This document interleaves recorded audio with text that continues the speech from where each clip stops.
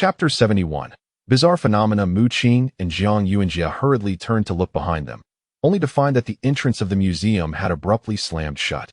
To their astonishment, tendrils of vines began to entwine around the entire door, adorned with clusters of blue flowers that exuded a faint mist of white vapor. Qing furrowed his brow. He had always sensed something unusual about the plants within the museum. Could it be Yang Jie acting from the shadows? He speculated, recalling their previous encounter where Yang Jie had wielded the ability to control flora. However, Qing quickly dismissed this notion. Yang Jie's powers were characterized by a distinct energy fluctuation in any plant he controlled, reliant on his original force. The plants before him were markedly different. The blue flowers emitted a strange aura. Stepping closer, Qing brandished his wooden spear and launched an aggressive strike at the vines, only to be taken aback by a resonant clang akin to steel. Undeterred, he unleashed a brilliant golden radiance from the spear, channeling a terrifying force of annihilation. The golden light surged toward the entangled vines, which responded with an eerie blue luminescence, and where their energies intertwined, sparks flew. So resilient? Qing was astonished. His wooden spear was a golden-grade relic, possessing formidable destructive power, yet even at full force, it failed to inflict any harm upon the vines. A sense of foreboding settled deep within him. Suddenly, a wave of dizziness overcame him, followed by a searing pain in his chest, prompting him to expel a thick stream of black blood. "Fall back!" Qing shouted, dragging Jiang Yuanjie as they swiftly retreated. A dense layer of white mist began to spread across the ground like a torrent, slowly engulfing the entire museum. Beneath their feet, the mist swelled ominously. "What is this mist?" Jiang Yuanjie questioned, bewildered. Qing's expression turned grave as he urged Jiang Yuanjie to retreat further, leading him to the staircase. The museum's staircase was a grand spiral structure connecting each floor. The mist ascended rapidly, and they could see the insects shrouded in the white vapor bursting apart, their blood splattering skyward. In stark contrast, the plants remained unharmed, exhibiting a frenzied growth spurt as if stimulated by hormones. Qing observed in disbelief as a small potted plant transformed instantaneously into a towering tree. "This mist is toxic." Qing wiped the blood from the corner of his mouth, explaining. Having approached the entrance closely, he realized that the blue flowers on the vines were the source of the white vapor. After inhaling a small amount, he had experienced excruciating pain in his chest, and even the blood he coughed up was black. "What in the world is this cursed place?" Jiang Yuanjie's face darkened, cursing under his breath. He included the spider woman in his tirade, blaming her for their predicament. "Is someone else coming in?" "Ah, another one has arrived." Voices floated down from the second floor, sounding as if many were present, their tones laced with despair and resignation. A student arrived at the staircase and immediately spotted Qing and Jiang Yuanjie, letting out an exclamation of surprise. Qing and Jiang Yuanjie looked up to find that the newcomer was clad in the uniform of Westlake University. "Qing, Jiang Yuanjie," he exclaimed, as he was indeed a student from Westlake University and recognized them. Qing was quite renowned at Westlake University, possessing formidable strength, while Jiang Yuanjie, as the head of the news department, was equally exceptional. Most students from Westlake University were familiar with the two, and upon seeing them, the newcomer instantly recognized them. He approached and introduced himself as Shen Guang, revealing that he was not lacking in strength, boasting a cultivation level of 8 segments of vital energy, close to a breakthrough. Shen Guang led Qing and Jiang Yuanjie to the second floor, where a few others were present, 3 men and 2 women, all possessing a cultivation level of 9 segments of vital energy. Among those present, Shen Guang's cultivation was, arguably, the lowest. Shen Guang guided Qing and Jiang Yuanjie to a different area, and Qing keenly observed that the 3 men and 2 women regarded Shen Guang with a hint of coldness in their gazes. "What's wrong?" Qing inquired. Shen Guang's body trembled slightly. He pulled the 2 further aside before beginning to explain. "This museum is peculiar. White mist rises periodically, and even the most gifted cannot survive within it. Once we entered, we couldn't leave. In fact, there were nearly 100 people inside initially, but now only a few remain." His complexion was pale, and he claimed to have been trapped there for a considerable time. Shen Guang also subtly indicated that only through the sacrifice of living flesh could the white mist be temporarily dispelled. Qing's mind stirred. The fact that there had once been hundreds of people in the museum, now reduced to so few, hinted at some dire occurrences. He began to form a vague understanding. Guang forced a grim smile and said, "Indeed, most have been left to the white mist, allowing the rest of us to barely survive until now. So, in their eyes, you are the next living sacrifice?" Jiang Yuanjie exclaimed, his gaze toward the 5 individuals suddenly turning hostile. Although he and Qing had no particular bond with Guang, they were still fellow students from Westlake University, thus Jiang Yuanjie instinctively sided with him. "Do not worry, with us here, you will not encounter any mishaps," Jiang Yuanjie reassured, patting Guang on the shoulder. With his own strength at 9 segments of vital energy, combined with Qing's 10 segments, their combat prowess was nearly on par with the most gifted. What was there to fear? However, Guang hesitated. As he was aware that both Jiang Yuanjie and Qing appeared to possess levels of cultivation akin to the 5 individuals. Jiang Yuanjie proudly pointed to Qing and gestured, and Guang immediately grasped the implication, his eyes widening with shock and elation. Just as the white mist began to rise once more, he had believed his doom was sealed and that he would certainly be captured by the 5 and thrown into the mist. He had not anticipated encountering Qing and Jiang Yuanjie at such a critical moment. "By the way, wasn't he the main door open before?" Qing queried. His curiosity piqued. He remembered that when he and Jiang Yuanjie had arrived at the museum, the door had indeed been ajar. And he wondered why Guang and the others had not departed from the museum. How could that be possible? Guang vehemently shook his head, refuting Qing's words, asserting that the museum's grand entrance had never been opened. He had long been intrigued by how Qing and Jiang Yuanjie had managed to enter, as he had observed the doors perpetually sealed, entwined in vines, and adorned with blue blooms. Qing and Jiang Yuanjie were astonished to discover that Guang's perception diverged entirely from theirs, rendering the situation exceedingly bizarre. Could it be that we have encountered a ghost? Jiang Yuanjie quivered, a chill running down his spine.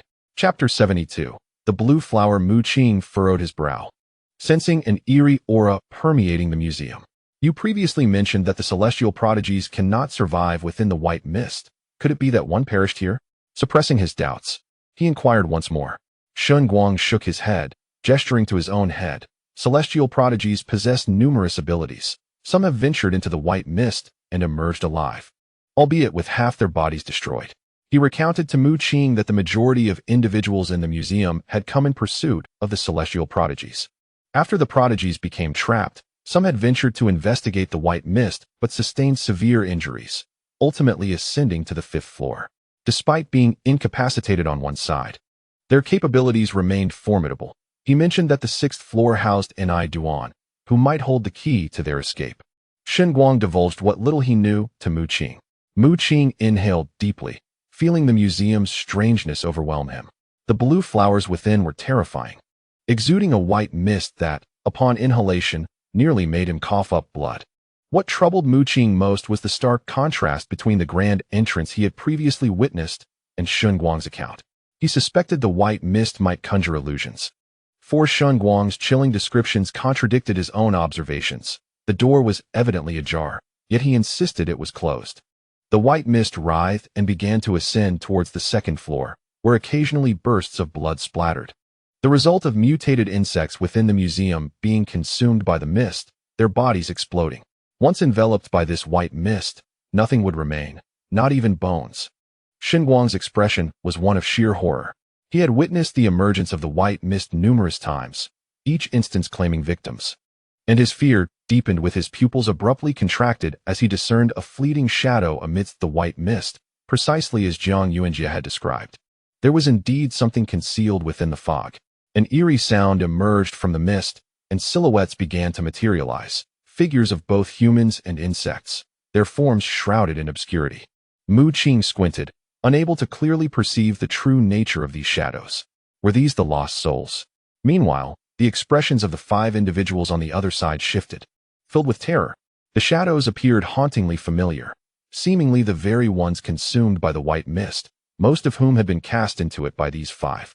In that moment, a chill of dread enveloped them, their fear surpassing even that of Guang, as they dreaded the prospect of the specters returning for vengeance. Something was amiss. Qing finally detected the anomaly. Behind the multitude of shadows lay a singular blue flower. This blossom was resplendent, crystalline, radiating a soft blue light. still in the bud stage. It was this blue flower that cast its luminous glow, illuminating the shadows. Mu Qing inquired of Xinguang whether he had ever witnessed such a phenomenon before. Xinguang, still shaken, vehemently shook his head. It was his first encounter with silhouettes emerging from the mist. At the flower's location, a brilliant light burst forth, becoming dazzlingly bright, prompting exclamations from the crowd as they noticed the rapid ascent of the white mist. What in the world is this ghastly entity? Jiang Yuanjie gritted his teeth. A swarm of insects fled, their numbers creating a dark mass upon the ground. As the white mist surged upwards, many insects bursting and transforming into a mist of blood. Mu Qing's pupils contracted once more as he observed the blood from the ruptured insects being absorbed by the blue flower. After consuming some of the blood, the flower's hue became even more striking, its light radiant, seemingly adorned with shimmering runes. Notably, one petal of the bud began to unfurl. Mu Qing's expression shifted. He recognized that the source of this museum's eerie phenomena was none other than the blue bud before him. It was indeed absorbing blood to facilitate its growth. The white mist ascended, thoroughly saturating every corner of the second floor at an accelerating pace, akin to a flood intent on engulfing all. The crowd hastily made their way to the third floor. The staircase was teeming with insects, all fleeing in response to a sensed existential threat. These creatures undoubtedly impeded the group's progress, a thick layer of them covering the stairs, so densely packed that merely glancing at them sent chills down one's spine.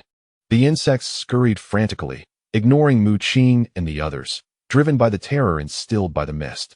Armed with a wooden spear, Mu Qing unleashed a brilliant golden light, thrusting forward with lethal force, tearing through a multitude of insects. He led Xinguang and Jiang Yuanjie to the third floor. The five trailing behind them kept glancing back, their expressions reflecting the sheer horror of Mu Qing's display of power, which seemed far beyond that of a mere ninth layer of qi and blood. Could it be that he had reached the 10th layer? One man whispered, speculating about Mu Qing's strength.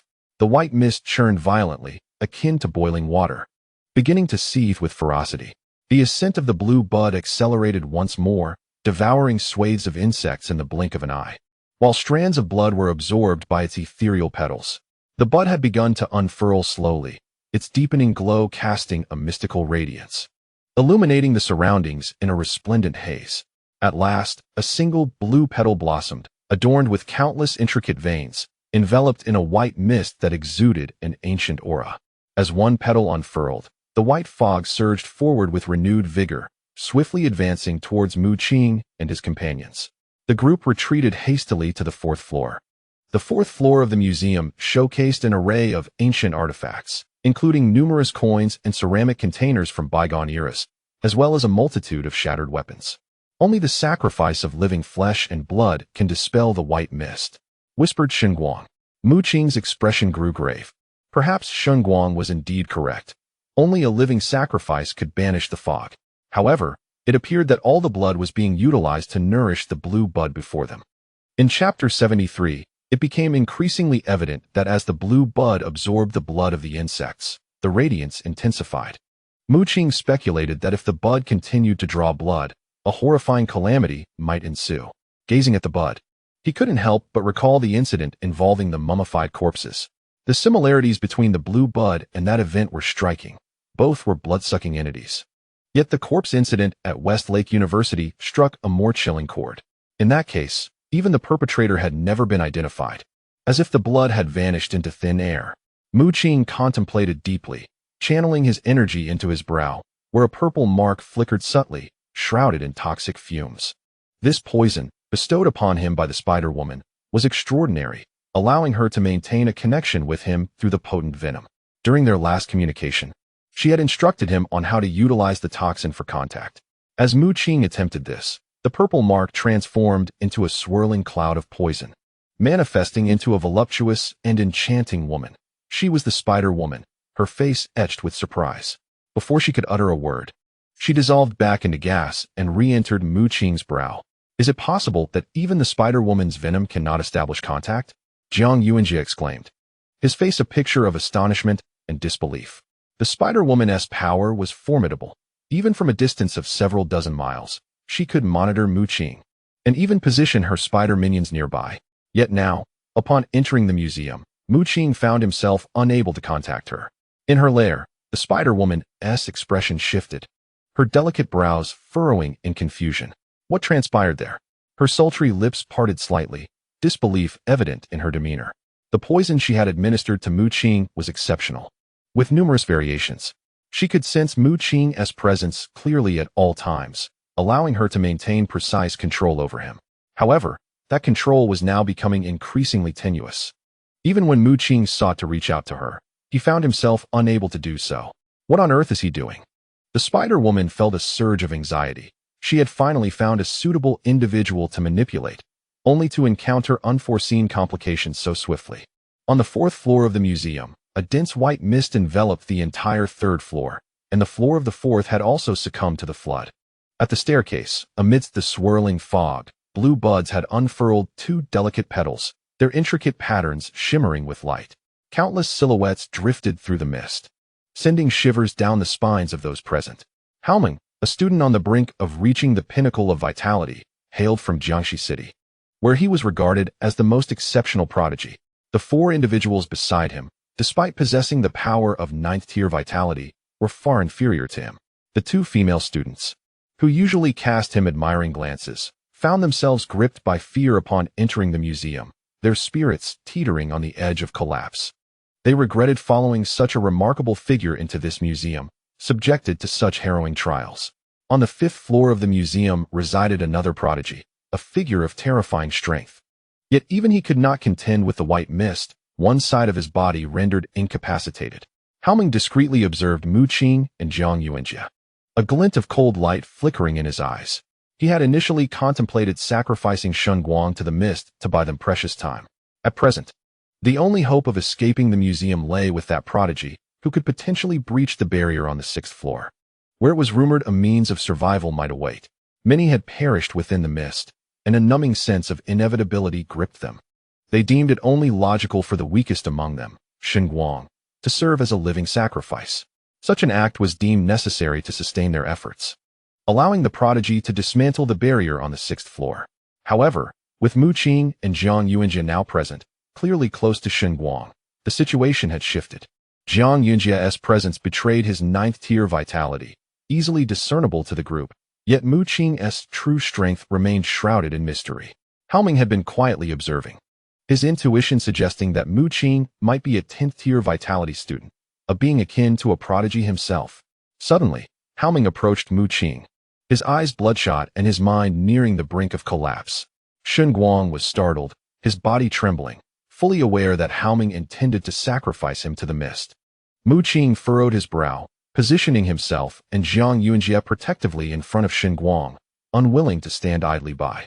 I do not wish to be your enemy, but the mist draws ever closer, and a sacrifice is required.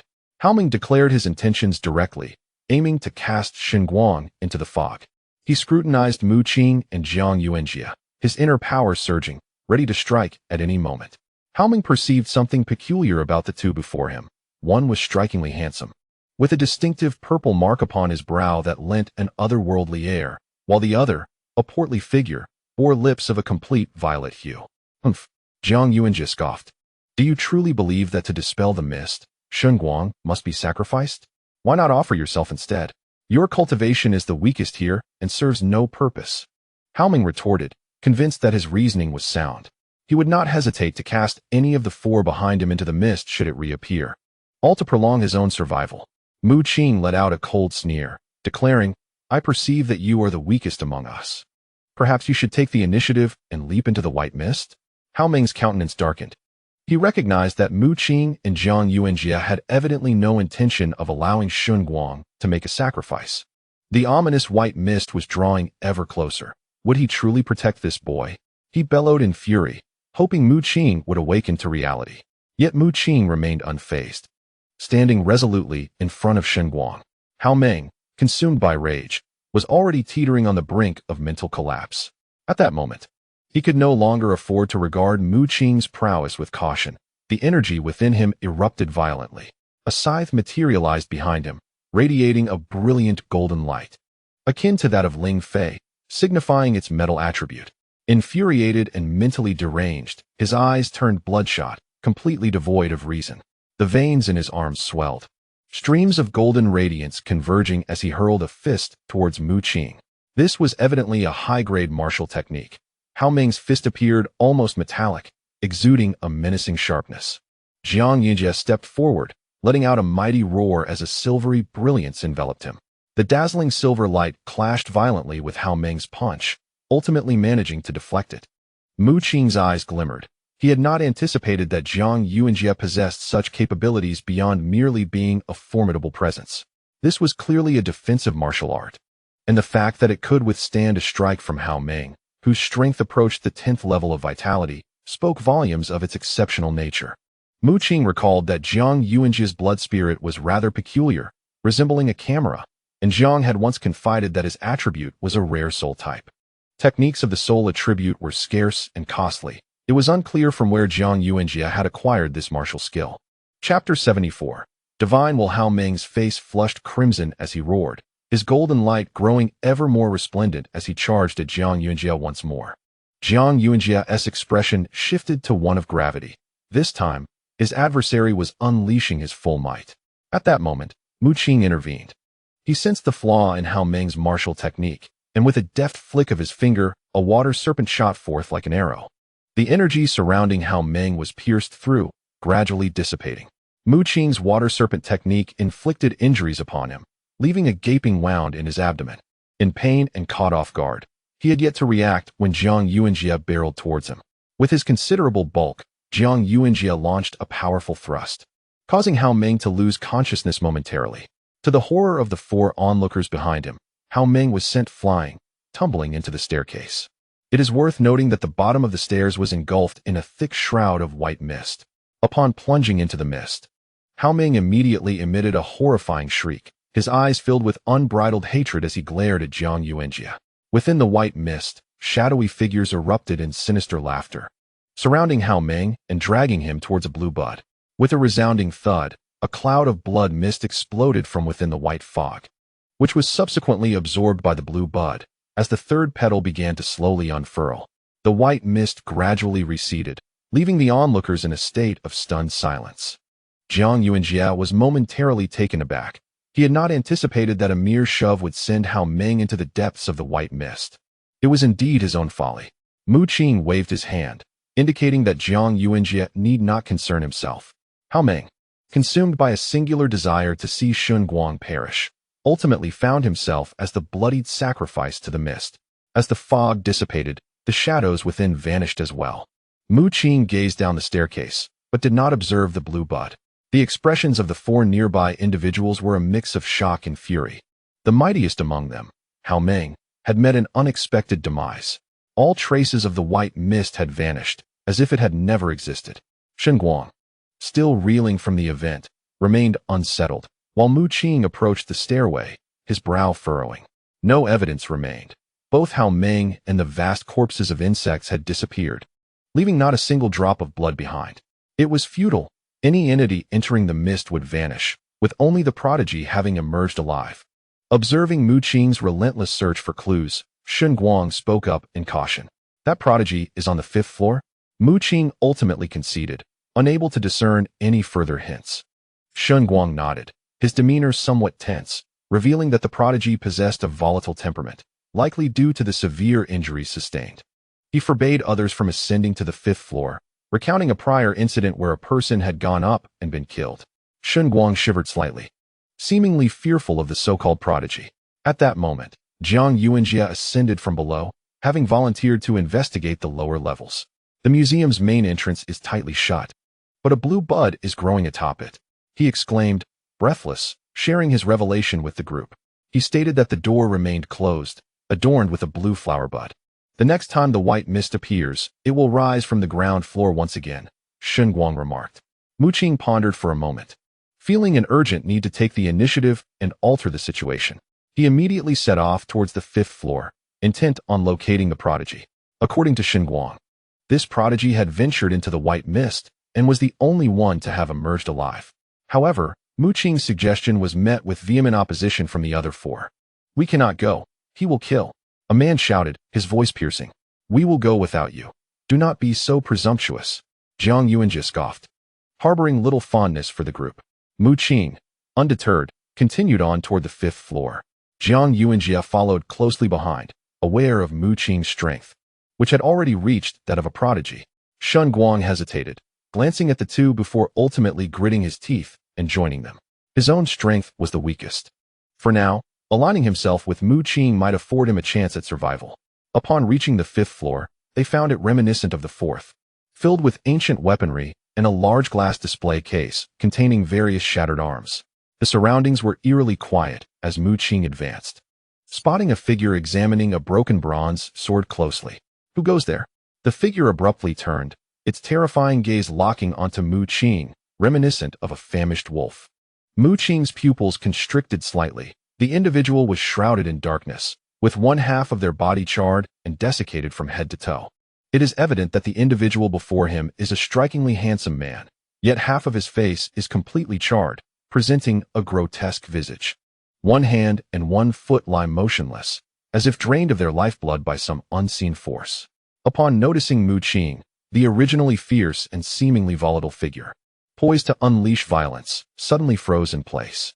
He approached Mu Qing, scrutinizing him intently. Both Mu Qing and Jiang Yuanjie were taken aback, and even Shen Guang appeared momentarily stunned.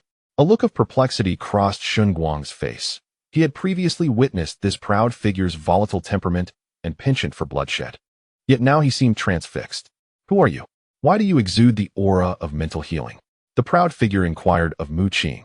"Mental healing?" Mu Qing was momentarily taken aback. He carefully reflected and recalled that during his time on Lake Heart Island, Kofei had once employed mental energy to assist him in recovery, a technique shrouded in mystery.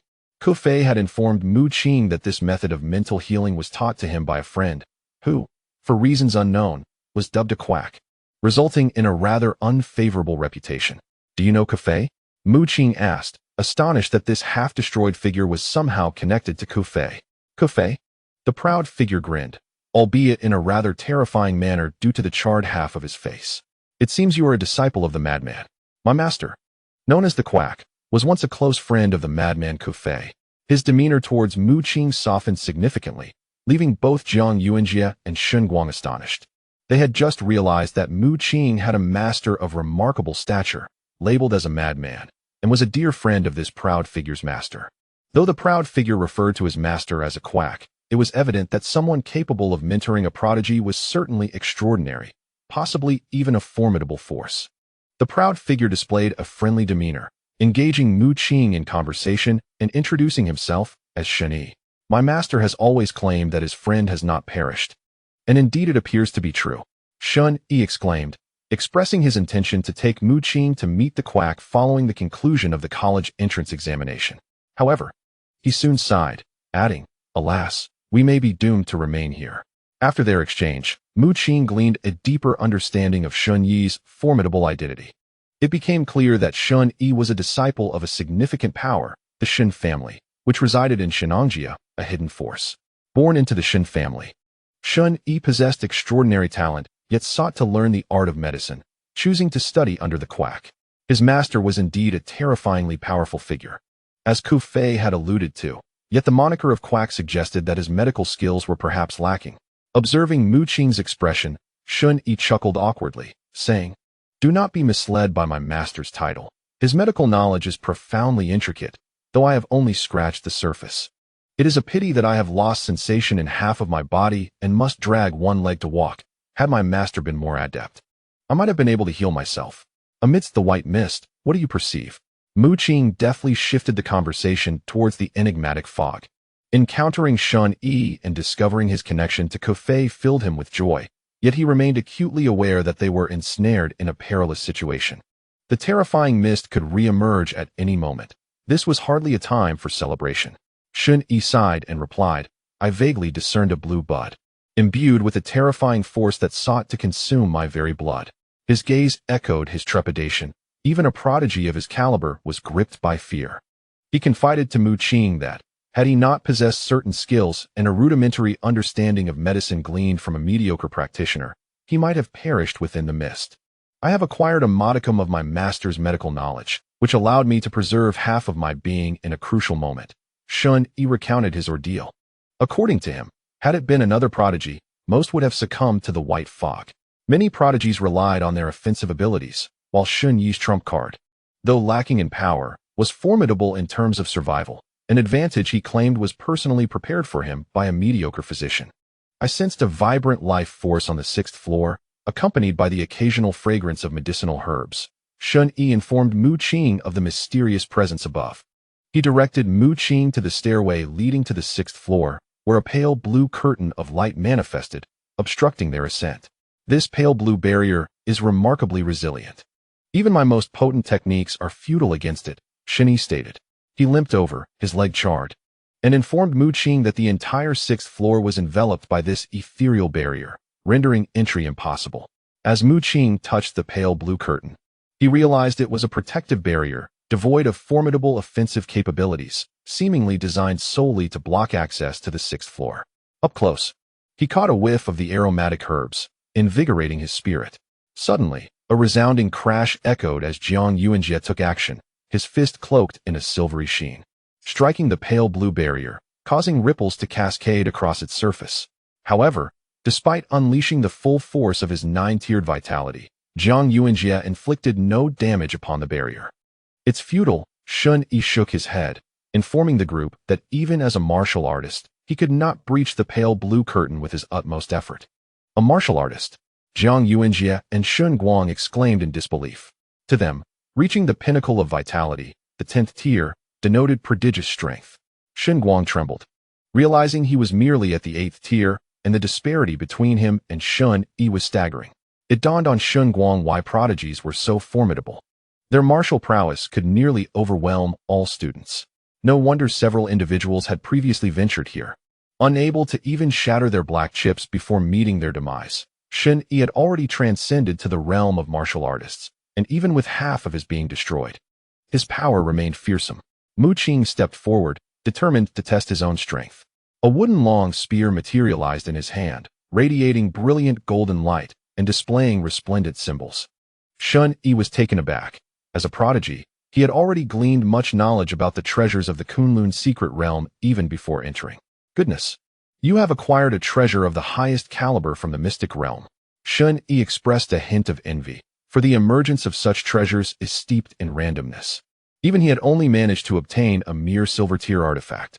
Mu Qing unfurled his prowess, the wooden spear in his grasp radiating an increasingly resplendent golden light, transforming into a coiling dragon adorned with arcs of blazing white lightning. The aura he projected was formidable, instilling a sense of trepidation even in Shun Yi, who surmised that Mu Qing's strength might surpass his expectations. Yet, it was still insufficient. Shun Yi shook his head. Mu Qing's power, while indeed formidable within the 10th tier of vitality, could rival that of the elite, yet it still fell short. With a thunderous crash, the white lightning erupted. The golden dragon surged forth with ferocity, yet the pale blue barrier remained unscathed. The might displayed by Mu Qing, though impressive, was still somewhat lacking in comparison to Shun Yi, rendering him unable to breach the pale blue defense. Retrieving his wooden spear, Mu Qing acknowledged the formidable nature of the barrier before him. Nevertheless, a smile crept upon his lips. Perhaps this pale blue barrier could impede Shun Yi, a martial artist, but it would undoubtedly falter before him. Back at Lake Heart Island, Mu Qing had shattered a barrier capable of ensnaring a powerhouse like Ku Fei. Thus, he held no doubt about overcoming the current barrier. Shun Yi had evidently anticipated Mu Qing's failure and did not dwell on the barrier, instead casting an envious gaze towards the golden spatial ring adorning Mu Qing's wrist. That spatial ring belongs to Senior Ku Fei, doesn't he? I am indeed envious. Shun Yi's eyes lingered on Mu Qing's wrist, when Mu Qing had summoned the wooden spear and subsequently retracted it. The spatial folding technology within his communication device had become glaringly apparent. Shun Yi's envy was palpable. The golden spatial ring in Mu Qing's possession mirrored that of his master, leading him to a misunderstanding that it was a gift from Ku Fei. Mu Qing rubbed his nose, chuckling awkwardly, surprised that Shun Yi had drawn such a conclusion. He chose to remain silent, tacitly accepting the assumption, for even if he had claimed it was a gift from his father, Shun Yi might not have believed it. Behind him, Jiang Yuanjie and Shun Guang wore expressions of bewilderment, realizing that Mu Qing had transcended into an entirely different realm, effortlessly conversing with the prodigies of formidable factions. Even someone as esteemed as Shun Yi exhibited a glimmer of envy. Shun Yi grasped Mu Qing's hand, scrutinizing the spatial ring with great admiration. In his own words, the golden ring was both striking and functional, housing an expansive interior. He recalled witnessing his master, the mediocre physician, retrieve a mountain of medicinal herbs from his golden spatial ring, illustrating its vast capacity. Mu Qing awkwardly withdrew his hand as Shun Yi continued to lament, expressing dissatisfaction with his own spatial ring, which, although functional, offered limited space for only a few daily necessities. Suddenly, a piercing scream drew everyone's attention. Shen Guang's expression shifted dramatically as he exclaimed, "That sound came from the fourth floor." Chapter 76. Yang Jie and Yang Shanshan. A piercing scream echoed from the fourth floor, and Mu Qing recognized it as the voice of the four individuals who had previously accompanied Hao Meng. Could it be that the white mist had reemerged? Mu Qing speculated anxiously as he made his way to the fourth floor, with Jiang Yuanjie and Shen Guang closely following behind. Upon reaching the fourth floor, Mu Qing confirmed the presence of the white mist, albeit still lingering on the second floor. Instead, the fourth floor was overrun with sprawling vines and roots intricately intertwined across the ground. Suspended in midair, for individuals were ensnared by the plants, their sharp tendrils piercing through their hearts. To one side, there was a man and a woman. The man, dressed in casual attire, was bloodied, with a gaping wound in his abdomen that had drained him of vitality, rendering his complexion pallid. The woman, on the other hand, bore no injuries, clad in training attire. Her gem-like eyes were filled with concern, her features exquisitely delicate, and her skin as pale and luminous as porcelain. Mu Qing's pupils constricted as he recognized the pair. The man was Yang Jie, and the woman was Yang Shanshan.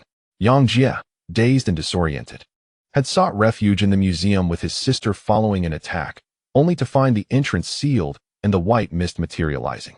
Like Mu Qing, Yang Jie immediately grasped the terrifying nature of the mist and had attempted to flee upstairs, only to encounter the four assailants.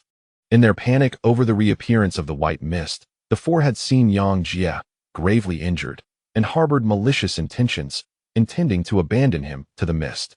Little did they know that Yang Jie was a prodigious talent. Even on the brink of death, he was not to be underestimated.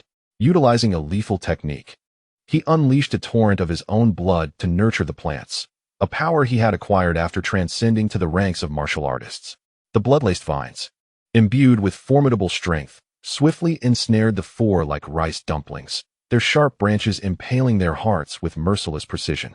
Unaware of the unfolding events, Yang Jie succumbed to unconsciousness due to excessive blood loss. Yet, before he fell into darkness, he caught a glimpse of Mu Qing, and a wave of despair washed over him. He had once pursued Mu Qing. Now, gravely wounded, he feared that Mu Qing would seize this opportunity without hesitation. Mu Qing? The face of Yang Shanshan lit up with unrestrained joy as she rushed toward him, tears brimming in her eyes, pleading for his assistance for Yang Jie, who lay unconscious. Oblivious to the connection between his sister and Mu Qing. "Is Yang Jie your brother?" Mu Qing inquired, gazing at the young woman before him. Her training attire was somewhat tattered, exposing her fair, luminous skin, and her graceful figure was accentuated by her jewel-like eyes. Yang Shanshan nodded vigorously, on the verge of tears, deeply worried for her brother. They had encountered attacks and betrayal along their journey. Yang Shanshan, as Yang Jie's sister, was a primary target, while Yang Jie had selflessly borne the brunt of numerous assaults to protect her, despite possessing the ability to escape. "Quickly, dispose of a corpse," Jiang Yuanjie suddenly shouted.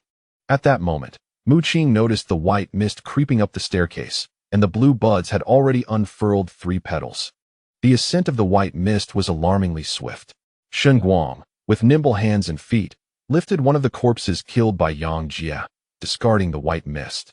The body transformed into a crimson vapor, which was wholly absorbed by the blue bud, seemingly sated, as the white mist gradually dissipated. Fortunately, the blue bud was not discerning, welcoming both the living and the dead alike. Although the mist receded, the expressions of the onlookers darkened, for they noticed that the 4th petal of the blue bud had begun to unfurl slowly. "Leave Yang Jie's injuries to me," a voice resonated from a distance. It was Shen Yi. Having suffered severe injuries himself, his mobility was somewhat hindered, thus he arrived a tad late. With confidence etched upon his face, He remarked that although he had merely grasped the rudiments of medical arts from his master, he possessed some insights into treatment. Shun Yi reassured the crowd, stating that Yang Jie's condition was merely due to excessive blood loss, a minor ailment for him to address. Mu Qing let out a sigh of relief, albeit with a hint of exasperation. "I never imagined this fellow was your brother," he remarked. This revelation left Jiang Yuanjie and others perplexed. Jiang Yuanjie was astonished to learn that Yang Shanshan's brother was a prodigy, yet Mu Qing's tone implied a prior acquaintance with Yang Jie. "Do you know my brother?" Yang Shanshan inquired. At this moment, Shun Yi had adeptly staunched the blood flow from Yang Jie's wounds, allowing her to feel a wave of relief. And upon hearing Mu Qing's words, her curiosity piqued. We had a bit of a scuffle," Mu Qing replied, revealing a hint of awkwardness. In truth, he and Yang Jie had been adversaries prior. He had snatched a treasure from the secret realm right under Yang Jie's nose, and had even wounded him with a dagger, surely fostering a deep-seated enmity in Yang Jie's heart. His words were simple, yet Yang Shanshan and Jiang Yuanjie were both taken aback. They distinctly recalled that Mu Qing had initially been at the 9th stage of physical vitality, while the prodigies were at the 10th stage, a significant disparity. That Mu Qing could contend with Yang Jie, a true prodigy, indicated a level of strength that was truly formidable. Not far away, Shun Yi was also listening, feeling astonished. He had a good rapport with Yang Jie and was aware of his capabilities. While Yang Jie's attack methods were somewhat singular, his command over plants was undeniably terrifying. Shun Yi realized he may have underestimated Mu Qing. Indeed, he is a disciple of the eccentric Ko Fei. Shun Yi nodded inwardly. He had heard his master mention multiple times that Ko Fei's strength was fearsome within the same realm, albeit he struggled with dual personas that prevented him from always controlling his consciousness. Beside them, Shun Guang was utterly astounded, perceiving Mu Qing as exceedingly formidable, his eyes sparkling with admiration. He had only heard negative tales about Mu Qing, the rumored perpetrator of the corpse incident, but after their encounter, he found Mu Qing to be quite amiable, with an astounding strength that placed him on par with the prodigies, never dismissing Shun Guang's own capabilities. It is worth noting that although Shun Guang's strength was at the 8th stage of vitality, which seemed commendable, it ranked among the lowest in this examination. This particular examination was destined to be a stage for the prodigies, and individuals like him at the 8th stage would typically be looked down upon. However, Mu Qing and Jiang Yuanjie had previously aided him, instilling a sense of gratitude within him. Shun Yi retrieved a collection of bottles and jars from his spatial ring, applying medicine to the wound on Yang Jie's abdomen. Though Yang Jie had lapsed into unconsciousness, he seemed to feel excruciating pain, furrowing his brow. Yang Shanshan quietly inquired of Mu Qing, "Is your friend reliable?" She observed Shun Yi's appearance with a hint of trepidation. Half of his body was charred, as if scorched by flames, presenting a fearsome visage. Mu Qing reassured her, replying, "Do not let his appearance deceive you. He is, in fact, a prodigy, possessing the strength of a formidable warrior." Yang Shanshan was taken aback, not expecting Shun Yi to be of such caliber, akin to her brother. Chapter 77. The mysterious door within Shun Yi's spatial ring lay an assortment of medical supplies, the bottles and jars he had extracted appearing somewhat antiquated, rare in everyday sight. He then produced some relatively advanced instruments, administering a green serum to Yang Jie. Wiping the sweat from his brow, he seated himself upon the ground, a radiant glow emanating from him as his internal energy surged forth. It seemed as though the medical intervention had reached a critical juncture, and Shun Yi's expression grew solemn as he softly uttered an incantation, summoning his blood spirit. Mu Qing and the others were astonished to witness a halberd materializing behind Shun Yi, stained with blood, a palpable aura of menace enveloping the air. Shun Yi formed hand seals, employing a secret technique, green light coiling around his hands as it penetrated Yang Jie's body. Yang Jie's complexion gradually regained its color, and soon he awoke. "Shun Yi?" Upon regaining consciousness, Yang Jie took a moment to recognize the charred figure before him as the Shun Yi he knew. They shared a close bond, having developed a friendship outside of their usual interactions. "You saved me? How did you come to be in this state?" His astonishment was evident, as he was aware of Shun Yi's formidable prowess and exceptional medical skills. Sighing, Shun Yi shook his head, expressing the complexities of the situation. Suddenly, Yang Jie's expression shifted. Upon seeing Mu Qing not far away, he sprang to his feet, shielding Shun Yi behind him, and bellowed, "I never imagined it was you. I underestimated you." To have inflicted such harm upon Shen Yi, how vicious. In the astonished gazes of the onlookers, Yang Jie continued to shout defiantly, "Are you coveting my sister's beauty? Return her at once." Turning to Yang Shanshan, he assured, "Do not fear, sister, I shall rescue you immediately." His movements were fluid, his gaze fixed intently on Mu Qing, an aura of lethal intent radiating from him. He evidently believed Mu Qing was responsible for Shun Yi's injuries and had also abducted Yang Shanshan. "Brother, what are you shouting about?"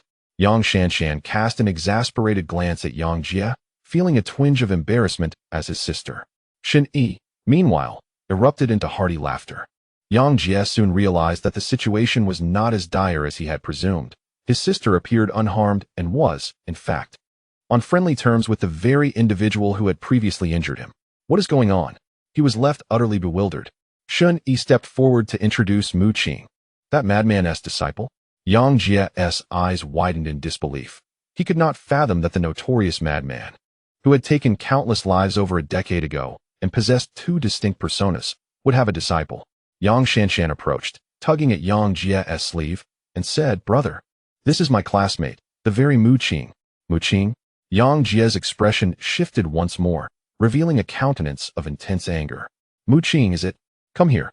I shall thrash you," he bellowed, rolling up his sleeves. Beside him, Yang Shanshan hastily restrained him. "Do not impede me. Let your brother teach this scoundrel a proper lesson. I am now a warrior, and he is no match for me." Yang Jie charged forward. "Save your energy. I have just treated your injuries. And you possess not a trace of original force within you," Shen Yi interjected, causing Yang Jie to halt in his tracks. Shun Yi informed Yang Jie that he was by no means Mu Qing's adversary. Though Mu Qing currently wielded a formidable energy level, he possessed the prowess of a true prodigy. So terrifying? Yang Jie was taken aback, yet he harbored no doubts regarding Shen Yi's words. "Humph, I shall spare you this time." Yang Jie felt somewhat embarrassed and huffed. Nearby, Mu Qing and Jiang Yuanjie exchanged perplexed glances, with Mu Qing particularly bewildered. "What is it about my name?" Mu Qing pondered. At that moment, Yang Shanshan abruptly inquired about the white mist, for it was indeed fearsome. She had witnessed her brother cough up blood after inhaling a wisp of it. Yang Jie's expression grew solemn. "The injury I bear is a result of the white mist. Recovery is arduous," Shun Yi revealed.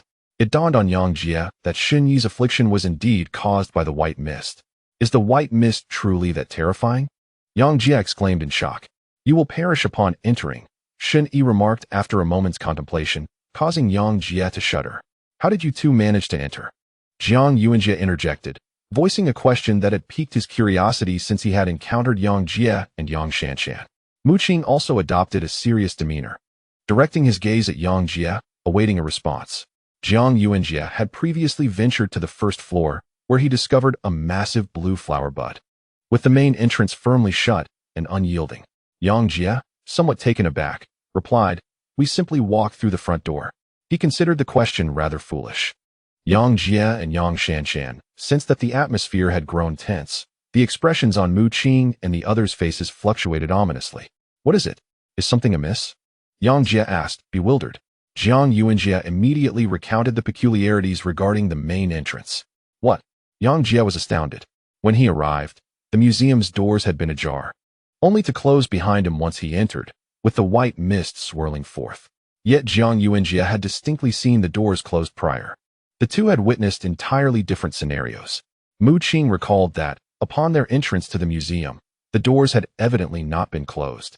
Yet Shen Guang had insisted they remained firmly shut. "This museum is exceedingly strange," Jiang Yuanjie exclaimed.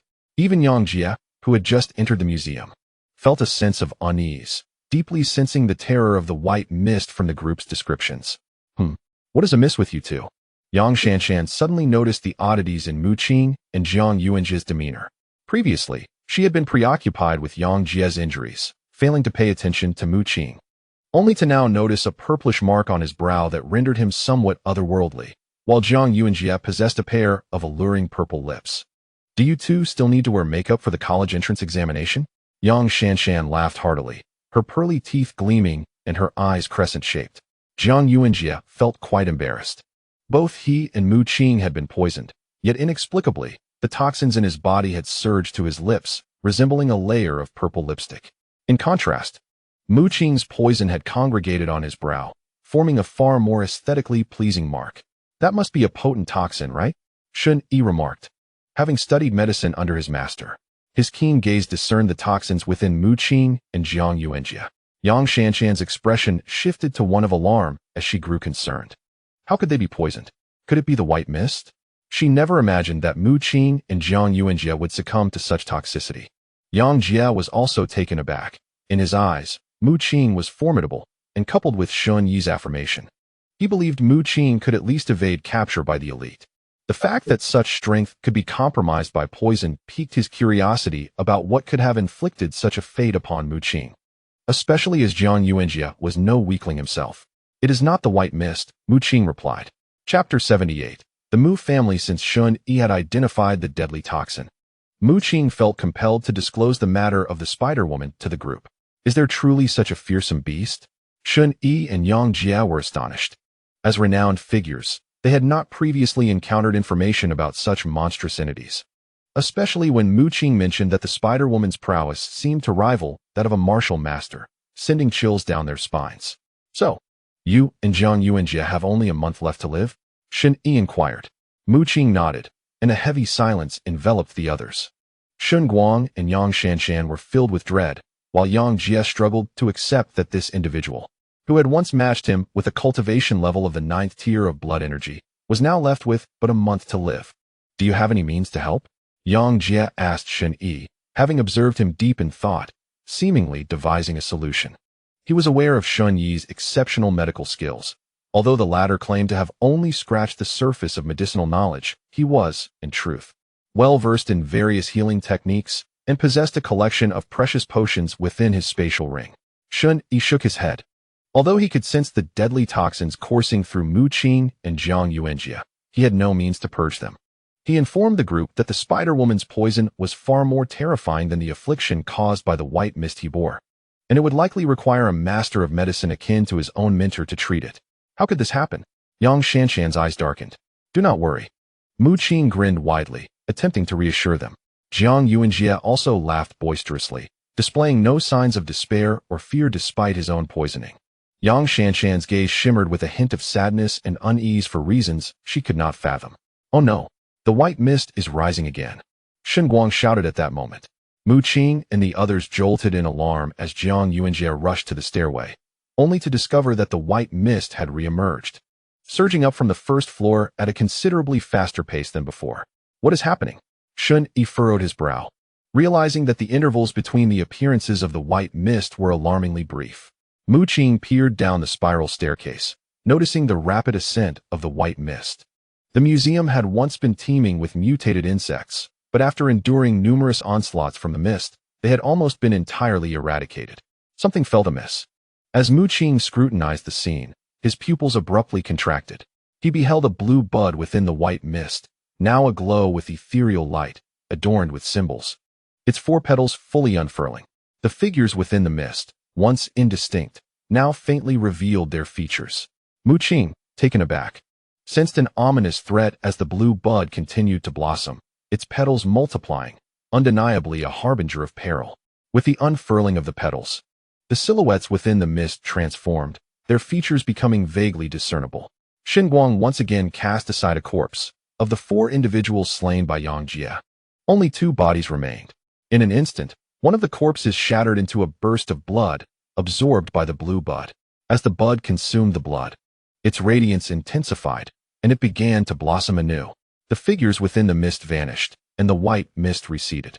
A collective sigh of relief swept through the crowd. While beads of sweat trickled down Shun Yi's forehead, he was the sole survivor of the white mist, having experienced its terror firsthand.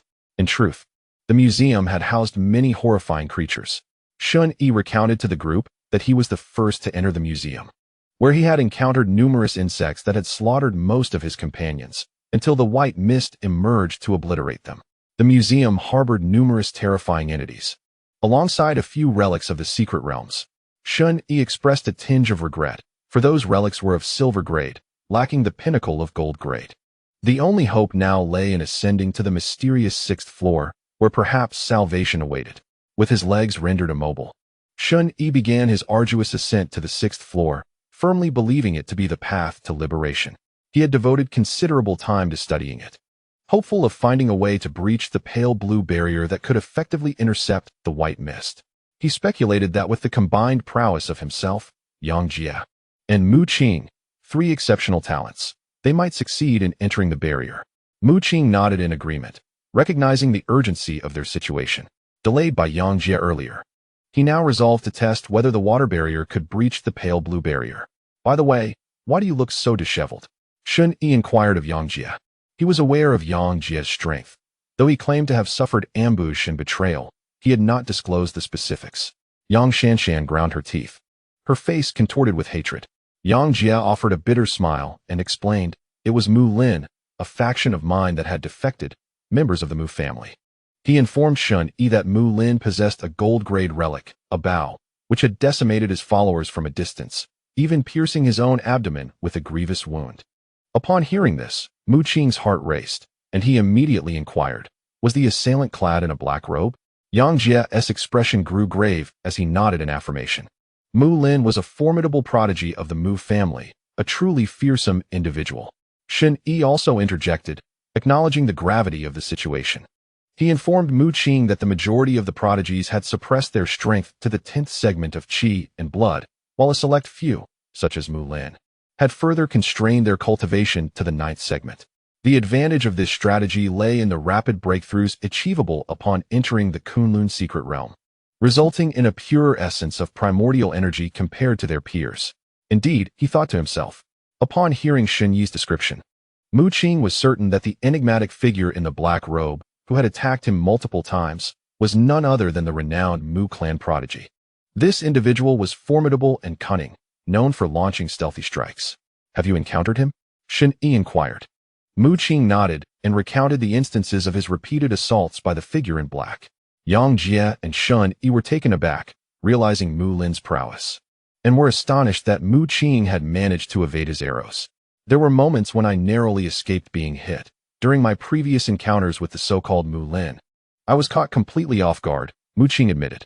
He then disclosed Jiang Yuanjie's extraordinary abilities, asserting that his formidable perception was a natural counter to Mu Lin. Shun Yi and the others were astonished, gazing at Jiang Yuanjie in admiration, unaware of such remarkable capabilities. Wait, how could Mu Lin attack you? Aren't you both from the Mu clan? Yang Jie suddenly expressed his confusion. Shun Yi, equally intrigued, added, indeed, Mu Lin and you are both members of the Mu family. Even if there were conflicts, it wouldn't lead to an ambush, would it? However, Mu Qing's expression was unexpectedly one of bewilderment, as if he did not comprehend their inquiries. How could I possibly be a member of the Mu clan? Mu Qing was taken aback. From Shun Yi, he learned that the Mu family was one of the 5 prominent families in Beijing, wielding immense power, far surpassing the Wang family of Hangzhou. Mu Qing revealed to them that he had always lived in Hangzhou and had never had any connection with the so-called Mu clan. Impossible. Yang Jie shook his head, adamantly convinced that Mu Qing was undoubtedly a member of the Mu family. Although Shun Yi did not share Yang Jie's absolute certainty, he too believed Mu Qing belonged to the Mu clan. After all, how else could he be a disciple of Kofei? Yang Jie mentioned that there had once been a remarkably talented alchemist from the Mu family named Mu Yu, a revelation that caused Mu Qing to tremble. Mu Yu was indeed the name of his father. At this moment, Mu Qing began to waver regarding his identity. Despite having lived in Hangzhou his entire life, he had never met his relatives or mother, and his recollections of his mother were hazy. Even his mysterious father often used business trips as an excuse to be away.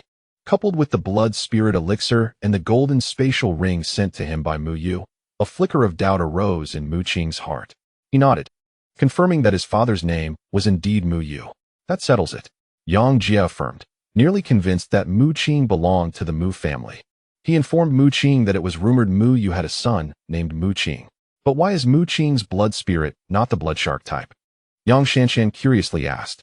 She was the first to uncover Mu Qing's identity and initially thought he was akin to the other members of the Mu family, detestable in nature. However, upon interaction, she discovered that Mu Qing was quite amiable. Yang Jie shook his head and informed the others that he had engaged in combat with Mu Qing, who possessed the rare attribute of a dual blood spirit. Oh, Shun Yi cast a surprised glance at Mu Qing. as he had not anticipated that Mu Qing held such a unique ability. At that moment, Mu Qing finally began to piece together the information he had heard, realizing that he might indeed be a member of the Mu family. They explained to Mu Qing that the ancestral blood spirit of the Mu family was the frenzied shark spirit, which excelled in water attributes. Regarding the frenzied shark spirit, Mu Yu had previously mentioned that Mu Qing's awakened blood spirit should be this one. However, Mu Qing had instead awakened the little black fish, a mutated blood spirit. Could it be that I truly belong to the Mu family? Mu Qing found this hard to accept. Unexpectedly, you have surpassed Mu Lin, the prodigy of the Mu family, possessing dual blood spirits already. Shun Yi remarked in awe. What does that imply? Mu Qing furrowed his brow. In truth, the reason we prodigies are compelled to suppress our cultivation and participate in this examination is precisely for the sake of dual blood spirits, Yang Jie elucidated. Mu Qing's expression shifted in astonishment. He had heard from Ku Fei that dual blood spirits were not uncommon among certain powerful factions, as many proficient alchemists could already concoct blood spirit potions. He remained silent, as Shun Yi and Yang Jie assumed he had acquired the dual blood spirit within the Kunlun secret realm, when in fact, he had consumed the blood spirit potion provided by Mu Yu. Mu Qing then inquired about his enigmatic father, eager to uncover more about him. I have only heard that he departed from Mu Qing due to certain circumstances, but he has kept you away from the Mu family all these years. Suggesting a strained relationship, Yang Jie shared the limited knowledge he possessed. After all, he was not a member of the Mu family and did not grasp the full extent of the details. Shun Yi nodded in agreement. Mu Qing felt a sense of regret. However, he at least acquired some knowledge about his heritage, recognizing that he bore the bloodline of the Mu family and that his mysterious father was a formidable alchemist. The blood spirit potion could grant an individual a second blood spirit, a feat only achievable by elite alchemists. The potion Mu Yu provided not only bestowed upon Mu Qing the second blood spirit of purple lightning bamboo, but also endowed him with the extraordinary ability of heaven and earth fusion, indicating that Mu Yu was at least a top-tier alchemist. The group arrived at the staircase leading to the 6th floor, where they encountered a faint blue barrier. Though the energy was gentle, it was remarkably resilient and exceedingly difficult to breach. Let us combine our efforts and see if we can break through, Shun Yi proposed. However, Mu Qing smiled and replied, allow me to give it a try. Shun Yi was taken aback, perplexed as Mu Qing had already attempted this before, had he not? Mu Qing strode forward confidently, channeling the primal energy of the little black fish, gathering waves of water attribute energy. Those behind him could distinctly sense the significant fluctuations of water attribute energy emanating from Mu Qing, with radiant light flowing around him like a river. A surge of powerful energy coalesced at Mu Qing's fingertips, ultimately forming a single droplet of water. He extended his finger toward the faint blue barrier, and upon contact, the droplet exploded with energy, unleashing a terrifying corrosive force. The power of the little black fish was uniquely adept at countering sealing barriers. Yet this corrosive force would not manifest during combat. The pale azure barrier trembled, exhibiting a distinct reaction. The brilliance above began to dim, and the area where the droplet of water made contact had already begun to dissolve. Yang Jie was taken aback, sensing the terrifying power contained within Mu Qing's single droplet, which, though formed from dense primordial energy, emanated an ordinary aura. Shun Yi's face was etched with astonishment, for he had studied this pale azure barrier for quite some time and was aware of its formidable hardness. Yet he was unprepared for Mu Qing's ability to breach it. Alarmingly, the white mist reappeared. Shen Guang shouted. Having kept a vigilant eye on the movements of the mist, he informed everyone that the ascent of the white mist was alarmingly rapid, with the blue bud having already unfurled 5 petals. Shun Yi and Yang Jie approached, peering down from the staircase, their pupils constricting in response. The white mist ascended at an alarming rate, now reaching the 4th floor. The blue bud, which boasted a total of 6 petals, had opened 5, and the 6th was beginning to unfurl slowly. Sweat trickled down Shun Yi's cheeks. He was uncertain of what would transpire upon the complete blossoming of the blue bud, but he was certain it would not bode well. In a matter of moments, the white mist had surged to the 5th floor, covering the floorboards with a layer of white haze, prompting the crowd to retreat in haste. Within the depths of the mist, the blue bud radiated a blazing luminescence, adorned with mysterious patterns and symbols, surrounded by countless shadowy figures that had fully formed their features. Prayers and reverence emanated from the white mist, accompanied by strange voices from those figures, sending shivers down the spines of Shun, Yi, and the others. Among the figures were several familiar faces, including Hao Meng, all of whom were the deceased from within the white mist. As they formed distinct features, they began to chant, continuously venerating the blue bud, which seemed to them a sacred relic. What on earth is this? Yang Shanshan's skin prickled with goosebumps, and Yang Jie was equally astonished. Shun Guang once more cast a corpse into the white mist, which instantly transformed into a burst of bloodlight that penetrated the blue bud. The sixth petal of the blue bud unfurled at an accelerated pace, and the features and voices of the shadowy figures became increasingly vivid. The sacrificial prayers of the myriad figures within the white mist resonated. Perhaps the blue bud's absorption of blood had rendered the voices of these figures clearer and more complete. Shun Yi listened intently, hoping to extract some information from the sounds. Chapter 80. The reappearance of Hao Meng. The figures within the mist incessantly repeated a phrase, fragmented and indistinct, yet certain words could be faintly discerned. Among them, the term cursed flower caught Shun Yi's attention. He surmised that the blue bud before him was indeed the cursed flower spoken of by these figures.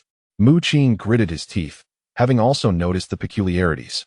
The intervals of the white mist's appearance were growing shorter, and its ascent was accelerating, necessitating his own hastening of pace.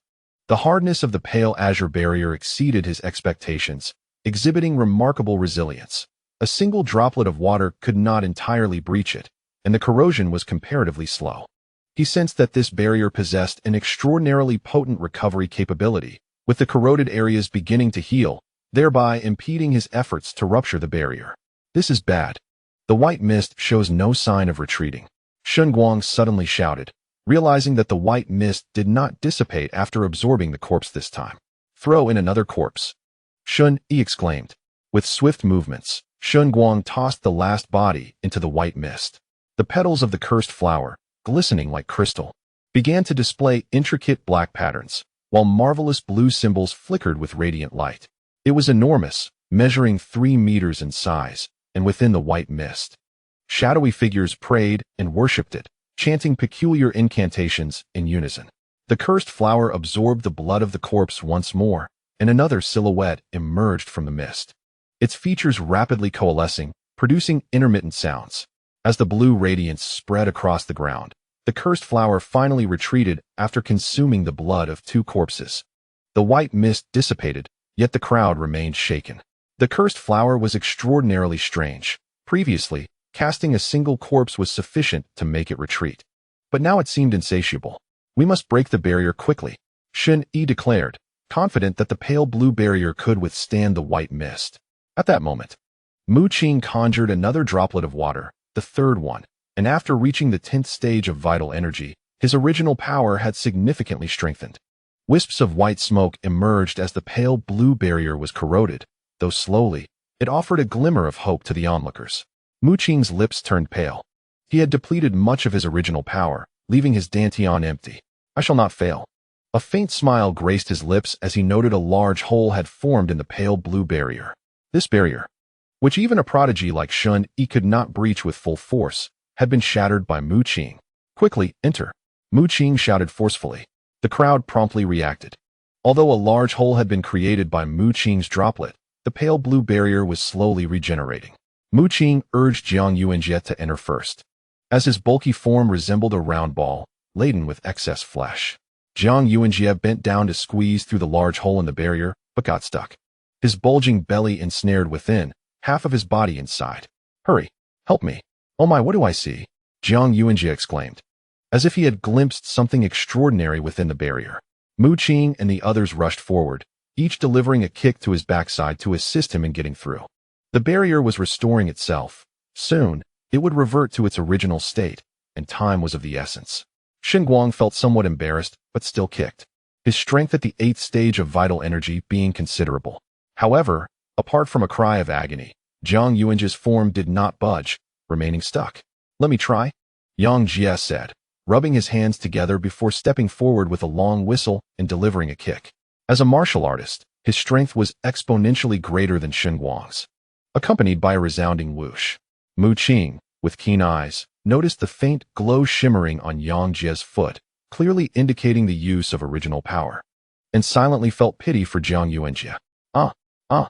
A series of cries akin to that of a slaughtered pig erupted as Jiang Yuanjie was propelled from the barrier like a cannonball. What the hell? That was a brutal kick. Upon entering the barrier, Jiang Yuanjie's voice could be heard cursing from within. Yang Shanshan suppressed a smile as she and Yang Jie stepped into the barrier one after the other. The large hole, which had been corroded by Mu Qing, had shrunk considerably at that moment. Shun Guang and Shun Yi seized the opportunity and hurriedly entered. Mu Qing followed closely behind, being the last to step inside. But as he approached the entrance, a hand suddenly grasped his own. A chilling wave of frost seeped into his body, causing Mu Qing's expression to shift in alarm. He felt an inexplicable force intruding upon him, frigid to the core, as if his very blood were on the verge of freezing. Turning around, his pupils constricted, and he gasped in astonishment. The one who had seized him was Haoming, who had moments earlier been thrust into the white mist by Jiang Yuanjie. Haoming bore no injuries. He grinned widely yet remained silent, his eyes entirely black, a most eerie sight. A sense of dread washed over Mu Qing. He abruptly wrenched his arm free, only to discover a dark mark on the spot where Haoming had grasped him, emanating a chilling aura. What on earth is this? Mu Qing's scalp prickled with fear as he sensed the ominous presence of Haoming, whose aura was imperceptible. Nevertheless, his reason prevailed, urging him to dismiss the matter for the moment. The hole in the barrier was narrowing, and he needed to enter swiftly lest he become trapped outside. Mu Qing, what is wrong? Hurry inside. Yang Shanshan's voice echoed from within the barrier, her concern evident as Mu Qing hesitated to enter. What are you doing, kid? Yang Jie and Shun Yi expressed their anxiety. Although Yang Jie had previously clashed with Mu Qing and held disdain for his family's identity, he had since put aside his grievances, recognizing that the barrier had been breached thanks to Mu Qing's efforts. With no time to respond, Mu Qing gripped his wooden spear, which radiated a golden brilliance, his internal energy surging as strands of lightning coiled around the weapon. He aimed to enter the barrier. Yet the eerie Haoming stood in his way, exuding a dreadful black aura that seemed capable of freezing everything in its path. Though Haoming's aura suggested he was merely at the 9th level of vitality, he was tenacious, swirling with dark power. With a fierce shout, Mu Qing thrust the spear forward, golden light spiraling as it pierced through Haoming's chest, creating a gaping wound from which blood gushed forth. However, Haoming appeared unfazed, his eyes black as night and a smile still on his face. Finally, he spoke, not in cries of pain, but in a disjointed prayer. Mu Qing's expression turned to one of horror as he realized that Haoming was invoking a cursed flower. In the next instant, a blue radiance burst forth from the staircase, filling the area with dense white mist, within which figures emerged, their features clear as they uttered fragmented prayers. The mist swirled violently, and from it erupted a massive blue flower, the cursed flower, now fully bloomed with 6 petals. Chapter 81. The purple left eye. The cursed flower reappeared, seemingly summoned by Haoming's prayers, even larger than before, measuring 5 meters across. Its 6 crystalline blue petals were intricately adorned with a multitude of black patterns. The intricate patterns emanating an ominous power were strikingly reminiscent of the dark energy enveloping Haoming at that very moment. Suddenly, a dense white mist surged forth, within which shadows materialized, figures once claimed by death in the fog now resurrected, their eyes entirely black, converging menacingly upon Mu Qing. Waves of black energy intertwined, causing the temperature on the 5th floor to plummet. Mu Qing felt the dark force eroding his flesh. Frost began to form upon his hair, and the blood coursing through his veins teetered on the brink of freezing. Damn it! Mu Qing roared repeatedly, his wooden spear crackling with lightning, golden radiance piercing through, nearly reducing Haoming to a pulpy mass. Though Haoming's form shattered, it transformed into white mist, giving rise to black tendrils that ensnared Mu Qing's feet. Countless strands of dark energy surged into Mu Qing's body, and faint black patterns began to manifest upon his skin. The shadows in the white mist prayed once more, but this time their supplications were directed not at the cursed flower, but at Mu Qing. As the chorus of shadows intensified, the influx of black energy into Mu Qing accelerated, and the black patterns on his body became increasingly pronounced. Occasionally, the cursed flower would unleash a beam of chilling blue light, rendering Mu Qing immobile. It seemed intent on transforming him into a puppet akin to those shadows, compelling him to worship it incessantly. At that moment, the violet mark upon Mu Qing's forehead suddenly flickered with brilliance, and a noxious gas erupted forth. The toxic vapor coalesced into a mist, enveloping Mu Qing entirely, and the black energy was assimilated, becoming a lethal poison. The dark forces binding Mu Qing were swiftly converted into this toxic gas, restoring his mobility. Despite feeling icy, remnants of the black energy lingered within him. Suddenly, vast expanses of radiant light erupted nearby. Upon realizing that the black energy was ineffective against Mu Qing, the cursed flower unleashed its fury, summoning all the shadows to seize Mu Qing. As the figures surrounded him, their prayers intertwined with tendrils of black energy, seeking to restrain him. With a thunderous crash, vines erupted from the ground, ensnaring the shadows and tearing them asunder. At the same time, a figure emerged before Mu Qing, Shen Yi, wielding a blade with a brilliant glow, swept through, dispersing the thick mist. Though half of his body was charred, he still retained the use of one hand and one foot. Albeit hindered, his strength remained formidable. Behind him stood Yang Jie, his command over plants surpassing even that of Shen Yi. "Fall back!" Shen Yi bellowed. Yang Jie sensed something amiss with Mu Qing. Black energy clung to him, and from a distance, he could perceive a chill emanating from his form. He manipulated several vines to bind Mu Qing, transporting him into the protective barrier. The entrance to the barrier was rapidly shrinking, and Yang Jie urged Shen Yi to enter first. He commanded the plants to grow wildly, conjuring an impenetrable wall of vines and shrubs. Shen Yi entered the barrier, followed closely by Yang Jie, who squeezed through the narrow opening just in time, nearly getting one foot stuck outside. Within the confines of the barrier, Yang Shanshan and Shen Guang breathed a sigh of relief at a crucial moment. Shen Yi and Yang Jie had successfully brought Mu Qing inside. The group found themselves on the staircase leading to the 6th floor. While the 5th floor was now completely engulfed in thick white mist, separated by a faint azure barrier. "What happened to Mu Qing?" Jiang Yuanjie inquired, clutching his rear, as the pain from Yang Jie's earlier kick throbbed, seemingly swollen. "Not looking good," Shen Yi replied. The opening in the azure barrier had completely healed, and outside, the dense white mist swirled ominously. Mu Qing trembled, remaining silent as he sat cross-legged, dark energy surging from within him, beginning to crystallize into frost. He felt a chilling sensation permeate his entire being, his blood congealing into ice. "Young man, what has transpired?" A melodious voice echoed in his mind. Just as Mu Qing intended to dispel the dark energy with his primal force, the Spider-Woman established a connection with him. He refrained from responding, focusing intently on the great elephant transport technique. The purple lightning bamboo in his mind trembled slightly, as a surge of primal energy flooded through him, attempting to disperse the dark force. "What on earth has happened?" The Spider-Woman pressed again, realizing that while she could contact Mu Qing through the poison, it was limited to mere sound. "Nothing. Everything is normal," Mu Qing finally replied. The purple mark on his forehead flickered a few times, and the Spider-Woman's voice fell silent. In the spider's lair, the Spider-Woman wore a grim expression, her crystalline eyes radiating a dangerous aura. She found it hard to believe that the terrifying energy emanating from Mu Qing was beyond her control. She had intended to dominate him with the toxic force she had inadvertently acquired, turning him into a puppet. However, the situation had taken an unexpected turn. The Spider-Woman was baffled as to where Mu Qing had ventured, unable to reach him through the poison, but now that she could finally make contact, she was astonished to find that the poison had undergone a transformation, allowing Mu Qing to sever her connection unilaterally. "What has transpired?"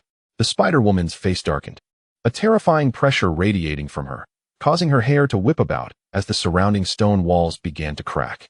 On the 6th level of the museum, under the anxious gazes of his companions, Mu Qing finally expelled all the dark energy from his body, feeling no trace of the icy chill remaining.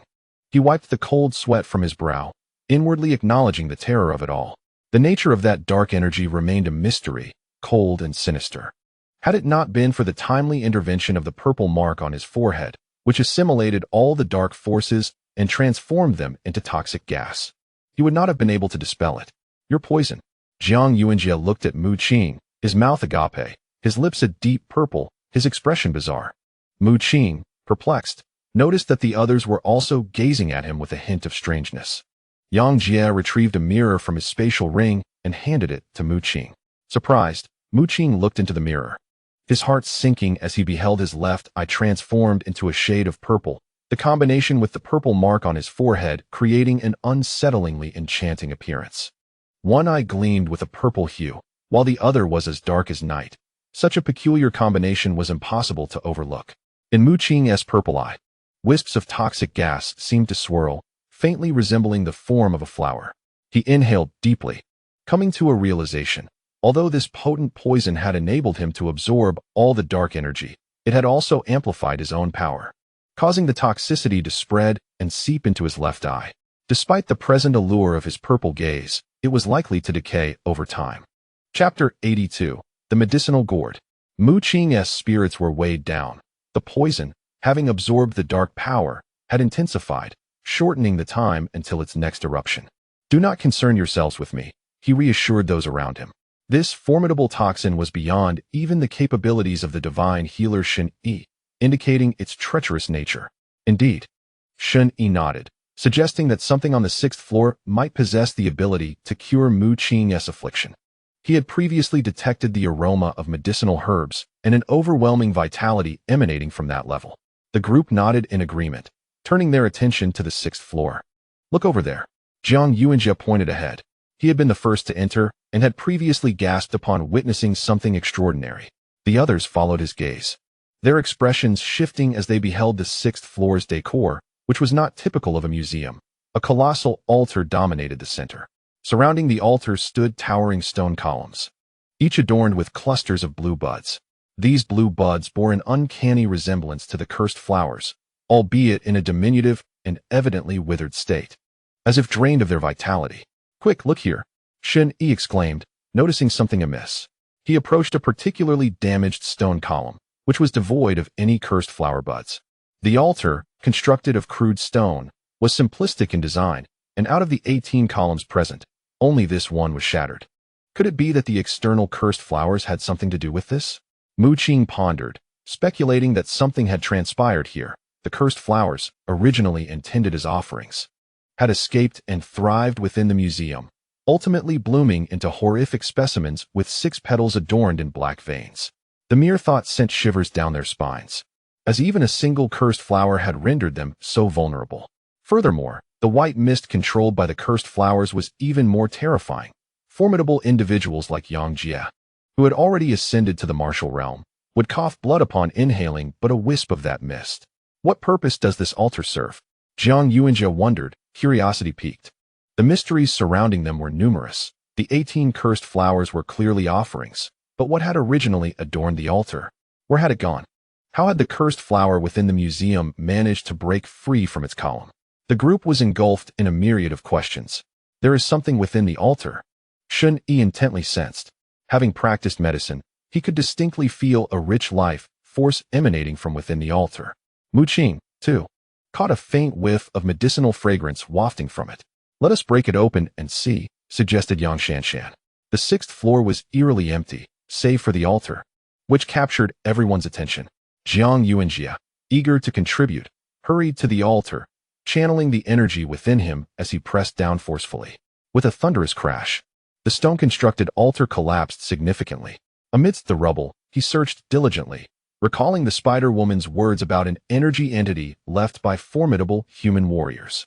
From the conversations with Shen Yi and others, he learned that the prodigies sought the dual blood spirit, which the Spider-Woman mentioned seemed to be the very object of their quest. The energy entity promised the coveted dual blood spirit, and Jiang Yuanjie, feeling relatively weak in his cultivation, yearned to possess it to enhance his strength. Mu Qing also deduced that the energy entity was indeed Shen Yi and the other's objective. However, he remained passive, as he already possessed the dual blood spirit, rendering it of no use to him. He sat cross-legged, practicing the great elephant transport technique to replenish his internal energy. Shen Yi and Yang Jie were also searching, rummaging through the stones.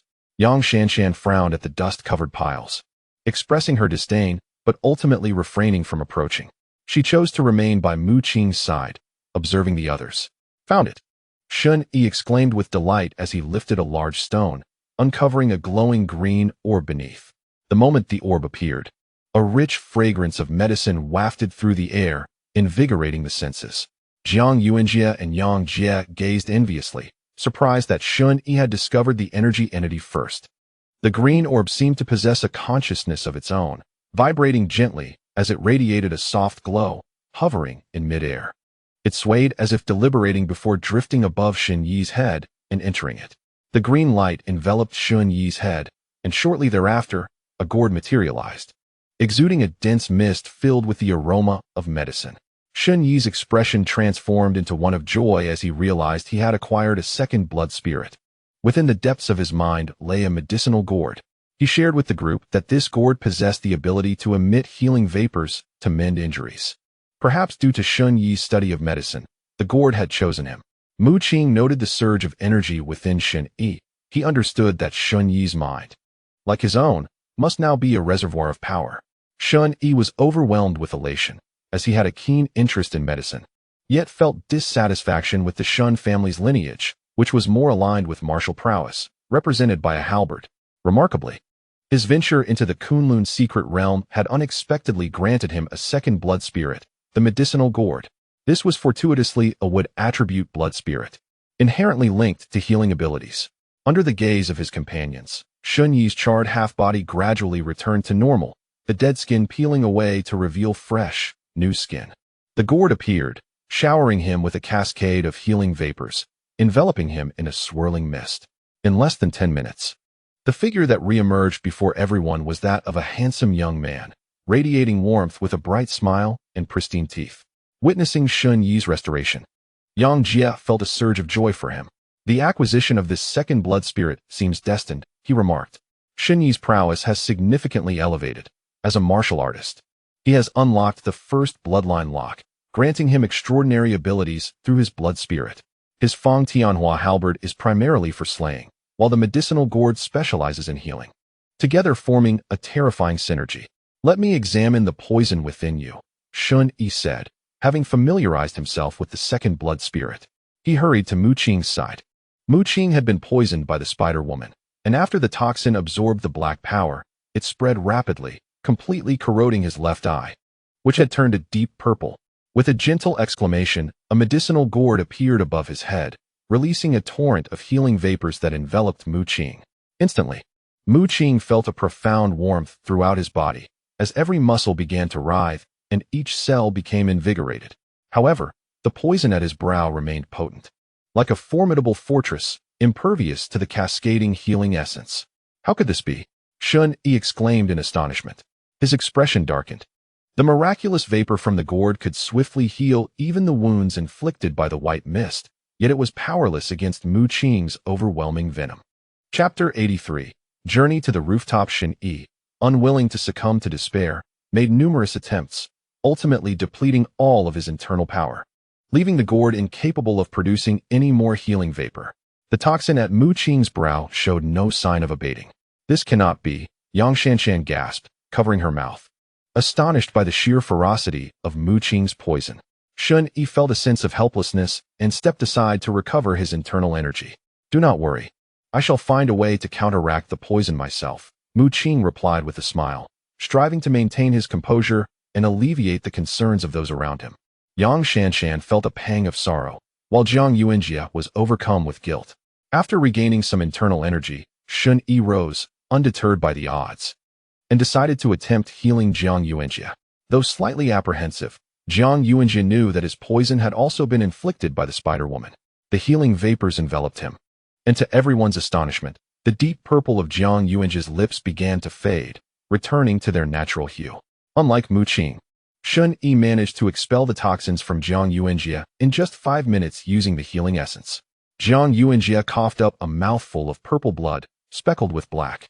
As the toxins within him were completely expelled, he was taken aback, not expecting his poison to be so easily remedied. The poisons inflicted by the spider woman differ from one another, Shun Yi stated gravely. He once again attempted to cure Mu Qing, but to no avail. Shun Yi discerned that the spider woman had administered a particularly unique and formidable poison to Mu Qing, designed to ensure her control over him, whereas Jiang Yuanjie had merely been injected with a common toxin. Do not fret, there will always be a solution, Mu Qing reassured. As the poisonous imprint at his brow twisted, and the purple of his left eye seemed to bloom with flowers. I believe there is a matter that requires our attention. Shun Yi suddenly interjected. We remained trapped within the museum. The group felt a collective chill. Indeed, the sixth floor had served only to allow Shun Yi to recover and acquire the second blood spirit, offering nothing else. This implied that they still had to confront the cursed flower in the white mist. His words once again weighed heavily upon the group. Is it possible to exit from the museum's rooftop? Mu Qing pondered a potential solution. Shun Yi and Yang Jie exchanged a glance, their eyes alight with realization. The proposal indeed seemed feasible. Both were warriors, and even the weakest among them, Shun Guang, possessed the strength of 8 segments of vitality. Thus, jumping from the 6th floor would not pose any significant danger. Mu Qing's suggestion was quickly met with consensus, as it presented a potential means to evade the ominous white mist and the cursed flower. The enigmatic and frightening nature of the cursed flower sent shivers down their spines. Even the formidable talents of Shun Yi and Yang Jie were reluctant to confront it. Yang Jie urged everyone to take a moment to rest and restore their energy. Recognizing that Mu Qing and Shun Yi had expended considerable effort and would require some time to recuperate, Mu Qing and Shun Yi nodded in agreement and settled into a meditative posture. Soon after, Shun Yi had completely regained his energy. His bloodline technique, derived from his prestigious family, was a valuable inheritance from the Shun clan, a powerful force. In contrast, Mu Qing's recovery was slower. His giant elephant transportation technique was merely a human-level bloodline method, and without entering a state of harmony with the heavens and earth, he could not compare to Shun Yi. After half an hour, Mu Qing finally rose, having fully restored his energy. Suddenly, a series of loud thuds echoed, drawing everyone's attention. They turned to the distance to discover shadowy figures striking against the pale blue barrier. This translucent barrier allowed them to clearly observe the situation on the 5th floor, which was shrouded in dense white mist, illuminated by brilliant blue radiance that resembled the sun, dazzling and dreamlike. At the center of the mist lay the cursed flower, emanating not only the blue light, but also a terrifying dark aura. This chilling black power was wielded by the shadowy figures, forming various weapons that assailed the pale blue barrier. To their astonishment, the black power exerted a tangible influence on the barrier, causing it to tremble and even develop a crack. Shun Yi's pupils constricted as he shouted urgently, Mu Qing, think of a way to break through the barrier leading to the rooftop. Only Mu Qing possessed the means to breach the pale blue barrier, and they had not anticipated that the cursed flower's dark power could penetrate it. Understanding the gravity of the situation, Mu Qing hastened towards the rooftop. At the entrance stood a barrier that could only be crossed if shattered. He quickly summoned his energy, gathering countless waves of vitality at his fingertips to form a droplet of water. Upon contact with the barrier, white smoke billowed forth as it began to slowly erode. However, compared to the cursed flower's methods, Mu Qing's efforts to breach the barrier were evidently sluggish. If this continued, it was likely that the cursed flower would breach the barrier before Mu Qing could. Shun Yi stepped forward, the medicinal gourd hovering above his head, releasing a torrent of healing vapor that cascaded into the barrier. It became apparent that the cracks inflicted by the dark power began to mend. The barrier, already possessing formidable restorative capabilities, accelerated its healing with the aid of the medicinal energy. Shun Yi's second blood spirit, the medicinal gourd, had a wide range of effects, proving ineffective only against the potent toxins within Mu Qing. Meanwhile, the blue radiance surrounding the cursed flower blazed brilliantly, while the dark power morphed into tadpole-like runes and patterns, spreading across the ground. As shadows multiplied, they gradually took on a tangible form, revealing the deceased ensconced within the white mist. These figures no longer resembled humans, their bodies adorned with sinister black veins, exuding an eerie aura. With the acquisition of dark power, their strength surged dramatically. Shun Yi even witnessed the reappearance of Hao Meng, whose aura still resonated at the 9th tier of vitality, yet the unleashed black power bore the might of a 10th tier. The dark force exhibited a significant restraining effect on the barrier, as fissures marred the pale blue shield, threatening to shatter at any moment. Shun Yi gritted his teeth, the primal energy within his mind depleting rapidly, while vast quantities of medicinal vapor cascaded like an ocean, aiding in the barrier's restoration. Mu Qing felt a twinge of strain as he continuously conjured 3 droplets of water, eroding the barrier further. If only he possessed the strength of a warrior. He mused inwardly. Although he could exert the power akin to a 10th tier warrior, it was but a fleeting manifestation. The gap between his vitality and that of a true warrior was immense. The primal energy reserves of a warrior far surpassed tenfold that of a 10th-tier vitality practitioner. Not to mention, a warrior had unlocked their bloodline, granting them extraordinary abilities. Yang Jie stood anxiously in place. He was a prodigy, immensely powerful, yet at this critical juncture, he found himself utterly helpless to assist the two. He almost wished he could exchange his cultivation level with Mu Qing's, allowing Mu Qing enough primal energy to corrode the barrier. "It's open. Hurry!" Mu Qing suddenly bellowed. Before him, a portal to the terrace emerged within the barrier. "Here it comes," Jiang Yuanjie shouted, rushing to Mu Qing's side and eyeing the small opening in the barrier before diving in with fervor. This time, he found himself stuck yet again. Time was of the essence. Mu Qing steeled himself, a flash of electricity enveloping his feet as he delivered a powerful kick. A howl escaped Jiang Yuanjie as the electric force exploded against him, tearing through flesh and leaving charred marks. Yet he finally managed to enter. Shen Guang and Yang Shanshan followed suit. Mu Qing shouted, urging Shen Yi and Yang Jie to join him. He needed to control the energy to maintain the size of the opening. Any lapse in vigilance would allow the barrier to swiftly mend itself. Upon hearing this, Shen Yi promptly turned around, his primal energy once again drained, yet it prevented the cursed flower from breaching the barrier immediately. He joined Mu Qing, diving into the opening. A thunderous crash reverberated as Mu Qing's pupils dilated. The 6th floor became engulfed in white mist, a result of the black power rupturing the barrier. The billowing white fog enveloped them, teeming with countless figures, as the black veins on the ground began to spread. Form. Yang Jie pressed his hands against the ground, blood seeping from his fingertips, causing a surge of plants to erupt on the 6th floor. These plants, infused with blood, appeared frenzied, thrashing wildly as tendrils and branches intertwined to create a formidable wall of vegetation. Breathing heavily, Yang Jie had exhausted all his primal energy after breaking through to the warrior level, solely to conjure this plant wall. He hastily dove into the opening, with Mu Qing closely following. The verdant wall, intricately woven with strands of blood, momentarily thwarted the assault of the cursed flower, casting shadows of figures on the other side. It was only after Mu Qing slipped through an opening in the barrier that the plant wall succumbed to the onslaught. A torrent of dark energy surged forth, illuminating the area where the cursed flower resided with a brilliant blue radiance.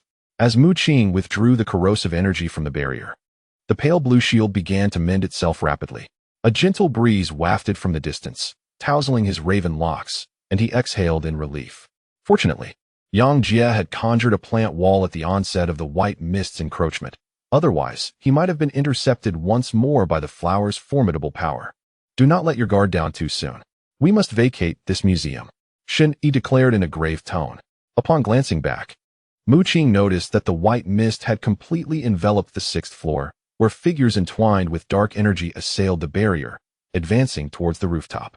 The cursed flower, with his keen eyesight, revealed the black tendrils of power emanating from within the mist, engulfing the already withered cursed flowers that clung to the stone pillars. These desiccated blooms retained a vestige of power, enabling the cursed flower to undergo a resurgence. Mu Qing observed that within the mist, the cursed flower's form expanded, rapidly growing in size.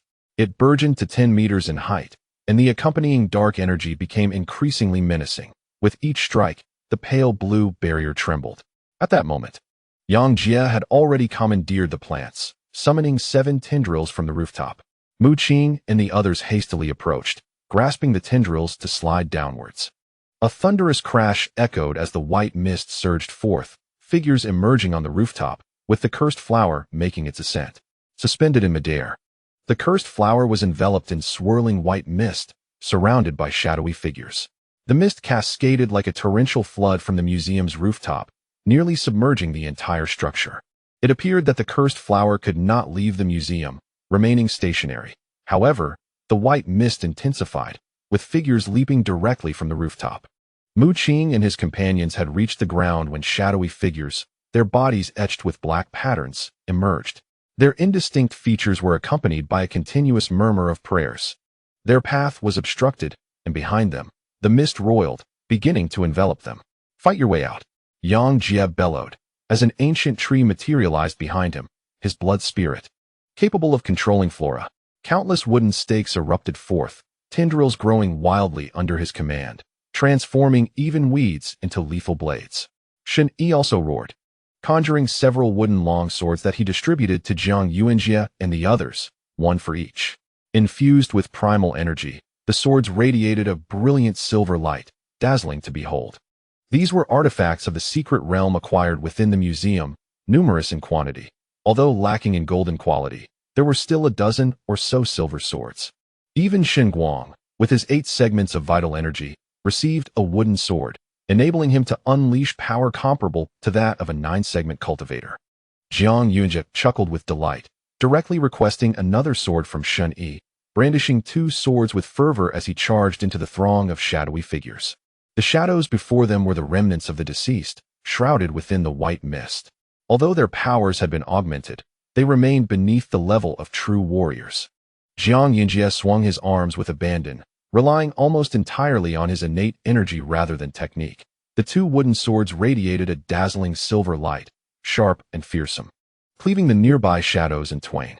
Shen Yi, engulfed in a malevolent aura, had previously exhausted his innate energy, rendering his medicinal gourd ineffective.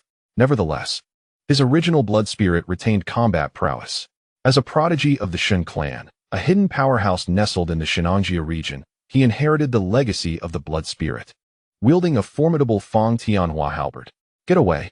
Shen Yi bellowed, sweeping the halberd in a wide arc, unleashing a wave of dark energy that shattered the surrounding shadows.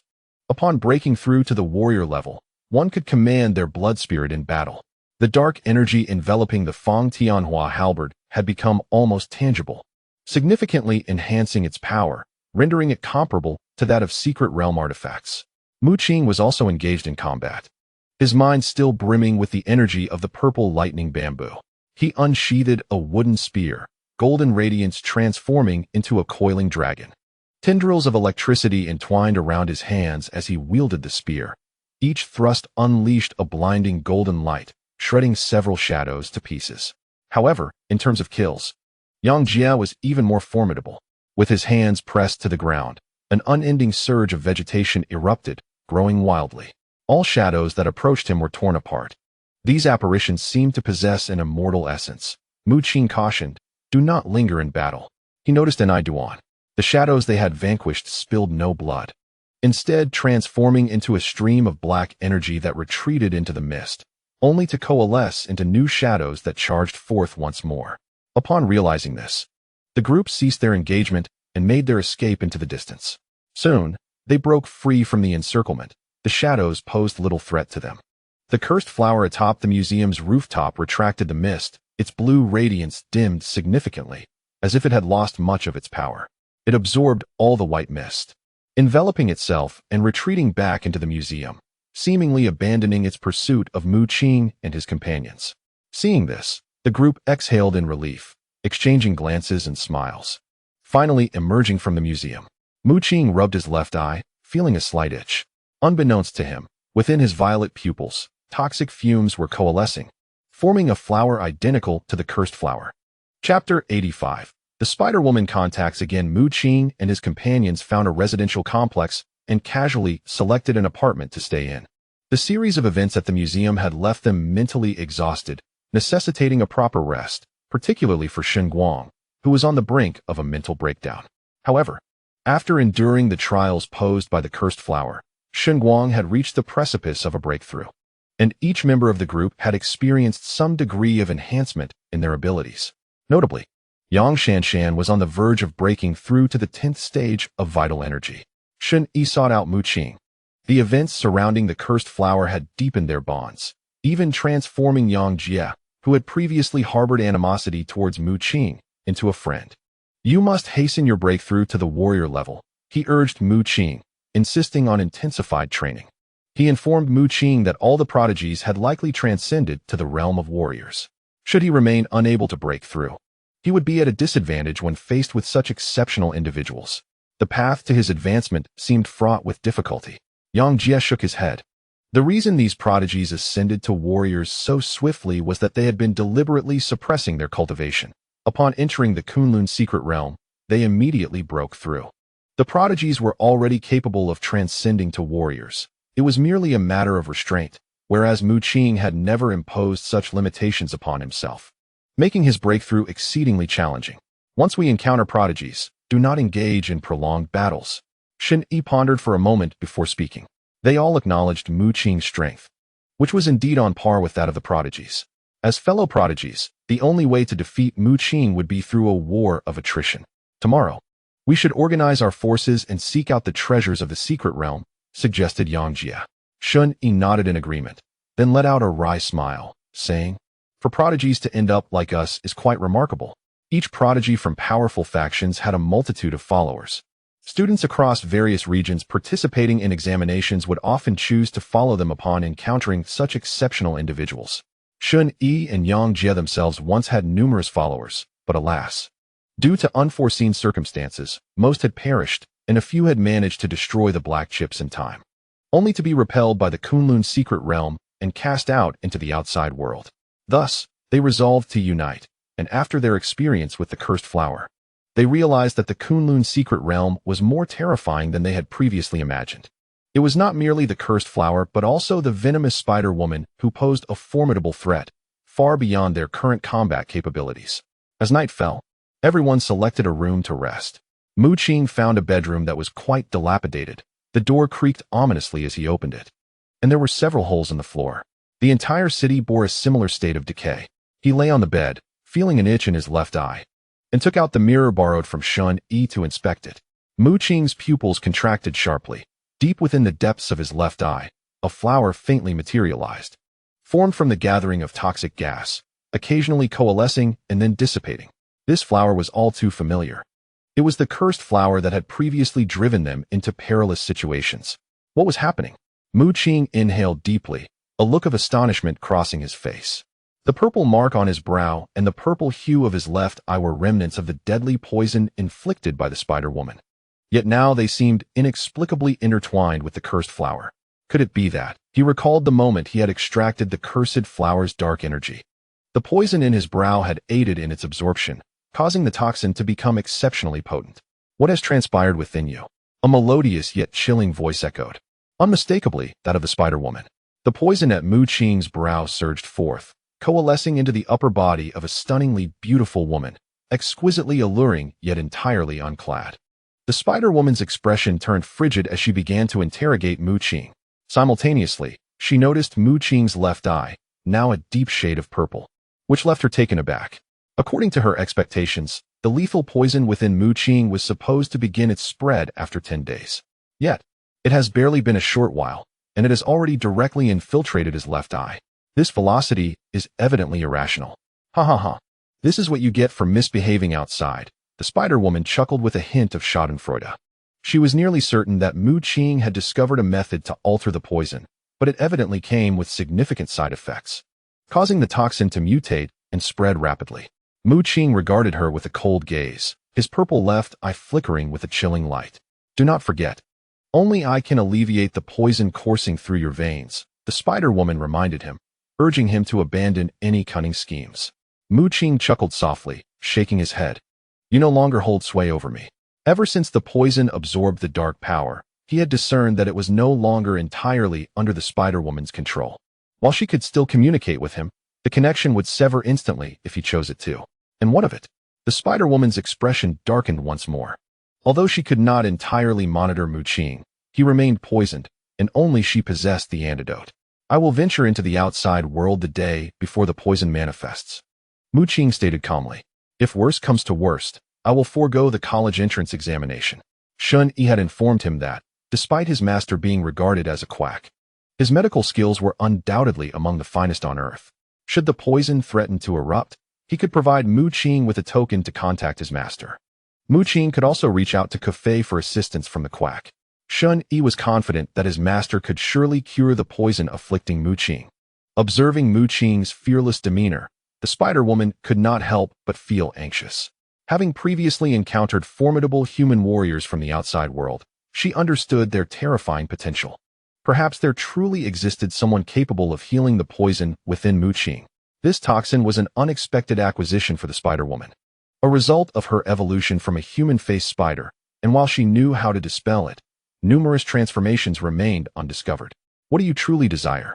the Spider-Woman asked, her expression darkening as she sensed Mu Qing had entirely escaped her grasp. Mu Qing grinned broadly, echoing a phrase once spoken by the Spider-Woman herself. Perhaps we could collaborate. He proposed, you possess a vast network. Assist me in obtaining the City Lord's token. Before I depart, you will cure me, and in return, I shall give you the token. The Spider-Woman's eyes flickered with contemplation, weighing her options. Yet before she could provide a response, Mu Qing severed their connection. This guy? The Spider-Woman seethed, her teeth clenched in frustration. But she was further alarmed to discover that her link with the poison had been completely severed. The changes in the toxin exceeded her expectations. She was now merely half its master, with the other half seemingly belonging to Mu Qing. When Mu Qing chose to cut off their connection, even she could not sense the poison any longer. Chapter 86. Yang Jie injured with a sudden cough. Mu Qing expelled a mouthful of blood, his brow furrowed deeply. He had not intentionally severed his link with the Spider-Woman. Rather, a surge of excruciating pain had erupted within him, causing the connection to break autonomously. He gazed upon the crimson pool before him, interspersed with traces of purple, as toxic vapors ascended and formed a floral shape in midair, the cursed flower. Mu Qing inhaled sharply, retrieving a mirror to discover blood vessels surfacing in the sclera of his right eye, which had taken on a purplish hue. The right pupil was ensnared by the toxic gas, slightly tinged with purple, yet it had not undergone a complete transformation. The rapid spread of the deadly poison following the absorption of the dark power sent a wave of trepidation through him. Mu Qing tidied the bloodstains, took a deep breath, and settled into a meditative state to restore his internal energy. Faced with the venomous threat, he felt a sense of helplessness, realizing he could only proceed step by step. Should the poison truly engulf his body, he would have no choice but to destroy the black chip and seek aid from Shun Yi's master in the outside world. Deep down, Mu Qing felt a pang of unwillingness. Reaching that point would mark him as a failure, stripping him of all glory, rendering his previous camaraderie with the elite meaningless. In the state of merging with the cosmos, his internal energy was fully replenished, and tendrils of electricity entwined around him. Flickering incessantly, blazing white lightning coursed down his arms to his fists, ultimately coalescing into 9 bolts of lightning. A sharp pain surged through his mind as his mental energy was entirely depleted, and he lost consciousness, yet a faint smile graced his lips. While his cultivation had not seen a significant enhancement, he had mastered the thunderstorm fist to its pinnacle, achieving complete comprehension of the 9th level.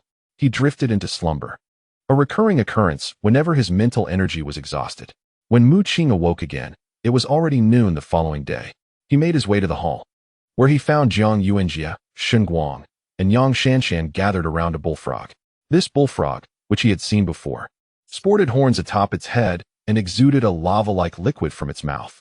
The creature before them possessed a formidable strength of 10 segments of vitality, but was now lifeless. At that moment, Jiang Yuanjie and Shen Guang worked in unison, skinning and cleaning the bullfrog, skewering it with wooden sticks. Jiang Yuanjie had brought a pile of firewood, and upon closer inspection, Mu Qing realized he had dismantled the door of his own bedroom to fuel the fire. With a grin, Jiang Yuanjie beckoned Shen Guang to assemble a barbecue rack, and soon the air was filled with the tantalizing aroma of roasting meat. Yang Shanshan produced a brush from an unknown source, dipped in golden oil, and began to glaze the bullfrog meat. I can hardly contain my excitement, Jiang Yuanjie exclaimed, drooling uncontrollably. They had been in the Kunlun secret realm for quite some time without sustenance. Shen Guang swallowed hard. Though he did not display his hunger as dramatically as Jiang Yuanjie, he too felt the pangs of appetite. But where is Yang Jie? Mu Qing noticed Yang Jie was absent. Jiang Yuanjie sensed someone had approached earlier and explained. Yang Jie went to investigate. Shen Yi, leaning against the window, was meticulously cleaning a blood-stained wooden sword in his hand, an artifact of silver grade from the secret realm. The bullfrog, with its 10 segments of vitality, had been slain by him. Seeing such a sumptuous feast, Jiang Yuanjie could hardly contain himself and volunteered to cook. Suddenly, a loud thud echoed from outside the door, and a figure stumbled in, grasping the doorknob. Yang Jie? As Mu Qing discerned the visitor, his eyes widened in shock. The individual was grievously injured, with a gaping wound in the palm of his left hand, seemingly pierced by a sharp object. Shun Yi promptly stepped forward, simultaneously channeling the healing vapors from his medicinal gourd to aid him while inquiring, what transpired? Yang Shanshan and others quickly gathered around, their expressions filled with concern. Yang Jie, a prodigy now possessing martial prowess and unique abilities that allowed him to command the surrounding flora, was in dire straits. Under the nurturing essence of Shun Yi's medicine, the wound on his palm began to mend at a visibly rapid pace. His previously pale countenance regained a healthy hue as he took a deep breath. With a grave expression, Yang Jie spoke. It was Mu Lin. It truly is him. Shun Yi's gaze sharpened, clearly having anticipated this revelation. Mu Qing had heard Mu Lin's name numerous times and had suffered several assaults at his hands, well aware of the latter's extraordinary archery skills. This prodigy, sharing the Mu family lineage, possessed a terrifying strength. While most prodigies could only suppress their cultivation to the 10th level of vital energy, he had managed to condense it to the 9th level, and his power surged dramatically after entering the Kunlun secret realm. Mu Lin has been searching for us, Yang Jie stated once his injury had healed. He informed the group that Mu Lin had visited the museum and returned severely wounded. It seemed he was aware of the existence of a second blood spirit within the museum, yet upon his visit, he was repelled by the cursed flower. Presently, the museum harbored a terrifying entity, the fully blossomed cursed flower, which commanded the white mist and wielded a bizarre dark power. Among the group, the potency of the cursed flower was deemed comparable to that of the Spider Woman, had it not been for the flower's inability to leave the museum. Mu Qing and the others might have met their demise within its confines. Yang Jie, injured yet bearing critical news, relayed that Mu Lin had entered the museum with a large contingent, presumably in search of an energy source capable of bestowing dual blood spirits upon individuals, but returned empty-handed and gravely injured. At a distance, I am no match for Mu Lin, Yang Jie lamented, shaking his head despondently. He excelled in wide-range assaults, yet felt powerless against Mu Lin's astonishing archery. Not only he, but indeed most individuals, even prodigies, found themselves in distress when confronted with Mu Lin's formidable skill. His arrows could strike true from extraordinary distances, a truly fearsome feat. Mu Lin's archery surpassed even the most advanced sniper rifles. That fellow suspects we have taken the energy source and has been relentlessly searching for us, Yang Jie declared somberly. The existence of such an adversary was undoubtedly disquieting. We must refrain from acting alone in the future, Shen Yi advised. Mu Qing nodded, casting a glance towards Jiang Yuanjie, suggesting that the group should center their efforts around him. Jiang's perceptual abilities counter Mu Lin and all ranged attacks, Mu Qing asserted. All eyes turned to Jiang Yuanjie, who felt a bit bashful under their scrutiny, realizing only then the potency of his ability. With his immense perceptual strength, even prodigies from the Mu family seemed rather impotent. Shun Yi smiled, proposing that any benefits obtained subsequently should be preferentially awarded to Jiang Yuanjie, as his perceptual prowess would only grow stronger with his cultivation. This is a consensus among everyone, prompting a hearty laugh from the rotund Jiang, who appeared somewhat flabbergasted. The Mu family is renowned for their archery skills, and Mu Lin commands a cadre of archery experts. Jiang's presence is akin to the most advanced mini-satellite, Yang Jie remarked. It was evident that all acknowledged Jiang Yuanjie's capabilities, particularly in the perilous Kunlun secret realm, where his contributions would prove crucial. Chapter 87. Struck by lightning. The Mu family's archery is formidable. Mastering it would significantly elevate one's prowess, Shen Yi stated. He urged Mu Qing to seek out the Mu family's archery techniques whenever possible, for they are famous throughout the entirety of Huaxia. Mu Qing, being a member of the Mu family, held potential. Shen Yi was well aware that Mu Qing's father was no ordinary man. Although the reasons for his departure from the Mu family remained unclear, Mu Qing still possessed the bloodline of the Mu family, which might enable him to access their archery skills. Understood, Mu Qing nodded. After Shun Yi had fully healed Yang Jie's injuries, the group gathered around the perfectly roasted bullfrog. Indulging heartily, the bullfrog's meat glistened with a golden hue, exuding a savory aroma, indicative of Jiang Yuanjie's commendable grilling skills. Yang Shanshan, upon witnessing her brother's hand injury vanish completely, felt a wave of relief wash over her. A radiant smile lit up her delicate face as she elegantly tore off a bullfrog leg, savoring it with her rosy lips glistening with grease. Suddenly, a distant rumble of thunder echoed after their feast. Mu Qing promptly rose and peered out the window, spotting a vast expanse of dark clouds and torrential rain accompanied by thunder in the distance. This area was immense. Mu Qing gazed further and discerned it was in the city center, surrounded by towering skyscrapers, suggesting it was once the most prosperous sector of the city. Let us investigate. The group resolved to head toward the city center. Mu Qing sensed that this area might hold extraordinary significance. He possessed a wooden spear, a top-tier golden-level secret realm artifact. Yet the stormy, thunderous region stretched only 100 meters. In contrast, the city center's area was several miles wide, with torrential rain pouring down, accompanied by menacing lightning. The intensity and scope of this phenomenon far exceeded any previous encounters he had experienced. From Xin, he learned that within the city, any appearance of secret realm artifacts was invariably accompanied by thunderstorms, seemingly a rule of the Kunlun's secret realm. Could it be the city lord's token? Mu Qing pondered. The vastness and the terrifying might of that area far surpassed the emergence of a golden-level secret realm artifact. It was likely that only the city lord's token would evoke such a response within the city.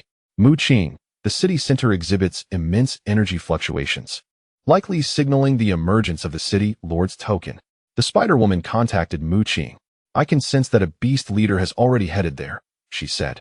Her teeth clenched, ultimately resolving, I will assist you in secret.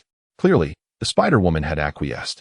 However, Mu Qing's expression grew graver as he conveyed the Spider-Woman's message to the others. What? Xin and the others were taken aback. They learned from Mu Qing that the Spider-Woman is a fearsome beast of the same caliber as the martial masters. The poison she inflicted upon Mu Qing is resistant even to the remedies of Xin. The other beast leaders are at least on par with the Spider-Woman, which implies that as they venture towards the city center, they will encounter beasts of martial master level. Confronted with such formidable adversaries, even the most gifted individuals would find themselves at a disadvantage. The Spider-Woman will assist me. We possess a certain advantage compared to others, Mu Qing remarked. There must be a way to deal with those beast leaders. I believe the federal elites will not allow us to face insurmountable odds, Xin calmly assessed. They had entered the Kunlun secret realm primarily to participate in the high-stakes examination. Although the federal examination has historically been fraught with peril, the disparity in survival rates could not be excessively vast.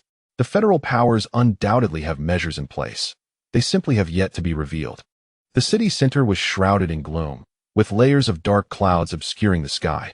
The oppressive atmosphere was palpable, as torrential winds and rains unleashed their fury, washing away the refuse and grime from the streets. The downpour intensified, submerging the entire thoroughfare. This area seemed eerily enigmatic. The rain cascaded down, pooling in the streets, yet failing to flow beyond this locale, as if a mysterious force had conjured a transparent barrier. Outside the region, the air was dry, devoid of a single drop of rain, with dust swirling about. In stark contrast, the tempestuous area nearby was inundated, the water level rising to over 10 centimeters, sufficient to engulf a person's feet. Suddenly, a fierce bolt of lightning, grotesquely thick, struck down from the clouds, crashing onto the rain-soaked street and creating a large crater, with droplets spraying in every direction. In an instant, the pit was submerged by the relentless rain.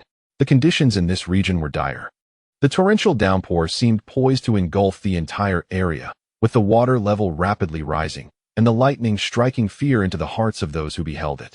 Another bolt of lightning descended, its ethereal blue streak cleaving through the heavens, striking an abandoned department store. The structure, long derelict, was shattered by the impact, with debris raining down onto the streets and splashing into the water. As Mu Qing and his companions arrived at the edge of this tempestuous area, they gazed into the storm, where fierce winds, torrential rains, and flashes of lightning prevailed. The water on the streets had reached a height of over 20 centimeters. Yet they remained unperturbed. Let us proceed, Mu Qing urged, his expression grave, and they ventured into the deluge. Along the way, they encountered numerous beasts. However, with the covert assistance of the Spider-Woman, terrifying human-faced spiders cleared the vicinity of both monstrous beasts and humans, allowing them to advance with remarkable ease. Nevertheless, Xin and Yang Jie felt a tinge of frustration. The human-faced spiders indiscriminately expelled both beasts and humans, resulting in an absence of any other individuals. They had initially intended to rally others to bolster their ranks. Confident in their reputations, the two believed that with their status as prominent figures, other students would surely flock to join them. The garments of the crowd were drenched, as the torrential rain fell heavily, each drop imbued with an undeniable force. Shenguang, possessing a relatively low cultivation level, immediately felt a sharp ache as the raindrops pelted him. Yang Shanshan's attire was also completely soaked, and she felt a wave of shyness as her figure, curvaceous and alluring, was unveiled. Mu Qing stole a few glances, indulging his eyes, only to be met with a fierce glare from her the next moment. He awkwardly touched his nose, embarrassed that he had been caught sneaking a peek. At that moment, Yang Jie was controlling plants, causing large lotus leaves to sprout from the ground and rapidly expand into impressive sizes. He provided each person with a lotus leaf. Thanks to his elemental infusion, these leaves were not only immense, but also remarkably resilient, impervious to the torrential downpour. Crash! A bolt of lightning struck down, landing directly on Mu Qing, the eerie blue lightning crackling densely, causing the ground to erupt into a large pit. Mu Qing stood there, stunned, mouth agape, utterly astonished that he had been struck by lightning. Chapter 88. Ling Han and Mu Qing found himself within a large pit, created by the lightning strike. The lotus leaf given by Yang Jie had shattered, and the rain again drenched him. He felt a tingling sensation throughout his body, the blue lightning intertwining, occasionally slithering through his mouth and nose. To his surprise, upon realizing his cultivation had surged, he felt a surge of joy in his heart. The blue lightning, instead of inflicting harm, had transformed into an exceptionally pure force, flooding into his mind. His cultivation had indeed increased slightly upon being struck. Elated, Mu Qing noted that this area resonated with both of his blood-spirit attributes. The harsh environment did not discomfort him. Each lightning strike further augmented his cultivation. You pervert. Struck by lightning for peeking. Yang Shanshan laughed, teasing Mu Qing. Her drenched attire had been dried by her elemental energy, leaving only her feet submerged in water, which was now nearly knee-deep. Yang Jie laughed heartily as well, conjuring another lotus leaf to hand to Mu Qing. Gratefully, Mu Qing accepted the leaf, and the group advanced forward. At the heart of the city, a golden beam of light connected heaven and earth, radiating brilliant hues. That was their destination. According to Yang Jie, they possessed 3 prodigious warriors. Even if the younger ones were not as formidable, they represented a significant and formidable force. If Shanshan breaks through to the warrior level and comprehends the first ability of her blood spirit, her strength will undoubtedly surpass mine, Yang Jie proclaimed, asserting that their power would greatly amplify when that time came. He informed everyone that Yang Shanshan possessed a mutated blood spirit. Due to family disputes and concerns of potential sabotage against her, she had been sent to Westlake Academy. Should Yang Shanshan's cultivation keep pace, the Yang family would boast 2 prodigies. Mu Qing's thoughts stirred. His little black fish was also a mutated blood spirit, endowed with unique powers specifically designed to counter barriers or seals. With Yang Shanshan's mutated blood spirit, her future performance might prove astonishing. Boom. As the crowd advanced a few steps, an ethereal blue bolt of lightning descended, striking Mu Qing once more. His expression was one of astonishment as the lotus leaf in his hand shattered again, his body singed and emanating wisps of smoke. His raven black hair stood on end, electrified by the eerie blue lightning coursing through him. Mu Qing, what mischief have you gotten into for the lightning to target you specifically? Yang Shanshan laughed heartily, seemingly oblivious to the situation. Mu Qing, equally perplexed, felt the purple electric bamboo mist swirling in his mind, absorbing the blue lightning and transforming it into his own power.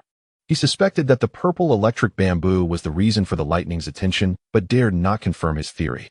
Yang Jie intended to offer Mu Qing another lotus leaf, but was met with refusal. Who knows if the lightning will strike me again? Let us leave it at this. Mu Qing waved his hand dismissively. Despite the torrential rain, he felt a strange affinity for the environment, having grasped the profound truths of water and lightning. He felt a deep connection, and the primal force within him began to stir. The group proceeded through the waterlogged streets, drawing nearer to the center, where a colossal statue stood, illuminated by a golden beam of light that obscured its features. Encircling the statue was a semi-transparent white barrier, which had already attracted numerous individuals, forming various factions. The water on the ground had risen to the knees of the crowd, and Mu Qing, charred and smoking from repeated strikes of lightning, had endured 5 such assaults in quick succession. It's Shun Yi and Yang Jie. Someone recognized them. A robust man approached, exuding maturity and strength, his muscular frame adorned with a beard and a broad smile. It was Ling Han from the Ling family. Shun Yi's eyes glinted with caution as he warned Mu Qing and the others not to be deceived by Ling Han's affable demeanor. For he was treacherous and often struck from the shadows. A prodigy, he commanded nearly 100 followers. On the opposite side, a contingent led by a figure in a black cloak also numbered close to 100, many armed with bows and arrows. Observing from behind Shen Yi and Yang Jie, Mu Qing recognized the cloaked figure as Mu Lin, the very one who had ambushed him multiple times, though his features remained obscured. How is it that you two appear so disheveled, with such a scant number of subordinates? Ling Han mocked as he scrutinized them, his gaze shifting to Mu Qing and the others behind them. The sight of Mu Qing, charred and still emitting smoke in the downpour, piqued his curiosity. Ha ha, this fellow must have been struck by lightning, right? Ling Han laughed heartily, deriding the group. His followers seemed to be in close proximity to Mu Lin's people, hinting at a possible alliance. At this, Jiang Yuanjie's anger flared, ready to engage in combat, but Mu Qing discreetly restrained him. You are no match for him. He is a formidable warrior, Mu Qing whispered urgently. Ling Han, a prodigy of the Ling family, possessed terrifying strength. The white barrier effectively repelled all, encasing the golden beam and the statue, rendering even a joint effort from Mu Lin and Ling Han unable to breach it. Surrounding them were numerous students from various academies, some solitary wanderers and others forming small groups. However, they possess merely the strength of the 10th level of vitality, lacking the prowess of true martial artists. Currently, there are 4 prodigies in this city, all of whom you have encountered. The voice of the Spider-Woman echoed in Mu Qing's ears. The violet mark on Mu Qing's brow began to emit a faint glow. Through this mark, the Spider-Woman could perceive everything happening around him. This was, of course, with Mu Qing's tacit approval, for the Spider-Woman's venom had undergone certain changes, enabling Mu Qing to tenuously wield some of her abilities. What about that golden pillar? Does it contain the city lord's token? Mu Qing inquired silently. He still bore a charred appearance, drawing considerable attention. Those behind Ling Han turned their gazes toward him, intrigued by his presence. No, the Spider-Woman replied decisively. Although she had never directly encountered the city lord's token, she had unearthed clues from many years past. Aware that several ferocious beasts had collaborated with examination candidates and acquired the token to venture into the outside world, she assured Mu Qing, stating, while this golden pillar is not the city lord's token, the statue appears somewhat different. If possible, you must obtain it or uncover its secrets. Remember not to forget our pact. The Spider-Woman temporarily severed their connection. Mu Qing stared intently at the white barrier, contemplating whether he could breach it with the power of the little black fish. When he regained his focus, he discovered dozens of people had gathered around him, their cultivation levels generally at the 9th or 8th level of vitality. They had allied with Shun Yi and Yang Jie, both renowned prodigies who had swiftly gathered various lone wolves and small teams to form a coalition. Chapter 89. The marvel of thunder and lightning all were positioned outside the white barrier, with some attempting to break through using martial techniques, unleashing a cacophony of sounds. Most of Ling Han's subordinates were members of the Ling family, their blood spirits manifesting as roaring flame lions, emitting thunderous roars. Even amidst the torrential rain, their flames remained unextinguished, coalescing into a formidable pillar of fire that struck the white barrier. The immense sound reverberated, yet the barrier remained utterly unscathed. Mu Lin was also making an attempt. He personally engaged, shouldering a wooden bow, which he now drew forth. He glimmered with radiant energy, coalescing into an arrow. Drawing back the bowstring, he launched the energy arrow, which surged forth, creating waves in the water as it collided with the white barrier, erupting in a sudden explosion. A terrifying force erupted. The energy arrow detonated, emitting a blinding light that even made the fellow prodigy, Ling Han, squint in discomfort. He was inwardly astonished, recognizing that this ally possessed formidable strength. However, after the brilliance faded, the white barrier showed no signs of damage. Cloaked in his black robe, Mu Lin's expression was obscured as he returned to his camp, where a simple shelter had been erected to shield against the downpour. This shelter was elevated a meter above the ground, isolating it from the rising waters. The entire city center had been thoroughly submerged, with water everywhere. Ling Han's side had similarly constructed rudimentary structures to ward off the rain. Surrounded by towering edifices, the situation presented an advantage for Mulin, as these high structures enabled him to maximize his archery skills. Many of his subordinates hailed from the Mu clan, equally proficient in archery, making them well-suited for long-range combat. Yet, they hesitated to proceed. Ominous clouds loomed overhead, accompanied by flashes of lightning that intermittently struck the nearby buildings. They contemplated seeking refuge in the adjacent skyscrapers to evade the rain, but the fear of being struck by lightning held them back. The high-rises in the city center were a sight to behold. Some commercial buildings had suffered severe damage, with gaping holes and others having collapsed entirely, all due to the onslaught of ethereal blue lightning. The threat of lightning was formidable should they enter the tall structures. A strike from the azure bolts would result in devastating losses. In contrast, while lightning occasionally descended outside, they could swiftly evade it, whereas within the skyscrapers, the sky was obscured from view. Is it possible to breach that white barrier? Yang Jie inquired quietly of Mu Qing. They were well aware of Mu Qing's prowess, capable even of corroding a pale blue barrier. I am uncertain. We must attempt to ascertain its nature, Mu Qing replied, shaking his head.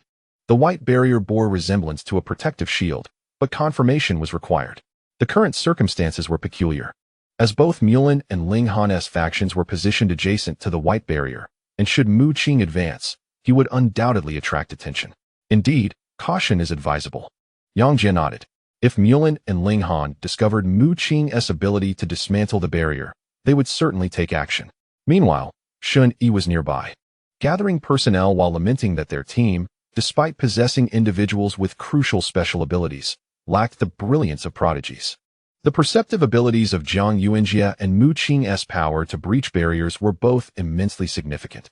We should seek shelter in the nearby skyscraper, Shun Yi proposed, amassing over 100 individuals. However, in terms of quality, they could not compare to Mulan's group, which included many at the 8th tier of vitality, and even several at the 7th tier. Yang Jie sighed. This force, despite its seemingly vast numbers, was akin to a disorganized mass. No, we cannot risk going to the skyscraper. We would be struck by lightning, voiced a dissenting member, expressing concerns about the dangers of entering the high rises. Others echoed these sentiments, pointing out that within the buildings, the sky was obscured, leaving them unaware of when lightning might strike. Rest assured, nothing will happen. Yang Jie reassured the group. They were certainly aware of the risks associated with entering the skyscrapers. But there were advantages as well. Being elevated would allow them to perceive much of the surrounding situation. Shun Yi and Yang Jie proposed the high-rise refuge because they had previously observed that any lightning that fell near them seemed to target Mu Qing specifically. He acted as a lightning rod, drawing all the electrical fury towards himself. Initially, they had worried about Mu Qing's safety, but upon seeing that he was only slightly charred while remaining unharmed and even appearing invigorated, with his cultivation seemingly on the rise, their concerns eased. The hastily assembled group, lacking any real cohesion, perceived the plan to enter the skyscraper as perilous and chose to disperse on their own. Suddenly, a large number of people chose to depart, leaving only a little over 30 behind. Yang Jie and Shun Yi displayed little disappointment, for they had anticipated this outcome. Most of the remaining 30 were from the Shun and Yang families. Let's go, Shun Yi called out to the group, as torrential rain poured down, already threatening to submerge them to their waists. Yang Jie gestured for Mu Qing to lead the way, believing it to be a safer choice. Many behind them gazed curiously at Mu Qing, puzzled as to why their family's prodigy would allow the soot-covered youth to walk at the forefront. Mu Qing flashed a grin, his white teeth contrasting sharply with his charred skin. He guided the group towards a department store. Ling Han watched as Mu Qing and his companions entered the building, chuckling to himself, envisioning their misfortune should lightning strike them. Conversely, Mu Lin felt a twinge of confusion. He knew that Shun Yi and Yang Jie were not reckless individuals. And although Mu Qing appeared entirely singed, he recognized him. He remembered their first encounter, realizing that this was his cousin, whose father had once been an alchemical genius but had distanced himself from the family due to certain circumstances. What those circumstances were remained a mystery to Mu Lin, as the elders had never disclosed the details. However, he had received instructions from the elders to eliminate Mu Qing without hesitation if they crossed paths, having even been shown a photograph of him prior to entering the Kunlun secret realm. Boom! A streak of azure lightning streaked across the sky, striking precisely where Shun Yi and the others had entered the department store. Haha, Yang Jie and the others are in for a rough time. Ling Han laughed heartily. Those who had earlier distanced themselves felt relieved, believing their decision to be prudent. fortunate not to have blindly followed the prodigies. Mu Lin's pupils contracted slightly, and beneath his black robe, a trace of astonishment flickered across his fair visage. The azure lightning did not directly strike the department store. Instead, it wove gracefully, almost gently, as it entered through the door. Those outside were left in awe. What kind of lightning was this? Chapter 90. Omen of a great eruption boom. The thunder roared, startling everyone on the first floor of the department store. A disciple from the Shen family looked up at the ceiling, fearing the structure might collapse. Wait, there seems to be something behind us. A disciple from the Yang family screamed. The crowd turned to see, mouths agape in astonishment. They witnessed a stream of azure lightning leisurely entering through the department store's entrance before it suddenly flashed and surged towards them. Crack! The azure lightning struck Mu Qing with great force. However, he remained largely unchanged, as he was already extremely charred. Fear not, everyone. My blood spirit possesses the attribute of lightning. It cannot harm me, Mu Qing declared, smoke billowing from his mouth as he spoke. His hair had transformed into an explosive mane, standing upright with an oddly sharp elegance. Shun Yi and the others had grown accustomed to this, while the rest gazed at Mu Qing as if he were some kind of monster. The thunder attribute is not particularly rare, yet they had never heard of anyone with the blood spirit being able to effortlessly absorb a lightning strike. Unbeknownst to them, Mu Qing was actually yearning for more lightning.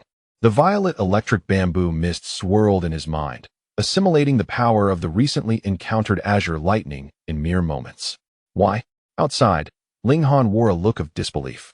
He couldn't fathom why the azure lightning that descended from the dark clouds would exhibit such peculiar behavior. Mu Lin, with a slightly gaunt visage and long hair cascading over his shoulders, possessed a gaze that flickered with a cold glint. Reflecting on the strange behavior of Shun Yi and others who had insisted on placing Mu Qing at the forefront, he began to harbor suspicions. He turned to Ling Han and remarked, "There is something definitely amiss with that lad Mu Qing." Ling Han, perplexed, questioned, "Isn't he one of your Mu family?" He sensed the palpable animosity emanating from Mu Lin towards Mu Qing. Aware of Mu Qing's identity, having previously heard Mu Lin express a desire to eliminate him, Ling Han was not alone in his confusion.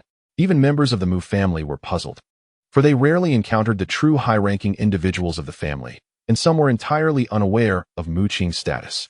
Mu Lin shook his head in silence, for he too was uncertain. It was merely a terrifying elder of the Mu family who had instructed him thus. Boom! The sky reverberated with the descent of two more azure lightning strikes, startling the onlookers. Mu Lin and Ling Han noticed that the bolts seemed to be targeting them, and their expressions shifted dramatically as they urgently signaled everyone to take cover. However, in the next instant, they observed an inexplicable change. The two azure lightning strikes altered their course midair, wobbling gently towards the entrance of the department store. What should have been a fiercely descending bolt now took on a gentle demeanor, slowly making its way into the store's entrance. I sense something approaching from the first floor, exclaimed Jiang Yuanjie amidst the crowd on the fifth floor. The others immediately grew vigilant, with Yang Jie supporting himself on the ground as a multitude of plant vines surged forth. Shen Yi, wielding a wooden sword that glimmered with silver light, was apprehensive that Mu Lin and his companions might be seeking trouble. Yet, to their bewilderment, the two azure lightning strikes approached as if they were tadpoles searching for their mother. They paused briefly, then flickered with electric brilliance as they dashed towards a specific direction. Crack! Mu Qing was struck by the lightning, his entire body tingling, smoke emanating from his mouth and nose.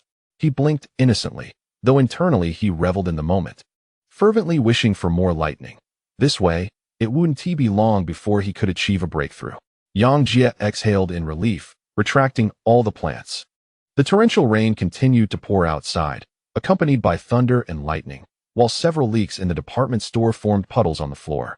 The group ascended to the highest level of the department store, where they gazed down to find Ling Han and Mu Lin in a state of frantic disarray. Nearly everyone near the white barrier was in a panic. The water level was rising alarmingly fast, now sufficient to submerge an individual entirely. We must devise a way to divert their attention, Shun Yi proposed, deep in thought, endeavoring to conjure a solution. The white barrier closely resembles a boundary, and it seems only Mu Qing possesses the ability to breach it. They must strive to provide Mu Qing with an opportunity. Crack!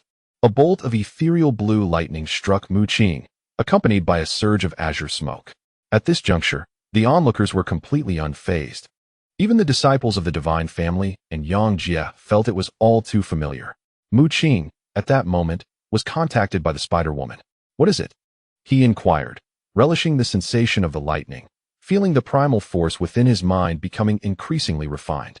Faintly, the 10 patterns of the purple lightning bamboo seemed on the verge of unifying, indicating a trend towards a breakthrough into the martial artist realm. "I sense the presence of the Frog King in your vicinity, but it appears its strength has been suppressed," she conveyed, bringing a piece of news. Mu Qing's expression shifted in surprise as he hurriedly relayed this information to Shun Yi and Yang Jie. "Is a beast of the martial master level about to emerge so soon?" Shun Yi remarked, visibly moved. Yang Jie pondered, stating, "It seems our assumptions were correct. Those beast leaders are being restrained."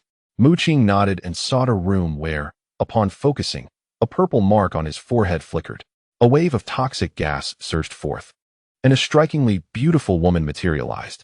The Spider-Woman's expression was somewhat convoluted as she said, "I have unraveled the circumstances in your region. It has no connection to the City Lord's token, but is a harbinger of a cataclysmic eruption of the secret realm." Her figure then vanished. Not as if she had chosen to sever the connection, but rather as though disrupted by an unseen force. Mu Qing, astonished, sought out Shun Yi to inquire about this so-called cataclysmic eruption of the secret realm. Previously, upon entering the Kunlun secret realm, they had been informed by someone that this particular secret realm would witness an unprecedented eruption. The cataclysmic eruption is the culmination of energy accumulated over many years within the Kunlun secret realm, representing a grand opportunity. A flicker of fervor ignited in his eyes. Shun Yi explained that during the eruption, the strength of all individuals within the secret realm would dramatically surge, and treasures would multiply, alongside various rare materials and precious resources. "Why the sudden inquiry?" Shun Yi asked, intrigued. While there were prophecies regarding the Kunlun secret realm's impending eruption, the veracity of such claims remained uncertain. Mu Qing relayed the Spider-Woman's words, suggesting that the emergence of this tempestuous thunderstorm was indeed a prelude to the eruption. Rumble. The sky outside roared with thunder and flashes of lightning, a cascade of ethereal blue illuminating the atmosphere. The intensity of the lightning was astonishing, creating a curtain of electric brilliance. All were astonished, sensing a transformation in their surroundings. As the blue lightning struck, the ground erupted into numerous craters, sending sprays of water cascading. "This is bad. There's something odd in the water," exclaimed a Mu family disciple, who, while carrying a longbow, accidentally fell into the water. To their horror, upon becoming drenched, he transformed into a mist of blood. Chapter 91. The Return of the Cursed Flower. "What is happening?" Even Mu Lin's face was etched with terror. Witnessing the chaos, Ling Han shouted, "Quick, get away from the water. Everyone, over here." They stood atop a pile of stones hastily assembled in their panic, barely avoiding being submerged by the encroaching water.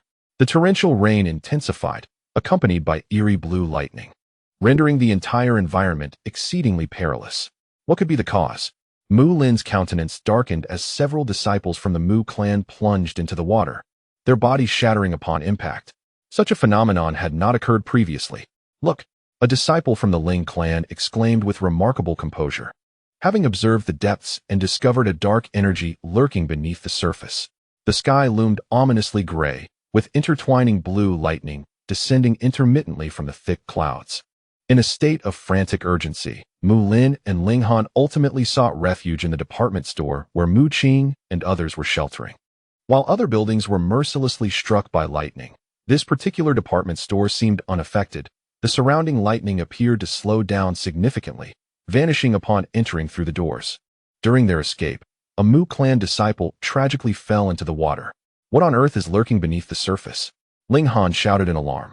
He realized that the disciple had not merely slipped, but had been violently pulled underwater by a swirling dark force, as a white figure emerged, dragging the unfortunate soul into the depths, transforming him into a mist of blood.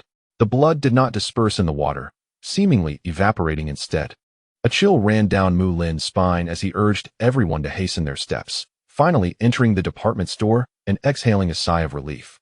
The rain poured heavily, the water level rising to engulf the first floor of the department store. They ascended to the upper levels, where Mu Qing and the others awaited them on the 10th floor. They had been observing the tumultuous events unfolding below. From their elevated vantage point, They too noted the abnormality within the water, where dark energies swirled and white figures emerged, resembling water spirits intent on dragging individuals below. It can't be. Mu Qing's pupils constricted as he exchanged a glance with Shun Yi, both recognizing the horror reflected in each other's eyes. They were all too familiar with the black force and white figures beneath the surface. It was the handiwork of the cursed flower. Isn't the cursed flower unable to leave the museum? Jiang Yuanjie cursed vehemently, his heart pounding with trepidation. Having narrowly escaped the museum, they found themselves confronted once more by the power of the cursed flower. Shani, Yang Jie, what on earth is happening? A furious shout echoed. A large group ascended to the 10th floor, consisting of Mu Lin, Ling Han, and a scattering of loners and small factions seeking refuge. They had to reach the higher floors, for once the water encroached, the white figures reminiscent of water spirits would drag them down, their bodies disintegrating upon contact. Ling Han and Mu Lin observed Shun Yi and his companions, noting their decisive entry into the department store, seemingly forewarned of the impending turmoil beneath the surface. Shun Yi and Yang Jie approached, engaging in discussions with them. After a thorough exchange, both parties agreed to temporarily set aside their grievances and form a makeshift alliance.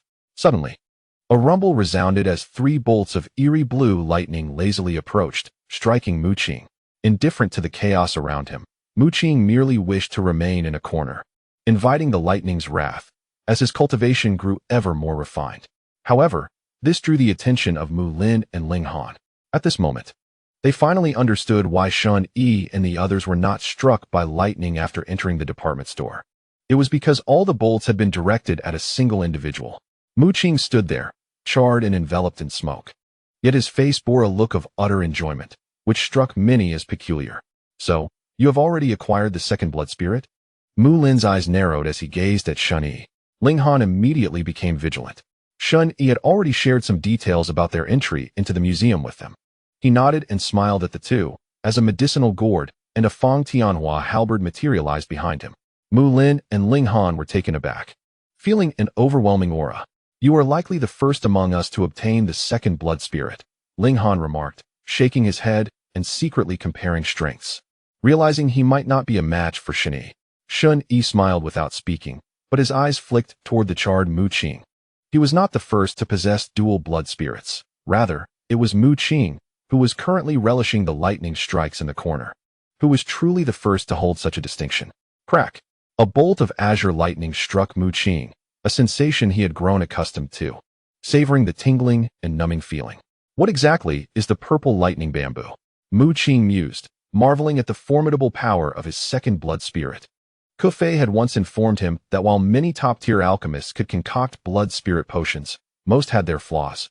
Over the years, all these master alchemists had pursued the so-called perfect blood spirit potion. However, Mu Qing had not perceived any shortcomings in the purple lightning bamboo. On the contrary, it was remarkably potent, now even capable of absorbing the ethereal azure lightning from the heavens to enhance his cultivation. Leaning against the window, he gazed into the distance, seemingly discovering something. In the next moment, Mu Qing's pupils constricted, and he exclaimed, "Look outside." His loud call immediately drew the attention of Shun Yi and the others. They approached the window and were struck with horror at the sight before them. Indeed, it is the cursed flower, Jiang Yuanjie muttered under his breath. Outside this stormy region, a thick fog had mysteriously descended, enveloping the area in dense white mist.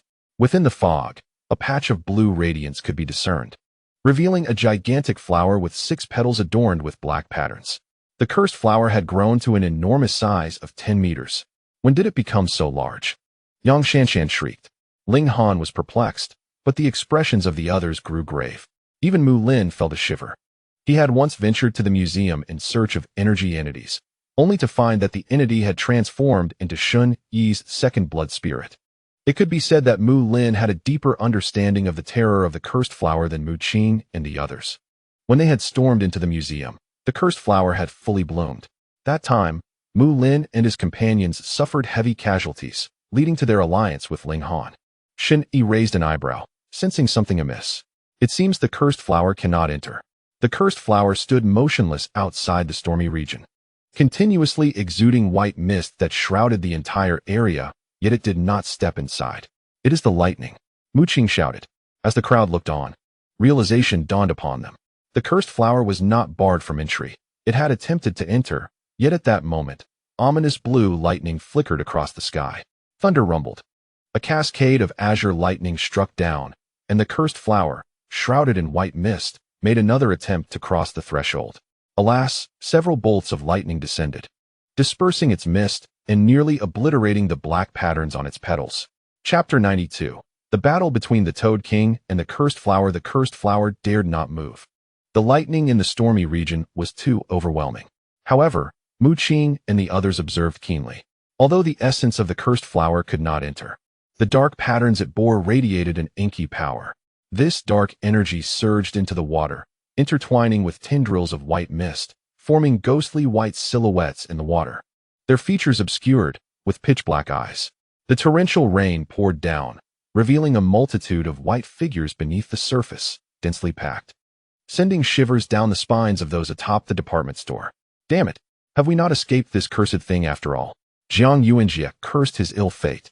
They had believed that leaving the museum would free them from danger, yet they were swiftly confronted by the cursed flower once more. It seemed that the creature was not hindered from leaving the museum. Rather, something within had tethered it. And with its power surging and its form swelling to a towering 10 meters, it had re-emerged. What shall we do? Ling Han felt lost, panic creeping in. The water level continued to rise, threatening to engulf their department store. Soon, they would be seized by the white figures in the water, their bodies shattered into blood mist. Mu Qing retreated to a solitary room, reaching out to the Spider-Woman. He sought to uncover the true nature of the cursed flower, which resembled not a fearsome beast, but rather a mutated plant with sinister powers. A swirl of toxic mist heralded the Spider-Woman's reappearance. What troubles you? I am en route to your location, she declared, stating her intent to assist Mu Qing personally. Having reached an accord with Mu Qing, she regarded him as their sole hope, concerned that the Toad King might slay him. Have you heard of the cursed flower within the museum? Mu Qing inquired. He was eager to learn about its origins, hoping to discern its weaknesses. Unfortunately, the Spider-Woman was equally in the dark. She claimed to have lived in the city for many years without encountering any mutated plants, nor had she witnessed the peculiar white mist or black energy. Boom. At that moment, a tremendous noise erupted outside the stormy region, capturing Mu Qing's attention. He turned to see, astonished, a massive shadow emerging from the white mist beyond the storm. A terrifying roar echoed through the air, deafening to the ears. Was that a toad? Jiang Yuanjie squinted into the distance, barely able to discern that the enormous shadow cloaked in mist was indeed a gigantic toad. Could it be? Shun Yi and Yang Jie exchanged knowing glances, immediately comprehending the identity of the colossal toad. It was none other than the Toad King. Mu Qing had previously received word from the Spider-Woman that the Toad King had arrived in this area, and it appeared that this was indeed the case. The Frog King evidently yearned for the treasures hidden within the golden pillar, which enveloped a statue of remarkable significance. One that even a ferocious beast like the Frog King found irresistible. That being is here to thwart your efforts, the Spider-Woman declared with conviction. I have almost confirmed that the statue at the city's center is pivotal to the imminent eruption. Once it occurs, the power of all ferocious beasts will be suppressed. Mu Qing's expression shifted with alarm. Realizing that their suspicions aligned with the conjectures of Shun Yi and the others, the strength of the beasts would be curtailed for some unknown reason. This is bad. The Spider-Woman's demeanor suddenly turned frantic, her form coalescing from toxic vapors trembling with tension. With a fierce exclamation, despite their connection being through the poison, a dreadful aura seeped from her. It seemed she was engaged in combat. What is it? Mu Qing inquired, furrowing his brows. I've encountered a dead rat. The Spider-Woman seethed through gritted teeth.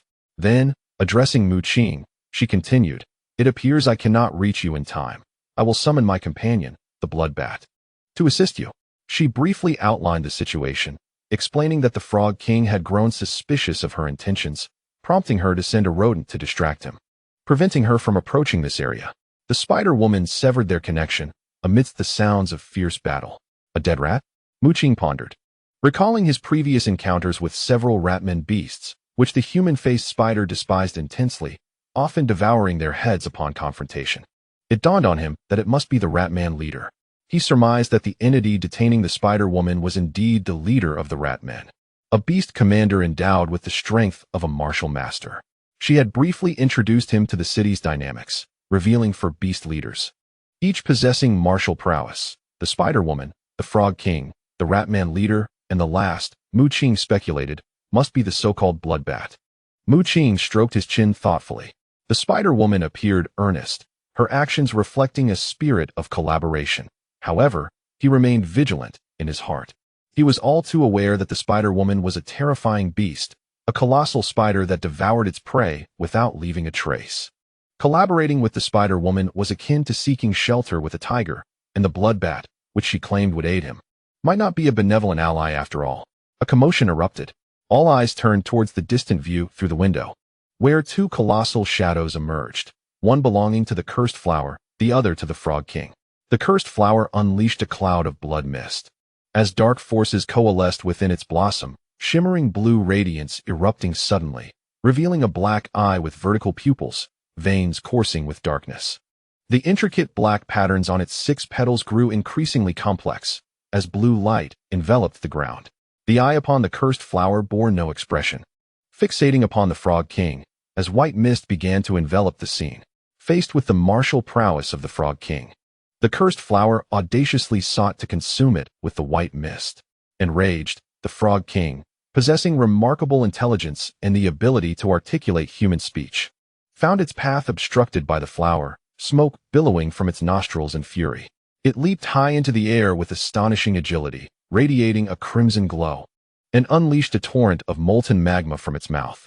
Molten slag cascaded to the ground, causing the streetlights to melt and public telephone booths to shatter explosively. A vast pit materialized as the temperature surged dramatically. The blow struck the cursed flower directly, dispersing the surrounding white mist with the intense heat, leaving the street utterly transformed.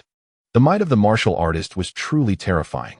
On the 10th floor of the department store, the onlookers could do nothing but watch in awe. "Gaha! Do you dare to obstruct me? This is your fate." A deep, resonant voice echoed, even reaching Mu Qing from a considerable distance.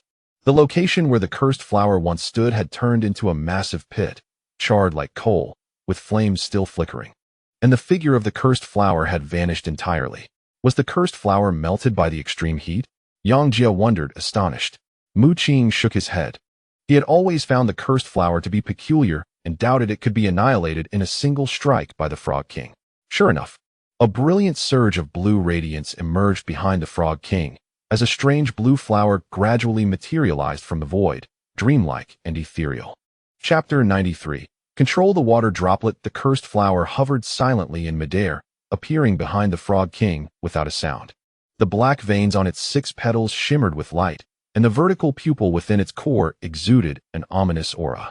Wisps of white mist enveloped the scene, and suddenly, a dazzling black light erupted from the vertical pupil, hurtling towards the Frog King.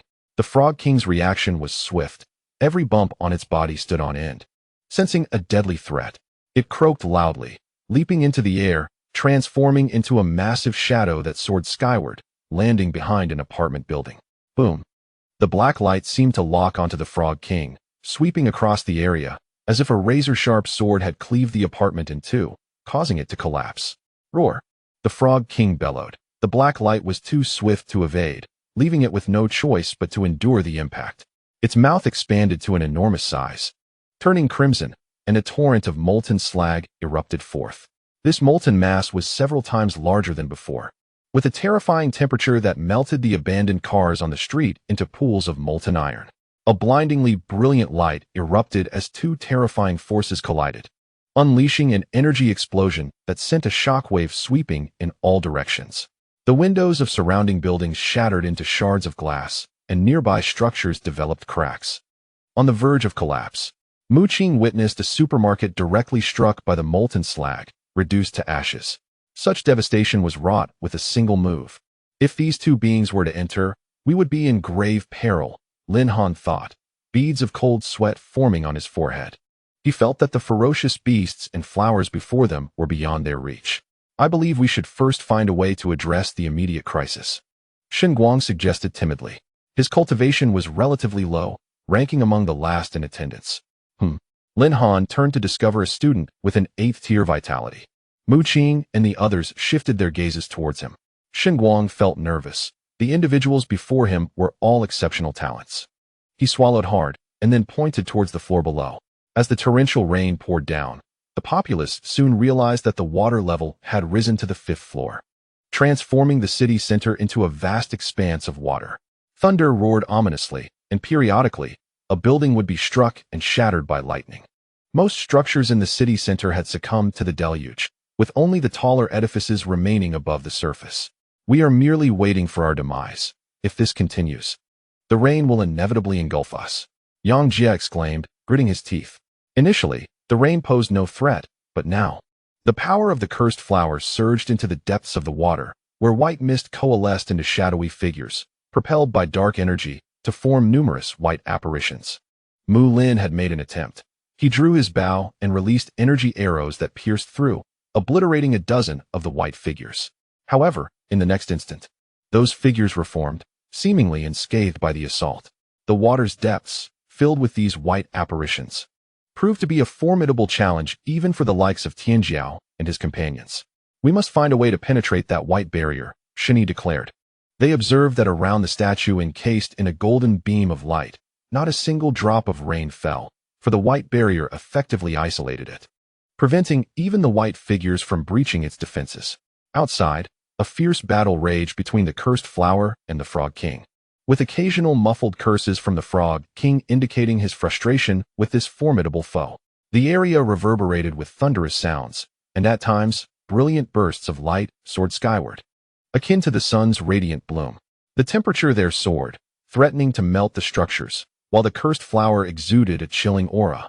Its central stalk, with vertical pupils, radiated black light, slicing through the surrounding buildings. The dark light also grazed the Frog King, inflicting a deep wound from which copious blood spilled onto the ground, flowing like molten lava, glowing with fervor. The gaze of those in the department store, including Shun Yi and his companions, fell upon Mu Qing. A crackling bolt of azure lightning struck Mu Qing, purifying his internal energy significantly. "Are you confident?" Shun Yi inquired. At this point, they were all in the same precarious situation. Mu Qing's hidden abilities were of little use. They needed to approach and investigate further. Mu Qing shook his head, his figure charred and emitting wisps of smoke. Without close contact, he could not ascertain whether the white barrier was a seal he could counteract. "One must at least attempt it," Yang Jie said, taking a deep breath and rallying everyone to prepare for action. Mu Lin and Ling Han observed Mu Qing, discerning from Yang Jie's expression that Mu Qing seemed quite exceptional. "This lad, who has been struck by lightning so often, is indeed the target you wish to eliminate, isn't he?" Ling Han whispered. Mu Lin shook his head. The current alliance among the Tianjiao was delicate, and such words should not be overheard. However, a flicker of murderous intent and fervor gleamed in Mu Lin's eyes. An esteemed elder within his family had tasked him with eliminating Mu Qing, promising bountiful rewards upon successful completion, an incentive too tempting to resist. "Mu Qing can breach the white barrier. I believe you should contribute as well," Shini said, narrowing his eyes as he regarded Mu Lin and the others. Mu Qing pondered for a moment, then retrieved a crystal-clear blue orb from his spatial ring. The bead exhibited remarkable fluctuations of water energy, occasionally rippling across its surface. "A water control bead?" Yang Jie exclaimed in astonishment. Mu Qing and Jiang Yuanjie, along with others, expressed their confusion and, upon inquiry, learned of its immense value. This artifact was crafted using advanced technology, condensing an enormous amount of water elemental energy into a formidable weapon. Utilizing this water control bead would enable the wielder to manipulate surrounding waters. Some of the finest alchemists had forged beads capable of instigating tsunamis, potentially submerging entire cities. "Goodness, you truly are generous," Shun Yi remarked with a peculiar glance at Mu Lin, who had unexpectedly presented such a precious treasure. Subsequently, everyone gathered closely, striving to minimize their numbers, for the use of the water control bead to create a barrier of parted water required immense primal energy. "Let us go," Ling Han bellowed. Their group, numbering in the hundreds, ascended to the 7th floor, where the floor was already inundated, drenched in rainwater. Mu Qing and Shun Yi led the charge, and he keenly discerned wisps of white mist spreading through the water. "Indeed, the cursed flower's power has infiltrated." Mu Qing gasped in surprise. The cursed flower was exceptional. He had witnessed its potency at the museum, particularly the chilling black energy that had nearly frozen him at the time. Now, as the cursed flower's essence engaged in battle with the Toad King, it still possessed the strength to disseminate its dark power. With a hum, Mu Lin activated the water control bead, and a blue light radiated forth, causing the water beneath them to boil violently. As he walked at the forefront, the rainwater instinctively parted beneath his feet. They proceeded to the 6th floor, which was now completely submerged. Chapter 94. Rescuing Ling Han. The azure luminescence spread, and suddenly a vast space appeared amidst the rainwater on the 6th floor, accommodating all of Mu Qing's group. Truly marvelous, Mu Qing observed with curiosity. They found themselves within the water, clearly witnessing the rippling waves as the water control bead exercised its power, creating a substantial area where not a drop of water touched them. Wait! Mu Qing suddenly shouted, his eyes alert, having faintly heard a sound. Mu Lin promptly halted, and they fell silent, listening to a sporadic chant echoing around them. Shun Yi's pupils constricted. He recognized it as the curse flower's method. Suddenly, a spray of crimson erupted as a disciple of the Ling family suffered a grievous wound to his chest. Behind him stood a shadowy figure, its features indistinct, with completely black eyes, still murmuring incantations. The spectral figure's hand pierced through the disciple's chest. It embraced him, moving seamlessly into the water. Before the horrified gaze of the onlookers, the Ling family disciple's body shattered into a mist of blood, subsequently absorbed by tendrils of white fog. What on earth am I witnessing? Ling Han bellowed in fury, plunging into the water. He unleashed a fiery punch, a blaze erupting within the depths, striking the white figure. Yet, in an instant, the figure reformed to its original state. Several white apparitions emerged nearby, their features indistinct and their obsidian eyes exuding an eerie presence. They appeared like water spirits, vanishing in an instant only to materialize again, dragging individuals into the depths. A total of 5 white figures surrounded Ling Han, extending their hands to ensnare him, seemingly intent on ensconcing him forever beneath the waves. Ling Han silently roared in the water, holding his breath. Yet wisps of white mist intrusively invaded his mouth, nose, and even ears, inflicting excruciating pain. The 5 white figures grasped him with immense strength, and despite Ling Han's body ablaze with fiery energy, he could not break free. "Quick, help him!" Mu Lin shouted, summoning the water beads to stabilize the space. With no time to spare for action, Yang Jie and Shun Yi swiftly responded. They were the only ones here with prior combat experience against the white apparitions. The others were gripped by fear, some feigning calmness but unsure of how to confront the threat. Yang Jie pressed his hands to the ground, and from the water, tendrils erupted violently, entwining 3 of the white figures like serpents. Shun Yi radiated light, issuing a commanding shout. Wielding a wooden sword that gleamed with silver brilliance in his left hand, while his right brandished a halberd, malevolence swirling as crimson light swept forth. He too held his breath and plunged into the water. However, the white figures, though initially vanquished, quickly reformed and surrounded them once more. Mu Qing also took action. Despite his cultivation being at the 10th stage of blood vitality, he managed to unleash the power of a warrior. His charred form crackling with electric energy as he dove into the water. Brandishing a golden wooden spear, its radiance dazzling, golden light coiled around the shaft like a dragon, poised to pierce through. The golden spear was formidable, its golden brilliance piercing forth, generating a torrent of deadly force. With a crack, the spear erupted with radiant lightning, brilliant and blinding, diffusing through the water, significantly amplifying the power of the electricity. 2 white figures before him disintegrated instantly. These white apparitions possessed feeble defenses, yet could resurrect in the blink of an eye. Thunderstorm. Mu Qing, enveloped in blazing white electric energy, shook his golden spear, unleashing a barrage of ferocious lightning, which detonated violently. In the water, Mu Qing's electrical prowess escalated to unprecedented levels, darting about like an electric eel. Each time the white figures reformed, they were obliterated again by Mu Qing's searing lightning. Ling Han broke free, fury coursing through him, his body ablaze. A fiery lion faintly manifesting behind him. "Ling Han, do not act recklessly," Mu Lin bellowed, cautioning him against impulsiveness. Upon hearing this, Ling Han quickly regained his composure, realizing the white figures could not be killed. Not far away in the water, numerous white apparitions were reappearing. Yang Jie manipulated the plants, causing them to spread out. Although they could not completely annihilate the foes, they managed to entangle all the white figures at once. Even with their considerable strength, the group could not sustain an endless supply of oxygen underwater. They returned to Mu Lin's side, gasping for air, while simultaneously using their elemental energy to dry their drenched clothes. Mu Qing's expression appeared somewhat peculiar. Previously, every time he vanquished the white silhouettes, the toxic gas within him absorbed a fragment of the black power residing in their bodies.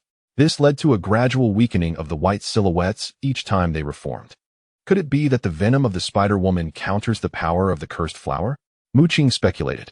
He recalled that during his time at the museum, it was also the toxic gas that absorbed the black power. However, he felt little joy in this realization. Each time the toxic gas absorbed black power, the virulence would begin to spread. His left eye had been thoroughly eroded by the poison, and within the depths of his pupil, a faint phantom of a cursed flower lingered, quite eerie. Meanwhile, his right eye now bore a subtle hue of purple, as the toxic gas infiltrated further. Damn it! Are these ghastly entities all conjured by that cursed flower? Ling Han cursed, feeling a lingering dread. He could sense that the white silhouettes were frail, their strength not formidable. He could shatter one with a single punch. Yet, once the white silhouette seized him, the black power invaded his body, causing his blood vessels to feel as though they were freezing, rendering him almost like a frozen statue. Had it not been for Mu Qing and the others coming to his aid, this first-tier bloodline martial prodigy would have been dragged into the depths of the water, his body exploding into a mist of blood. Everyone huddled together. Shini bellowed, as several individuals had already been pulled into the water and met their demise. The gathering of white silhouettes around them grew increasingly menacing, their gazes fixed upon the group. In the air, intermittent prayers echoed. Mu Lin activated the water-controlling orb.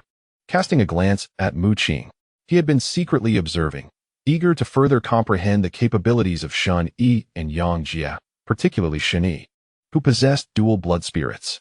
Mu Lin was curious about the extent of their combined power, yet the recent battle had not revealed it. Instead, his attention was drawn more to Mu Qing. A purple mark adorned Mu Qing's brow, his left eye a deep violet, while his right eye also exhibited a faint purple mist. This was an anomalous phenomenon. Mu Lin had previously attempted a stealthy strike against Mu Qing, knowing that he had not initially appeared in this manner. This indicated that Mu Qing had likely encountered some fortuitous opportunity within the Kunlun secret realm. Chapter 95. The intensification of the toxicity. At the entrance of the department store, what was once a threshold had transformed into a vast expanse of rainwater, with wisps of white mist occasionally rising. A blue light flickered at the doorway, revealing a vast space where rainwater could not penetrate. Holding the water-controlling orb, Mu Lin stood with many injured individuals behind him. These injured souls trembled, their wounds marked by black claw marks, now rigid and exuding a chilling aura. Mu Qing could absorb the black power with his toxic gas, yet he refrained from doing so. There were far too many individuals invaded by the black power, and since he had no personal ties to them, he would not play the role of a savior. It was important to understand that with every fragment of black power he absorbed, his own toxicity would only deepen. Over 200 meters away from them stood a statue, enveloped in a golden beam of light, shielded by a white barrier. What was originally a brief distance for them now brims with peril. Before their eyes, the water teems with a multitude of white figures, an unsettling sight that sends shivers down their spines. Their features are indistinct, their mouths moving in silent supplication. At first glance, the number of these spectral beings seems to reach into the hundreds, far surpassing the crowd they encountered in the museum. Yang Jie exclaimed in astonishment. Mu Qing pondered deeply and remarked, "I fear that the cursed flower has claimed many lives along its path, drawing them into this white mist." He felt an overwhelming pressure. The malevolent force embodied by the white figures was too formidable. Mu Qing urged everyone to prepare for battle. The group had previously witnessed Mu Qing's prowess. Against these ghostly apparitions, he remained unperturbed, standing resolute alongside several other prodigies. A rumble reverberated through the ground, echoing from a great distance. Mu Qing turned to see a brilliant light erupting in the far-off horizon, although the nature of the situation remained unclear. It must be the cursed flower engaged in a fierce struggle with the Toad King, Shun Yi speculated. Mu Qing nodded, acknowledging the cursed flower's terrifying strength, which rivaled that of the savage beast leaders. Moreover, The cursed flower's sinister nature ensured that each victim it claimed would become sustenance and a puppet for its dark purposes. Truthfully, if given a choice, he would prefer to confront a martial artist-level beast like the Toad King rather than face the cursed flower again. A scream pierced the air. Despite their efforts to cluster closely together, the white figures could momentarily break free from the water, seizing individuals and dragging them beneath the surface. Mu Qing fired a shot. The golden light dazzling, cleaving through one of the white figures and rescuing a disciple of the Yang family. He only extended his aid to the members of the Yang and Shin families, deliberately ignoring those from Mu Lin's faction. After all, they were merely a temporary alliance. And Mu Qing recalled Mu Lin's numerous covert attacks against him. Had it not been for Jiang Yuanjie's presence during the last encounter, he might have faced severe injury. Once interests clashed, their fragile alliance would undoubtedly shatter. Mu Lin manipulated the water beads, guiding the group forward, while Mu Qing and Yang Jie remained ever vigilant.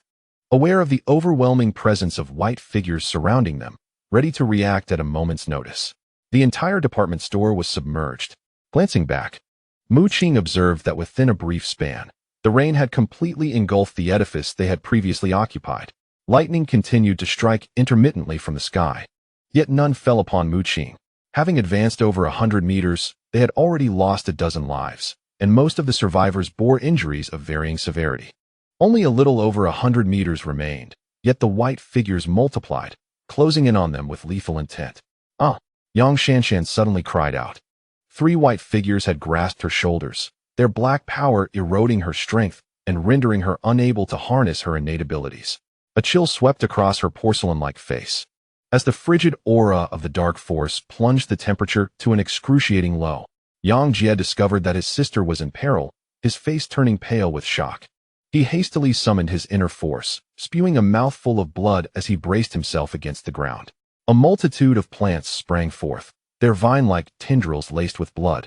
Striking towards the white figure beside Yang Shanshan, he unleashed the power he had gained after breaking through to become a martial artist.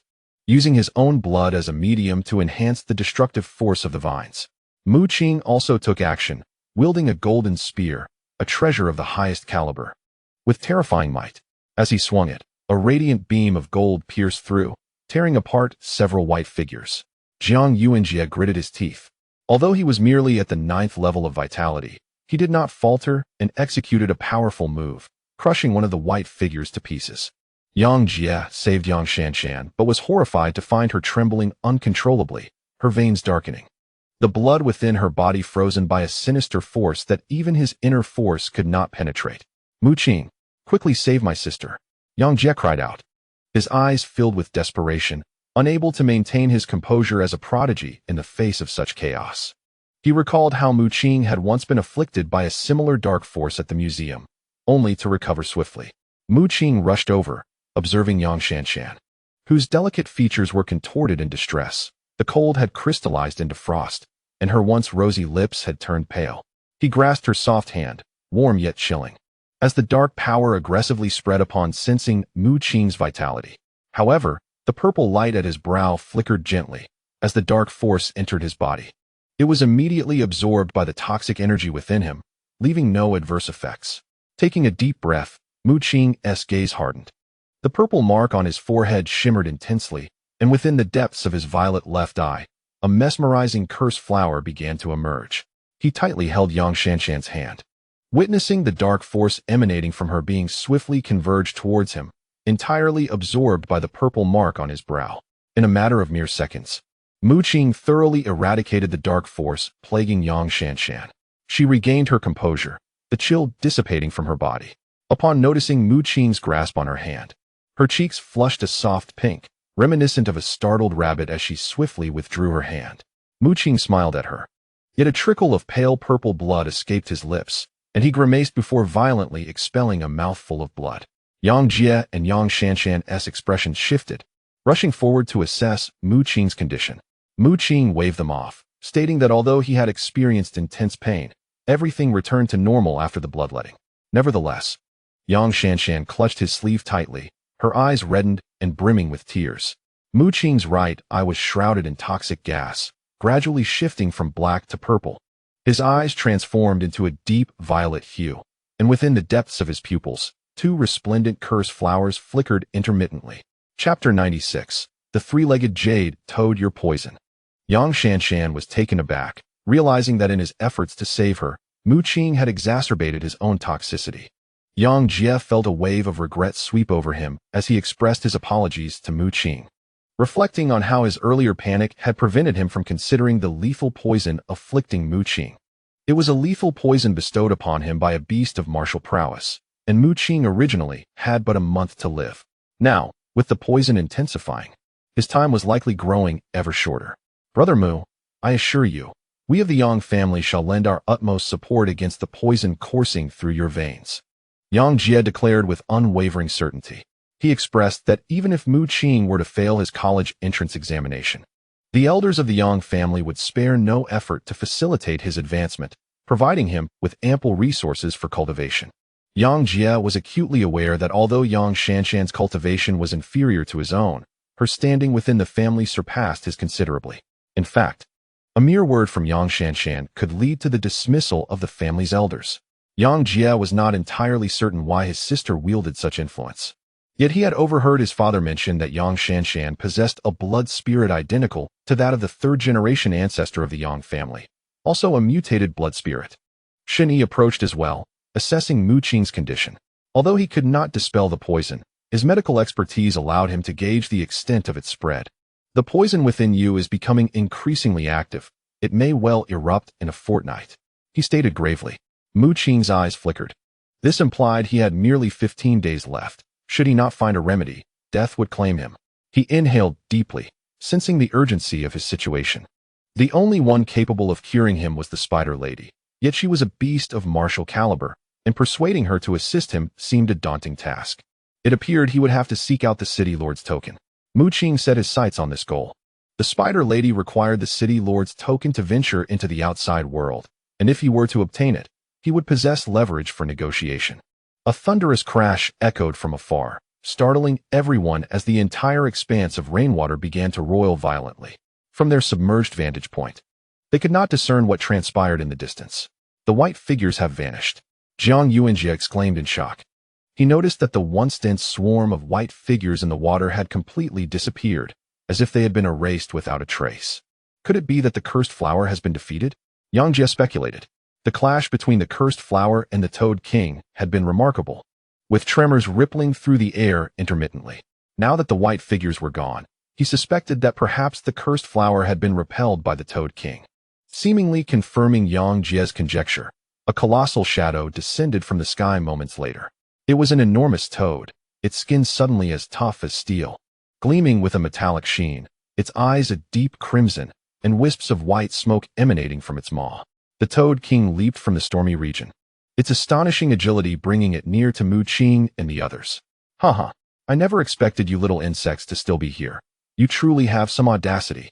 The Toad King boomed, its pupils gleaming with a red light, droplets of molten magma falling from its mouth as it spoke. The Toad King's presence, exuding an intense heat, caused the water nearby to boil, its power standing in stark contrast to that of the cursed flower. The Frog King swiftly spotted Mu Qing and the others but paid them little heed, for it was a formidable beast of the martial master realm. And the presence of Mu Qing's group posed no threat in its eyes. Its gaze shifted towards the white barrier, within which a statue was enveloped in golden light, rendering its form indistinct. The Frog King understood that this was the crux of the impending cataclysm. Once the explosion occurred, the powers of the ferocious beasts would be significantly diminished. Noticing something amiss with the Spider-Woman, it conspired with the leader of the Rat Men to intercept her while it made its way towards the golden pillar to prevent the impending disaster. Gurgling sounds emanated from its mouth, and as its eyes glowed crimson, it cast a glance at Mu Qing's location. An ominous feeling surged within Mu Qing. Suddenly, a dreadful pressure enveloped the area, weighing heavily upon him, as if an immense force bore down upon him. This creature intends to strike. Shen Yi's expression turned grim. Even his first-tier bloodline strength could not withstand the oppressive aura of the beast. Mu Lin appeared even more strained, sweat pouring down his face as he gritted his teeth. But the connection to the water control pearl was abruptly severed. With a cough, he spat forth a mouthful of blood, staining his black robe. The water control pearl slipped from his grasp, causing the surrounding space to become unstable as torrents of water cascaded down, engulfing everyone. Meanwhile, the Frog King, its mouth swollen, unleashed a dense white mist, followed by a surge of fiery red magma that erupted forth, the temperature alarmingly high, evaporating the surrounding water into steam in an instant. With a thunderous roar, the magma exploded like a rain of molten rock, descending upon Mu Qing and his companions. Their faces paled in horror. Although the Frog King's ferocity had diminished, it seemed as though it was too late. The water now exuded an unbearable heat, and the fiery rain of magma was perilously close. Everyone held their breath. Yang Jie abruptly pricked his finger, causing a spray of blood to erupt, which instantaneously formed a wall of plants laced with crimson. Yet, the wall was swiftly reduced to ash by the terrifying flames, and a small clump of magma fell, unleashing a fearsome wave of energy. Beneath the water, turbulent currents surged as magma continued to explode. Some were scorched by the magma, their arms consumed by flames. The Frog King erupted into laughter, leaping towards the white barrier with unimpeded grace. In the water, it seemed unaffected as it opened its mouth, this time not brewing magma, but instead revealing a flickering dark light from which an object emerged. Stars twinkled around it, and a radiant brilliance erupted forth. It was a three-legged jade toad, seemingly sculpted from white jade, glimmering with ethereal light, and measuring no more than the size of a palm. In comparison to the Frog King's massive form, this three-legged toad was remarkably diminutive. The toad's mouth opened automatically, revealing a pitch-black void that appeared, exuding an aura of profound emptiness. Surrounding energies were drawn into this abyss. As the Frog King bellowed, a blinding energy surging from its body, all of which was channeled into the three-legged toad. The black hole continues to expand, causing the white barrier to tremble ever so slightly, while the statue within the golden light column seems on the verge of being drawn out. The Frog King remains utterly focused, channeling the power of the three-legged jade toad. Meanwhile, chaos reigns around Mu Qing, as everyone is submerged in water, unable to breathe without the water-controlling beads. Occasionally, magma splashes forth, scorching those whose cultivation falls short of the 10th level of vitality and blood. In Chapter 97, retrieving the water control beads, we find Shen Guang, despite being among the least powerful, under the special care of Shen Yi, thus escaping severe injuries. The cries of despair are incessant. Far too many lives have been lost due to a single strike from the Frog King, where even a mere drop of magma can ignite a fierce blaze upon contact. To hell with the college entrance examination. I'm done. A lone wanderer shouts in fury, his body marred by extensive burns. He crushes the black chip on his communication device, enveloped in a mysterious, formless power, and in the next moment, he vanishes completely. Clearly, he has reached his breaking point. The peril of the examination is overwhelming, and the myriad dangers within the Kunlun secret realm have shattered his confidence. He is expelled by the power of the realm to the outside world. Witnessing his decisive departure, others begin to waver. Several lone wanderers or small groups, realizing their inadequacy, choose to retreat. Even disciples from esteemed families like the Shun and Mu clans feel a tremor of doubt, as they come to realize that their prodigies are not invincible. While these exceptional individuals seem unbeatable to the students facing the examination, they appear utterly powerless against the Frog King. Some disciples from significant factions can no longer withstand the pressure. Injuries mar their bodies, and several women panic. Ultimately, a number of these prominent disciples shatter their black chips. Utilizing the realm's power to escape, they choose to abandon the struggle. If you truly cannot endure any longer, crush the black chip. Shen Yi advises his clan's disciples. Despite his efforts to assist, the rain of magma seems inexhaustible, leading to constant casualties. Upon hearing his words, several disciples of the Shun clan immediately crush their black chips, having sustained severe injuries. Yang Jie, too, follows suit, as he and Shen Yi, both prodigies of their respective powerful families, naturally feel the responsibility to care for their clan members. Mu Qing, however, is unburdened by such concerns. He leads Jiang Yuanjie and Shen Guang toward the distant white barrier. With the obstruction of the white figures now absent, they can approach with relative ease, while the Frog King, preoccupied with activating the seemingly precious three-legged jade toad, has no time to attend to other matters. Possessing a water attribute blood spirit, Mu Qing navigates the water with remarkable agility. relying on Jiang Yuanjie's vast perceptive abilities to evade many of the magma splashes. Shun Yi and Yang Jie concur with his course of action. Their surroundings are in disarray, as are those of Mu Lin, making it evident that they are oblivious to Mu Qing's whereabouts. Mu Qing, look over there. Shen Guang calls out, having followed closely behind, tugging at Mu Qing's sleeve while pointing to a location not far away. The depths of the water were shrouded in darkness, yet not far off, a flickering blue radiance glimmered softly. Mu Qing discerned that it was a bead, the water-controlling bead previously held by Mu Lin. What a remarkable treasure! His face lit up with joy as he hurried over to retrieve it. Infusing it with his original force, he found it unresponsive, clearly sensing some form of obstruction within the bead. Undeterred, he unleashed arcs of brilliant white lightning into the water-controlling bead. A sharp crack echoed as a pattern vanished from its surface. Once again, Mu Qing channeled his original force into it, and this time it bore fruit. He felt as though he could command the surrounding water, coalescing it into any form he desired. A new pattern re-emerged on the water-controlling bead, resembling the markings on the small black fish within his dantian. The blue radiance pulsed, and a surge of pure water attribute energy flowed from the bead, expanding into a small spatial domain. Furthermore, Mu Qing realized that for one who had grasped a hint of the profundity of water, the consumption of the water-controlling bead was minimal. Shun Guang exhaled a sigh of relief, gasping for breath. With his cultivation at the 8th level of blood vitality, he could not hold his breath for extended periods. They had distanced themselves from Shun Yi and approached the white barrier. Jiang Yuanjie established communication with Yang Jie, maintaining contact to alert Shun Yi and Yang Jie the moment Mu Qing breached the barrier.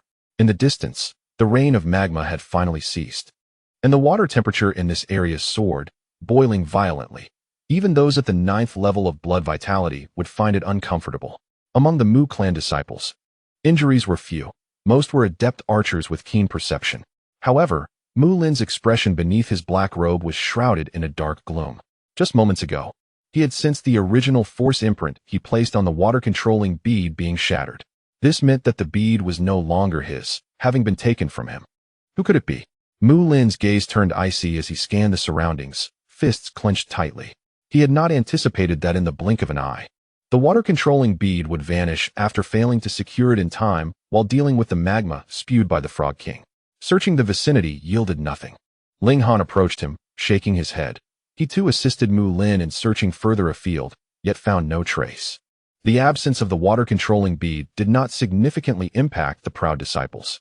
Having broken through to become warriors, they could hold their breath for 3 to 4 days. However, the disciples within their clan, possessing levels of blood vitality at 9 or 10, could not endure such durations. Suddenly, Mu Lin's gaze sharpened. Though visibility was compromised in the water, he still managed to discern the general surroundings. After a careful glance, he keenly realized that Mu Qing was missing. The youth whom the elders of the Mu clan had tasked him to eliminate bore certain secrets, his eyes exhibiting an eerie purple hue. He was convinced that given Mu Qing's earlier display of power, he could not possibly succumb to a single attack from the Frog King. Mu Qing would never shatter the black chip to escape. Where could that boy have gone? Mu Lin coldly inquired of Shun Yi and the others. What of Mu Qing? Naturally, Shun Yi would not divulge Mu Qing's current whereabouts.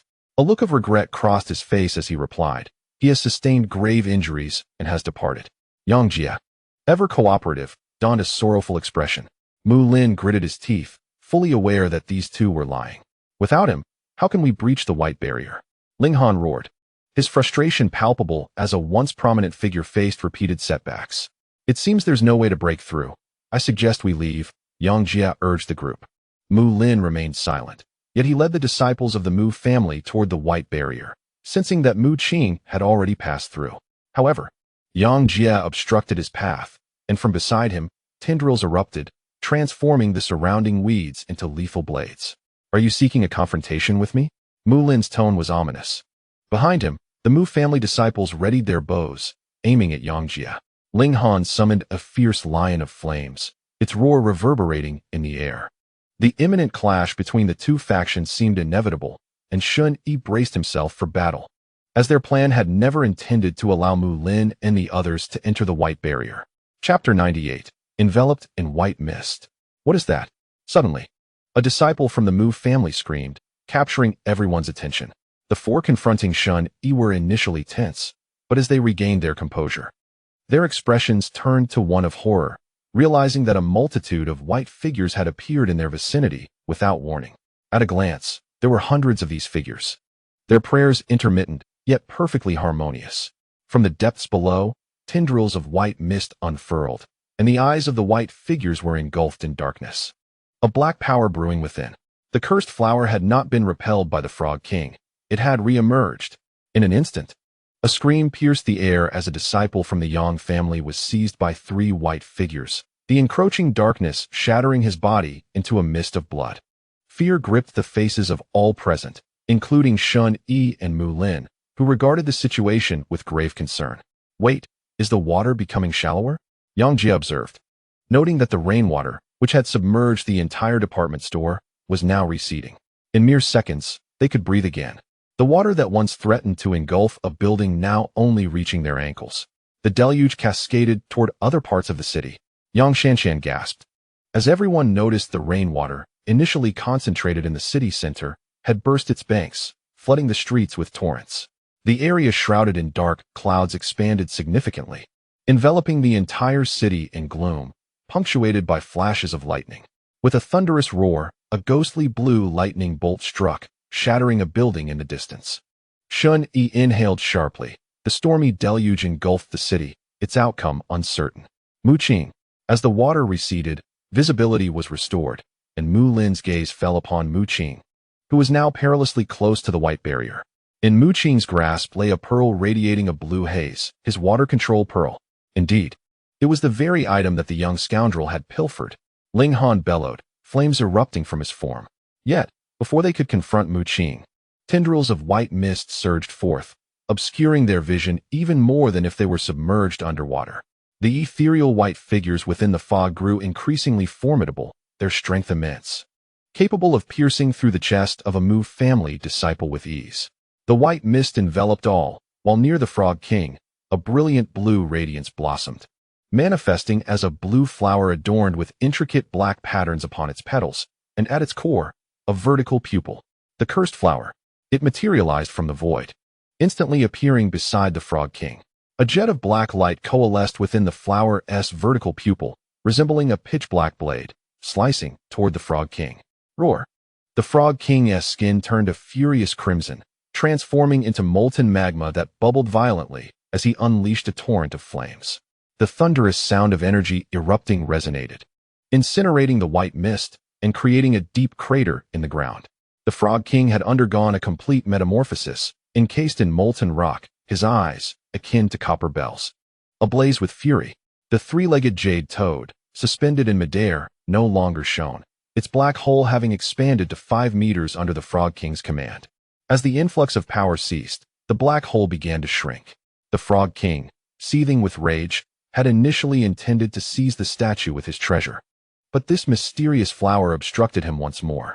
The cursed flower continued to emit a billowing white mist, within which swarmed numerous white silhouettes, both humanoid and beastly. Its power seemed to have surged anew. Flames burst forth from the Frog King's mouth, a blaze igniting the streets, evaporating the rain that fell, spreading rapidly in a roaring inferno. Despite the torrential downpour above, the flames raged uncontrollably. Shun Yi and his companions were locked in combat with the white figures, which included not only human-like forms, but also fearsome beasts. Puffed. Yang Jie coughed up a mouthful of blood. He had not been harmed by the white figures, but rather, white mist had invaded his body, inducing excruciating pain. The white mist harbored black power, exhibiting an incredibly aggressive nature. Even the most talented individuals would cough blood upon inhaling a mere wisp of this mist. Although it was Ling Han's first encounter with the white mist, he could sense its peril. Holding his breath, he did not anticipate the mist's active invasion, as tendrils of white vapor infiltrated through his mouth, nose, and even ears. Ling Han, too, coughed blood, startling the disciples of the Ling family. One after another, the white figures surged forth, both humanoid and beast-like, almost at regular intervals. Someone was dragged into the mist, transforming into blood mist. The entire city center was shrouded in white fog. The Frog King and the cursed flower clashed in a battle, their dazzling brilliance illuminating the sky like the sun, while dark light swept across the scene.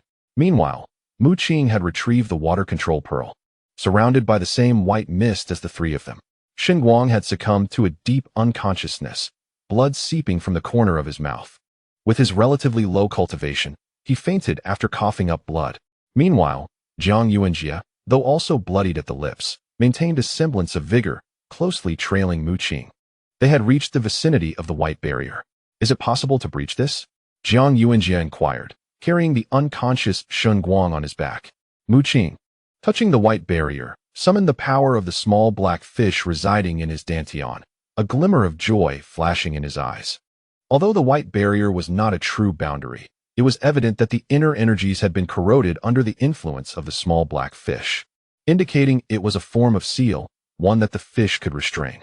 He exhaled in relief, then began to condense the myriad water's boundary, forming 3 droplets of water. With a gesture, he sent the droplets cascading onto the white barrier, and a terrifying corrosive force began to invade, creating a small hole in the barrier in an instant.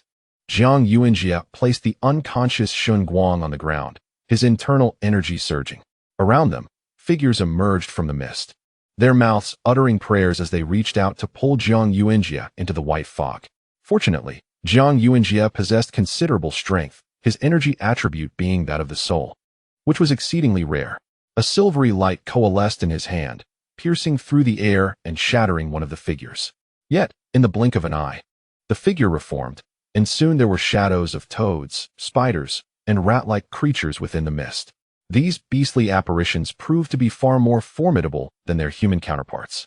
Retaining some traits of their savage natures, each employing diverse and challenging methods of attack. Minutes passed, and Jiang Yuanjie was drenched in sweat, his teeth clenched, his robust form standing like a wall before Mu Qing. Mu Qing, in a state of anxiety, recognized the shadows within the mist were formidable foes, and Jiang Yuanjie alone could not contend with them. However, he lacked the time to intervene. The white barrier had formed a small opening, yet it was insufficient for passage. He needed to rapidly restore his internal energy and once again condense the myriad water's boundary. Chapter 99. The vanishing Mu Qing. The energy generated by the small black fish in Mu Qing's dantian held a profound restraint against seals and boundaries. And when wielded through the powerful myriad water's boundary technique, the energy contained within even a single droplet was astonishingly pure. This martial skill amplified Mu Qing's corrosive power against the seal and boundary several-fold. Seated on the ground, rainwater soaked his trousers as the torrential downpour drenched him, washing away the remnants of his charred skin. Mu Qing entered a state of integration with the heavens and earth, absorbing the surrounding energies as his internal forces surged, occasionally echoing with the roars of elephants within his veins. In this state, the bloodline technique he practiced operated at an accelerated pace, significantly enhancing the recovery of his energy. Moreover, Mu Qing could sense that the celestial energies within the Kunlun secret realm were far denser than those in the outside world. His recovery progressed swiftly, and within about 10 minutes, half of his internal energy was restored. Mu Qing promptly rose, condensing 2 more droplets of water, depleting his recently regained energy. He pressed his fingers against the white barrier, hastening the corrosive process further. Upon the white barrier, 5 droplets of water were seen corroding its inner strength. As long as Mu Qing maintained this force, the erosion would persist. He swiftly turned to assist Jiang Yuanjie in combat. Lightning flickered around him. His water attribute energy had been depleted, yet the thunder attribute energy within his mind remained intact. Mu Qing retrieved a gleaming golden spear from his spatial ring, which transformed into a coiling dragon above him. Channeling his energy, brilliant arcs of white lightning emerged, sweeping forth with the golden spear. A series of explosive lightning strikes shattered many figures within the white mist. Simultaneously, a beam of golden light pierced through, creating a gaping hole in the shadows of 2 spiders. Jiang Yuanjie let out a sigh of relief, feeling considerably lighter. He held 2 wooden swords that radiated a silvery glow, while another was clenched between his teeth, belonging to Xinguang. He had not reclaimed the wooden swords given to them, evidently intending to gift them, even to Xinguang. Cough, cough. Suddenly, Jiang Yuanjie's complexion darkened. He knelt, clutching his mouth, and began to cough violently, blood spilling forth. This is bad. Mu Qing was startled. With lightning crackling around him, he moved swiftly, swinging the golden spear, its tip interwoven with electricity, shattering the figures in the surrounding mist. He rushed to Jiang Yuanjie's side, intending to assess his injuries, only to find that Jiang Yuanjie had succumbed to unconsciousness, much like Xinguang. Mu Qing discerned that a dark force was invading Jiang Yuanjie's body. As the white mist infiltrated, this dark energy grew increasingly potent, threatening to shatter his form, ultimately transforming him into one of the figures within the mist. In comparison to Jiang Yuanjie, Xinguang's condition was far more critical. The dark energy within him was glaringly evident, with black mist emanating from his mouth, nose, and ears. Realizing the gravity of the situation, Mu Qing relentlessly pierced the golden spear into the surrounding figures, discovering that lightning seemed to counteract these shadows. An epiphany struck him. Under his thunderous assault, the figures would instantly explode, and the duration required for their reformation lengthened. Although he could not comprehend why the lightning in the sky ceased to strike the cursed flower, Mu Qing understood that its restraining power remained. With a surge of hope, he promptly contacted Yang Jie and the others via his communication device. In the distance, enveloped by white mist, Yang Jie and his companions were jolted by Mu Qing's message, quickly summoning the Thunder Attribute disciples from their clan. Though puzzled, these disciples complied, and under Shen Yi's command, a total of 13 Thunder Attribute disciples channeled their energy together to attack the figures within the white mist. Hiss, hiss, hiss. 13 bolts of lightning surged forth, their brilliance blinding, while the water on the ground amplified the electric current, causing the figures to shatter and prolonging their recovery time. The crowd rejoiced, astonished. Even the Thunder Attribute disciples who had previously been too frantic to notice the efficacy of their powers against the shadows. Observing this, Mu Lin and Ling Han followed suit, discovering that Thunder Attribute attacks indeed held a counteractive effect against the figures in the white mist, far simpler than battling as a few exceptional individuals. Shen Yi summoned the disciples of the Wind Attribute to gather, condensing their primordial energy, and a series of whirlwinds erupted, dispersing the surrounding white mist. Although this mist would inevitably reassemble, it afforded them precious time. As Mu Qing contacted Yang Jie, he informed him that the white barrier was beginning to fracture, and they would arrive just in time to breach it. Both Shen Yi and Yang Jie directed their family disciples toward the white barrier. However, Mu Lin and Ling Han were clearly not so easily deceived. Upon noticing Shen Yi and the others' movements, they closely followed suit. A swarm of pesky followers. Shen Yi muttered inwardly. A cold smile played on Mu Lin's lips, for he understood that Mu Qing had likely broken through the white barrier. Though he held a certain apprehension towards Shen Yi's dual blood spirit, he was not afraid of a genuine confrontation, having previously wounded Yang Jie twice. 10 minutes later, they navigated through layers of white mist and finally stood before the white barrier once more. Shen Yi and Yang Jie exchanged glances of surprise and hastily approached. But soon their smiles froze. "Where's Mu Qing?" Yang Shanshan exclaimed, her almond-shaped eyes wide with disbelief. Mu Qing had contacted them, stating that he was on the verge of breaking the white barrier. Yet, at that moment, the barrier remained intact before their eyes, and on the ground lay two figures, the mist continuously seeping into their bodies. These two were Jiang Yuanjie and Xinguang. Nearby, 3 wooden swords lay abandoned, the rain submerging their bodies. Yang Jie rushed forward, instructing a Wind Attribute disciple from the family to utilize their martial skills to disperse the mist and rescue Jiang Yuanjie and Xinguang. They've succumbed to unconsciousness due to an excess of dark energy infiltrating them, Shen Yi remarked, furrowing his brow at the alarming amount of dark energy within them. While every individual possessed a modicum of dark energy, Jiang Yuanjie and Xinguang's had transformed into mist, escaping their forms. Upon witnessing this, Ling Han let out a cold laugh, her voice laced with derision. "They've likely been using you all along. When true peril struck, they would have fled without a second thought." Mu Lin's expression darkened, and he nodded in agreement, evidently finding merit in Ling Han's words. "Impossible." Yang Jie shook his head vehemently, refusing to believe that Mu Qing would abandon them.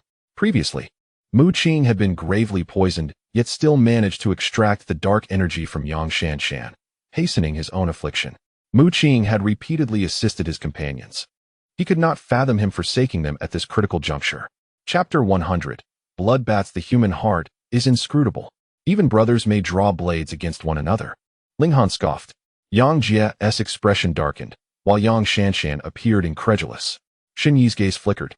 Yet he assured everyone with conviction that Mu Qing would never act in such a manner. Inside the white barrier, Mu Qing clutched his chest, gasping for breath. A massive claw mark across his chest bleeding profusely. Before him stood a middle-aged man with a mane of fiery red hair and eyes as crimson as the flames.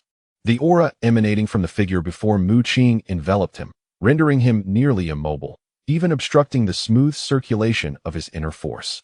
Cold sweat beaded on his forehead, anxiety gnawing at his heart. Mu Qing had just shattered the white barrier, intending to pull Jiang Yuanjie and Shun Guang inside, when this red-haired man unexpectedly appeared. The man's formidable strength left Mu Qing with grievous injuries, and he was seized and dragged into the white barrier. Without Mu Qing's sustaining force, the opening in the white barrier swiftly mended. Ultimately, the only individuals who entered the barrier were himself and the red-haired man before him. "Who are you?" Mu Qing's gaze was icy. Jiang Yuanjie and Shun Guang remained outside, and if they were ensnared by the white mist, the consequences would be dire. "Do you not recognize me?" The red-haired man glanced at Mu Qing, then let out a peculiar laugh. "I was sent by the Spider-Woman to find you. She has high hopes for you. You are the Bloodbat." Mu Qing gasped, realizing why the man's presence was so intimidating, rivaling even that of the Toad King. He was indeed the Bloodbat referred to by the Spider-Woman. As expected, the Spider-Woman harbored ill intentions. He had long suspected that she would never easily compromise. Even if she appeared willing to cooperate, she was, after all, a ruthless killer, and would show no mercy if given the chance to control Mu Qing. Whether it was the Spider-Woman, the Toad King, or that old rat, they were all short-sighted. The Bloodbat scoffed. He appeared almost indistinguishable from an ordinary human, save for the overpowering stench of blood that clung to him. The Bloodbat's expression was arrogant, and his tone dripped with disdain for the other notorious leaders. "Do you know? This statue before us, capable of triggering a massive energy explosion within the secret realm, is sufficient for our ferocious beasts to undergo transformation and ascend to the martial sovereign level." The Bloodbat seized Mu Qing, his crimson eyes glinting with bloodlust. He was exhilarated, his gaze filled with avarice. Mu Qing was taken aback. He had not anticipated that the statue within the golden pillar could enable ferocious beasts to break through to the martial sovereign level. To hell with the city lord's token. Once I attain the martial sovereign level, I can escape this cursed secret realm. The Bloodbat gripped Mu Qing's shoulders tightly, his sharp, elongated fingernails piercing into Mu Qing's flesh. Pain surged through Mu Qing, and after the Bloodbat withdrew his hands, 5 bloody punctures appeared on each of Mu Qing's shoulders. The Bloodbat's hands were stained with blood, and in the next moment, the blood was absorbed into his skin in a bizarre manner. He dragged Mu Qing to the side of the golden pillar, his body radiating blood light, transforming into a colossal black bat. This black bat exuded an uncanny vitality, as if it were a tangible entity. It emitted ultrasonic waves, an invisible force spreading outwards, leaving Mu Qing dizzy and disoriented. This unseen power reached the golden pillar, dissipating its radiant glow. Mu Qing's eyes widened in shock as he discovered a thin, almost transparent barrier surrounding the statue. If one did not scrutinize closely, it would be nearly imperceptible. "The Bloodbat intends for me to breach the barrier." Mu Qing finally grasped the man's ulterior motive. The Bloodbat was not here to assist him. Perhaps even the Spider-Woman was unaware that the Bloodbat had his own agenda. As Mu Qing shattered the white barrier, his adversary observed from the shadows. One cannot help but marvel at humanity's prowess. The diverse powers of blood spirits are indeed formidable, enabling one to breach barriers that even I cannot penetrate. The Bloodbat clicked his tongue in astonishment, his eyes shimmering with crimson light. He had clearly been aware of an additional barrier surrounding the statue, one that even he could not dismantle. Only by relying on Mu Qing's strength could it be overcome. "Your companions outside are ensnared by the white mist. If you assist me in breaking that transparent barrier immediately, I shall grant you your freedom. What say you?" The Bloodbat cackled ominously, perceiving Mu Qing's anxiety. By threatening Mu Qing with Jiang Yuanjie and Shun Guang beyond the white barrier, he aimed to compel his cooperation. Ultimately, Mu Qing acquiesced, as his concern for Jiang Yuanjie and Shun Guang overshadowed all else. Both were besieged by dark forces, and should they be enveloped by the white mist, they risked being torn apart and becoming mere shadows within it. The Bloodbat was clearly satisfied with Mu Qing's compliance. chuckling darkly as a menacing glint flickered in his gaze. Blood droplets emerged from the tips of his fingers, landing upon Mu Qing's shoulders. A tingling sensation surged through him, and he observed the blood wounds on his shoulders healing at a visible pace. Within mere seconds, all 10 wounds had closed, leaving Mu Qing momentarily astonished. He realized that the bloodbat's blood had a healing effect surpassing that of Shun Yi's medicinal gourd. The bloodbat grinned, a faint crimson glow emanating from him as another blood droplet formed at his fingertips. This droplet was extraordinary, inscribed with intricate runes that resembled ancient script. It entered Mu Qing's brow and vanished, leaving behind a pulsing purple mark that soon subsided. "What have you done to me?" Mu Qing instinctively grew wary. He sensed the condition within him, only to find it remarkably revitalized, even his primal energy surging with vigor. "Fear not, for you are now the sole individual capable of precipitating an energy explosion ahead of schedule. I have no intention of harming you." The bloodbat seemed to feign reassurance. Growing increasingly impatient, he urged Mu Qing forward to the statue. As Mu Qing looked up, he noticed that while the bloodbat had dispelled the golden light, the statue remained obscured. He could barely discern a male figure clad in a resplendent golden robe. The statue was stone-carved, yet the robe shimmered with a dazzling golden brilliance, captivating the eye. The bloodbat's gaze was ravenous as he beheld the golden garment, which was evidently a treasure of immense value. Mu Qing's thoughts raced. He surmised that the golden robe might very well be a relic of the golden tier. Such treasures were exceedingly rare in the city, with only he and Mu Lin each possessing one. The golden robe before him could potentially be the third. Simultaneously, Mu Qing sensed a terrifying energy emanating from within the stone statue. Indeed, as the Spider Woman had alluded, this statue was intricately tied to the impending energy explosion. Mu Qing mused inwardly. Chapter 101. The Mysterious Father, Mu Yu. The bloodbat stood outside the transparent barrier, having made some preparations. With hands forming intricate seals, a surge of crimson light erupted from his body, as torrents of blood cascaded from his outstretched hands. It was as if his palms contained an immense reservoir of blood, flowing incessantly, until a large pool of blood formed around him. The bloodbat's expression shifted to one of seriousness as he retrieved an object that Mu Qing recognized with a start. It was the 3-legged jade toad of the Toad King.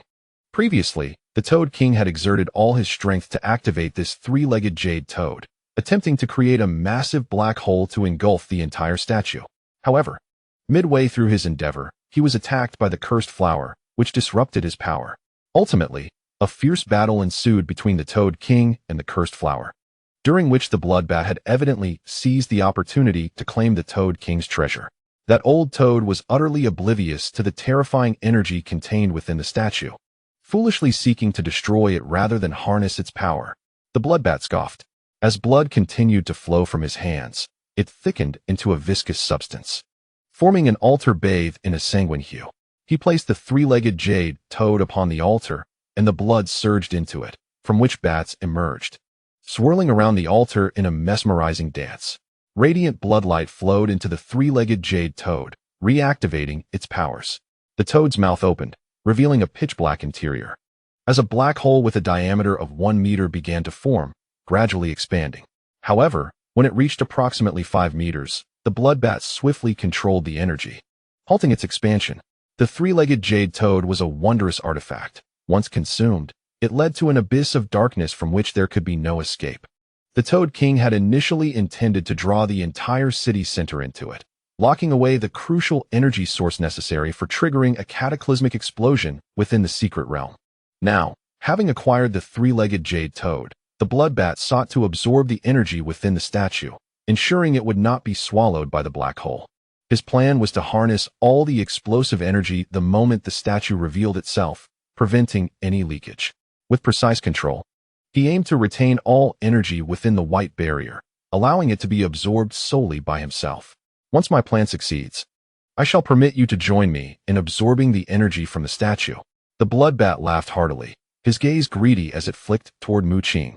Harboring ill intentions, he informed Mu Qing that the energy within the statue was potent enough to spread throughout the entire Kunlun secret realm, and he intended to consolidate it entirely, leaving only the two of them within the white barrier to absorb it.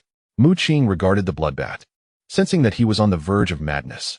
The Bloodbat proclaimed that this city was the most unique among the 5 cities of the Kunlun secret realm, where the energy explosion was destined to occur. Yet, Mu Qing found it hard to fathom whether the Bloodbat could truly absorb such terrifying energy in its entirety.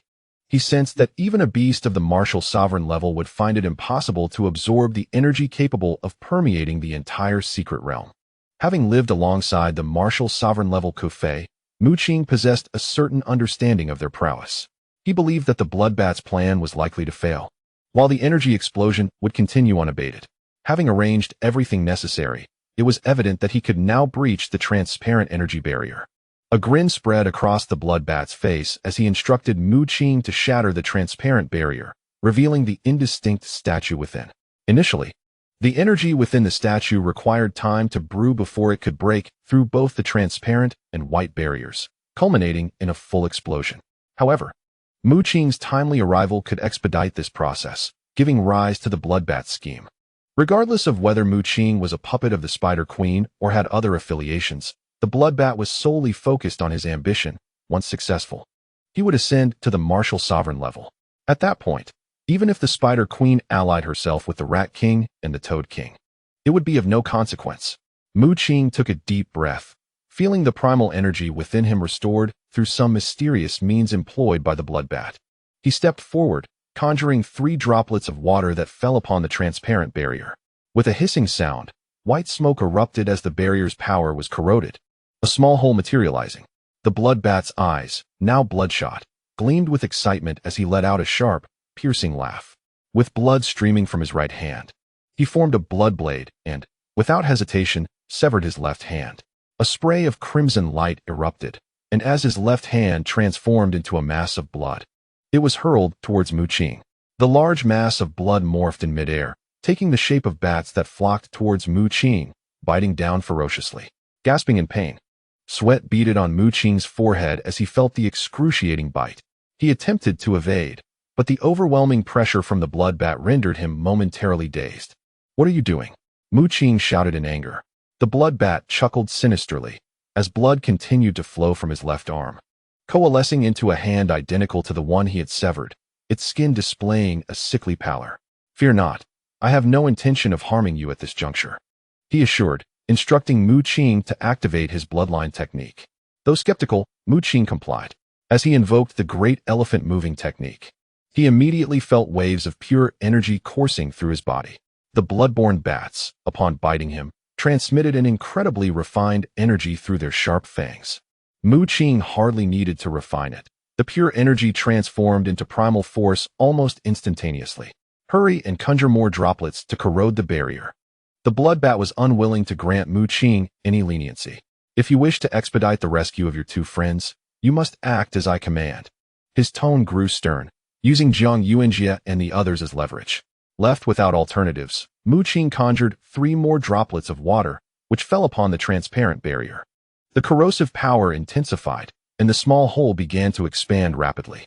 On Mu Qing's body, there were at least a dozen bats, which were derived from the arms of the formidable Bloodbat, a beast of martial prowess, possessing astonishing energy. The original force within him was once again restored, allowing him to condense 3 droplets of water anew. This cycle continued until the energy of the numerous bats had been entirely depleted, prompting Mu Qing to cease his efforts. He realized that he had absorbed the energy of the Bloodbats, most of which had transformed into his own, causing a surge of vitality within him. Nearly on the verge of a breakthrough, in his mind, the 10 intricate patterns of the purple lightning bamboo were gradually converging, poised to unite and unlock the first bloodline lock, thereby granting him a unique ability. Meanwhile, the small black fish residing in his dantian remained largely unresponsive. It too bore 10 patterns, yet showed no inclination to merge. This small black fish was a mutated blood spirit, and Kufei had previously informed Mu Qing that it required a substantial amount of water attribute original force for its evolution. Suddenly, a terrifying energy surged forth from within the transparent barrier, accompanied by the crackling of thunder and the rippling of water. Mu Qing shattered the barrier completely. The statue within became increasingly distinct, and upon glancing at it, Mu Qing's pupils constricted sharply. A gasp escaped his lips, filled with disbelief, for the statue, towering at 6 meters, bore an uncanny resemblance to his enigmatic father, Mu Yu. Chapter 102. A Surge of Energy. Why? Mu Qing was profoundly shaken. The statue before him bore an exact likeness to Mu Yu, its expression vividly lifelike. Waves of terrifying energy erupted from the statue, almost materializing, radiating brilliant and resplendent hues that filled the area. Mu Qing stared in a daze at the statue of his father, racking his brain to comprehend why there existed a statue of his father within the Kunlun secret realm. At this moment, the bloodbat was oblivious to Mu Qing's expression. Its demeanor was invigorated, brimming with excitement, with a glint of greed in its eyes. The bloodbat inhaled deeply, a look of ecstasy washing over its face.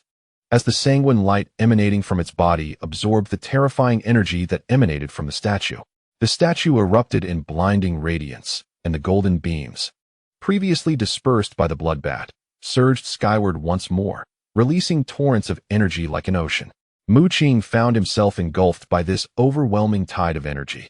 Although it was supremely pure, it posed a significant threat to him. The energy was far too potent, crashing upon him in waves that he could not assimilate, inflicting excruciating pain upon his body, causing his skin to split under the force of impact. At this stage, Mu Qing had yet to break through as a martial artist and could only absorb energy during a state of harmony with the world around him. However, the energy erupting from the statue was of an exceedingly high caliber. It was crucial to note that the energy contained within the statue was sufficient to dramatically enhance the energy present throughout the entire Kunlun secret realm. Now, this energy was concentrated, relentlessly battering him, and in an instant, Mu Qing was grievously injured. Blood oozed from every pore of his body. Even if Mu Qing refrained from actively absorbing this energy, it would still autonomously infiltrate his being. Mu Qing hastily invoked the giant elephant transport technique, fervently attempting to refine the energy within him. Yet, despite his efforts, he found himself incapable of making even the slightest dent in the surging energy. This inability to refine the energy resulted in its chaotic rampage throughout his body, causing his veins to swell ominously, as if on the brink of rupture. In stark contrast, the bloodbat, wielding the strength of a martial master, effortlessly refined the energy. An aura of crimson radiance enveloped the bloodbat as he commanded the three-legged jade toad, from which a tremendous force of absorption emanated. All the energy coalesced into a swirling vortex, destined to be consumed by the black hole. However, the bloodbat skillfully controlled the power of the black hole, channeling all the energy towards himself. Blood trickled from the corners of Mu Qing's mouth. His condition was dire, as the energy relentlessly battered his internal organs, inflicting grievous wounds. He glanced at the bloodbat, whose crimson glow intensified, and with each morsel of energy absorbed, his body began to swell. The bloodbat's form expanded grotesquely, evidently a consequence of consuming an excessive amount of energy. A thunderous rumble echoed as the Mu Yu statue trembled, releasing another deluge of energy akin to a vast ocean. Astonishingly, the terrifying surge of energy was merely the first wave. With a cough, Mu Qing expelled blood, his body drenched in it. The onslaught of energy was overwhelmingly fearsome. Had it not been for the bloodbat absorbing the majority of the energy, he would have undoubtedly been obliterated by the violent impact. The energy surging from the statue was so formidable that, in Mu Qing's eyes, it rivaled the barrier techniques wielded by Ku Fei in the past. A cry of anguish escaped the bloodbat as his countenance twisted in agony. His body had swelled grotesquely, resembling an overripe fruit, drenched in blood. Indeed, even a beast of martial prowess could not absorb such an immense energy. Mu Qing, racked with pain, noted that the bloodbat appeared to be faring even worse. He directed his gaze toward the bloodbat, who seemed on the verge of exploding from within, energy threatening to rupture his form. With a resounding bang, the bloodbat's left hand shattered completely, releasing a torrent of energy. The bloodbat howled in pain, blood covering his body. Yet his eyes sparkled with greed as he drew back the massive energy that had escaped from the severed hand. Thunderous booms resonated from within the bloodbat, as the energy tumultuously collided within him, far more violently than it did within Mu Qing. Mu Qing harbored a hope that the bloodbat would be annihilated by the very energy he sought to consume. You must be wishing for my demise. Crushed by this energy, the bloodbat snarled, his face contorted in rage. With a sinister laugh, a mighty explosion erupted from within him, enveloping the surroundings in a cloud of crimson mist. As the blood rained down upon Mu Qing, He peered into the mist, where a colossal shadow loomed, a massive blood-colored bat. The blood bat had transformed into its true form, as enormous as the Frog King, a shrill voice echoing from its maw. I have meticulously prepared to absorb the energy within this statue. How could I allow it to burst me? The blood bat laughed heartily, its crimson wings flapping as it swiftly absorbed the surrounding energy. Subsequently, a figure formed from blood materialized before him, a being entirely composed of liquid crimson. The blood bat expelled a portion of its energy, transforming it into a torrent that surged into the blood man. The blood man's physique rapidly expanded, brimming with energy. And in the blink of an eye, he grew from the size of an ordinary human to 3 or 4 meters tall. The blood bat circled in the air, flapping its crimson wings, releasing 6 spheres of blood that morphed into blood men. It replicated the process, dividing its surging energy into 6 streams and infusing them into the blood men. In total, 7 blood men swiftly swelled, resembling giants. The blood bat no longer emitted anguished cries. Although the energy within it still surged, causing discomfort, it could now barely endure the sensation. As a formidable beast, its body was inherently tough and resilient, capable of accommodating vast amounts of energy. The blood bat employed a unique method to channel energy into the blood men, who became its loyal servants. Once it completely absorbed the energy within itself, it would gradually siphon the energy from these 7 servants. Mu Qing observed the unfolding events, slightly astonished by the blood bat's capabilities. You shall be the 8th. The blood bat turned its gaze toward Mu Qing, grinning ominously. Mu Qing was taken aback, and before he could react, a burst of blood light erupted from his brow. Instantly, he felt an inexplicable surge within his own blood. His eyes sparkled with blood light, alternating between deep purple and vivid crimson. His teeth elongated and sharpened, while crimson patterns appeared upon his face, and his black hair turned a fiery red. Furthermore, a bloodthirsty desire arose within him. His mouth felt parched, yearning to consume blood. Seeing this, the blood bat erupted into laughter, proclaiming, "You will become my 8th blood slave." Previously, it had enacted a certain method upon Mu Qing, injecting a drop of its essence into him.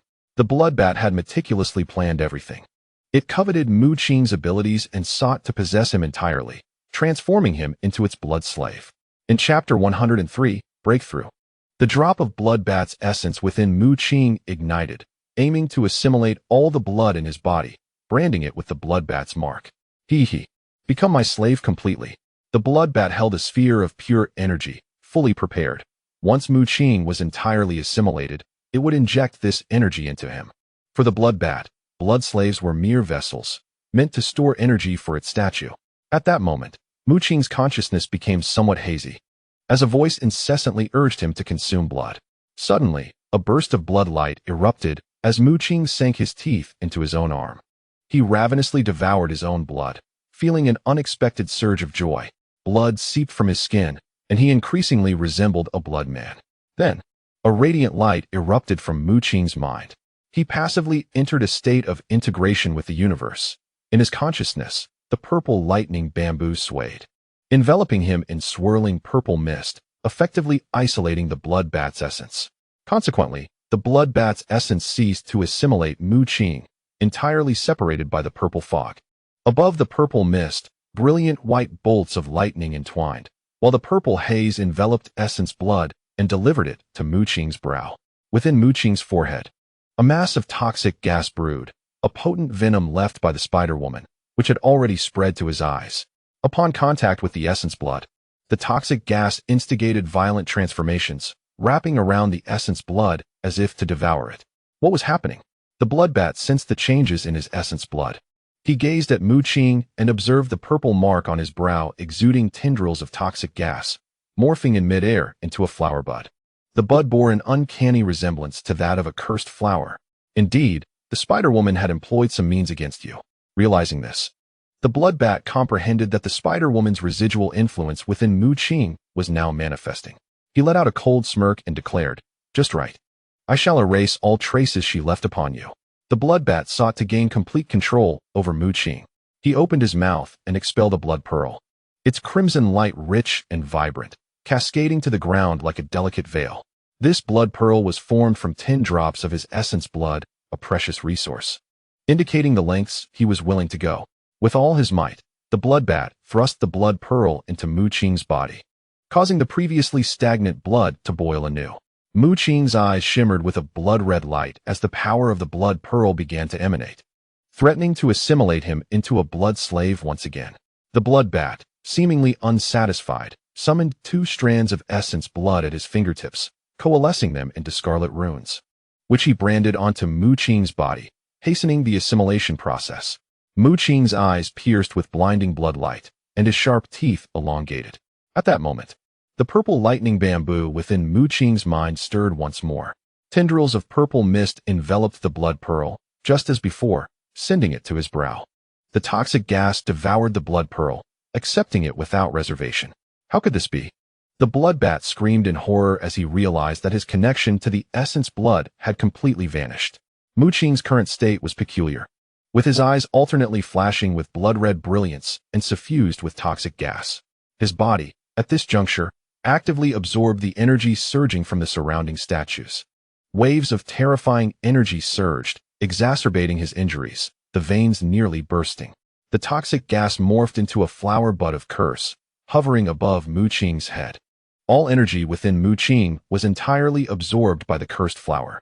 He exhaled in relief, the agonizing pain within him dissipating, as all energy was consumed by the toxic gas. Any energy that approached Mu Qing was wholly absorbed by the cursed flower formed from the toxic gas. No, that is my energy, the blood bat shrieked. He was horrified to discover that all the energy around him was being drawn towards the toxic flower bud above Mu Qing's head. Beside him, the 7 blood slaves collapsed, their sustaining power also absorbed by the toxic flower bud. Mu Qing observed that as the toxic gas absorbed the surrounding pure energy, the flower bud became increasingly solidified. Ultimately, after thoroughly absorbing the energy of 7 blood slaves, the toxic flower bud unfurled a petal. Delicate strands of purple light cascaded upon Mu Qing. A surge of profoundly potent energy, though not as formidable as that emanating from the statue, was perfectly suitable for him to absorb. This violet energy seemed to be the impurities expelled by the toxic flower bud after it absorbed the statue's energy. The toxic flower bud disdainfully rejected these tainted forces, casting them directly to Mu Qing, thus granting him immense benefits. The primordial force within his mind became completely saturated, and his reserves expanded dramatically, with 10 intricate patterns coalescing atop the purple thunder bamboo. Bamboo leaves sprouted from the purple thunder bamboo, shrouded in mist above, akin to ominous clouds, striking down with lightning that intertwined with the bamboo. The entire purple bamboo swayed, the 10 patterns forming a chain. Suddenly, the purple thunder bamboo quaked, and brilliant white lightning erupted like a colossal dragon, shattering the chain in the blink of an eye. Thunder in the palm. A message resonated within Mu Qing, revealing the power attained from the breakthrough of his purple thunder bamboo. It had fully reached the first tier of bloodline proficiency. However, Mu Qing did not yet consider himself a warrior. He possessed dual blood spirits, yet only one had unlocked the bloodline lock, while the small black fish in his dantian had yet to break through. In truth, the energy of the small black fish had also reached saturation. However, as Kufei had indicated, a substantial amount of water attribute energy was requisite for a breakthrough. Only when the small black fish also unlocked its first-tier bloodline lock could Mu Qing truly be deemed a warrior. Despite his advancement, a grave expression overshadowed Mu Qing's face. Devoid of any joy, he gazed upwards at the toxic flower bud above him, which, as it absorbed more energy, was on the verge of unfurling a second petal. This scene felt eerily familiar, reminiscent of the cursed flower from before. He worried that his toxic essence might mirror that of the cursed flower, where the complete blossoming of the petals signified the full eruption of its venom. However, Mu Qing also discerned that this cursed flower formed from toxic energy differed somewhat from the one encountered in the museum. The toxic flower bud possessed a total of 12 petals. Kid, what on earth are you doing? The bloodbat seethed with rage, incensed that the energy he had painstakingly absorbed was being seized by Mu Qing.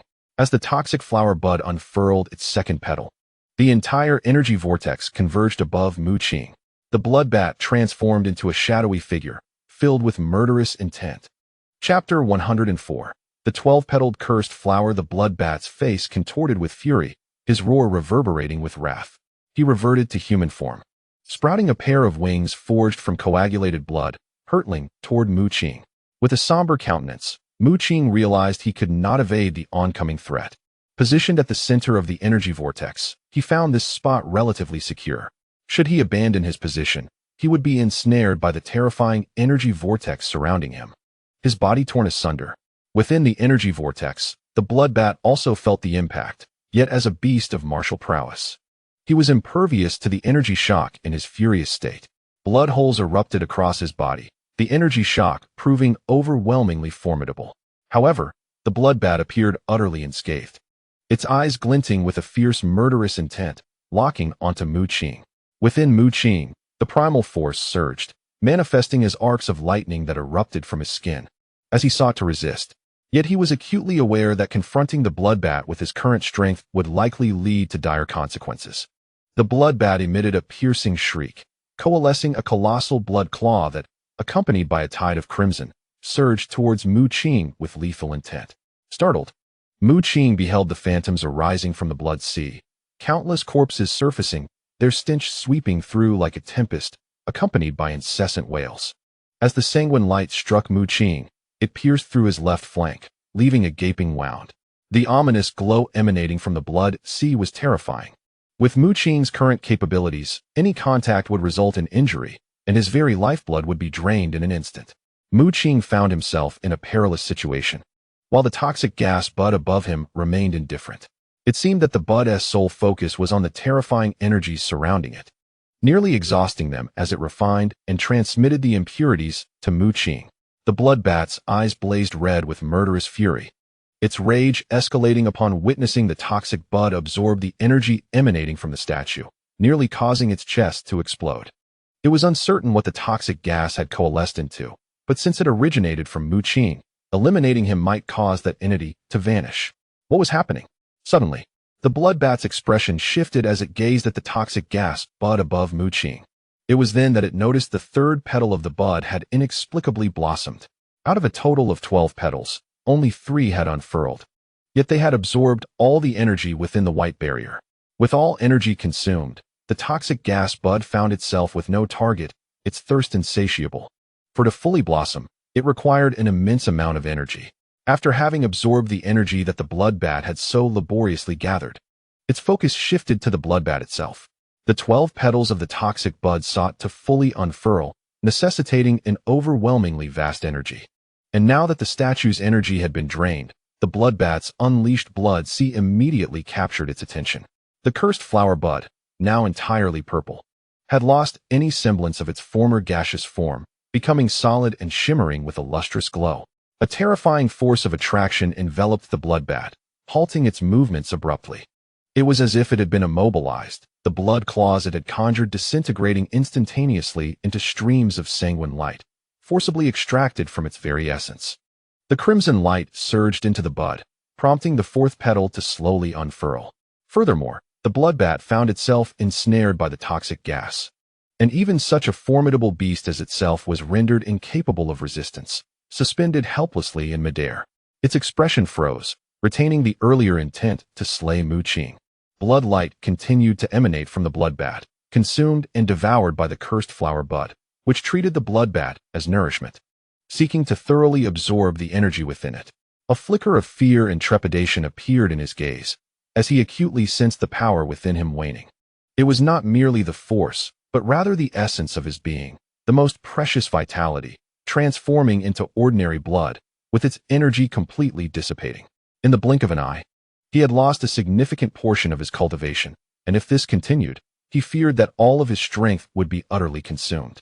Should that occur, he might not even be able to maintain his human form, ultimately devolving into a mere bat, and perhaps even losing his intellect altogether. Boom. At that moment, a brilliant radiance erupted from the statue, unleashing a third wave of energy. A vast expanse of white light surged forth like an ocean, this energy fluctuation surpassing the previous two in might. The torrent of energy swiftly engulfed the entire white barrier, simultaneously becoming the target of the cursed bud. The energy of the bloodbat paled in comparison to that emanating from the statue. As soon as the statue's energy manifested, the cursed bud immediately locked onto it. The devouring force surged forth, the entirety of the purple-hued cursed bud spinning rapidly, absorbing all the energy contained within the statue. The bloodbat was spared from this fate. Gasping for breath, he glanced at Mu Qing, his eyes still wide with astonishment.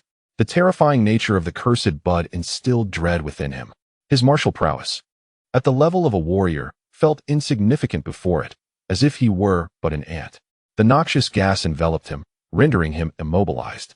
The bloodbat regarded Mu Qing, feeling a sense of injustice. The surrounding energy was vibrant and immensely pure, rightfully his, yet now entirely devoured by the cursed bud. Is this the work of the Spider Lady? The bloodbat inquired of Mu Qing.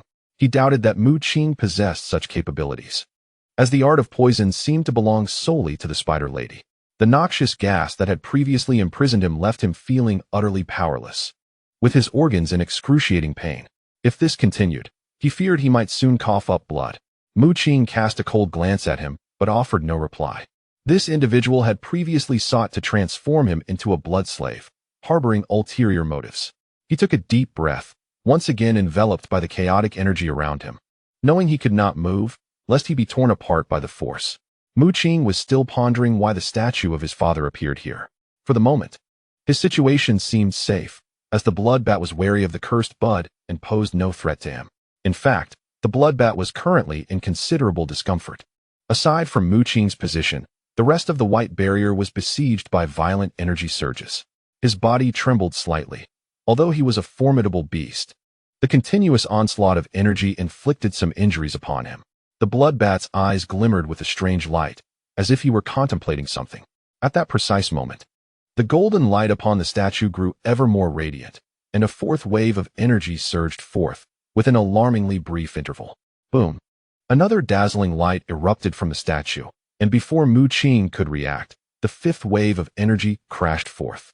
This was swiftly followed by the sixth, then the seventh wave, an unrelenting torrent of energy that was utterly terrifying, and Mu Qing could even see the form of the bloodbat beginning to rupture. Chapter 105. The unhinged bloodbat. The bloodbat emitted a mournful wail, its body ravaged by surges of energy, bursting uncontrollably. Despite its tenacious vitality, it could not endure such a terrifying onslaught indefinitely. It invoked a secret technique, causing its blood to splatter and form a crimson cocoon, its most formidable means of defense. However, when the 13th wave of energy surged forth, the cocoon shattered completely, leaving its visage stricken with terror. I refuse to accept this, the bloodbat roared, half of its body obliterated by the energy assault. Mu Qing watched in awe, his heart racing. Had it not been for the cursed flower bud hovering above him, he might have perished. The bloodbat continued to bellow within the torrent of energy, its strength dwindling, most of it consumed by the cursed flower bud. Ultimately, madness overtook the bloodbat as it declared, "No, all of this belongs to me." Its form swelled and exploded, transforming into a massive crimson bat that emitted a piercing cry. "Come to me," the bloodbat thundered, swallowing an object whole. Mu Qing observed in disbelief as the creature devoured the three-legged jade toad of the Frog King. A myriad of intricate patterns appeared upon the bloodbat's body as it chanted an arcane incantation.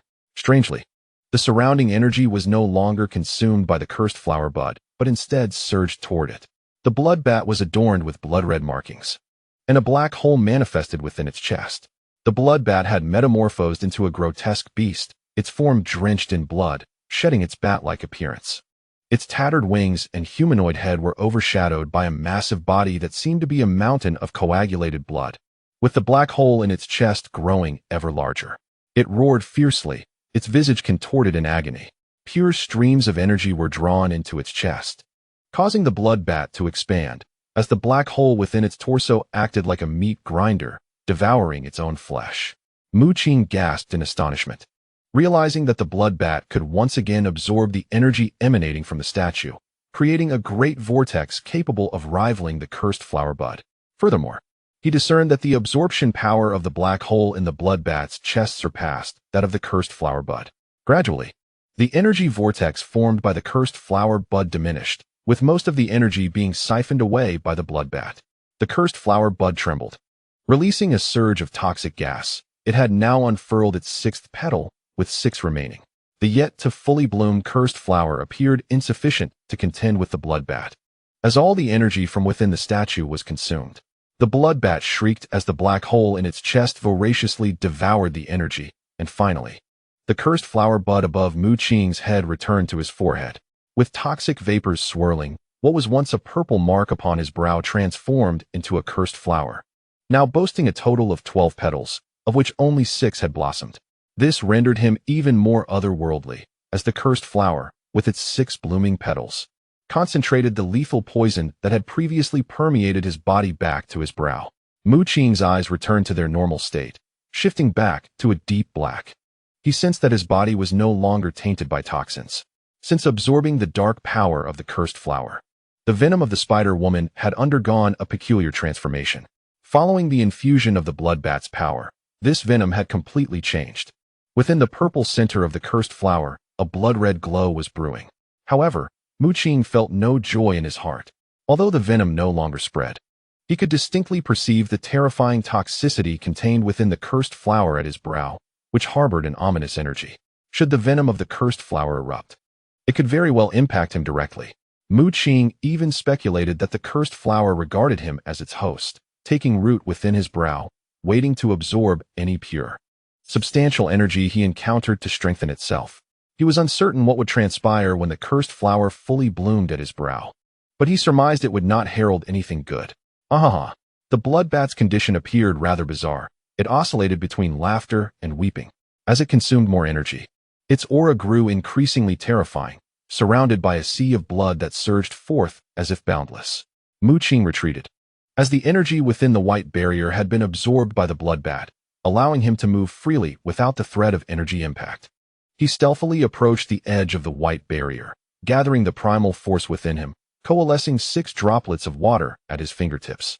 Although his small black fish had not truly broken through, his primal force had surged several-fold compared to before. He had made progress with the water barrier, enabling him to condense 6 droplets. Of course, to completely form a barrier, he would require a significant amount of time to comprehend it, as his current cultivation was still insufficient. Taking advantage of the blood bat's peculiar state, Mu Qing sought to escape this place.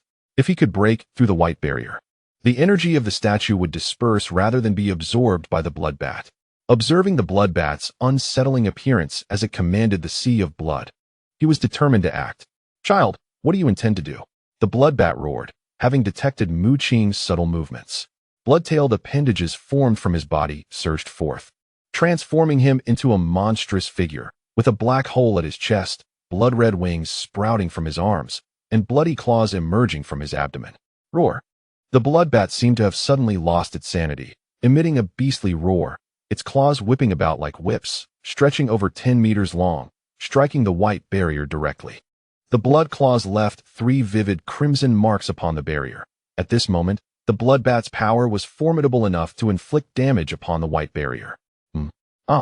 The blood bat's sanity flickered, fluctuating between clarity and madness. It sought to eliminate Mu Qing, yet in the next moment, its reason vanished, and it continued to ravage the white barrier. Crack! The frenzied blood bat unleashed an unimaginable force, ultimately tearing the white barrier asunder. Boom! A radiant light erupted from the statue, and another wave of energy surged forth. This time, even as the black hole in the blood bat's chest frantically absorbed energy, it could not retain all of it. Most of the energy dispersed, rapidly spreading outward from the statue's center. A vast surge of energy erupted, transforming into a resplendent white radiance that surged forth in a breathtaking spectacle, illuminating the surroundings with a brilliance unparalleled. The entire city became engulfed in this energy, and the latent forces within the heavens and earth surged rapidly. Outside the white barrier stood a multitude of onlookers, their expressions frozen in awe as they beheld the surrounding white luminescence. The murky mist of the cursed flower, which had previously shrouded the city's heart, was now swept away by the overwhelming blaze of white light. What was this? The Frog King was locked in a fierce battle with the cursed flower. The very ground around them appeared to crumble, revealing the staggering destructive power they wielded at this level. Initially indifferent to the unfolding events within the white barrier, the Frog King turned back and was struck with astonishment. Chapter 106. The Frog King battles the blood bat as the white barrier dissipated. The statue of Mu Yu was fully revealed to the crowd, exposing Mu Qing and the blood bat to their gaze. The blood bat now appeared in a peculiar state. Its form significantly altered, so much so that the Frog King did not recognize it at first. Nevertheless, the bloodbat's face remained largely unchanged. And coupled with the scent of blood emanating from it, the Frog King ultimately identified its foe. Had there been an eruption of energy? My three-legged jade toad. The Frog King's countenance shifted repeatedly. It let out a furious roar upon realizing that the energy explosion had seemingly occurred prematurely. While its treasured three-legged jade toad had been seized by the bloodbat, the black void in the bloodbat's chest was strikingly familiar, as it was the very essence of its three-legged jade toad's power. Fury consumed the Frog King, molten magma coursing through its veins, and it unleashed a terrifying beam of molten light from its mouth, brilliant and incandescent, with an extremely high temperature that struck the cursed flower. The mist surrounding the cursed flower swirled as its vertical eye within the flower's core emitted a beam of black light. Yet it could not withstand the Frog King's furious blow. The petals ignited, flames spreading forth. The vertical eye within the flower's core transformed into a wisp of mist and vanished, the entity itself concealed within the white fog, disappearing right before the Frog King's eyes. Enraged, the Frog King disregarded the vanishing cursed flower and charged toward the bloodbat, its plans laid bare, only to be thwarted repeatedly by unforeseen interferences. The cursed flower posed little obstruction. The Frog King sensed that, although the plant was enigmatic, it was no match for its prowess. What incited the Frog King's greatest ire was that the bloodbat had stealthily appropriated its treasure, employing some unknown means to sever the connection with its three-legged jade toad. Unbeknownst to it, the bloodbat had wholly integrated the three-legged jade toad into its own being. Within the Kunlun secret realm, the bloodbat had encountered fortuitous circumstances, enabling it to assume a human form and acquire a secret technique that permitted the melding of an object into its own body. Though it had always perceived this technique as somewhat peculiar and refrained from employing it, the failure of its original plan incited a fit of rage that ultimately drove it to madness, compelling it to utilize the technique and absorb the Frog King's three-legged jade toad. The essence of this three-legged jade toad was its ability to generate black holes, capable of consuming all. After integrating the three-legged jade toad into its body, the bloodbat indeed achieved its goal, once more drawing energy into itself. The black void in its chest nearly bottomless, voraciously absorbing everything in its vicinity. The black hole consumed not only the energy emanating from the statue, but also the bloodbat's very sanity. Roar! At this moment, the King of Toads was enveloped in molten magma, leaping before the bloodbat, from which torrents of lava erupted. The bloodbat, already frenzied and irrational, unleashed its formidable power upon encountering the King of Toad's assault. Its abdomen sprouted dozens of blood claws, each extending several meters, oozing a terrifying corrosive essence that lunged towards the King of Toads. With a thunderous roar, the ground was soaked in blood, and as molten magma splattered, the blood claws of the bloodbat shattered, igniting flames that spread across its form. Yet, the bloodbat displayed no fear, seemingly impervious to any pain. Once more, blood claws erupted from its abdomen, piercing forth like whips, while its crimson wings unfurled, radiating a dreadful brilliance, with blood-red runes cascading across the sky, veiling the heavens. The firmament was aglow with flickering blood-red runes that pierced through the dark clouds. The entire city lay shrouded in ominous clouds, beset by torrential rain and lightning. As the runes penetrated the stormy skies, the rain transformed into a sanguine deluge, a cascade of blood, while the lightning blazed in crimson hues, evoking sheer terror. The bloodbat, with its expansive crimson wings, emitted a chilling shriek, unleashing a torrent of blood that surged towards the King of Toads. With bursts of crimson light erupting continuously, the sea of blood engulfed all, overwhelming even the molten magma spewed forth by the King of Toads, which was swiftly consumed. The sheer might of this creature astonished the King of Toads, who felt the strain of the bloodbat's unprecedented strength. Anxiously, the King of Toads sensed waves of energy surging from the statue, radiating outward from their city into the entire Kunlun secret realm. It recalled a fearsome beast that had once escaped the Kunlun secret realm, speaking of how the power of their kind would plummet during significant energy surges, while the strength of humans would ascend rapidly. In a desperate attempt to intervene, the King of Toads realized that the frenzied bloodbat, having absorbed vast amounts of statue energy, had grown far more formidable than itself. Suddenly, a torrent of blood burst forth, and the king of toads let out a pained cry as one of its legs was violently torn away by the bloodbat's numerous claws. This cannot continue. I shall perish. The king of toads, gripped by terror, croaked loudly and leapt away, but without one leg, its jump fell short. The bloodbat, with its blood-colored wings flapping, closed the distance in an instant, the sea of blood surging down upon it. What on earth is happening with Mu Qing? Shun Yi and the others glanced towards Mu Qing, who stood beside the statue, eager to comprehend the unfolding chaos. Most faces were etched with astonishment, having not anticipated the emergence of such a bloodthirsty monstrosity within the White Barrier. The Mu and Ling families, alongside various lone wanderers and small factions, regarded Mu Qing with slight animosity, feeling he had abandoned them to venture alone into the white mist.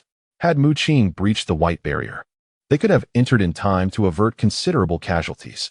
Disciples from the Yang and Shun families also harbored doubts towards Mu Qing, having suffered significant losses in their fierce battles against shadowy figures and beasts within the mist. Mu Qing cast a glance at the statue of his father. Unable to discern any significant details, he turned to Shun Yi and recounted the events that had transpired, deliberately concealing the identity of the statue. None of those present were aware of whom it represented. Yang Jie and Yang Shanshan had never met Mu Qing's father. They only knew that Mu Qing's father, Mu Yu, was a formidable alchemist. Mu Lin wore a grim expression, his gaze fixated on Mu Qing, brimming with malice. He briefly glanced at the statue, feeling a sense of familiarity, but ultimately directing his focus back to Mu Qing. That blood creature, is it a beast of martial mastery? Yang Jie exclaimed. Yang Shanshan furrowed her brows, as the appearance of the bloodbat filled the air with a nauseating metallic scent. Most had dispelled their misunderstandings regarding Mu Qing, particularly Shun Yi, Yang Jie, and Yang Shanshan, who had unwavering faith in him, harboring little suspicion or conjecture. Mu Qing approached Jiang Yuanjie and Xinguang, his expression slightly shifting. Both had been enveloped in a layer of black frost, their consciousness completely extinguished as the dark power within them transformed into a mist, escaping from their mouths and noses. Fortunately, Shun Yi and Yang Jie had intervened, rescuing them from the impending doom of being consumed by the dark forces. Chapter 107. The death of the Frog King Shinyi approached and informed Mu Qing that his medicinal gourd could only temporarily suppress the dark power within Jiang Yuanjie and Xinguang. This was merely a superficial remedy. If this continued, they would remain in a perpetual state of unconsciousness, their blood frozen by the black chill. A flicker of determination crossed Mu Qing's eyes as he attempted to connect with Jiang Yuanjie. His brow shimmered with a violet light. The cursed flower's toxic gas swirling as a devouring force surged forth, absorbing all the dark power within Jiang Yuanjie. He was aware that the potent poison in his body could absorb the dark energy, yet each time it did so, the toxicity intensified. However, the current toxicity had evolved into a cursed flower, even more enigmatic than before, with 12 petals. It required a substantial amount of energy, akin to the high-quality energy of the statue. It disdainfully rejected lower-grade energies, casting them aside for Mu Qing. The black power within Jiang Yuanjie seemed to possess exceptional quality. After being absorbed by the cursed flower, the violet light rippled. Yet, this amount of dark power was but a drop in the bucket for it. Mu Qing proceeded to absorb the dark energy from Xinguang as well. The seventh petal of the cursed flower quivered slightly, as if on the verge of blooming. But then it abruptly halted. Mu Qing exhaled in relief, recognizing that the toxicity had undergone a complete transformation. Absorbing the dark power no longer augmented its strength. The cursed flower had only unfurled 6 petals. To achieve the full blossoming of all 12, it would require an even greater energy supply. Could it be that my survival time has been extended? A flicker of astonishment crossed Mu Qing's mind. With the toxicity no longer spreading and having formed a cursed flower, he sensed that as long as this flower remained unbloomed, he would remain unharmed. Upon witnessing Mu Qing effortlessly absorb the dark powers from Jiang Yuanjie and Xinguang, the onlookers, including Shen Yi, were filled with astonishment. Yang Shanshan, observing Mu Qing, realized that his pupils had reverted to black. Yet the original purple mark on his forehead had transformed into a blooming purple flower. This flower boasted 12 petals, each intricately adorned with dense patterns, its core pulsating with a crimson light. Yang Jie's expression shifted dramatically as he exclaimed, "The cursed flower? Although the color and petal count differed from that in the museum, the other characteristics were strikingly similar, prompting immediate recognition among the crowd. The absorption of the cursed flower's dark energy had induced this transformation. Mu Qing could only manage a wry smile. Meanwhile, Mu Lin and his companions grew increasingly wary. They could not extend the same trust to Mu Qing as Shun Yi and the others did. In fact, some harbored the belief that Mu Qing had succumbed to the control of the cursed flower. Just then, a resounding roar echoed from the distance. It was the voice of the Frog King. The crowd turned their gaze towards the sound, horrified to see the Frog King's form morph into molten lava, unleashing a terrifying power while being cleaved in two by a streak of blood light.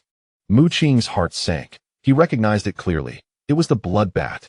The blood light was fearsome, descending from above like a crimson lightning bolt.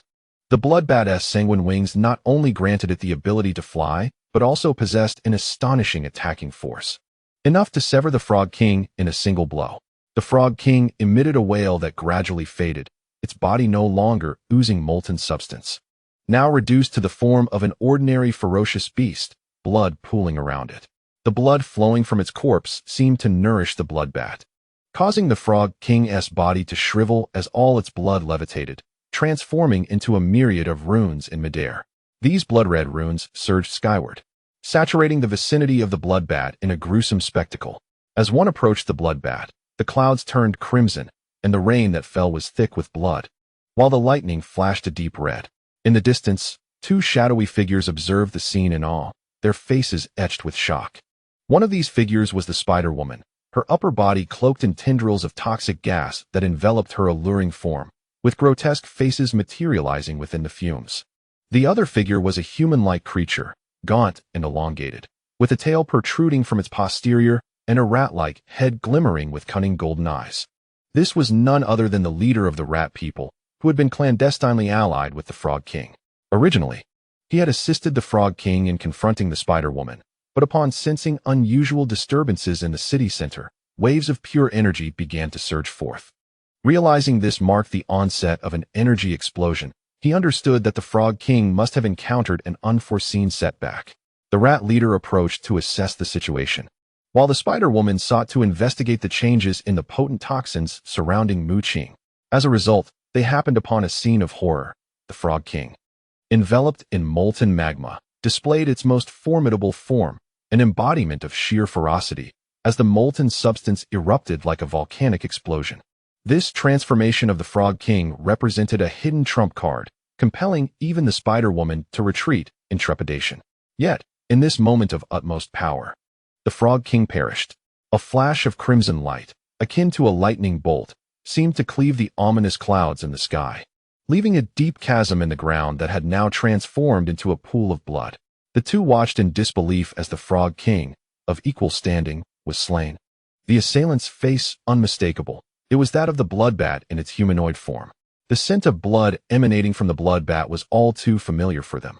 The Spider-Woman and the Ratman leader could hardly fathom what could have incited such a transformation in the blood bat. They dared not approach, sensing a lethal threat. With a roar, the blood bat absorbed the Frog King's essence, its aura swelling in power. A surge of white brilliance erupted into the heavens, as the statue in the city center unleashed a staggering energy once more. This was merely the onset of an energy explosion. The waves of energy cascading from the statue grew increasingly potent, approaching a crescendo that could trigger a true cataclysm. The white radiance enveloped the crowd, bestowing benefits upon nearly all. This energy diffused, mingling with the ambient natural forces, becoming sparse enough for all to absorb. Remarkably, they found they needn't even strive to take it in. The energy autonomously enhanced them. Mu Qing observed that the disciples of the major factions and the students from prestigious academies alike were growing stronger, ultimately achieving breakthroughs. This tidal wave of energy surged forth, with over a dozen individuals elevating to the 9th tier of vitality, while those at the 8th tier ascended to the 9th as well. Chapter 108. Blood Spirit. Spatial Gate. Jiang Yuanjie and his companion regained consciousness, their bodies still somewhat chilled, yet their temperature gradually restored.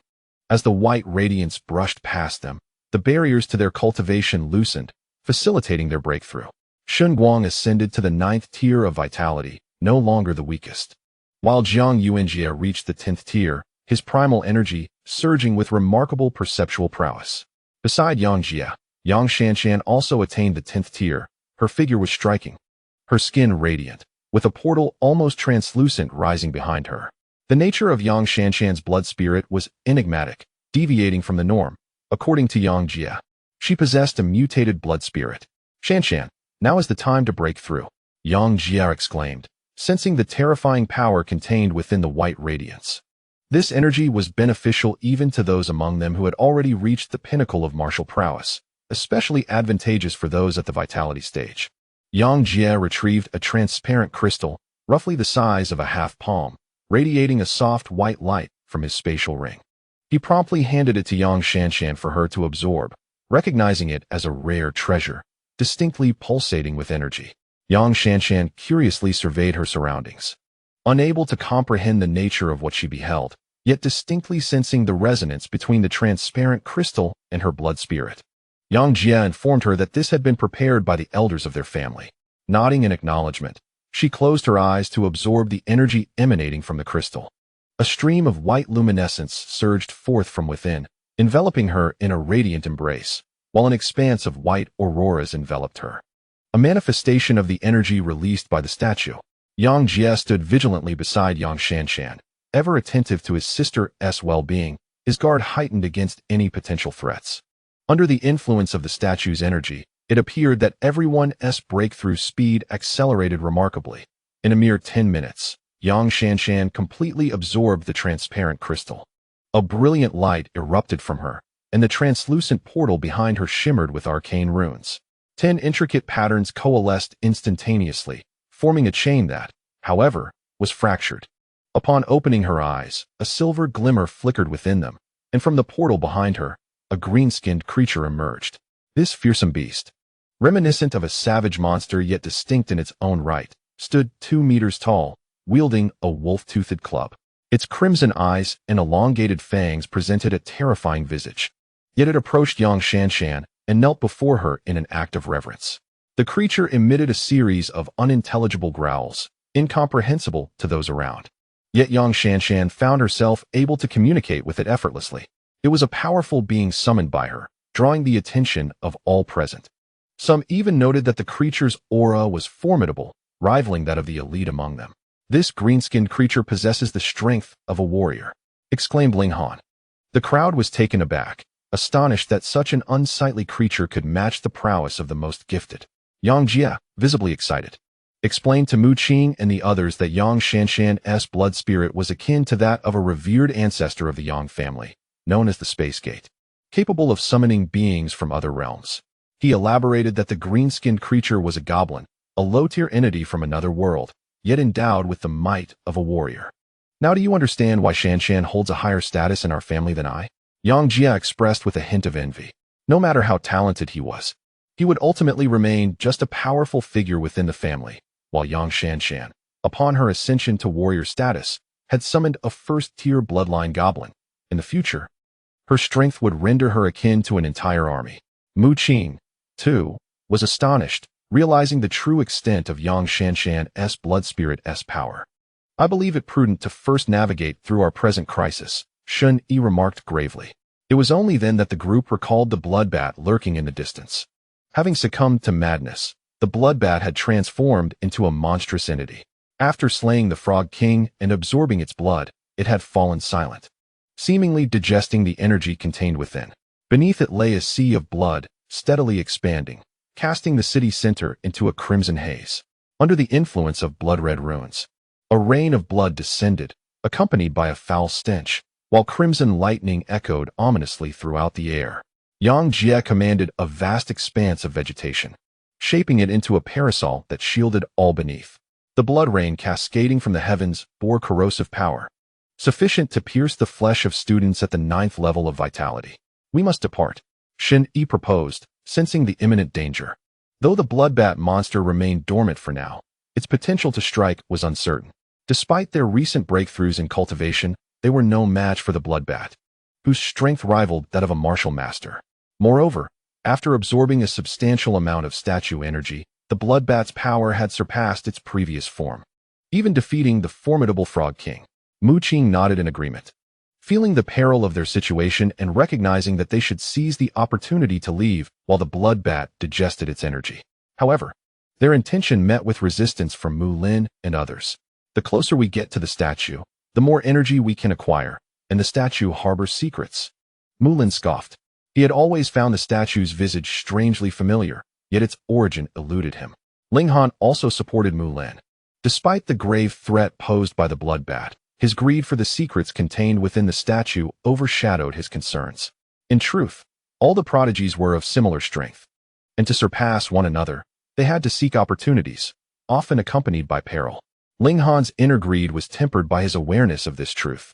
Mu Lin gazed at the Mu Yu statue, his brow furrowed beneath his dark robe, convinced he had encountered it before. He turned to those behind him, most of whom were disciples of the Mu family, possessing considerable prowess. One with a hooked nose stepped forward, his strength reaching the 10th level of vitality. Wielding a bow and arrow, second only to Mu Lin within the Mu clan's ranks. "Brother Lin, I can't shake the feeling that this statue resembles that young man," he remarked, his voice unrestrained, prompting the surrounding listeners to take heed. Mu Lin's pupils constricted further. He finally recognized the identity of the statue before him. It depicted Mu Qing's father, Mu Yu, once a prodigy of the Mu family, renowned for his extraordinary alchemical skills. However, for reasons shrouded in mystery, Mu Yu had departed from the Mu family, with few privy to the details, as the higher-ups had maintained strict confidentiality. Mu Lin, being a few years older than Mu Qing, recalled seeing Mu Yu in his youth, though the memory had grown faint until now. Chapter 109. Water Clone Mu Qing. Shun Yi and the others glanced between the statue and Mu Qing, noting the striking resemblance, akin to that of a father and son. "No way," Yang Shanshan gasped, astonished. If the statue indeed represented Mu Qing's father, how immensely powerful must he have been? All present were aware that Kunlun Mountain was a formidable force, and that this time, the opening of the Kunlun secret realm was a collaboration with the Federation, transforming the realm into an examination site for students and various factions to hone their skills. The fact that Mu Qing's father had left a statue within the Kunlun secret realm spoke volumes of his extraordinary capabilities. At this moment, Yang Shanshan and Jiang Yuanjie recalled that during the first phase of the college entrance examination, Mu Qing's descent aboard the Longshirno one had stirred the upper echelons of the school and the powerful entities of the Federation. Yang Shanshan had some understanding of the Mu family. She was aware that Mu Yu was a top-tier alchemist, capable of crafting flying vessels. Although no news about Mu Yu had emerged recently, his esteemed status as a premier alchemist assuredly endowed him with the ability to procure a prestigious flying ship for Mu Qing. However, intervening in the college entrance examination was a different matter. The influence of certain powerful factions merely extended to securing a few additional slots. Erecting a statue at the examination site within the Kunlun secret realm was a feat likely achievable only by the formidable beings within the Federation. "Mu Qing, where's my water control pearl?" Mu Lin approached, accompanied by a group of individuals seeking to unveil the secrets of the statue, with Mu Qing, who shared a close connection to the statue, evidently serving as a potential breakthrough. Shun Yi and Yang Jie immediately stepped forward, their energy surging vigorously, causing a disturbance in the surrounding natural forces. Upon breaking through to the martial artist realm, one could absorb the energy of the world. Furthermore, Yang Shanshan also joined the fray. Having achieved a breakthrough herself, she possessed the combat prowess of a first-tier martial artist. With her striking beauty, fair skin, and graceful stature, she was accompanied by a fearsome goblin wielding a spiked club. Alone, Yang Shanshan equated to the combat strength of 2 martial artists. Altogether, Mu Qing's side boasted 4 martial artists. Mu Lin furrowed his brow, harboring considerable wariness towards the young woman who had just transitioned into the martial artist realm. While Yang Shanshan may not have mastered her martial techniques, the green-skinned goblin might also lack proficiency in martial arts. Yet, their possession of martial artist strength was indisputable. Mu Lin believed that he could triumph against either Yang Shanshan or the goblin individually, but facing both simultaneously posed a significant challenge. More critically, beside Yang Shanshan were Shun Yi and Yang Jie. "What? Are you all preparing for a fight?" Ling Han erupted in anger. He stepped forward, shouting. It was Mu Qing who first seized the water control pearl. "Are you really going to cover for him?" The disciples of the Mu family drew their bows, clearly inclined towards confrontation. Although most had come to realize that Mu Qing also bore the bloodline of the Mu family. The most influential among the younger generation remained Mu Lin. What water control pearl? I have never taken it, Mu Qing denied, his expression betraying little emotion. Had it been anyone else, he might have returned the water control pearl, but he recalled Mu Lin's numerous attacks against him, including severely injuring Yang Jie. Are you truly refusing to return it? Mu Lin's tone turned frigid. The water control pearl was a precious artifact, immensely valuable even at the martial master level. Mu Qing shook his head, letting out a derisive laugh. You keep claiming I stole the water control pearl. Why not present your evidence first? Beneath his black robe, Mu Lin's expression grew even darker, his aura surging ominously. Mu Lin, do not waste time. Subdue this brat, and then we shall uncover the secrets of the statue. Ling Han commanded.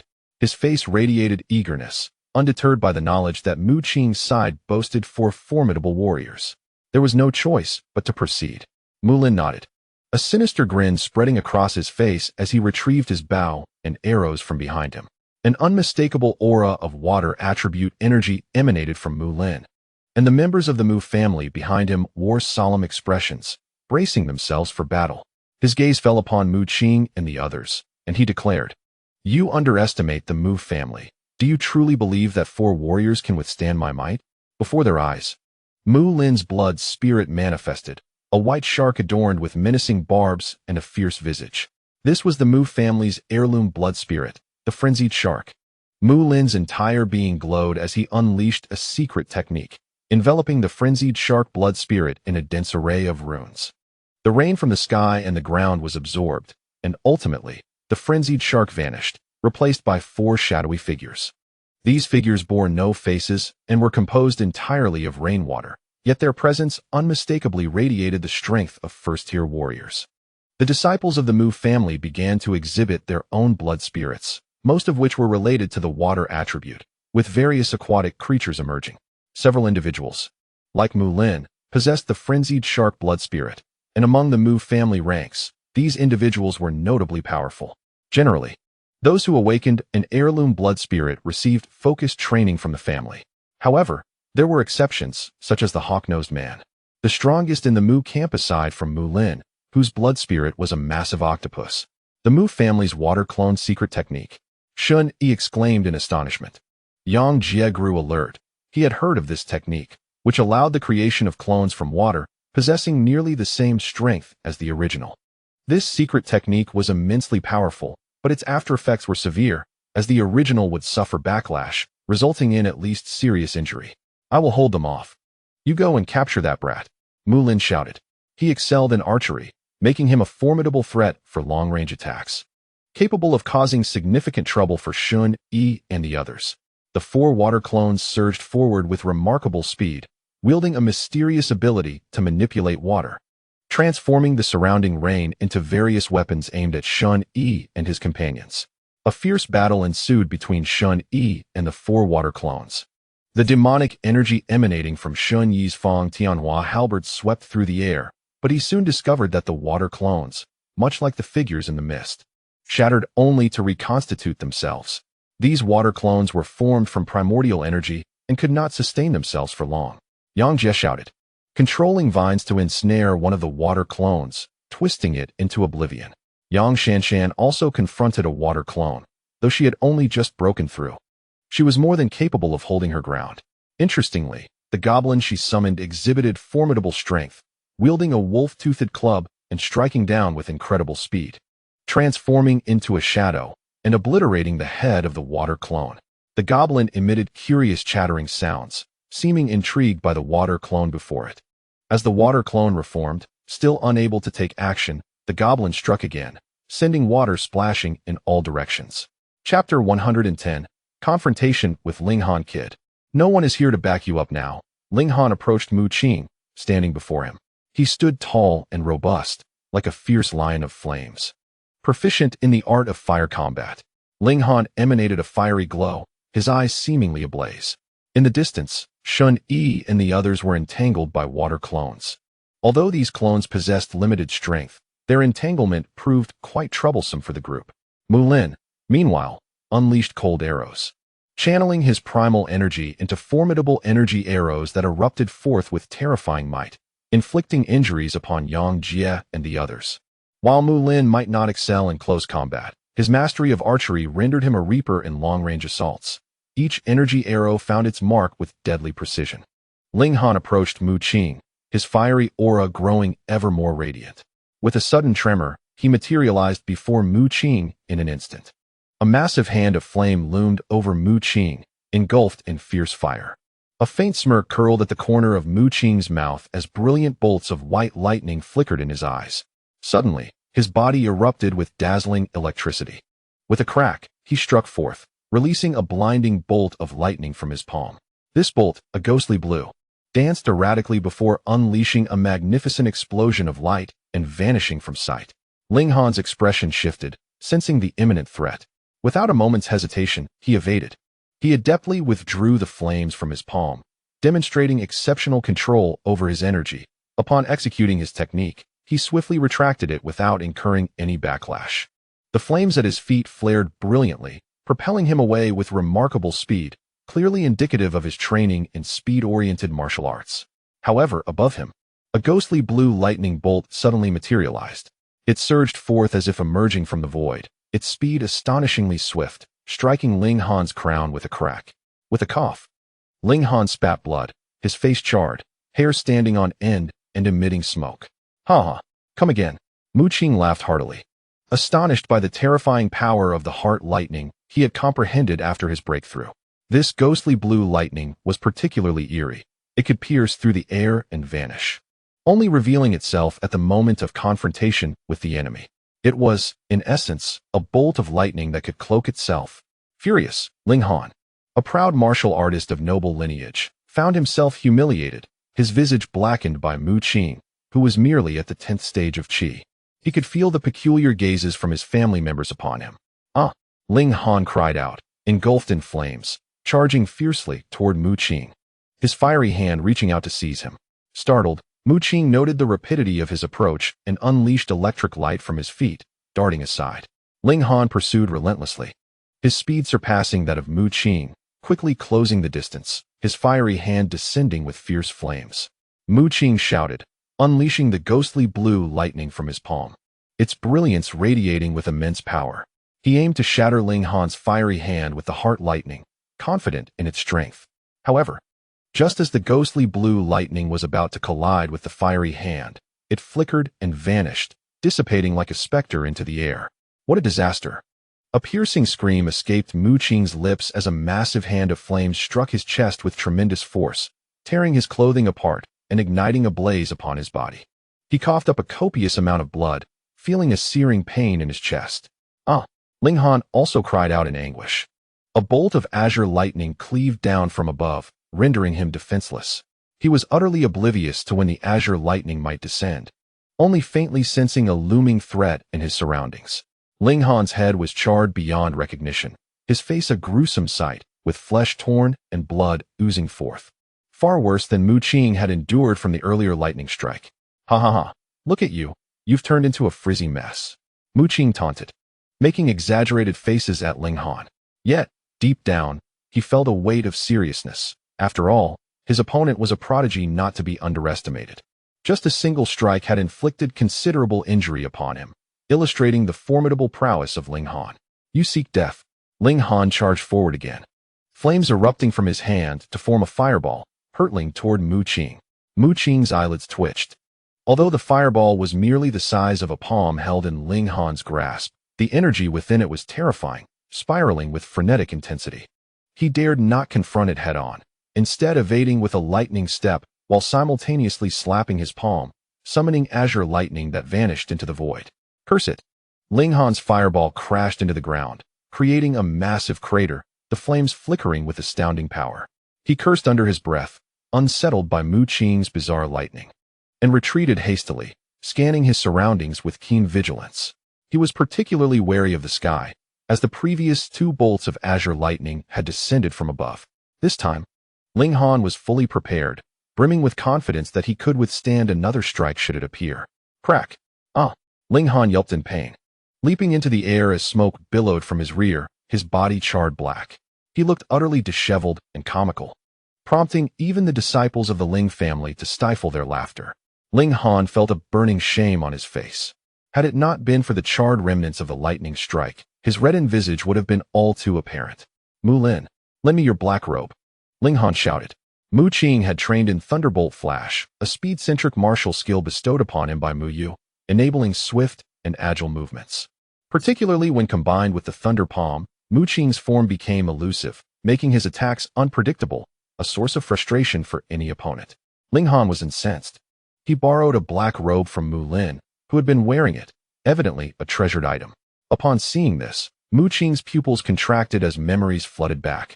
Mu Lin had struck him multiple times, and no matter how he pursued, he could never catch up. During their last encounter, he had witnessed Mu Lin enveloped in a shroud of black mist, vanishing without a trace. Ling Han grinned wickedly as he donned the black robe Mu Lin had handed him. With a resounding pop, he transformed into a wisp of black mist, disappearing from sight. Mu Qing's heart sank. The next moment, an intensely scorching presence surged from behind him. Boom! Ling Han had mysteriously appeared at his back, a fireball coalescing in his hand, spinning violently before crashing down upon Mu Qing's back. Mu Qing coughed up copious amounts of blood, with large stains marring his back, indicating he had sustained severe injuries. Flames spread ominously, peculiar in nature, possessing an extraordinarily high temperature that rain could not extinguish. Even amidst the torrential downpour, the fire surged fiercely around Ling Han. Let us see how you escape this time. Ling Han laughed heartily, feeling an unexpected surge of exhilaration. His form transformed into a wisp of black mist. And as he reappeared, he was already before Mu Qing. Mu Qing hastily defended himself, launching a punch that unleashed 9 bolts of brilliant white lightning. A tremendous force tore through his lightning, and flames surged forth. Ling Han held a swirling fireball in his hand, which erupted with intense radiance. Chapter 111, Victory. With a cough, Mu Qing expelled a torrent of blood, his body hurtling backward. The power of Ling Han's fireball was formidable, stemming from his bloodline ability, which he had comprehended after breaking through to the first tier of martial artists. His weakness lay in the fact that this fireball was a close-range attack. Had he been more nimble or faster, he could have evaded it. Previously, Mu Qing had managed to dodge the fireball, relying on the flickering lightning to maneuver. However, Mu Lin's black robe compensated for Ling Han's shortcoming. It was evidently a treasure, comparable to the water control pearl. To some extent, the black robe provided even greater benefits to Ling Han. In the distance, Shun Yi and the others watched anxiously. They had initially believed Mu Qing's strength was sufficient to contend with Ling Han, but Ling Han, adorned in the black robe, was terrifying. Concern for Mu Qing began to grow among them. A piercing scream cut through the air. It was Yang Shanshan, who had been injured. They were ensnared by Mu Lin's water clones, and Mu Lin recognized that Yang Shanshan had only recently broken through to the martial artist level. Although her abilities were remarkable, her combat prowess was not particularly strong. She had become a target for Mu Lin, who aimed his every attack at her vital points. Ultimately, Yang Shanshan suffered grave injuries. Her abdomen completely pierced, her once graceful form now stained crimson with blood. Mu Lin's energy arrows were exceedingly powerful. He furrowed his brow, feeling somewhat astonished. For he had targeted her heart, yet she had inexplicably employed some method that caused the energy arrow to alter its trajectory. Despite Yang Shanshan's severe injuries, Mu Lin was not completely satisfied. That arrow should have been fatal. An inexplicable irritation began to gnaw at him. From a young age, Mu Lin had displayed exceptional talent in archery, always hitting his mark. Yet within the Kunlun secret realm, he had repeatedly failed to strike Mu Qing, and now, even this young girl had eluded his grasp. Mu Lin, upon witnessing his sister's grave injuries, Yang Jie erupted with fury. He let out a thunderous roar, producing a knife that he brutally drove into his wrist. A torrent of blood gushed forth as he fixed his gaze on Mu Lin, a mysterious aura emanating from his being. Mu Lin experienced a sudden chill, quickly glancing at his feet, where blood-soaked vines erupted. With a thunderous crash, the vines lashed against the ground, creating a massive chasm, and a wave of energy surged forth. Mu Lin knocked an arrow, gathering his power, and released an energy arrow that pierced through the air. With a resounding clang reminiscent of metal colliding, Mu Lin's expression shifted dramatically. The blood-stained vines, despite being deeply indented, remained unshattered and exhibited remarkable resilience, defying their botanical nature. Unlike the vines under Yang Jie's control, which possessed merely formidable offensive capabilities akin to typical flora, these blood-drenched tendrils were astonishingly powerful and possessed an alarming level of defense. Yang Jie, stay calm. Shen Yi bellowed, activating the medicinal gourd, releasing a surge of healing vapors that enveloped Yang Jie. His injuries began to mend swiftly, though his lips turned pale from excessive blood loss. Bang, bang, bang. The bloodied vines, responding to Yang Jie's will, surged forth like a crimson behemoth, unleashing a torrential onslaught upon Newlands. He sustained injuries of considerable severity. Having lent his black robe to Ling Han, he was unable to escape at once. The relentless assault from the bloodied vines resulted in numerous casualties among the disciples of both the Ling and Mu families, leaving no time to destroy the black chip. Yang Jie's might was not to be underestimated. Witnessing his sister's injury drove him into a frenzy. Had Shen Yi not swiftly healed her wounds, he might have drained his own life force in a desperate attempt to retaliate. Meanwhile, Ling Han morphed into a shroud of black mist, reappearing behind Mu Qing, his palm enveloped in flames, reaching out to grasp him. Although Mu Qing's lightning struck Ling Han's head and rear, causing him to lose face before the onlookers, his wits remained intact. They were in pursuit of the statue's secrets, which could potentially grant them explosive energy. The key to this endeavor lay with Mu Qing. The fiery hand seized Mu Qing, flames surging forth. A glimmer of fierce determination flashed in Mu Qing's eyes as a bolt of eerie blue lightning shot forth from his palm. Ling Han made no move, fully prepared for the impending strike.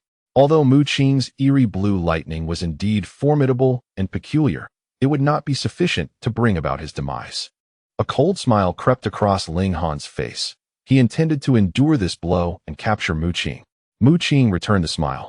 Feeling Ling Han's fiery grip tighten around his arm, bones cracking slightly under the pressure. Yet, with his other hand, a glimmer of cold light surged forth, piercing directly through Ling Han's chest. With a splatter, a torrent of blood erupted as Mu Qing brandished a dagger, glimmering with a silver sheen. The seemingly inconspicuous short dagger had an extraordinary extension and speed, striking with a ferocity that allowed it to penetrate Ling Han's chest in an instant. Ling Han's expression turned vacant, a trickle of blood escaping from his lips. This was a grievous wound. If it had struck his heart, it could very well lead to his demise. Crack! A bolt of eerie blue lightning struck Ling Han's chest at a treacherous angle, precisely at the site of his injury. The original wound erupted, flesh and blood a chaotic mess, and the dagger's properties came into play, causing blood to flow incessantly. Even the entirety of Ling Han's blood seemed to surge towards the wound, threatening to spill forth. How could this be? Ling Han's face contorted in disbelief. He could feel the excruciating pain in his chest, hot blood gushing out, as his life essence drained away. A bolt of azure lightning surged once more from Mu Qing's palm, and with a crack, Ling Han was sent spiraling through the air, his chest charred and blood gushing forth. Ling Han lay motionless, his fate uncertain. The battle on Mu Lin's side had ceased, and all present were struck with astonishment as they gazed at Mu Qing. Shen Yi and the others stood agape, their hearts filled with disbelief. They were somewhat familiar with Mu Qing's prowess. While he could contend with a prodigy for a brief period, prolonged engagement would surely spell his defeat. Yet, it was utterly unexpected that Mu Qing had ultimately slain Ling Han. Mu Lin's expression darkened. He was acutely aware of Ling Han's strength. Following his breakthrough to the first-tier bloodline, the power of the fireball he had comprehended was indeed formidable, especially when augmented by his dark robes. Mu Qing flashed a grin, and Shen Yi approached him, a wave of medicinal aura cascading down to aid in his recovery. Feeling the wounds on his body mend swiftly, Mu Qing exhaled in relief. He had indeed taken a gamble. The wooden dagger he had obtained, though merely a silver-tier relic, had proven extraordinarily effective under such circumstances. Mu Lin made his way to Ling Han's side, who lay unconscious, blood still seeping from his chest. The disciples of the Ling family were thrown into disarray. Ling Han was their family's prodigy, and his demise would surely incur severe punishment from the elders within their clan. Chapter 112. Heavy casualties. You certainly possess some skill, inflicting such injury upon Ling Han. You are the first. Mu Lin regarded Mu Qing with a cold gaze. He could not deny Mu Qing's prowess, despite being merely at the 10th stage of vitality. He had nearly brought Ling Han to death's door. Mu Lin's eyes narrowed as they fixated on Mu Qing. Noting a detail, the power Mu Qing had unleashed was of the lightning attribute. He recalled that Mu Qing's father was Mu Yu, once the foremost alchemist of the Mu clan. And as Mu Yu's son, Mu Qing's bloodline was pure, likely awakening the blood spirit of the ferocious shark. Could it be that he was harboring certain suspicions? Suddenly, Ling Han, lying in a pool of blood, emitted a roar. A droplet of green liquid materialized above him, crystalline and translucent. In an instant, this droplet radiated a potent life force, seeping into Ling Han's wounds. A verdant glow burst forth, accompanied by a delicate fragrance, as Ling Han's injuries astonishingly began to heal. He rose to his feet. Though his lips were pale from blood loss, he appeared largely unscathed. Ling Han returned the dark robe to Mu Lin. His gaze fixed menacingly upon Mu Qing, yet he uttered not a word. He reluctantly acknowledged his defeat, having not anticipated that Mu Qing possessed such a relic. While his wound was minor, the blood loss was significant. Most critically, Mu Qing's azure lightning had struck with devastating force, leaving a gaping hole in his chest. Ling Han had narrowly escaped death, fortunate to have the aid of a treasure bestowed by the elders of his clan, which had swiftly restored his vitality. However, he felt a twinge of sorrow. That treasure could even mend the wounds of a fifth-tier bloodline warrior, yet it was unexpectedly used on Mu Qing, a mere practitioner at the 10th segment of vitality. Just then, a distant sound echoed, causing the expressions of all present to shift slightly. It was the voice of the bloodbat. Mu Qing turned his gaze towards the source and beheld a transformation in the bloodbat's form. Its body resembled a sea of blood, its head bore a human visage, and its abdomen was adorned with a multitude of blood claws, while two enormous crimson wings unfurled from its back, spanning several meters. Upon fully absorbing the power of the King of Frogs, the bloodbat erupted in flames, and torrents of molten lava surged forth from the blood sea. With a thunderous roar, two massive wings formed anew from molten lava behind it. A molten tail sprouted, resembling a flowing river of lava, and at its tip, astonishingly, rested the head of the King of Frogs. The bloodbat had become increasingly bizarre, now appearing as a creature fused with the essence of the King of Frogs. It gazed toward Mu Qing, molten lava flowing from its mouth, splattering with each roar. What on earth is this monster? Jiang Yuanjie felt utterly overwhelmed. Since entering this Kunlun secret realm, he had first been captured by the Spider-Woman, then encountered the cursed flower in the museum, and now faced this terrifying creature. The very heavens were stained crimson as the bloodbat approached, its chest's black void slowly rotating, profoundly deep, as if it could consume everything. It was the power bestowed by the three-legged jade toad. Mu Qing's eye sharpened. He realized that the bloodbat had integrated the three-legged jade toad into its being, transforming into this form. He had initially thought the bloodbat could merely absorb energy, not anticipating that it could also usurp the abilities of the King of Frogs. Mu Qing now grasped the true value of the three-legged jade toad. Thunder rumbled ominously, and crimson lightning struck down from the sky. A relentless blood rain fell as the bloodbat rode the sea of blood, molten lava continuously spewing forth, enveloping everyone. Surrounding them was an expansive sea of blood, intermittently erupting with molten lava, its contained energy staggering. Damn it, if it weren't for you all, we would have escaped long ago. Yang Jie berated Mu Lin and the others vehemently. Yang Shanshan had already healed her injuries with the help of Shun Yi. Standing beside her was a goblin. Her ability was remarkable. The goblin summoned from another world had returned to its realm upon sustaining injuries, only to be summoned again without a trace of damage. Yet, Yang Shanshan's brow was furrowed, a hint of unease creeping in. It was now futile. Shun Yi shook his head, a heavy heart weighing him down. The bloodbat, capable of utterly vanquishing the King of Frogs and appropriating its powers, likely possessed unfathomable strength. Waves of white light cascaded from the statue, benefiting all, as their cultivation rapidly ascended. The bloodbat reaped the greatest rewards, its chest's black void voraciously devouring the statue's energy. Ah, help! Suddenly, a voice pierced through the chaos. It was a disciple of the Yang family. The individual possessed a cultivation level of 10 segments of vital energy and blood, having recently achieved a breakthrough. Yet, in a moment of carelessness, he was ensnared by a colossal blood claw. Despite his vigorous resistance, the claw tightened its grip, drawing him into a dark vortex within its chest. With a resounding crack, A mist of blood erupted, and he was utterly obliterated.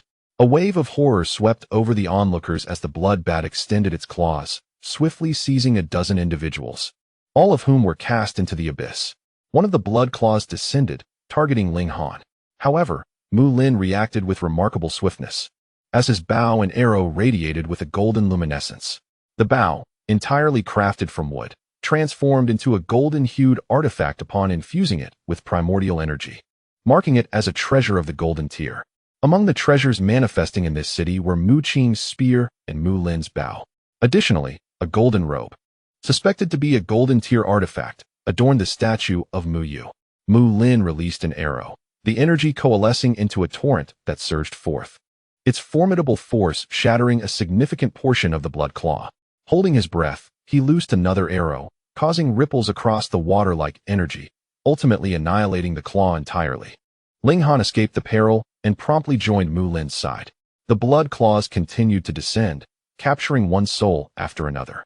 With a thunderous crash, a surge of lava fell, injuring Shun Yi, nearly incinerating his arm. Fortunately, he was protected by a medicinal gourd, allowing him to swiftly recuperate. The blood bat navigated the sea of blood, its body flashing violently, unleashing a torrent of sanguine light from the heavens. The earth quaked beneath them, a deep chasm materializing, and those who were touched by the crimson light perished instantaneously. In that moment, over 30 lives were extinguished. The bloodbat employed its vast crimson wings, the destructive force overwhelming. Curiously, its target seemed to be the statue, sparing others from its wrath. Otherwise, the death toll would have been far greater. The blood sea gradually encroached, with claws reaching out relentlessly. Even those at the pinnacle of vitality could not withstand the assault, and the air was filled with anguished cries as the mortality rate escalated. The elites' faces turned ashen as they witnessed their kin falling one by one, their hands trembling in despair. Chapter 113. The statue stirred the sky turned crimson as the blood sea advanced, and the disciples of various clans screamed in terror. The blood possessed corrosive properties. Even a mere splash could siphon the primordial energy within them. Everyone, listen closely, crush the black chips. Yang Jie bellowed. Should all the disciples of the Yang family perish here, while the foundation of the family would remain intact, the repercussions would still be significant. Perhaps the larger clans had not anticipated such a dire threat lurking within the Kunlun secret realm. The disciples of the Yang family hastily crushed their communication devices' black chips, enveloped by an unseen force that expelled them from the secret realm. The disciples of the Shun family followed suit, leaving the realm at Shun Yi's command. He understood that this was the wisest course of action. As the blood sea loomed closer, threatening to engulf them all, it was uncertain whether even these elite individuals could withstand its onslaught. Mu Lin and Ling Han adopted a similar strategy, urging their clan members to exit the danger as well. The solitary wanderers and students from various universities, sensing the impending danger, had long since departed. In an instant, only a handful remained on the scene. Apart from a few possessing first-tier bloodline strength, only Mu Qing and Jiang Yuanjie were left. Shen Guang, recognizing his own inadequacy, had also exited. During this expedition to the Kunlun secret realm, he had already reaped sufficient benefits and experience. One could only lament the formidable challenges posed by the college entrance examinations. With so many dangers lurking within the Kunlun secret realm, could anyone truly qualify to pass? Jiang Yuanjie muttered in agreement, for at present, the perilous nature of the Kunlun secret realm was excessively high. Were all 5 cities within the Kunlun secret realm equally treacherous? His brow furrowed with concern, as it seemed that Ling Fei and Ji Jia were not in this city. If the other cities were also infested with formidable beasts and bizarre creatures, they might encounter terrifying crises as well. Golden light erupted continuously from the statue, waves of white radiance cascading forth. A torrent of blood surged violently, and the blood-colored wings of the blood bat slashed down, unleashing a terrifying force that detonated upon the statue. Simultaneously, a massive ball of molten lava descended from the sky, radiant as the sun, rolling downward. The bloodbat appeared intent on shattering the statue.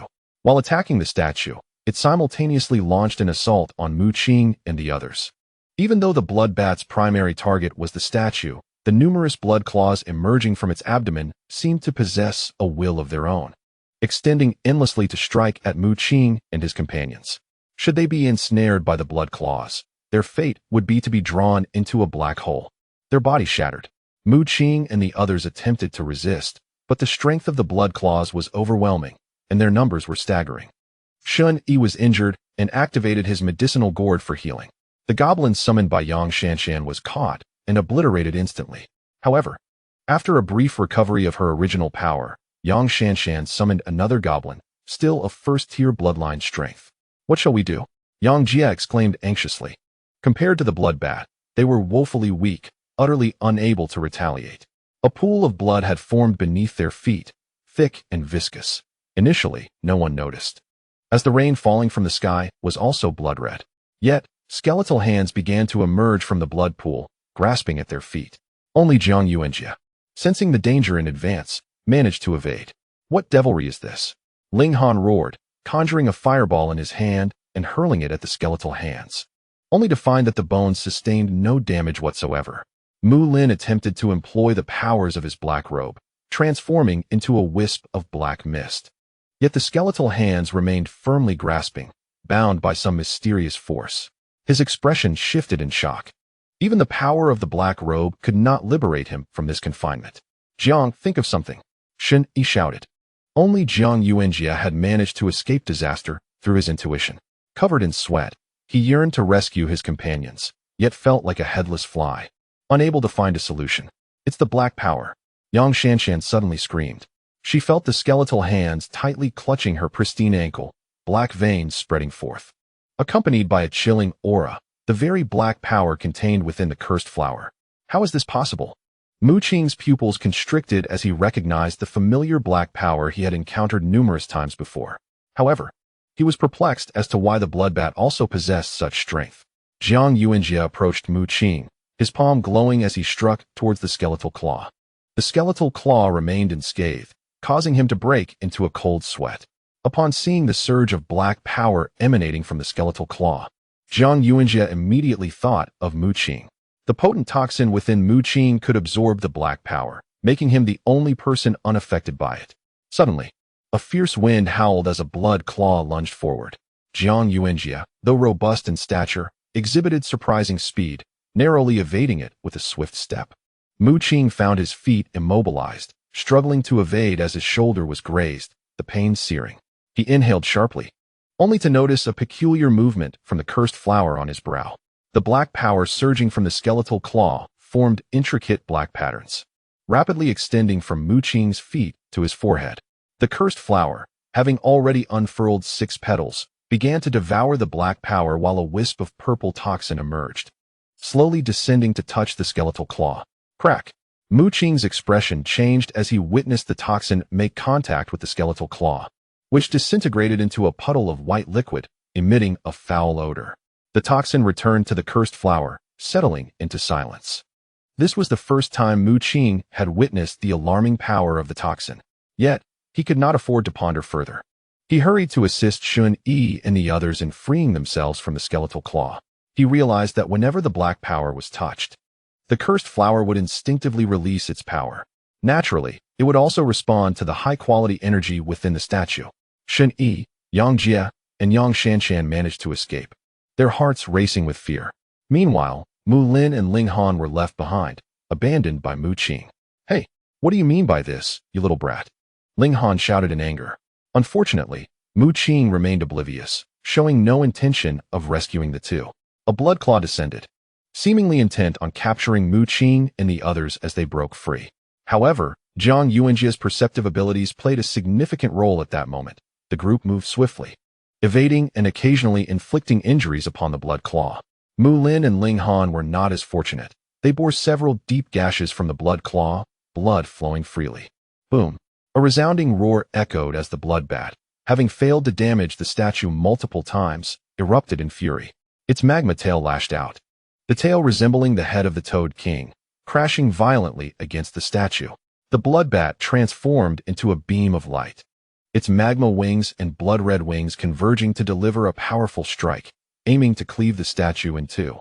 Yet, at that moment, the statue trembled, a burst of radiant white light erupting as it began to move. Chapter 114, Life and Death Crisis. A thunderous sound emerged as the colossal statue awakened, enveloped in brilliant white light as it stepped forward with great strides. The statue extended its hand with remarkable speed, seizing the bloodbat's blood-red wings and tearing them apart with a fierce pull. Sizzle! A vast expanse of blood spilled forth.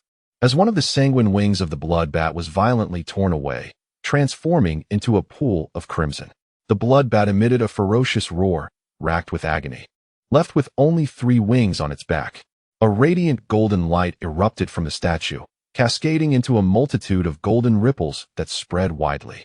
An even greater surge of energy was unleashed, its power unfathomable, battering the surroundings and causing structures to collapse. Mu Qing and his companions were thrust back by this force, their bodies flying through the air as they coughed up blood. The quality of this energy was extraordinarily high.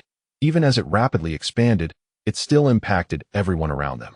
The energy gushing forth from the statue was transforming the entire Kunlun secret realm. Anyone currently within its confines would experience a significant enhancement in their cultivation. Moreover, many rare treasures began to manifest within the realm at this moment. Mu Qing observed that some weeds beside the buildings, once ordinary, now shimmered with a translucent glow, completely transformed by the energy surge into precious medicinal materials rich in primal force.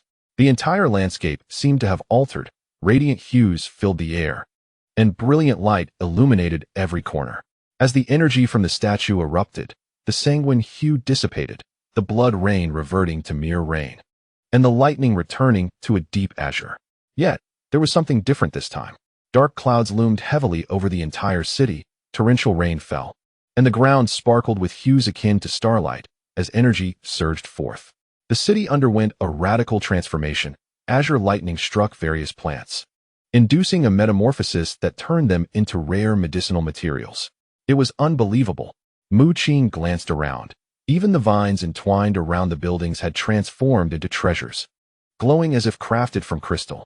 The plants touched by the rain were imbued with rich water attribute energy, while those struck by azure lightning contained abundant thunder attribute power. Mu Qing's heart raced. These abundant plants, rich in water and thunder attributes, were immensely tempting to him. However, there was no time to gather them. As the bloodbat and the statue had commenced their battle nearby, the residual force affecting them, the group retreated hastily, and Mu Lin and his companion also managed to escape. The skeletal claws beneath their feet shattered upon contact with the statue's energy. Though Ling Han was indignant and wished to confront Mu Qing, Mu Lin restrained him. As they retreated into the distance, Mu Lin gathered the nearby plants, all drenched by the rain and rich in water attribute energy. Among them was even a dogtail grass, glimmering with water energy fluctuations after being soaked. His blood spirit was of the water attribute, making these plants exceedingly precious for him, even more so than what was available in the Mu family for his cultivation. In the distance, the statue inexplicably ceased its movements. Although energy continued to surge forth relentlessly, it no longer directed any attacks at the bloodbat. The bloodbat, master of blood, conjured a massive crimson dragon, descending from the sky to strike the statue. Although the Mu Yu statue remained unscathed, it was evident that the energy it exuded was affected, dissipating, and being absorbed by the bloodbat. Each time the bloodbat launched an attack, the energy surging from the statue would collapse, subsequently drawn into the black hole at the bat's chest. What was happening? Yang Jie was taken aback. They noticed that after the statue made its move, it ceased any further actions. Its internal energy continued to be siphoned off by the bloodbat. Moreover, the blood from the heavens once again encroached upon them, inflicting injuries upon Mu Qing and the others. The bloodbat's essence transformed into towering giants, advancing towards them, brimming with overwhelming energy, rivaling the prowess of a first-tier bloodline warrior. Blood slaves. Mu Qing's expression shifted in alarm. This was a technique previously wielded by the bloodbat, a secret weapon for absorbing the statue's energy. Had it not been for the cursed flower nestled in Mu Qing's brow, the bloodbat might have harnessed the statue's energy to cultivate countless blood slaves, forming a formidable army capable of sweeping through the Kunlun secret realm without even needing to consume. Now, the bloodbat had lost its sanity. Yet the black hole continued to absorb surrounding energy, conjuring blood slaves anew. These slaves were even more terrifying than before, their bodies adorned with black patterns, emanating dark power. Akin to the cursed flower, the blood slaves radiated an aura of chill as they charged towards Mu Qing and his companions. The bloodbat harbored murderous intent. attacking the statue while secretly conjuring blood slaves to assault Mu Qing's side. Swiftly, Mu Qing and the others counterattacked. Fortunately, the blood slaves lacked martial skills. A total of 10 blood slaves were swiftly vanquished. Though the group sustained minor injuries, they were not grievous. Mu Lin and Ling Han found it particularly easy to deal with. After recovering from some injuries, Ling Han ensnared a blood slave, while Mu Lin unleashed an energy arrow that pierced and shattered the blood slave. The blood slaves could only be deemed ordinary warrior-level foes. Their power on par with the goblins summoned by Yang Shanshan, possessing first-tier bloodline strength but lacking martial techniques or special abilities. Indeed, the group's ability to dispatch these blood slaves so rapidly was largely due to the cursed flower on Mu Qing's brow. At that moment, the cursed flower floated into view, exuding toxic gas and shimmering with an otherworldly light. It spun with a mesmerizing motion, and as the blood slaves were obliterated, black energy surged forth, attempting to reform the blood slaves. Regrettably, before it could manifest its power, it was absorbed by the cursed flower. The seventh petal of the cursed flower was slowly unfurling, and Mu Qing could sense the toxicity intensifying, accompanied by a glimmer of blood light. Furthermore, he felt another mysterious force within the cursed flower, profound yet elusive in its nature. The venom bestowed upon him by the Spider-Woman had become increasingly enigmatic, undergoing numerous transformations since absorbing the dark energy. However, one aspect puzzled him. Every time the cursed flower absorbed a certain energy, it would spawn that energy within, yet after absorbing the dark energy, it merely intensified the toxic gas. Roar! The blood bat suddenly emitted a cry, sensing the demise of its blood slaves, and turned to approach Mu Qing. The actions of the blood bat startled Mu Qing and his companions. It was evident that the blood bat retained a semblance of consciousness. After having one of its crimson wings torn off by the statue, it was filled with rage upon discovering that Mu Qing and his group had slain its blood slave, leading to an explosive reaction. Streams of molten substance encircled Mu Qing and his companions like a cage. The blood bat's molten tail struck down forcefully, revealing the severed head of the Toad King, unleashing a terrifying torrent of magma capable of melting steel into liquid. Chapter 115.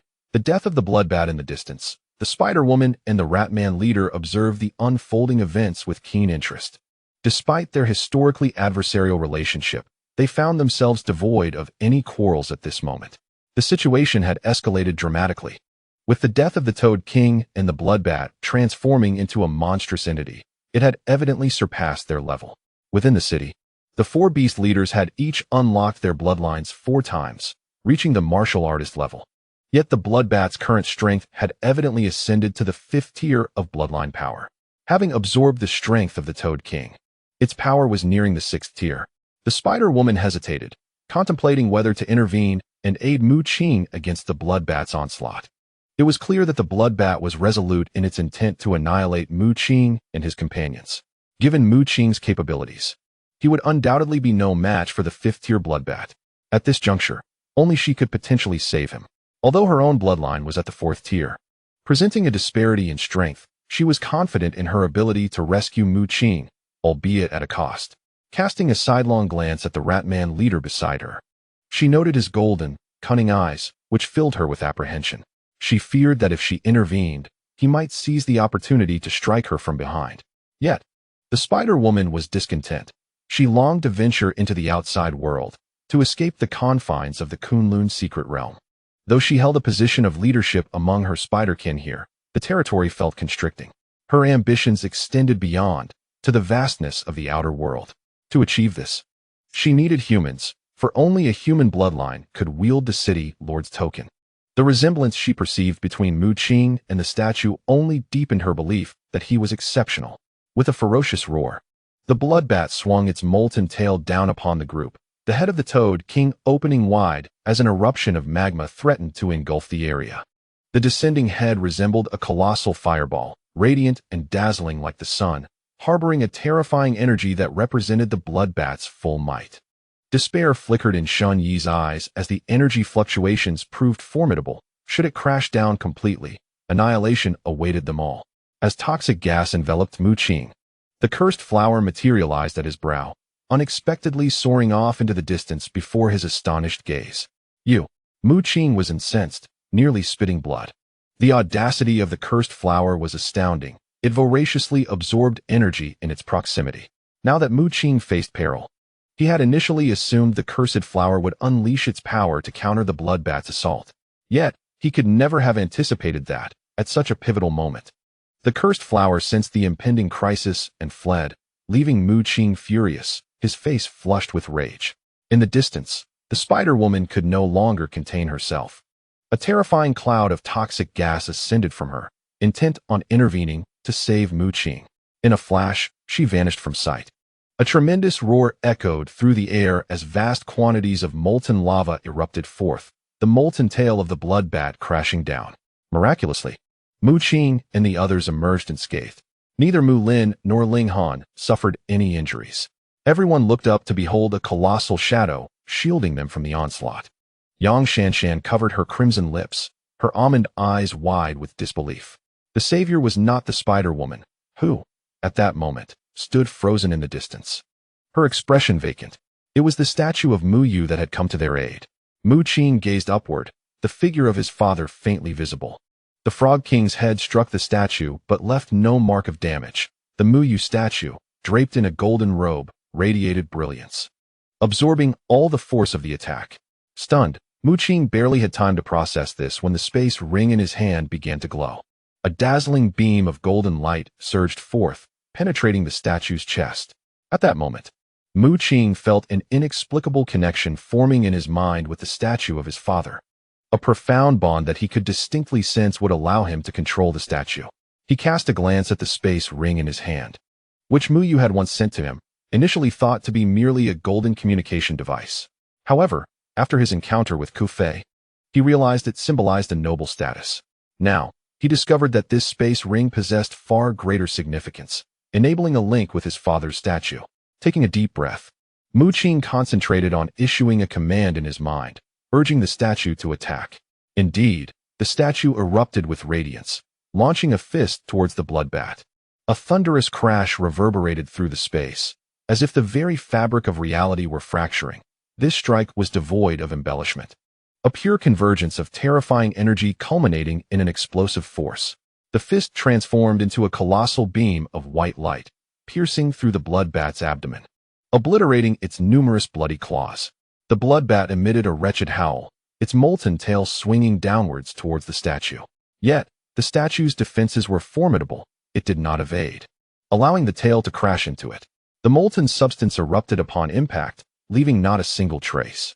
The statue, fierce and unyielding, seized the bloodbat's molten tail and yanked it with ferocity, causing a torrent of lava to surge forth, severing the appendage entirely.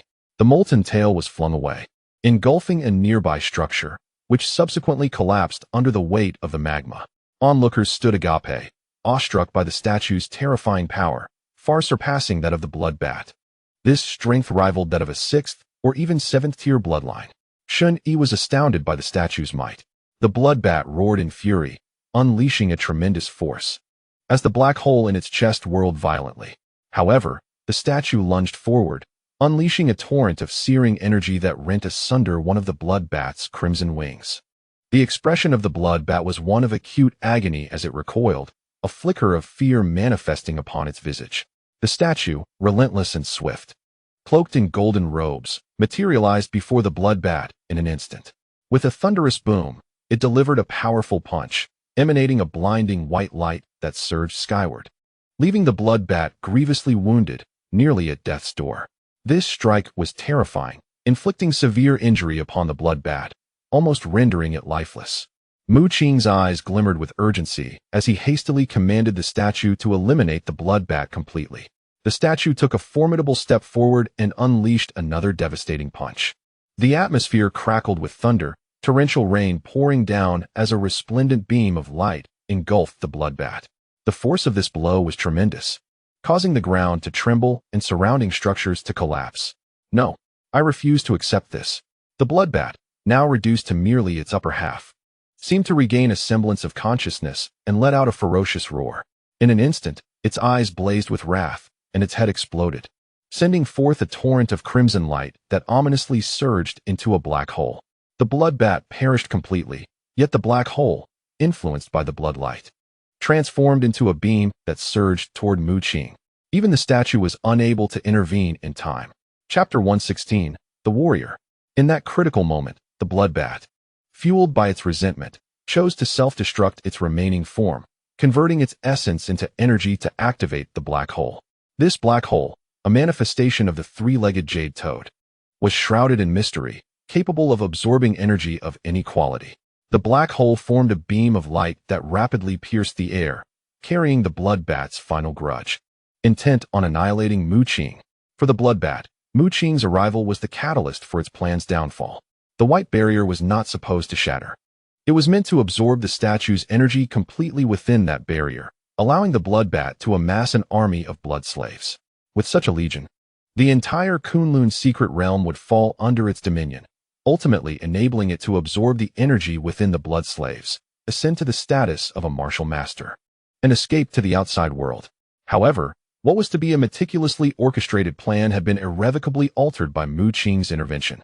The bloodbat's final resentment, even at the cost of its own annihilation, sought to ensure Mu Qing's demise as well. A flicker of horror crossed Mu Qing's eyes as he found himself ensnared by a terrifying force, his body immobilized. "Be careful, Yang Jie, Shen Yi," and the others exclaimed in alarm. A chill surged along Mu Qing's spine, his pupils constricting as the power of the black hole loomed ominously. At that pivotal moment, brilliant white arcs of lightning erupted from within Mu Qing. Above him, a purple bamboo shrouded in mist materialized, entwined with blazing white lightning, interspersed with flickers of ethereal blue electricity. A surge of electrical energy burst forth, connecting heaven and earth. Amidst the dark clouds, vast swathes of ethereal blue lightning converged, morphing into a colossal bolt of lightning that crashed down upon Mu Qing. The bolt struck him directly, yet he emerged unscathed. For this ethereal blue lightning shared a common origin with the power emanating from his palm. Alternatively, one might say that the lightning power of his palm thunder was born from the repeated strikes of lightning he had previously endured. Thunder rumbled. The area around him twisted, as energy erupted forth, intertwining deep black light with ethereal blue electric arcs, sweeping away vast symbols and radiant hues. Above Mu Qing, the purple lightning bamboo surged forth, emanating a misty aura, while an invisible force acted upon it, drawing the lightning from the dark clouds. In a crucial moment, the purple lightning bamboo unleashed its mysterious power. The azure beam of lightning illuminated the entire city center, forming a protective barrier around Mu Qing. Shen Yi and the others hastily retreated, for the ground beneath Mu Qing began to fracture, as the violent impacts of the black hole and lightning caused the earth to collapse. The torrential waves of energy surged forth like a tempest, shattering the ground and causing buildings to crumble. To their astonishment, Shen Yi and the others realized that the beam of lightning descending from the dark clouds had completely shielded Mu Qing. The power of the black hole persisted, resembling a black sun, wildly spinning in the air, consuming the energy of the world. At that moment, the statue finally arrived, its radiant white light bursting forth as it delivered a powerful punch. A magnificent rain of light cascaded down, shattering the black hole with a single blow, scattering fragments of black starlight across the sky. Enveloped by the azure beam of lightning, Mu Qing felt the strands of electric power transforming his physical form, rendering his body increasingly resilient. Most importantly, as the lightning energy continuously infused into him, even the little black fish within his dantian became lively. The little black fish, a manifestation of blood spirit, was imbued with remarkable intelligence, conveying to Mu Qing its fervent desire for water attribute energy. Having reached the pinnacle of the blood energy stage, the 10 patterns etched upon its body flickered incessantly, gradually healing. Mu Qing's heart trembled. He recognized this as an omen of the little black fish's impending breakthrough. With the lightning beam enveloping him, even the black hole's assault could not penetrate. It was the perfect moment to advance his cultivation. He retrieved the water-controlling orb he had secretly taken from Mu Lin, not intending to return it, especially since the little black fish required immense water attribute energy for its breakthrough. This water-controlling orb perfectly met that need. The moment Mu Qing took out the orb, the little black fish appeared instantly, its eyes fixated on the orb, its tail wagging excitedly, with liquid spilling from its mouth. This little creature, it was actually drooling. Before Mu Qing could react, The little black fish opened its mouth wide, disproportionately large compared to its body, and swallowed the entire water-controlling orb in one gulp. A dazzling light burst forth as the 10 patterns on the little black fish's body merged into a single rune, sending ripples of water and radiance shimmering. A chain appeared around the little black fish, a manifestation of the bloodline shackles, which shattered in an instant.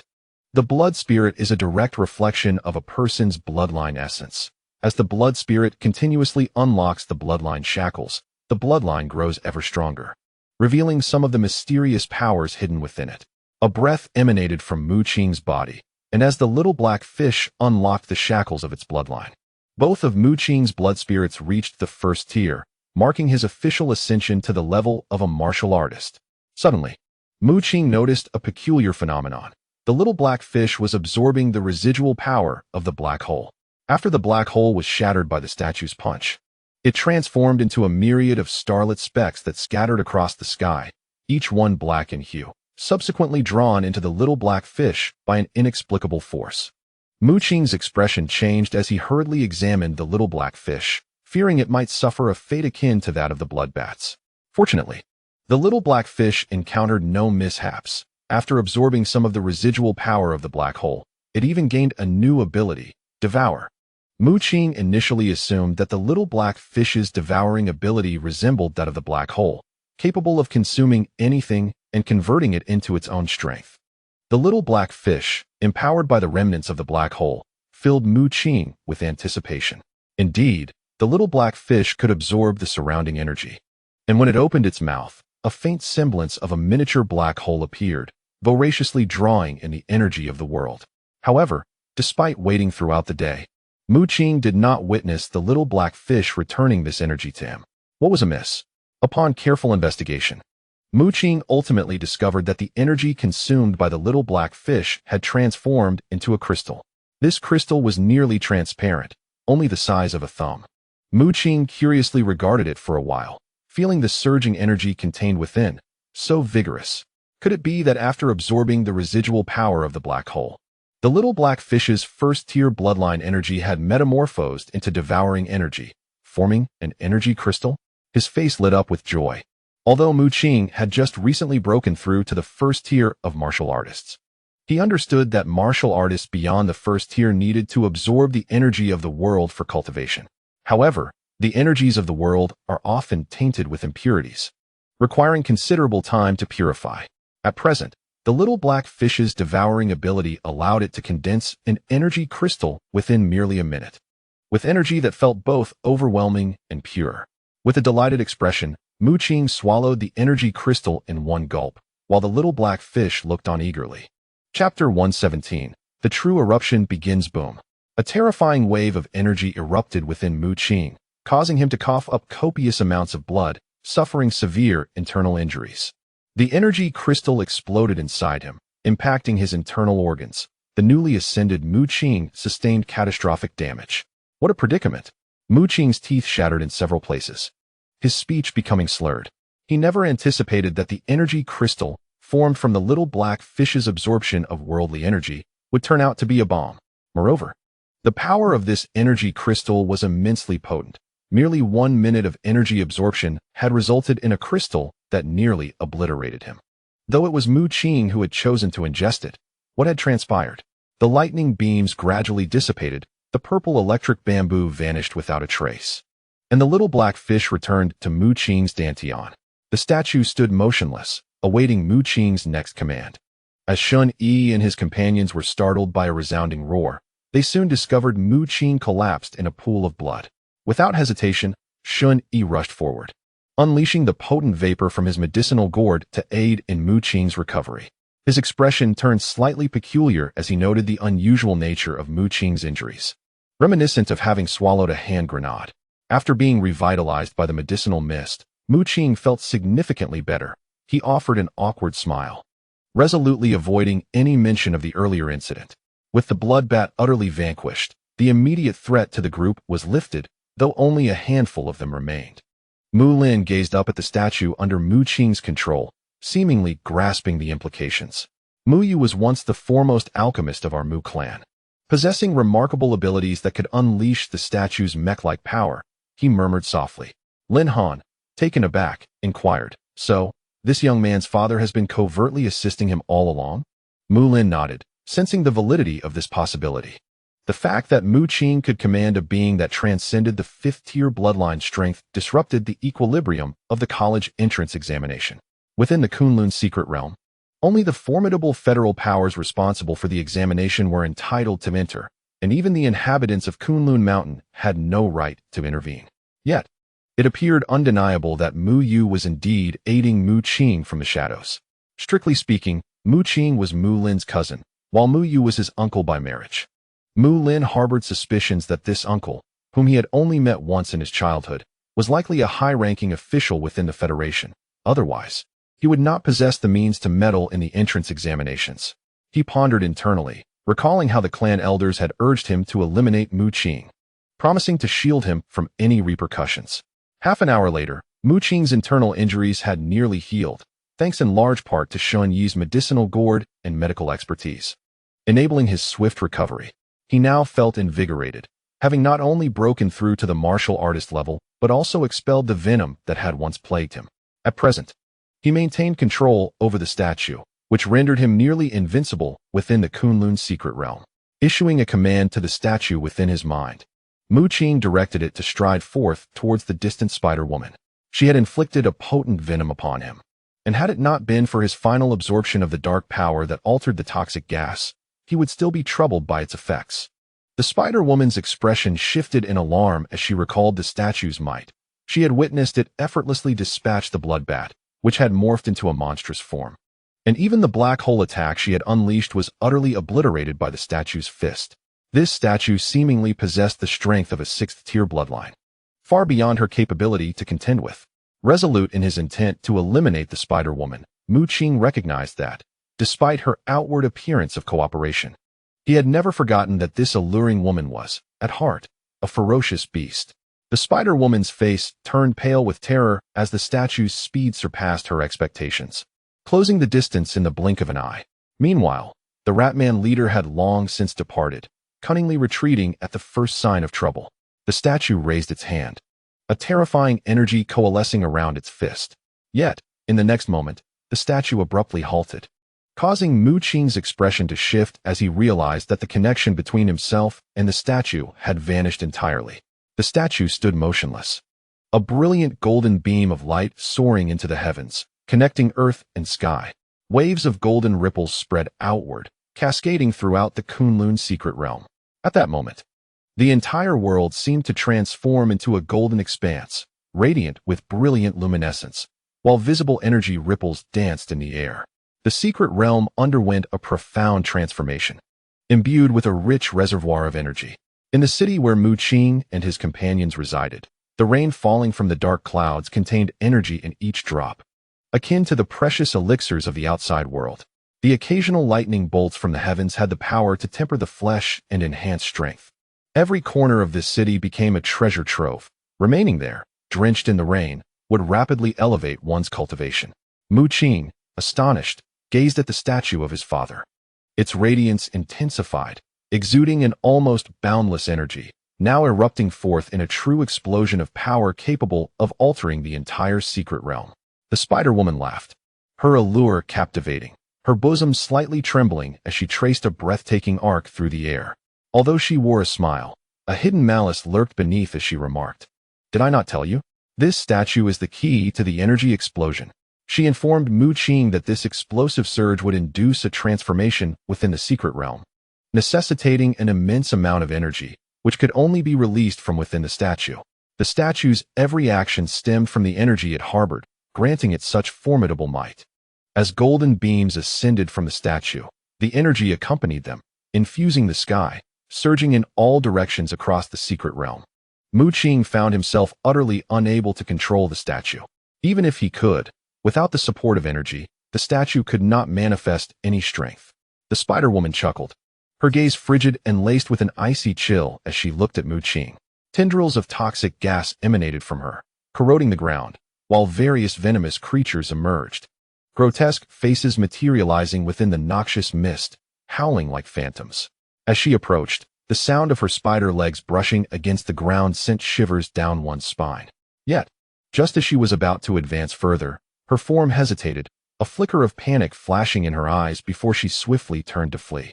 A cloud of poisonous mist enveloped her, vanishing in an instant. Mu Qing was taken aback, curious as to why the Spider-Woman, initially brimming with murderous intent, suddenly retreated. Unbeknownst to him, her aura was rapidly diminishing. With each expansion of the golden ripples, a portion of her energy was suppressed. The Spider-Woman's speed was remarkable. Yet after several waves of golden ripples, her pace slowed significantly, her body becoming adorned with intricate seals, obscured upon her proud form, seemingly a form of binding. Her power was being restrained. In this critical moment, the Spider-Woman had overlooked a crucial fact. With the explosive surge of energy, the strength of all ferocious beasts would also be curtailed. Originally, she was a formidable beast of the martial master rank, possessing a fourth-tier bloodline. Yet now she finds herself suppressed, reduced to the strength of a mere second-tier bloodline. The first 3 tiers of bloodlines belong to the realm of martial artists. It is only upon reaching the 4th tier, wherein a new bloodline ability is birthed, that one can truly be deemed a martial master. Furthermore, those at the 4th tier level can harness their mental energy. The renowned alchemists often possess abilities at or above the martial master level. For whether crafting potions, mechas, or flying vessels, the primary strength of an alchemist lies within their mental prowess. Although the power of a second-tier bloodline is considerably more formidable than that of Mu Qing and his companions, it still remains within the martial artist classification. Should Mu Qing and his comrades unite, the Spider-Woman, whose strength has been suppressed, would likely suffer severe injuries, if not face mortal peril. It is crucial to note that figures such as Sun Yi and Yang Jie are prodigies of significant factions, possessing not only strength far exceeding that of their peers, but also numerous hidden trump cards. Upon realizing her strength was curtailed, the Spider-Woman departed. The statue transformed into a golden sun, ascending high into the sky before erupting magnificently, inundating the entire city with a vast ocean of gold. This golden deluge did not merely affect the city. It surged forth to engulf the entirety of the Kunlun's secret realm. The heavens and earth seemed to be suffused with dazzling golden radiance, prompting Mu Qing and his companions to squint and close their eyes. Ultimately, when Mu Qing reopened his eyes, the statue had disintegrated into rubble, having released all its energy. He offered a wry smile. Initially believing that this was a gift from his father, a means to achieve invincibility within the Kunlun's secret realm. However, it now appeared he had overestimated its power. The complete outburst of energy from the statue elevated the Kunlun's secret realm, transforming the former weeds into rare medicinal herbs. The city was enveloped in a thunderstorm, with lightning and torrential rain raging throughout. Following the explosive release of energy, all the flora within the city metamorphosed into heaven and earth treasures, imbued with attributes of thunder and water. Suddenly, Jiang Yuanjie seemed to have discovered something. From the debris of the shattered statue, a turquoise light orb emerged, swirling with the power of a tempest. It was an energy entity. Yang Jie was taken aback, astonished that an energy entity would materialize after the statue's shattering. Following Sun Yi's previous encounter with an energy entity, the group understood that such entities, capable of bestowing dual blood spirits, possessed a degree of sentience and would actively choose their hosts. Sun Yi was selected by the medicinal gourd's blood spirit due to his mastery of healing arts and his training in various therapeutic secrets. This time, the blood spirit might be of the wind. Yang Jie felt a surge of anticipation. Jiang Yuanjie, Yang Shanshan, and the others awaited the entity's choice. The selection was unrelated to cultivation level. As long as the compatibility was high, the energy entity would autonomously choose its host. Mu Lin and Ling Han encountered an energy entity for the first time, though they could surmise its significance to some extent. The turquoise light orb swayed gracefully, floating above Mu Qing's head. It seemed intent on choosing Mu Qing. Sun Yi was taken aback, and Yang Jie and the others wore peculiar expressions. Mu Qing, too, felt a sense of curiosity. Having already possessed 2 blood spirits, could he truly acquire a third? At this moment, the purple lightning bamboo in Mu Qing's mind suddenly trembled, releasing surges of blinding white lightning that cascaded forth like a tempest.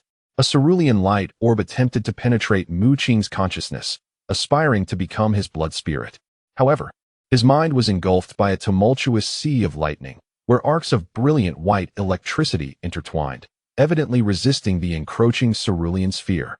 Within this storm of lightning, a solitary purple bamboo swayed gently at the center, shedding wisps of mist that seemed to express disdain towards the cerulean orb. With a quiver, the cerulean light orb, spurned by the purple lightning bamboo, found itself unable to enter Mu Qing's consciousness. Ultimately, it departed in despair, drifting over the heads of the onlookers before halting before Mu Lin. The cerulean orb radiated a gentle glow, gradually transforming into an ancient lamp. This lamp appeared quite old. An oil lamp, with a pale blue flame flickering atop it.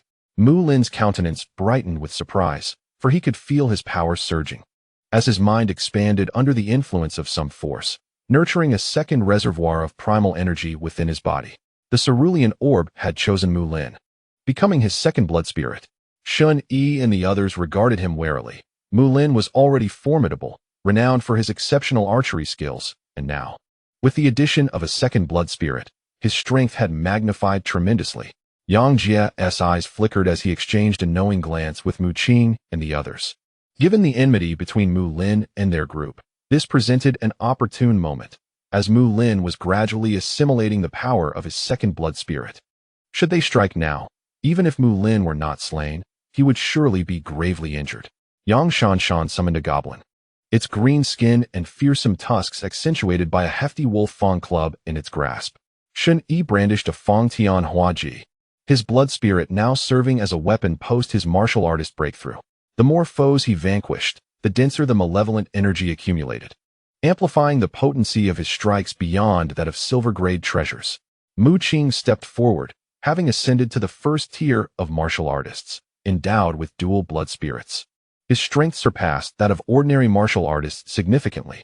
In a flash, Yang Jie made the first move, biting his finger to unleash an abnormal surge of blood that erupted forth in the form of blood-laden vines, hurling towards Mu Lin with tremendous force.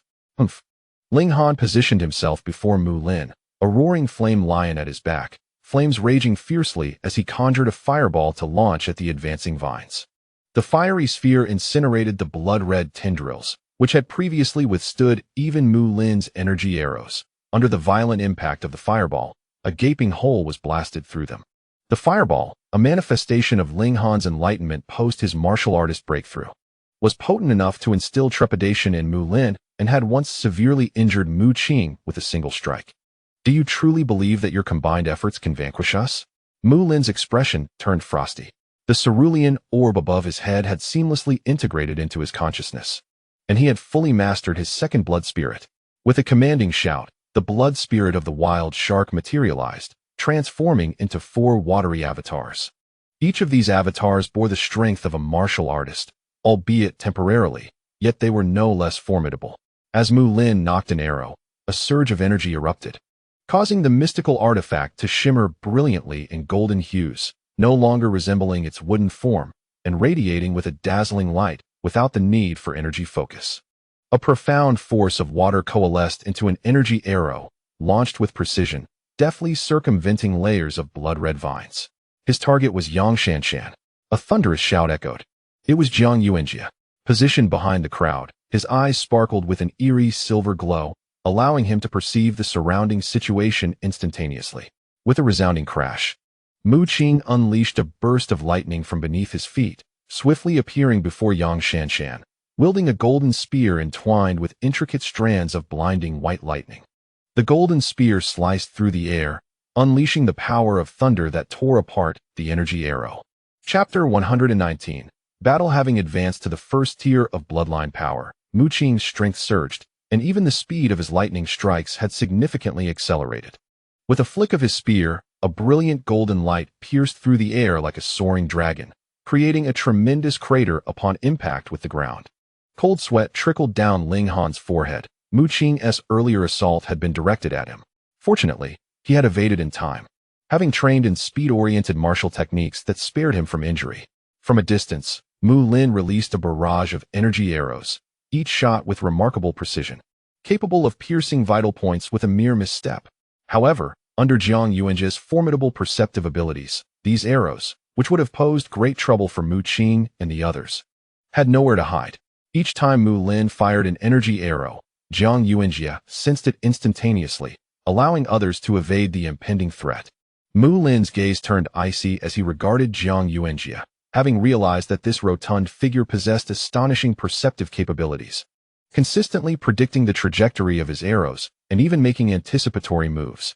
Once more, Mu Lin unleashed an energy arrow, ripples of water swirling around it. Its impact force terrifying and aimed primarily at Jiang Yuanjie. Jiang Yuanjie's expression shifted dramatically as he shouted, "He is targeting me." In an instant, a shadow appeared before him. It was Shun Yi. Wielding his halberd, Shun Yi swept through the air, a thick miasma of malevolence emanating and shattering the energy arrow. What rendered Mu Lin formidable was the speed and accuracy of his energy arrows. The crowd could never ascertain his true target until it was often too late to react. However, with Jiang Yuanjie present, the scenario changed dramatically. He could immediately discern the trajectory of the arrows, enabling others to respond promptly. At that moment, Mu Qing had engaged in combat with Ling Han. Previously, he had suffered severe injuries at Ling Han's hands, though he had later retaliated with equal ferocity. Yet, at that time, his opponent had been overly careless. Now, having broken through, Mu Qing faced Ling Han once again, armed with a golden spear enveloped in crackling lightning, which occasionally detonated. He employed the techniques of the Thunderstorm Fist. He had thoroughly mastered the 9th layer of the Thunderstorm Fist, largely thanks to the influence of the purple lightning bamboo, and in a state of harmony with the heavens and earth. His understanding of martial techniques progressed at an astonishing pace. Ling Han was enveloped in a fiery aura, with a roaring flame lion behind him.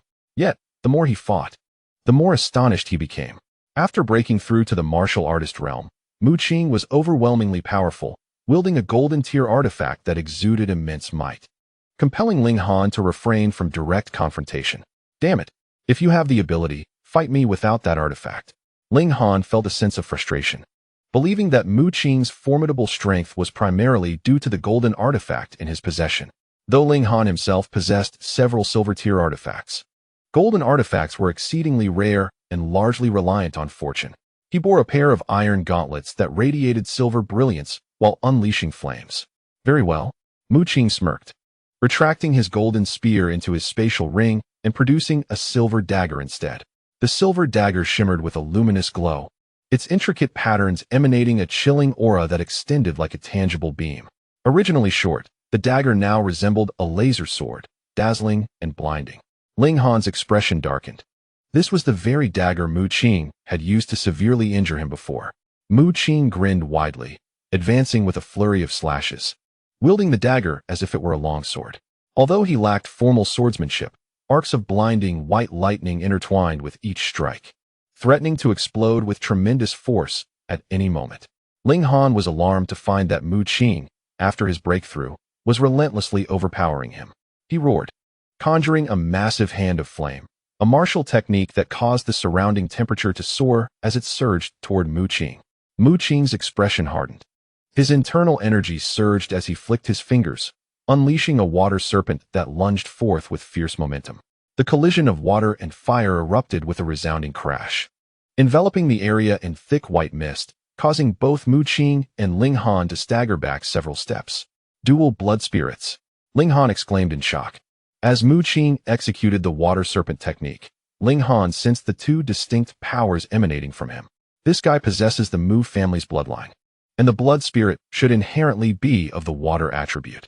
It appears he has acquired a second blood spirit of the lightning attribute upon entering the secret realm, Mu Lin remarked solemnly.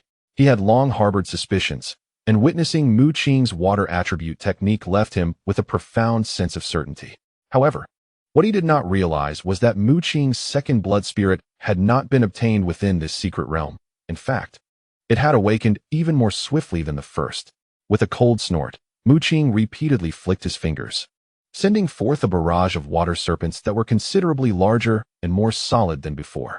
Simultaneously, he struck his palm against the void, summoning a flash of eerie blue lightning. The blue lightning vanished instantaneously, slipping into the void, nearly undetectable. A chill ran down Ling Han's spine before he could react. The eerie blue lightning had already materialized, striking behind him with a crack. He coughed blood as the water serpents followed, colliding with him and leaving numerous wounds that bled profusely. Enduring the excruciating pain, Ling Han gathered a fireball, intent on attacking Mu Qing.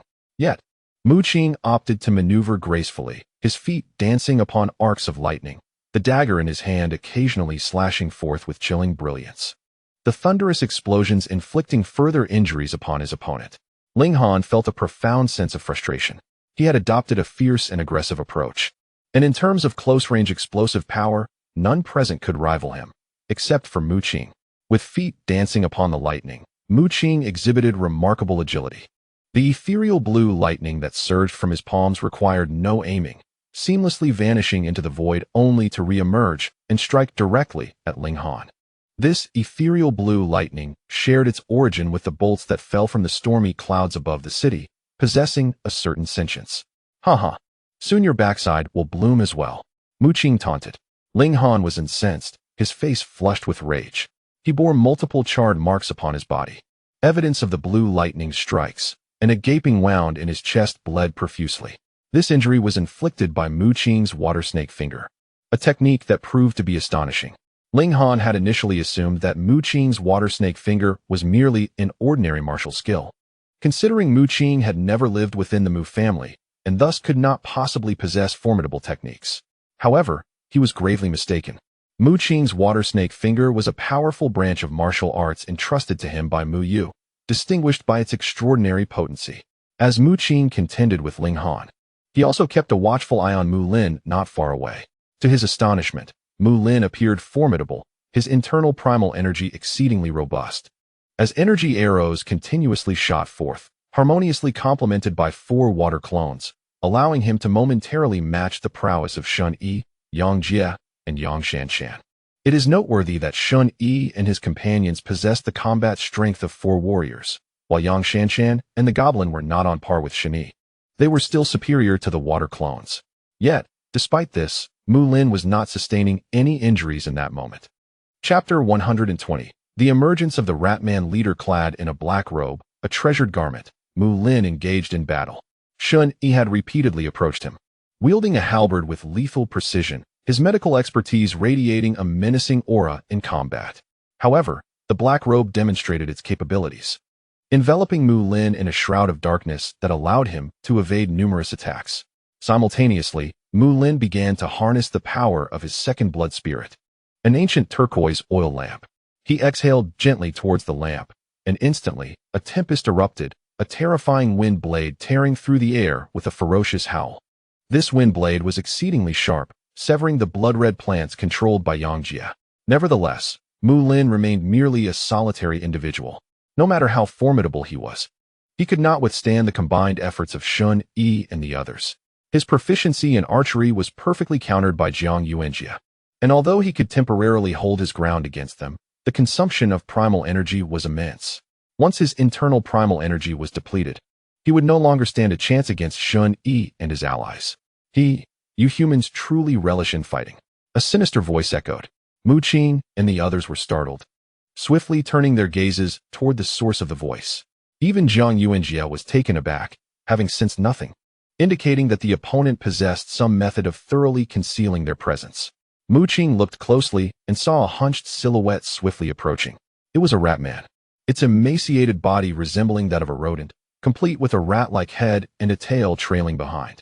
Its golden, gleaming eyes exuded a cunning demeanor, and its voice was piercing, a ferocious beast. Mu Qing's expression shifted sharply, only to realize that the figure before him was likely the so-called rat man leader. Among the 4 formidable beasts in this city, the Spider Woman had fled, while the Toad King and Bloodbat had perished. The only one he had yet to encounter was indeed the Ratman leader. After the golden ripples dispersed, the beast's power had been significantly diminished, and the Ratman leader, once a 4th-tier bloodline creature, found its strength suppressed to that of a 2nd-tier warrior. Its golden eyes narrowed into a slit. Voice sharp, the Mu family boy and the Ling family lad. It has been a while since we last met. How have you both fallen into such disarray? Mu Lin and Ling Han approached it, exchanging a few words, their familiarity suggesting a prior acquaintance. Shun Yi and the others remained vigilant, surprised by this unforeseen development.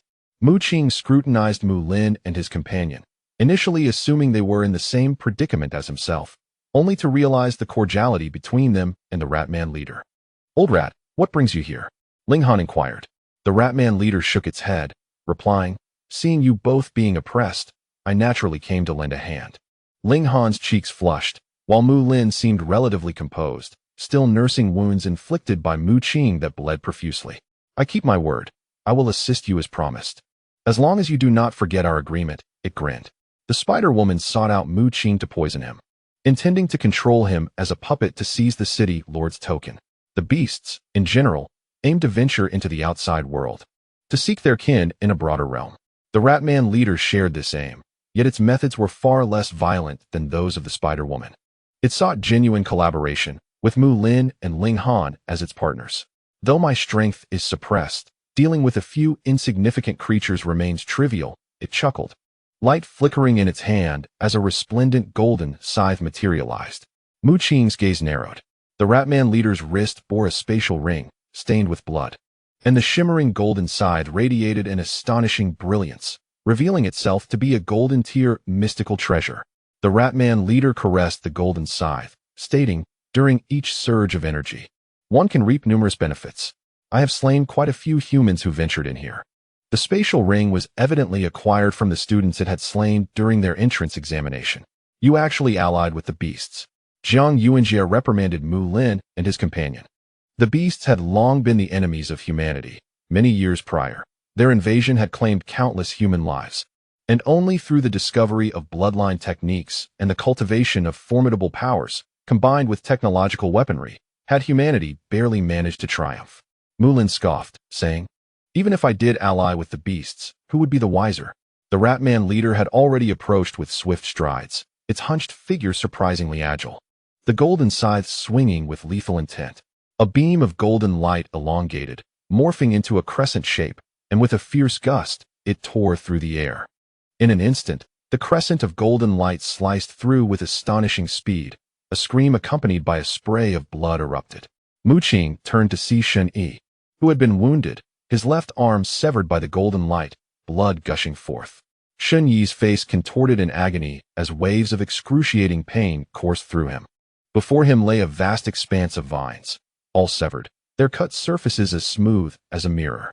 Yang Jie was the first to react, conjuring a wall of plants to shield Shen Yi. However, this proved futile. Shen Yi himself had underestimated the formidable strength of the Ratman leader. Mu Qing and Yang Jie hastened forward, their expressions grave as they faced the Ratman leader. Yang Shanshan also commanded the goblins to engage the Ratman leader, while she and Jiang Yuanjie went to assess Shen Yi's condition. Shen Yi had lost a hand, a matter of great concern.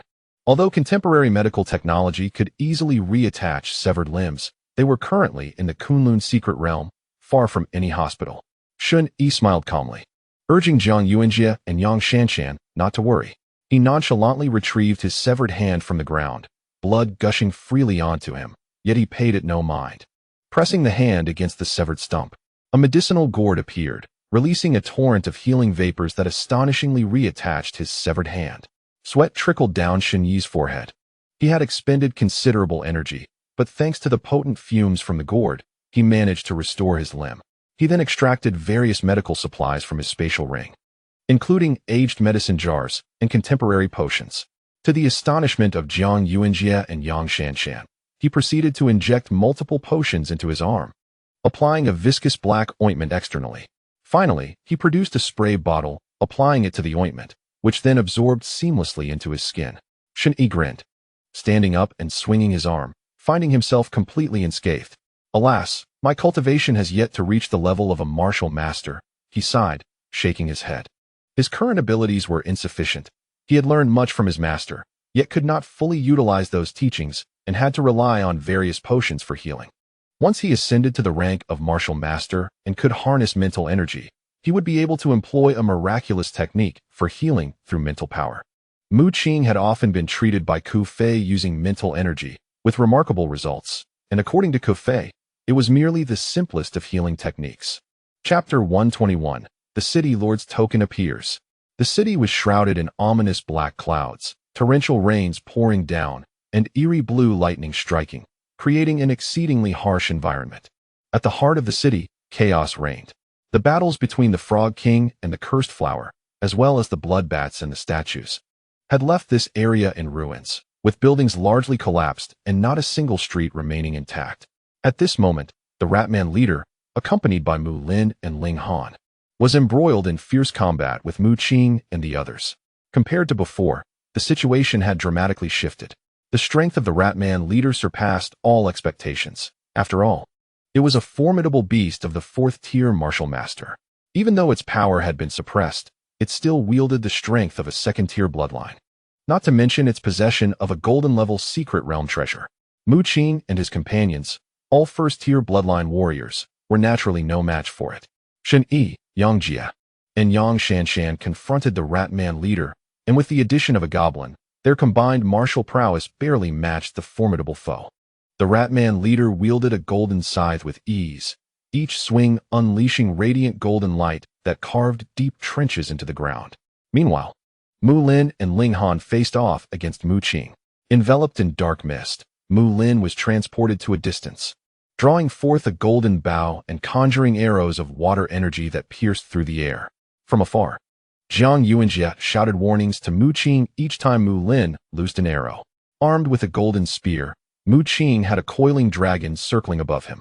Thanks to Jiang Yuanjie's assistance, he adeptly evaded Mu Lin's energy arrows while engaging Ling Han with his golden great artifact. A glimmer of cold light flashed in Mu Lin's eyes as the blood spirit of the wild shark manifested behind him, transforming into 4 watery avatars that surged toward Jiang Yuanjie. He recognized the significance of Jiang Yuanjie. Despite being the only one in their midst who had not broken through to the rank of martial artist, his unique abilities countered Mu Lin's efforts perfectly. Acting decisively, Mu Lin employed his skills to eliminate Jiang Yuanjie. Alarmed, Mu Qing sought to assist Jiang Yuanjie, but Ling Han impeded him, gathering a fireball in his hand and launching it forward. With a thunderous explosion, the fireball erupted, sending shockwaves that forced Mu Qing to stagger back, his arms searing and blood trickling from his lips. Ling Han's close-range assault was indeed formidable, prompting Mu Qing to admire his strength. Taking a deep breath, he advanced, his golden spear swirling with the dragon, thrusting forth a blinding golden radiance. Ling Han, startled by the power of the golden great artifact, refrained from meeting it head-on. Suddenly, an energy arrow shot through the air, striking Mu Qing's golden spear and causing an explosion of energy that sent him reeling. Seizing the moment, Ling Han pressed the attack, delivering a fiery punch that radiated intense flames. Mu Qing, taken aback, hurriedly defended himself. Their teamwork, one close and one distant, was impeccable. That young brother with the spear. A sharp voice rang out.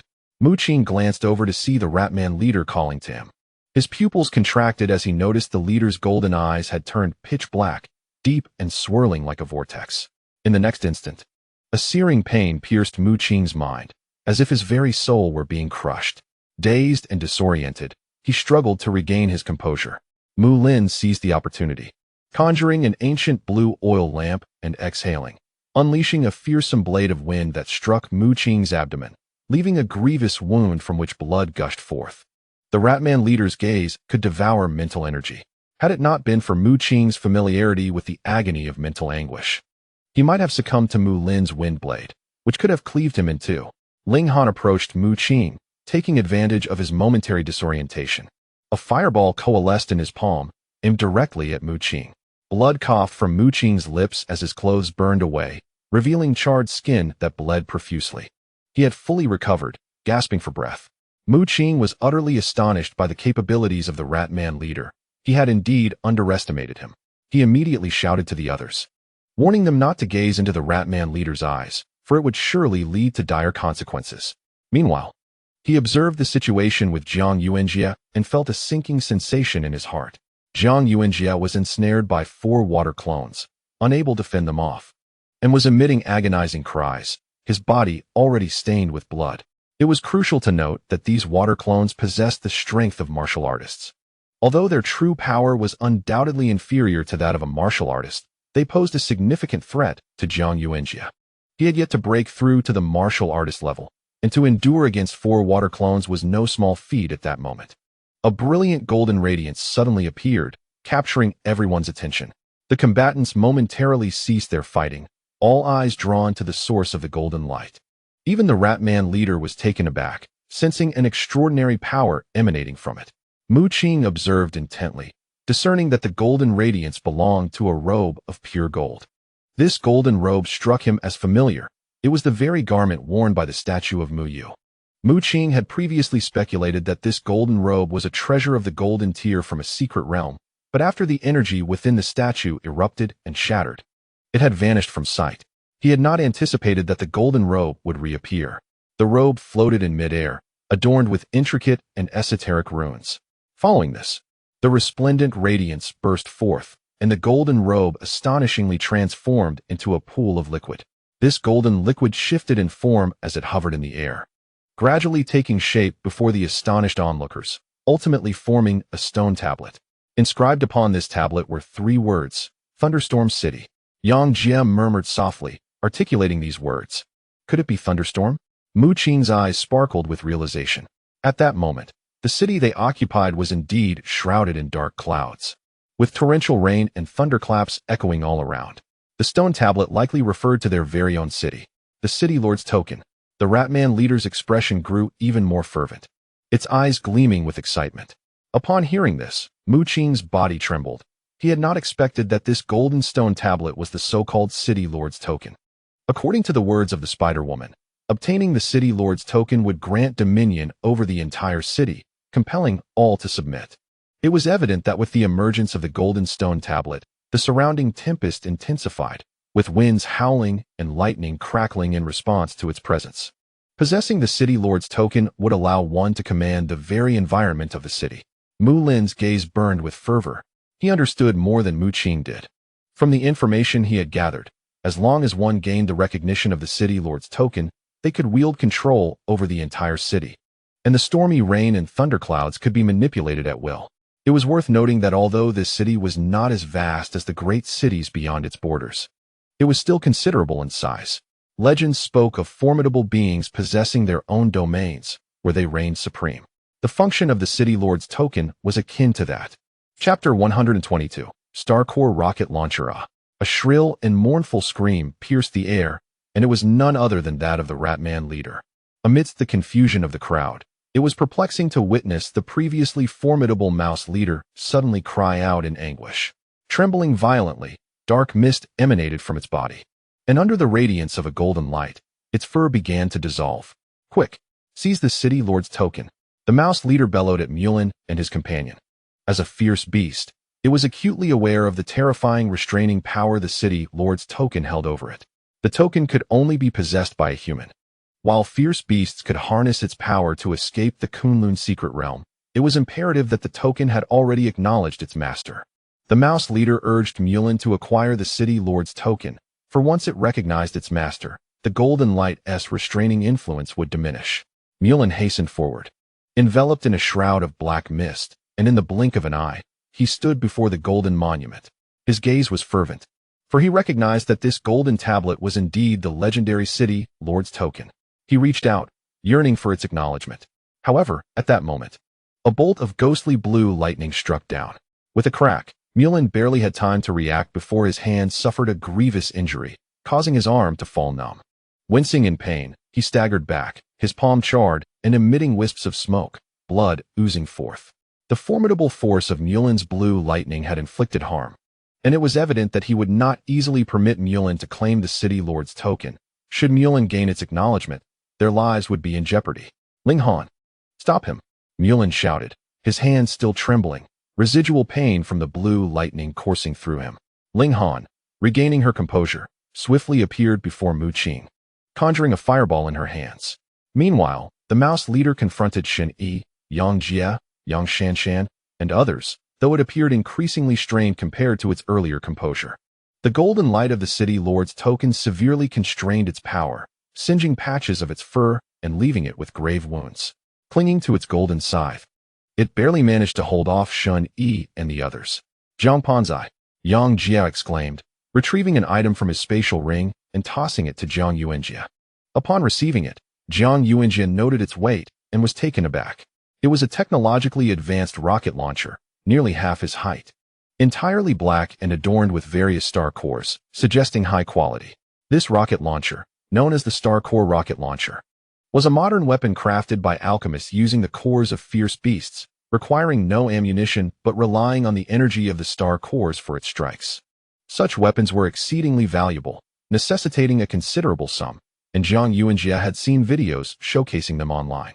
Goodness, truly a prodigy, Jiang Yuanjie gasped. Profoundly aware of the might of great powers, blood still trickled from him, a result of injuries inflicted by Mulan's water clone. At that moment, Mulan's water clone dissipated due to insufficient energy. Help me deal with this rat. I shall assist Mu Qing in holding off Ling Han, Yang Jie urged, exchanging positions with Jiang Yuanjie. At present, the power of the Ratman leader is constrained by the golden light, rendering it relatively ineffective.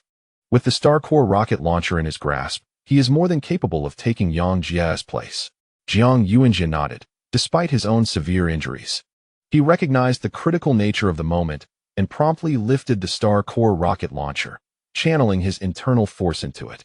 Lacking any formal training in firearms, particularly with rocket launchers, he could only recall videos he had seen online, fumbling through the operation. A series of terrifying beams of light began to converge upon the rocket launcher, gradually coalescing into a crimson sphere of light. Sweat beaded on Jiang Yuanjie's brow as he felt the rocket launcher grow increasingly hot in his hands. The star core embedded within was derived from a fire attribute beast, seemingly of a high grade. Boom! A fiery beam shot forth, piercing through the air with remarkable force, igniting the surrounding vegetation as flames spread, unleashing a terrifying power. The Ratman leader, having been alerted, quickly evaded the attack. The shot did not strike its intended target, as the Ratman was already aware of Jiang Yuanjie's presence, coupled with the latter's inexperience in wielding such a weapon. Nevertheless, the force of the blast was astonishing. The fiery beam struck the ground, causing an explosion that created a crater several meters in diameter, leaving a charred expanse. Even the Ratman leader was taken aback. Its current condition was precarious, and a direct hit from that blast would likely have inflicted severe injuries. Observing the expression on the Ratman leader's face, Jiang Yuanjie felt a surge of exhilaration. He once again infused his internal force into the Star Core rocket launcher, gathering a rich flame energy that formed a brilliant orb of light. With a resounding boom, another terrifying beam of flames erupted. Jiang Yuanjie did not cease his actions, continuously channeling his internal force, unleashing yet another radiant beam that sliced through the void. The Ratman leader felt a prickling sensation at the back of its head and hastily dodged, fortunate that Jiang Yuanjie's aim was not particularly precise, resulting in a low hit rate. However, this provided an opportunity for Shun Yi and Yang Shanshan. Bang! A shadow darted past swiftly. It was the goblin's spiked club, accurately striking the Ratman leader on the head. The Ratman let out a wretched scream as a lump formed on its skull, pain reverberating through its mind. The goblin emitted a guttural noise, showing no mercy as it brought the spiked club down again, a dull thud resonating, this time accompanied by a spray of blood. The Ratman leader's skull was brutally cracked open by the goblin's assault. Unsatisfied, the goblin seized the moment, delivering 3 more relentless blows. The Ratman leader's head was now adorned with several large lumps, blood streaming down. Dazed and reeling, it was then struck in the abdomen with excruciating pain as Shun Yi swung his halberd, a malevolent aura enveloping him. The Ratman leader's abdomen was torn open, blood gushing forth. Enraged, it found itself in a particularly humiliating position. As a 4th-tier martial artist beast, it was being thoroughly bested by mere 1st-tier human warriors.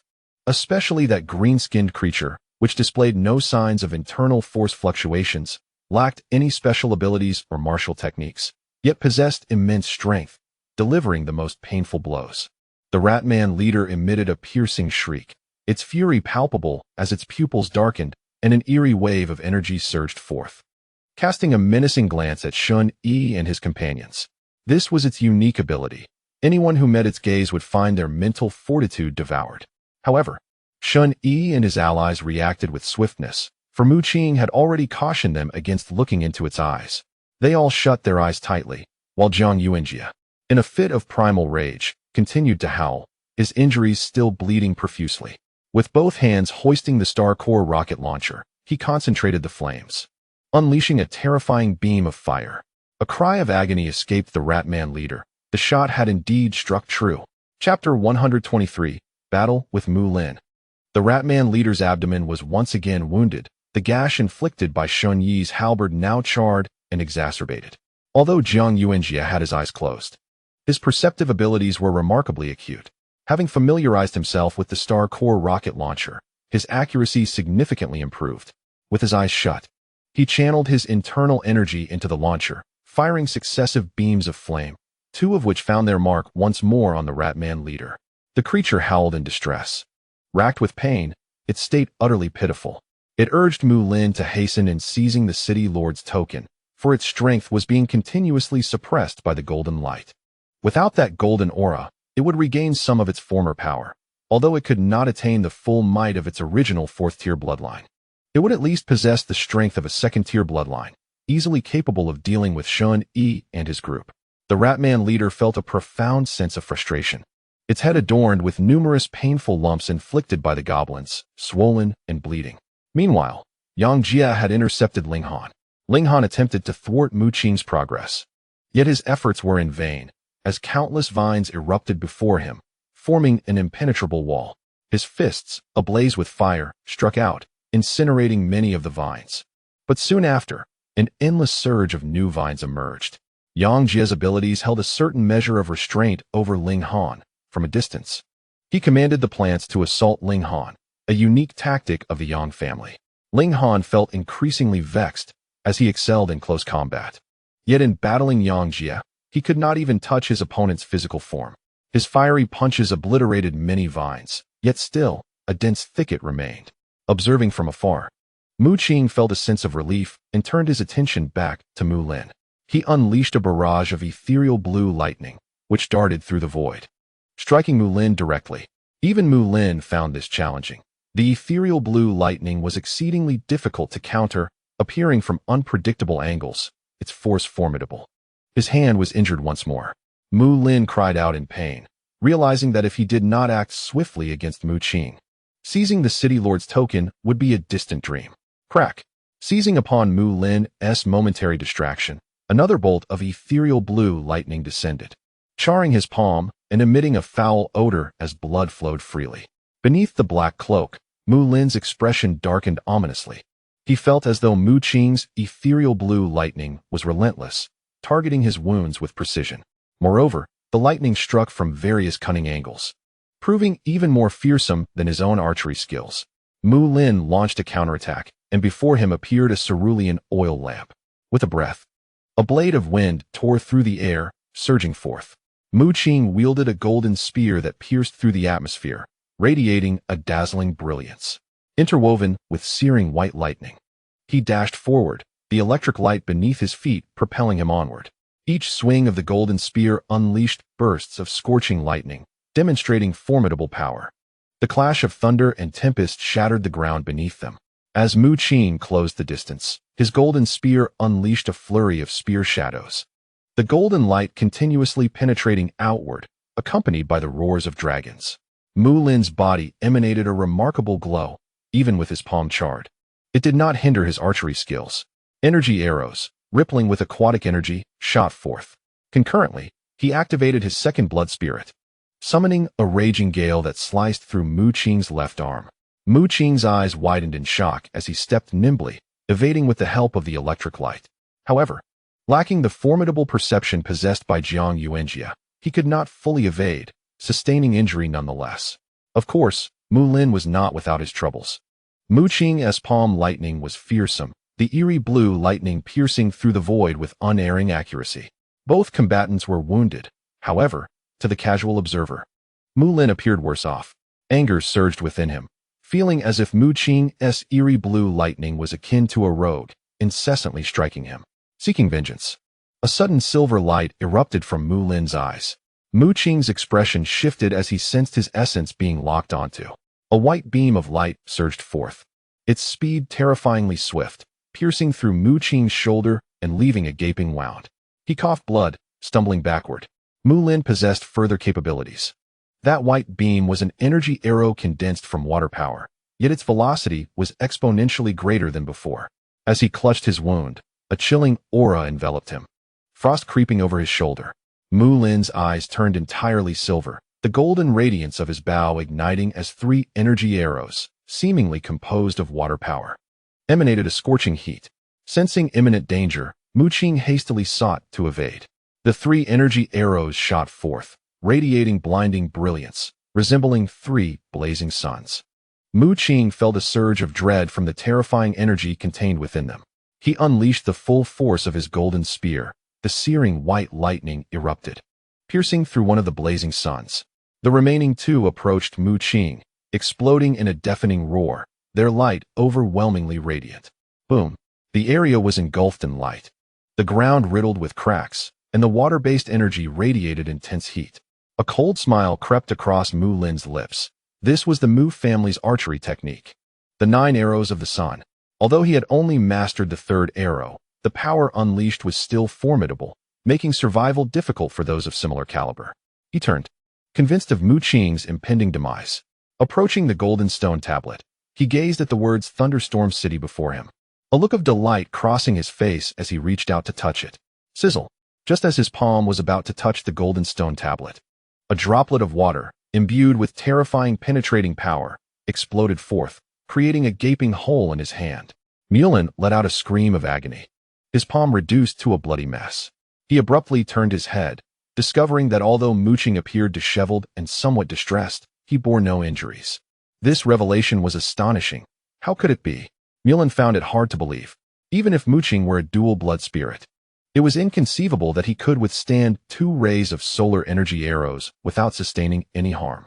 Qing smiled faintly, revealing that he had invoked the ability of the little black fish at a crucial moment. Devour. Logically, as a water attribute blood spirit, the little black fish would have developed a special ability of the same attribute upon breaking through to the 1st tier. However, during this breakthrough, the little black fish simultaneously absorbed residual powers from a black hole, a treasure of the Frog King, which had once evolved from a 3-legged jade toad. While the devouring ability of the little black fish may not rival the true dominance of a black hole, it was certainly capable of absorbing 2 energy arrows. The water energy within Qing surged, manifesting droplets in the palm of his hand.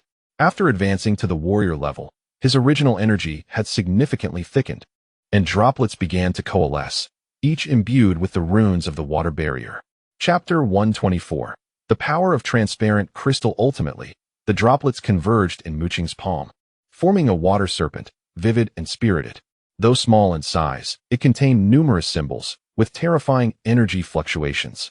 With a flick of his fingertip, the water serpent surged forth, transforming into a beam of light, fleeting and swift, even faster than Mulin's arrows. A sense of dread washed over Mulin, his scalp prickling as he sensed an immense threat. What Qing had unleashed was a barrier martial technique, transcending ordinary martial arts. Even though Qing's understanding of it was still developing, its power was extraordinary. Utilizing the technique of the water serpent, he executed this strike. Mulin's black robe transformed into a shroud of dark mist, enveloping him as he attempted to retreat.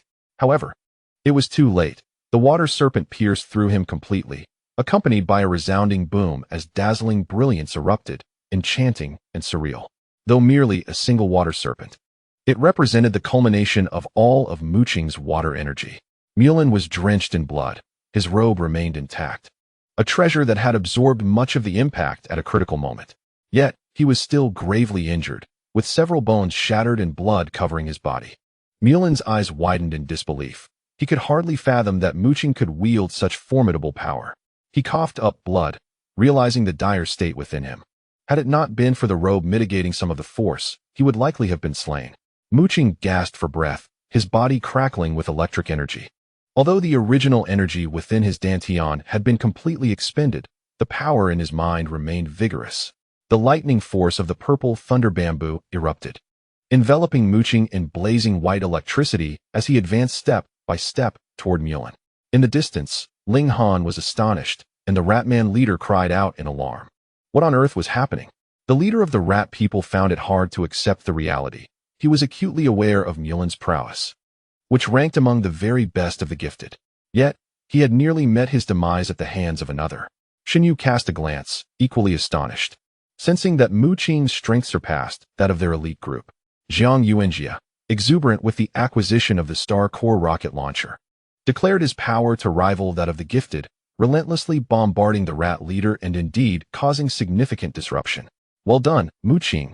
Show these prodigies the might of Westlake University. Jiang shouted.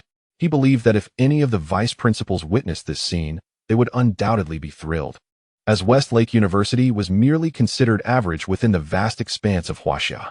As a student of Westlake University, Mu Qing's ability to stand against the gifted truly brought honor to the institution. Mulan was engulfed in pain and astonishment. He knew that Mu Qing had never had any ties to the Mu family, and even if his father had aided him, it was inconceivable that Mu Qing could have been molded into such a formidable force. Mulan himself had been nurtured by the elders of the Mu family, receiving guidance from numerous strong figures, including those who had transcended the 9th tier of bloodlines. Yet, Mu Qing, even with paternal assistance, had only the instruction of a top alchemist. How could he have cultivated such extraordinary strength? Mu Qing possessed formidable martial techniques, which he could comprehend. For alchemists were exceedingly affluent, especially top-tier alchemists, who could easily sell a single flying vessel for billions.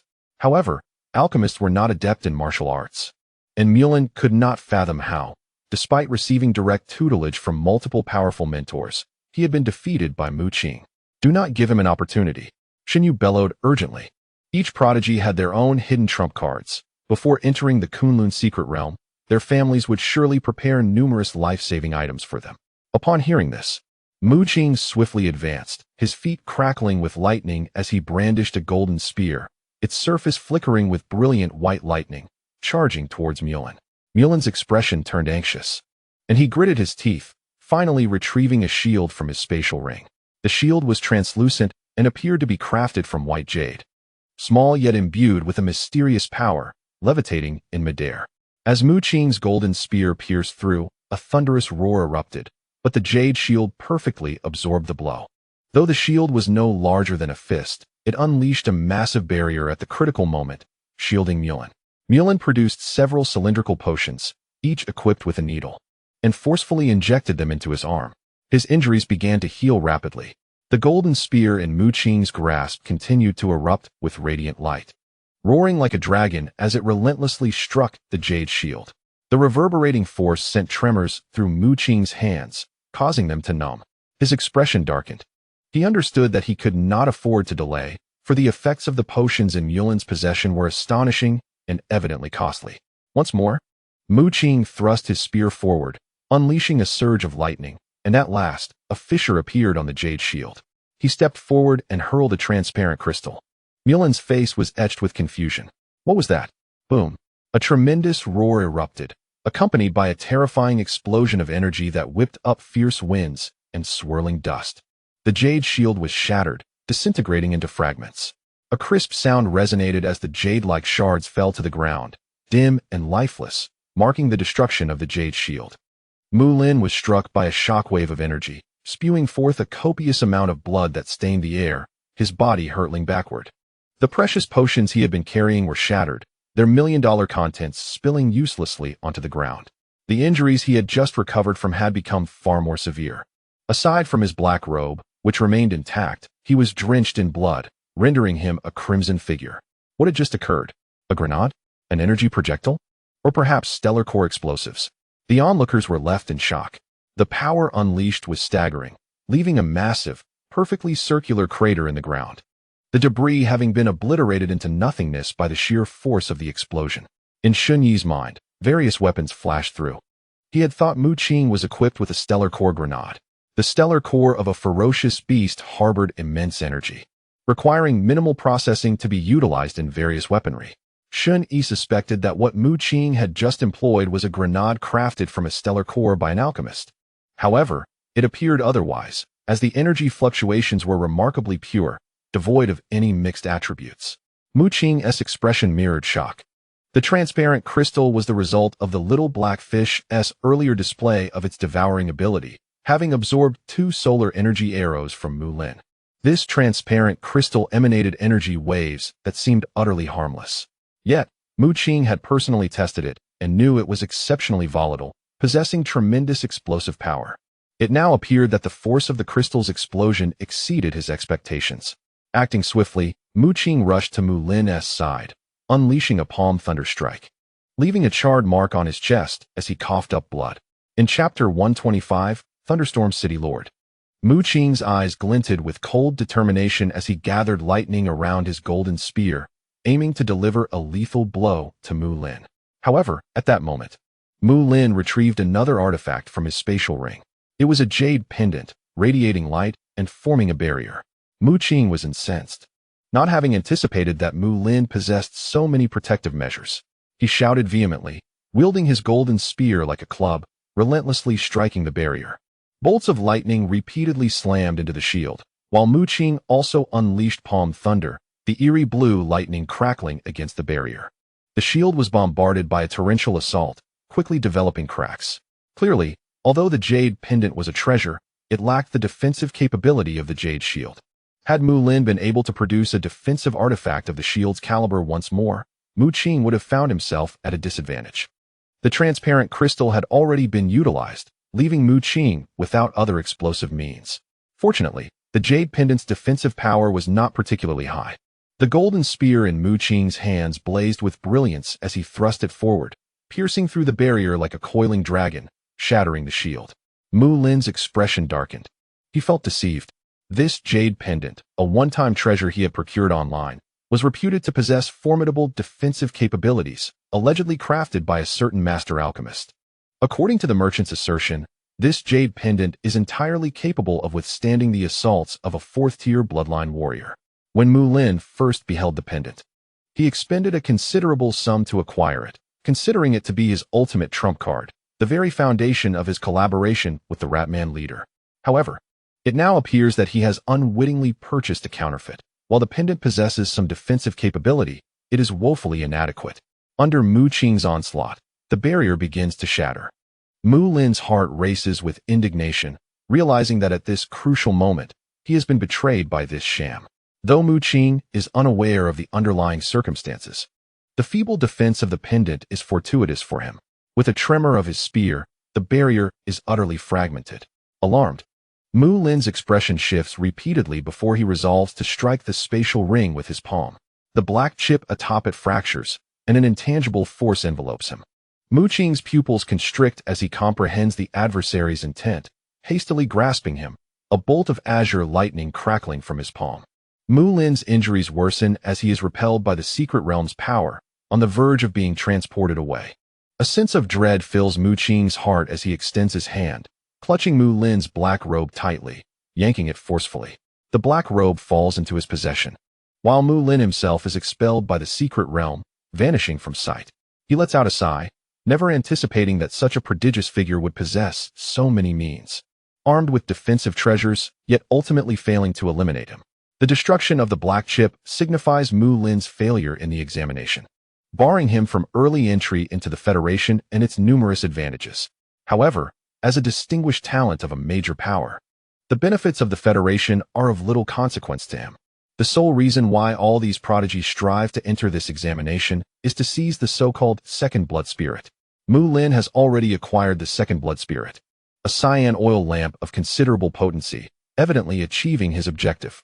Although the outcome is somewhat unsatisfactory, Mu Lin has nonetheless secured the second blood spirit, which is why he opts to depart. A pity indeed, Mu Qing muses. Yet, he is not without his own gains. He has successfully seized Mu Lin's black robe. This robe is anything but ordinary. He has previously witnessed Ling Han employing it, capable of transforming into a shroud of black mist for instantaneous movement. After studying the robe for a while, Mu Qing dons it. This is a treasure of significant worth, in his estimation. No less valuable than a golden tier artifact from the secret realm. During his confrontation with Mu Lin, he felt the immense power of this black robe, which remained unscathed even amidst such fierce combat. As he wears the black robe, his entire aura seems to shift, becoming more subdued. Utilizing his original force, he transforms into a wisp of black mist, experiencing a peculiar sensation as if entering a strange domain. In the next moment, the mist dissipates, and he finds himself before a golden stone tablet. Drawing a deep breath, Mu Qing extends his hand toward the golden tablet. This golden stone tablet serves as the city lord's token, granting its bearer an almost invincible status within Thunderstorm City. In a sudden fury, the Ratman leader roars. unleashing a terrifying force as it charges towards Mu Qing. It seeks to thwart him. However, the radiant glow of the City Lord's token proved to be an overwhelming restraint for it. Under the golden light, the fur of the Rat Man leader charred and gradually disintegrated. Its strength was being suppressed. What once was a formidable fourth-tier bloodline was now struggling to maintain even a first-tier essence, teetering on the brink of a decline into a mere state of vitality. It had never felt such weakness before. The Rat Man leader hesitated, the golden light searing its body, burning away its fur. At that moment, Mu Qing finally made contact with the City Lord's token, and a gentle surge of energy flowed into him, allowing him to feel an intrinsic connection with the entire city. This sensation was extraordinary, as if the whole city had transformed into an extension of his own hand. Vivid images unfolding in his mind. The golden steel morphed into radiant beams, penetrating Mu Qing's being, causing the entire city to tremble, golden ripples sweeping forth, akin to an explosive surge of energy. A sharp pain pierced Mu Qing's mind as a torrent of information was forcefully imbued within him, revealing the entirety of Thunderstorm City in vivid clarity. At that moment, having acquired the City Lord's token, Mu Qing resembled a humanoid satellite, capable of monitoring the city's condition at any given time. He found himself in an enigmatic state, reminiscent of the fusion between the celestial and earthly realms akin to that of the purple lightning bamboo. He beheld the city's structures, the sky cloaked in dark clouds, torrential rain pouring down amidst flashes of lightning. He saw the lair of the Toad King, a cave teeming with bats, and an office building overtaken by swarms of rat men. This was the application of mental prowess. Although he had not yet attained the fourth-tier bloodline, Mu Qing, through the City Lord's token, could wield his mental energy within Thunderstorm City. Remarkably, surveying the city consumed none of his mental strength. Evidently, this was one of the token's unique powers. With the aid of the City Lord's token, Mu Qing required merely a fragment of his mental energy to perceive any location within Thunderstorm City. This boon would greatly enhance his future applications of mental prowess, allowing him to preemptively fathom its intricacies. Mu Qing conducted a thorough investigation of Thunderstorm City, seeking the whereabouts of the cursed flower. Yet, after 3 successive inquiries into the entirety of the city, he found no trace of the cursed flower. It was as if it had vanished into thin air, leaving no evidence behind. He also noted that the museum remained intact, amidst the rain and thunder. All other structures appeared ancient, yet the museum stood remarkably pristine. Chapter 126. The Ratman minions. Mu Qing took a deep breath, sensing a peculiar turn of events. They had previously visited the museum, which had been overrun with weeds and vines, just as dilapidated as the other buildings, as if it had not been tended to for many years. However, now, the museum appeared astonishingly new, so much so that it sent chills down his spine. The entire city bore an air of antiquity, while the museum seemed as though it had just been constructed, its glass smooth and gleaming, devoid of altars on the 6th floor, filled instead with ancient artifacts. What could possibly explain this? Mu Qing's expression turned strange. He probed further, his eyes betraying a sense of horror. The Spider-Woman was also nowhere to be found. The entire spider cave vanished, leaving the area where it once existed solid and indistinguishable, as if it had never graced the world. Mu Qing shuddered, a sense of the uncanny enveloping him. Like the cursed flower, both the Spider-Woman and the entire cave had disappeared. Where could they have gone? Retrieving his consciousness, Mu Qing opened his eyes, a multitude of doubts swirling within him. Yet, there were matters of greater urgency at hand. He turned, his gaze piercing like lightning, fixed upon the Ratman leader. A chill settled in the Ratman leader's heart. Upon receiving recognition from the City Lord's token, the golden light receded, and without its suppression, its strength reverted to the 2nd-tier bloodline level. Yet, a sense of panic enveloped it. That fool was utterly useless. The Ratman leader cursed inwardly. It had initially planned a fruitful collaboration, intending for Mu Lin to seize the City Lord's token. However, it never anticipated that Mu Lin would prove no match for Mu Qing. When all had entered the city, it, like the Spider-Woman, had been clandestinely observing, selecting individuals for collaboration or manipulation. The Ratman leader had naturally sought cooperation, approaching the most formidable Mu Lin.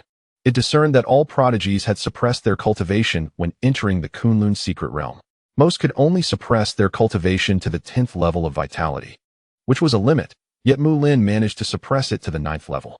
This granted him lesser strength than other prodigies, but once he began to break through, he would surge forward, directly attaining martial prowess. Moreover, his elemental energy was purer than that of his peers, showcasing remarkable potential. Squeak! The Ratman leader scampered away. Its tail tucked as its hands clawed at the earth, swiftly excavating a large hole and burrowing into it. Shun Yi and the others were astonished. Could this be the legendary rat hole digging? The Ratman leader's speed was astounding. Within moments, it vanished completely, leaving behind only a dark hole. Is this rat hole digging speed truly so rapid? Jiang Yuanjie gasped, struggling to comprehend. Mu Qing strode forward, a cold smirk gracing his lips. He would not allow the Ratman leader to escape so easily. Cloaked in black, he surged forward, his form transforming into a wisp of shadow, instantaneously appearing above a sewer. With a golden spear in hand, Mu Qing plunged downwards with great force, arcs of blinding lightning entwining around him, shattering the ground. A burst of crimson light erupted, accompanied by the wails of the Ratman leader. With the City Lord's token, Mu Qing could perceive the entire situation in Thunderstorm City. As long as the Ratman leader remained within its confines, Mu Qing could track its every movement. Golden light surged from within Mu Qing, and a golden stone tablet materialized, emblazoned with the 3 characters for Thunderstorm City. Rays of golden light shot forth like swords, eliciting continuous cries of agony from the Ratman leader. For the golden light held an exceptionally potent restraining power over vicious beasts. Mu Qing hardly needed to intervene directly, merely by wielding the power of the City Lord's token. The golden light pressed down upon the Ratman leader, who immediately begged for mercy. Big brother, esteemed human, I implore you, spare me your divine power. The rat leader exhibited no semblance of a formidable being. It was consumed by excruciating pain, tormented by the relentless golden radiance. Observing Mu Qing's indifference, it continued to whine, "Grandfather, esteemed human, you are indeed my dear grandfather." Sensing the situation, Mu Qing's mind stirred, and he commanded the City Lord's token to retract the golden light. In that case, surrender the treasures of the secret realm to me. Upon hearing this, the rat leader's golden eyes darted with trepidation. It possessed a spatial ring, acquired from vanquishing several humans. From within, it produced an assortment of weapons, each glimmering with a silvery sheen, indicative of their silver-grade status. Mu Qing's gaze hardened, and a beam of golden light erupted from the City Lord's token, striking the rat leader's form. "How?" The rat leader cried out, its shoulder charred and body trembling. This time, it dared not employ deceit. It retrieved a golden scythe, a rare golden-grade treasure of the secret realm. Mu Qing, satisfied, accepted the golden scythe, ensuring that he also claimed the silver-grade treasures. At that moment, he mused to himself, realizing that wealth truly stemmed from plunder. Suspended above Mu Qing was a stone tablet, measuring 1 meter in length and half a meter in width, radiating golden light akin to the sun. Contemplating further, a beam of golden radiance struck the rat leader once more. "Ack!" The rat leader screeched in agony, its wails audible from several miles away. Tears welled in its eyes as it lamented, "Oh my esteemed human, did I not already surrender the scythe to you?" The rat leader felt as though it were enduring torment. Despite being a fierce beast of the 4th tier, it was now subjugated by a mere human, especially by the pain inflicted by the golden light, which seemed to penetrate its very soul. Mu Qing snorted disdainfully, his gaze laced with contempt. "Who told you to only present the treasures of the secret realm? Hand over your spatial ring directly." The rat leader's heart ached, indignation brewing within it. It recalled that the demand had been solely for the treasures of the secret realm. Never had it been told to relinquish the spatial ring. Under Mu Qing's piercing gaze, it reluctantly extracted the ring.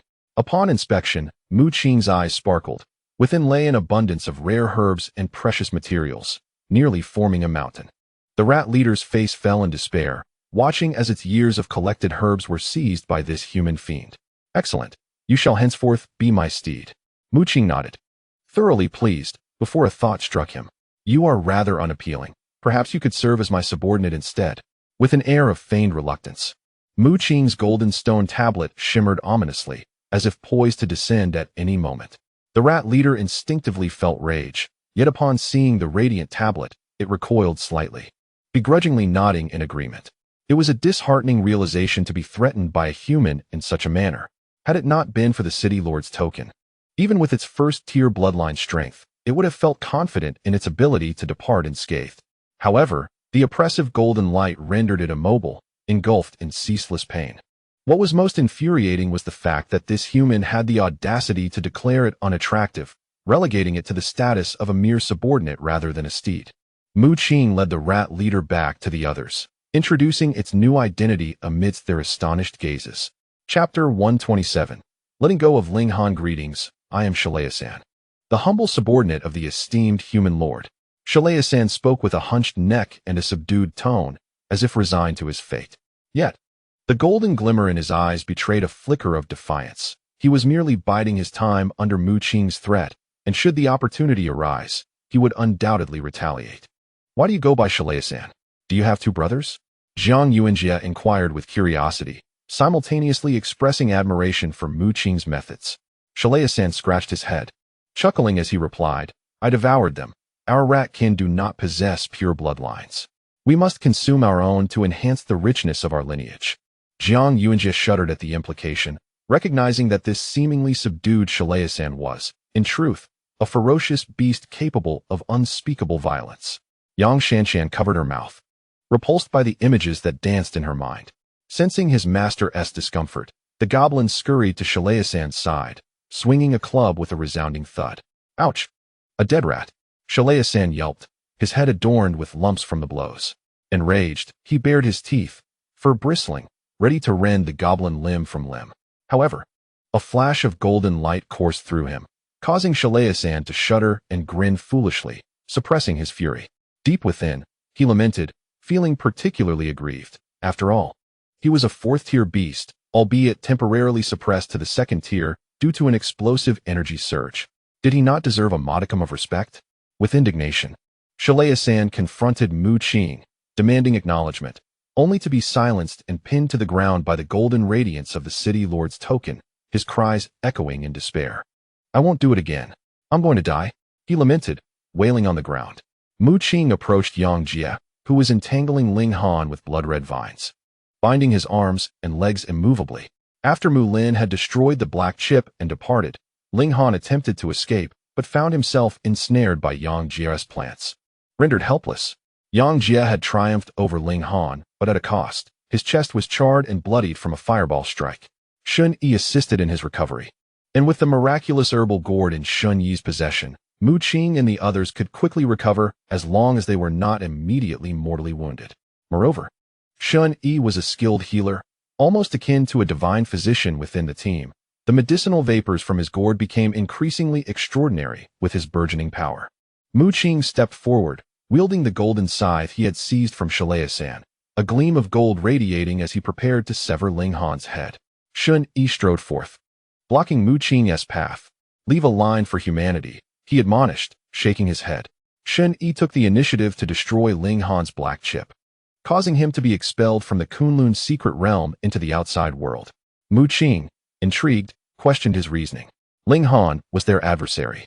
Allowing him to escape would invite future retribution from the Ling family, a potentially troublesome predicament.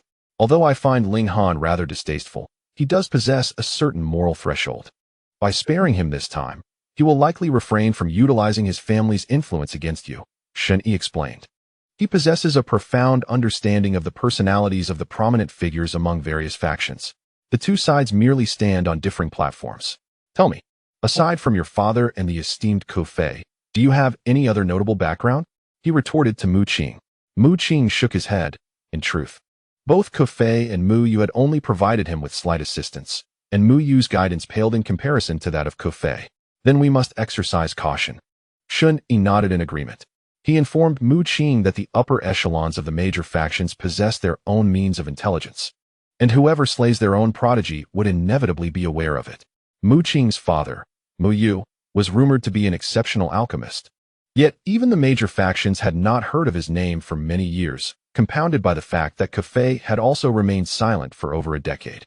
Should Mu Qing kill Ling Han, the Ling family would undoubtedly seek revenge with fervor, indifferent to whether Mu Qing's father was indeed a so-called top-tier alchemist, especially given the years of silence. To slay a prodigy of a major faction is a feat even Shun Yi, a prodigy of equal standing, would hesitate to undertake. Out of caution, He prioritized the broader implications. The assassination of another faction's prodigy would undoubtedly unleash a torrent of bloodshed. Nearby, Yang Jie nodded in agreement, stating, in fact, it is said that the Ling family harbors several powerful beings with bloodlines exceeding the 9th tier, all of whom have mentored Ling Han. This revelation startled Mu Qing. The 9th tier bloodline represents the realm of both Kufei and the principal of Shihu Academy, a level already exceedingly high. He had not anticipated the existence of such formidable figures within the Ling family. Haha, enough of these musings. You have now become the Lord of Lei City. The upcoming college entrance examination should proceed smoothly. Jiang Yuanjie laughed heartily, lightening the atmosphere. Everyone nodded in agreement. Their enemies had largely been vanquished, and Mu Qing had ascended to the position of Lord of Lei City, wielding significant influence within this urban realm, even if only a few of them remained in the city. As Mu Qing and the others departed from the city center, they beheld the aftermath of the fierce battle, which left the area in disarray. The torrential rain fell, accompanied by flashes of lightning and thunder, casting Lei City into a dim and harsh environment. To be candid, Shun Yi and the others felt somewhat uncomfortable. Regrettably, it seemed this city would persist in such conditions. Mu Qing, as the lord of the city, can't you disperse the storm? Yang Shanshan pouted, her attire dampened and uncomfortable. She had already changed into a clean, white dress, her fair arms and bright eyes captivating, with her exposed calves glowing ethereally. However, due to the heavy rain, they were inevitably splattered with water, subtly revealing her alluring form. Mu Qing scratched his nose, wishing to admire the view, but was met with Yang Jie's ireful gaze. He shook his head in response. I fear that may not be possible. It seems Lei City has always been shrouded in this atmosphere. Mu Qing did not feel particularly distressed, as the environment of Lei City resonated with the attributes of his two blood spirits, making him feel a sense of familiarity. After a little more than 10 minutes, they arrived at a hotel that appeared relatively tidy, where they settled for the night. Rattled 3 was left outside by Mu Qing, tasked with serving as a lookout for any ill-intentioned individuals. I'll keep watch on your mother. Rattled 3 cursed inwardly. It longed to give Mu Qing a good thrashing. After all, he was now the lord of Lei City and could observe the entire city at any moment. How could any malefactor dare to approach? Little did they know, Mu Qing's true concern lay with the vanished curse flower and the spider woman. Following the disappearance of the curse flower, the museum appeared newly constructed, as if it had just been built. The disappearance of the spider woman was even stranger, as the entire spider lair had vanished along with her. The group settled into their hotel rooms, intending to rest for a while. The continuous battles had left them feeling mentally exhausted. That evening, Jiang Yuanjie showcased his exceptional grilling skills by preparing a bullfrog, a formidable beast with a bloodline of 9 segments. Chapter 128, The Return of the Deadly Poison. After the demise of the Frog King, his minions ran rampant throughout the city. Jiang Yuanjie managed to capture one and dispatched it with a Starcore rocket launcher. He was quite enamored with the succulent meat of the bullfrog. Mouse Lausen also received a piece of bullfrog meat, savoring it while inwardly lamenting the death of his acquaintance, the Frog King. Now, he was indulging in the barbecue of his friend's lineage. Surprisingly, the bullfrog meat was quite delectable. Mouse Lausen polished off his portion, grease lining his lips. After a night of rest, the group was startled awake by a series of strange cries. What was happening? Shun Yi and the others rushed to Mu Qing's room. Mouse Lausen, bleary-eyed, opened his eyes at the door, having stood watch all night. In fact, he had contemplated launching a surprise attack on Mu Qing in the dead of night. But the dazzling golden stone tablet placed in the room deterred him from any ill intentions. The cursed flower? Jiang Yuanjie exclaimed. Shun Yi shook his head, his expression grave. It is the deadly poison of the spider woman, he declared. How could this be? Yang Shanshan asked in astonishment.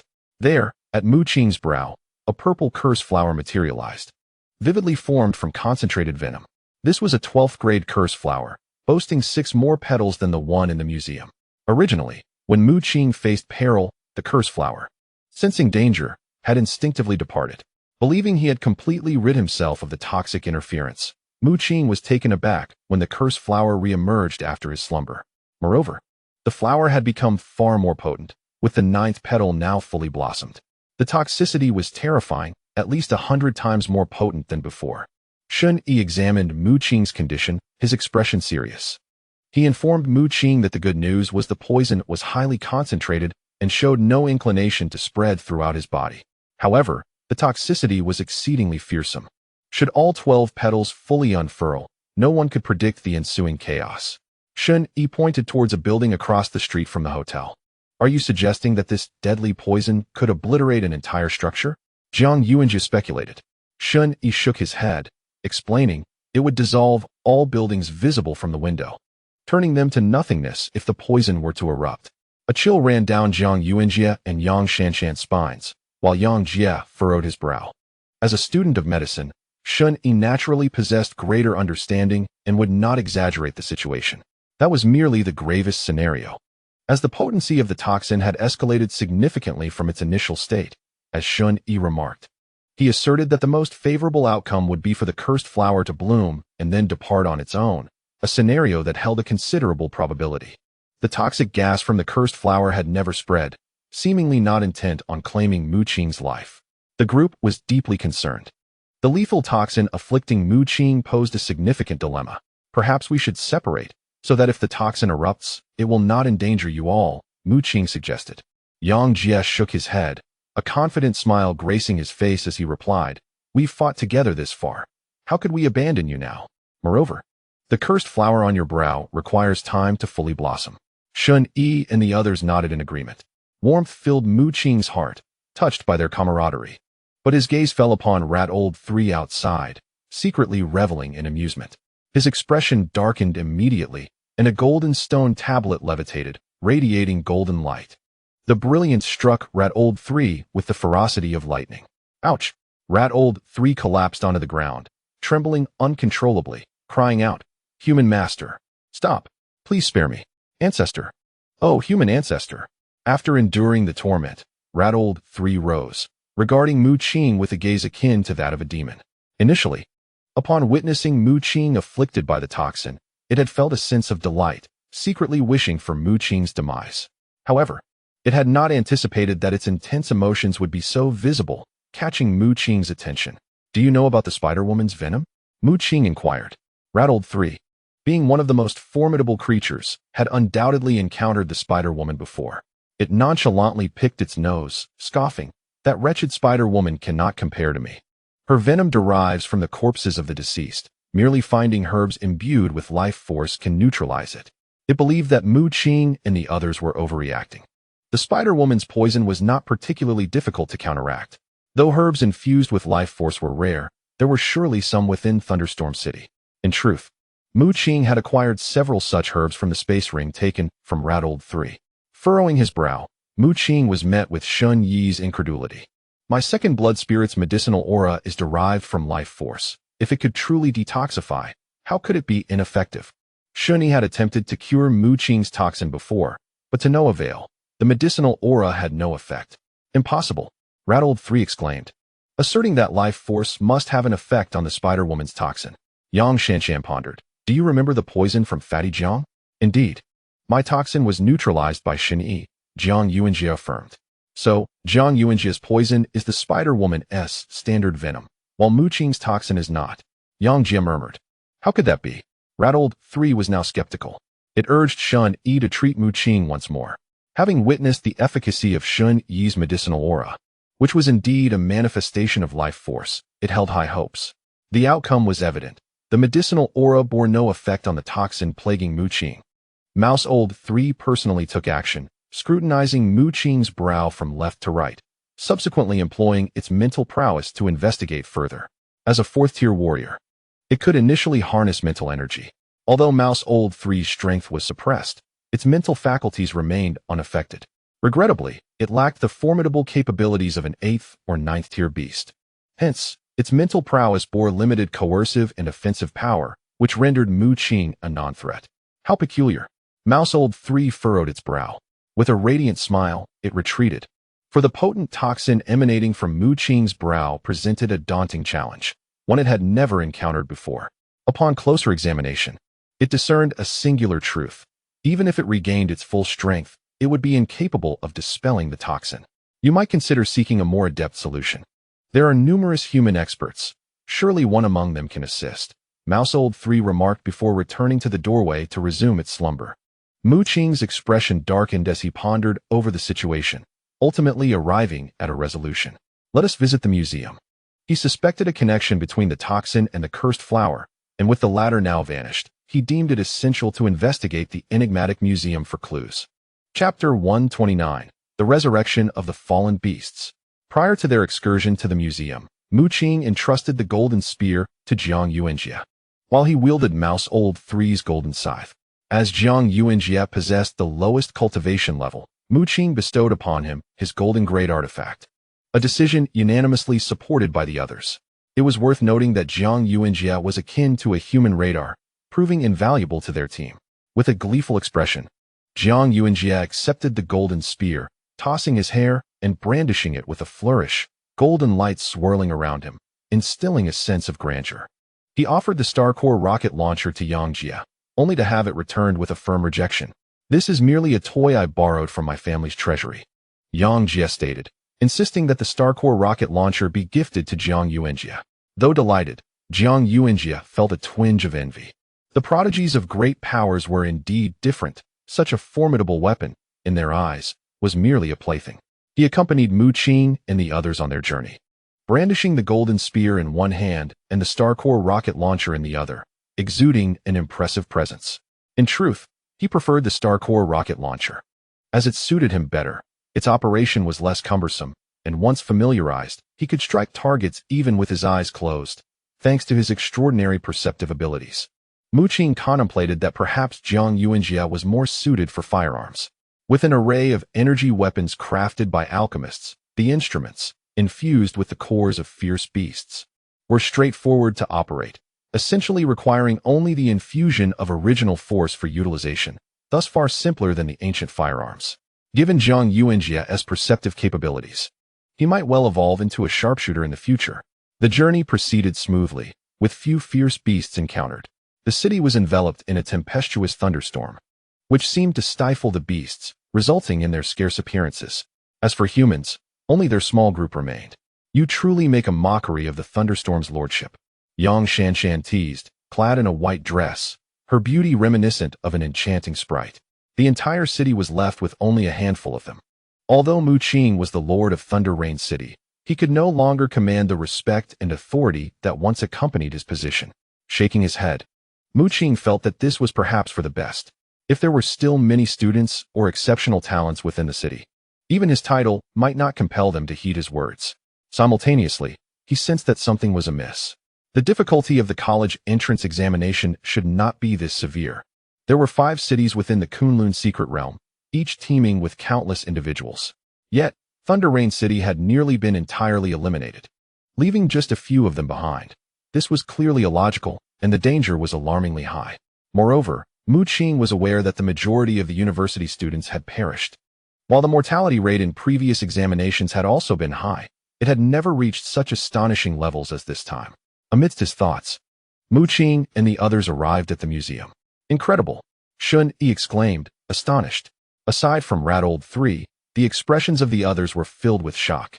They had previously visited the museum, where it had been infested with mutated insects, and vines had climbed all over the building, with walls cracked and covered in dust. But now, the museum appeared completely renewed, as if it had just been constructed. Its only deficiency was the lack of visitors. Rat-old 3's eyes were also somewhat peculiar. Having lived in this city for countless years, he was familiar with most of its structures. The museum before him seemed excessively pristine, almost eerie. Let us enter and take a look, Mu Qing suggested, exchanging glances with the others, who nodded in agreement before stepping inside. Rat-old 3 followed reluctantly, his eyes darting around, constantly devising an escape from Mu Qing's grasp. Suddenly, he bumped into Jiang Yuanjie's corpulent figure. Realizing that the group had halted at the museum's entrance, he immediately complained, "Why are we stopping outside the museum?" Then he noticed the peculiar expressions on Mu Qing and the others' faces. Looking up, his eyes nearly bulged in terror. "What on earth?" Rat-old 3 exclaimed in fright. There, displayed on the largest exhibition platform of the first floor, lay a bloodied toad. Mu Qing swallowed hard, astonished. Was this not the Toad King? The body of the toad was severed in two, drenched in blood, yet it was evident that someone had stitched it back together, including its head. The Toad King's body bore numerous wounds, remnants of the battle with the bloodbats. What on earth is happening? A chill ran down Mu Qing's spine as he sensed a lurking presence orchestrating sinister deeds from the shadows. Could it be the cursed flower? Shouldn't he speculated? Though uncertainty lingered, they distinctly recalled that the Toad King's body and head had been absorbed by the bloodbats. Yet here it was once more. Rat Old Three's reaction was exaggerated. He collapsed beneath the Toad King's corpse, weeping uncontrollably, lamenting the loss of his longtime brother. Now separated by the realms of life and death. Come back. Mu Qing suddenly pulled Rat Old Three back, his expression grave as he gazed intently at the Toad King's remains. The third rat, in a state of utter confusion, turned his head and was struck with terror, trembling all over. Before him flowed the dark, chilling blood of the Frog King, spilling forth and forming mysterious black patterns upon the ground. This was the essence of dark power, a phenomenon that all present had witnessed before, imbued with an intensely frigid aura. How could this be? The rat's expression turned pale with horror. Dark power had previously manifested in the bloodbat and the cursed flower. Now, to his astonishment, the lifeless Frog King was also exuding this black energy. The crowd inhaled sharply, instinctively avoiding the Frog King. They took a detour and ascended to the second floor. The museum had an eerie atmosphere from the very beginning. Bloodbat, cried the third rat. They entered the second floor of the museum, where a large exhibition platform displayed a colossal crimson bat. Mu Qing's expression grew grave as he recalled that the bloodbat had shattered upon death. Moreover, the sight before him was peculiar. Beside the massive bloodbat stood a figure, cold and sinister, embodying the humanoid form of the bloodbat. Mu Qing felt bewildered. Could the bloodbat exist in two forms? Both the enormous bat and the humanoid version were drenched in blood, their dismembered bodies stitched together, presenting a gruesome spectacle. Yang Shanshan felt nauseated, on the verge of retching. Mu Qing turned to the third rat, receiving a confirming nod in response. Both are bloodbats, I am certain. The rat affirmed. This bizarre scene instilled fear even in the heart of this fourth-tier beast, yet it could distinctly sense the bloodbat's aura. Like the Frog King, the bloodbat's blood flowed, containing dark power that autonomously formed black patterns on the ground. A chill ran through the group as they made their way to the third floor, mentally preparing themselves, harboring certain suspicions. Indeed, upon reaching the third floor, they found yet another large exhibition platform, upon which stood a sinister silhouette.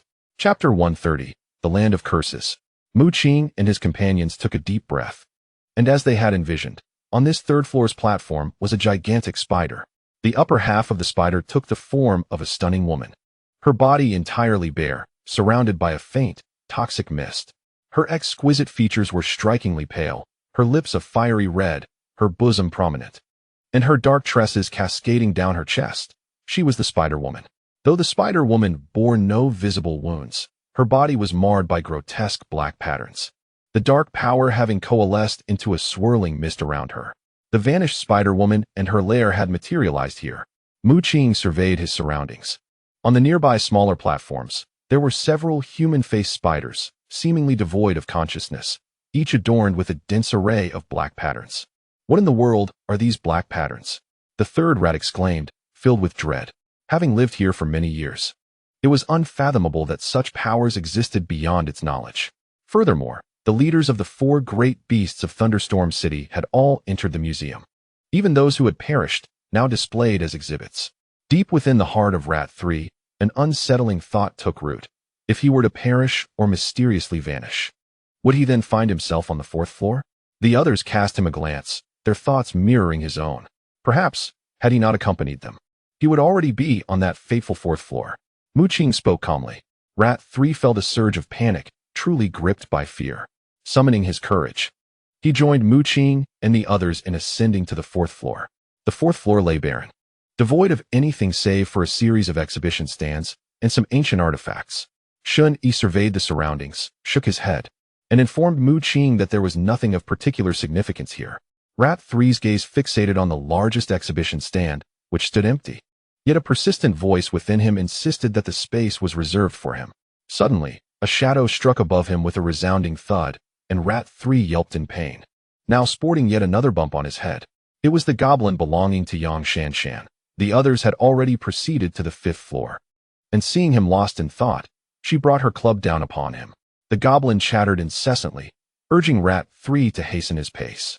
Rat 3, feeling frustrated and on the verge of a tantrum, hesitated as he recalled Mu Qing's city lord token. Ultimately, he conceded and followed along obediently. The fifth floor was equally desolate, devoid of any items, prompting the group to move on to the sixth floor. Upon arrival, Mu Qing noticed that the pale blue barrier that once enveloped the sixth floor had vanished. The altar they had previously seen was also gone. Wait, there's a stone tablet over there, Yang Jie exclaimed, drawing the attention of the group. As they approached, they discovered the stone tablet to be quite worn. Perched atop an exhibition stand, essentially the sole exhibit of the entire sixth floor. Mu Qing sensed its significance and scrutinized it closely. The tablet bore inscriptions. Yet they were fragmentary, with numerous sections damaged. Yang Shanshan studied it intently and ultimately informed the group that the tablet chronicled a significant event that transpired 300 years ago. Due to the extensive damage, the information gleaned was limited. The group felt bewildered by the mention of an important event from 3 centuries past. They had all attended history classes and kept abreast of current affairs, yet none had ever heard of a momentous occurrence from that time. Mu Qing inquired of Rat 3, who speculated that the tablet referred to events within the Kunlun secret realm 300 years prior. Rat 3 shook his head, indicating he had no knowledge of any such happenings. As a fierce beast, he had lived within this Kunlun secret realm for many years and had heard tales from other beasts that had ventured outside. Yet the secrets of Kunlun were far from straightforward. Many mysteries required exploration to uncover opportunities. Once, a powerful beast had reached the level of being able to depart the Kunlun secret realm freely and had generously divulged to Rat 3 a location of opportunity that had elevated his cultivation to its current state. There are inscriptions on the reverse of the tablet, Shen Yi announced, having made a new discovery. Mu Qing peered at it and gasped in astonishment. The inscriptions on the back of the tablet appeared intact, describing a place abundant with flowers, yet cursed with a dreadful malediction. Moreover, within that realm lay a terrifying inheritance of secret arts, awaiting those ensnared by the curse. It was intricately connected to the cursed flowers. Mu Qing's expression brightened as he finally caught a glimpse of the clues regarding the cursed flower. The inscription on the stele merely described the location of the cursed land, claiming it was filled with countless flowers and terrifying secret techniques. Essentially, it beckoned individuals to venture into that accursed place to obtain the coveted secret inheritance. Could it be that the cursed flower originated from this so-called cursed land? Jiang Yuanjie murmured. While the stele did not specify the exact location of the cursed site, it at least provided Mu Qing with a lead. I sense it as a trap, Shen Yi remarked. In the Eerie Museum, the sudden appearance of a stele, tempting them to the cursed land with promises of secret techniques, certainly seemed like an enticement. Mu Qing nodded. If the cursed flower indeed came from that cursed land, then the area must be fraught with peril. According to the stele's description, the cursed land was awash with flowers and steeped in dreadful curses. If those flowers were indeed cursed, it would be akin to a shroud of white mist enveloping anyone who dared to enter. The visit to the museum yielded little in terms of results. Apart from the cursed land, they had only acquired a puzzling piece of information. The stele mentioned a significant event that occurred 300 years ago, yet the specifics and implications remained a mystery to all, leaving them no choice but to disregard it for the time being. Rat 3 also confessed to having never heard of the cursed land. Of course, within the Kunlun secret realm, many opportunities abound. Among the 4 great ferocious beasts, only the Toad King had achieved breakthroughs through sheer effort. It conveyed to Mu Qing that the Kunlun secret realm was indeed wondrous, harboring many undiscovered locales. Only the Toad King achieved breakthroughs on its own. Mu Qing was taken aback. He soon learned from Rat 3 that the Bloodbat, Spider-Woman, and it had all relied on fortuitous encounters to ascend to the 4th-tier Martial Master level. Otherwise, they might still be 2nd or 3rd-tier beasts. It was noted that both the Bloodbat and Spider-Woman had experienced their breakthroughs quite effortlessly, entering a certain place together and immediately advancing. Rat 3 murmured, and as it spoke, its pupils constricted. Its golden eyes narrowed to mere pinpoints, its body shuddered, and it exclaims, "I remember now." After their breakthroughs, the Spider-Woman and Bloodbat bore black markings on their bodies that persisted for several days before vanishing. The group was taken aback. Rat 3's face turned pale. It had previously envied the Spider-Woman and Bloodbat for attaining some fortuitous opportunity and achieving breakthroughs so swiftly. In contrast, its own path had been arduous, nearly resulting in failure, culminating in the consumption of its two brothers to refine its bloodline before finally breaking through. Rat-old 3 trembled, incredulous as it questioned. Could it be that all of this is the result of some entity orchestrating these events? Chapter 131. The Sky City. During Rat-old 3's prior seclusion to achieve its breakthrough, the Spider-Woman had approached it, suggesting they seek opportunities together. At that time, it had received guidance from a formidable ferocious beast and had already encountered a fortuitous event, even devouring its two brothers and standing on the brink of a breakthrough. How could it possibly join the Spider-Woman in seeking further opportunities? Not to mention, its original relationship with the Spider-Woman had been quite poor. Rat-old 3 had been puzzled then, wondering why the Spider-Woman, with whom it had such a strained relationship, would seek it out. Now, a chill coursed through him as he surmised that the Spider-Woman and the Bloodbat had likely absorbed the dark power in their breakthrough. Ultimately, the two of them could not escape the corruption of this dark force. Alas, my dear brother the Toad, sighed Rat-old 3. He suspected that the dark power residing within the Toad King was a result of the Bloodbat's infection. If that is the case, then the place they ventured to might very well be the Cursed Land. Shun-Yi stroked his chin in contemplation, casting a grave glance at Mu-Qing. The lethal poison at your brow must have originated from the Spider-Woman's acquisition in the Cursed Land. Mu-Qing, resolute, nodded, sensing the veracity of this possibility.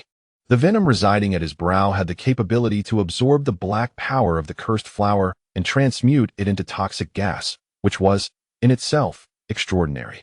Coupled with the absorption of the dark force, transforming the gas into a cursed flower, Mu-Qing was now nearly convinced of Shun-Yi's theory. Rat-old 3 observed Mu-Qing with trepidation, knowing that the blossoming of the cursed flower at his brow would herald calamity. Fear gripped him as he recalled how close he had once come to suffering a fate similar to that of the Spider-Woman, sending chills down his spine.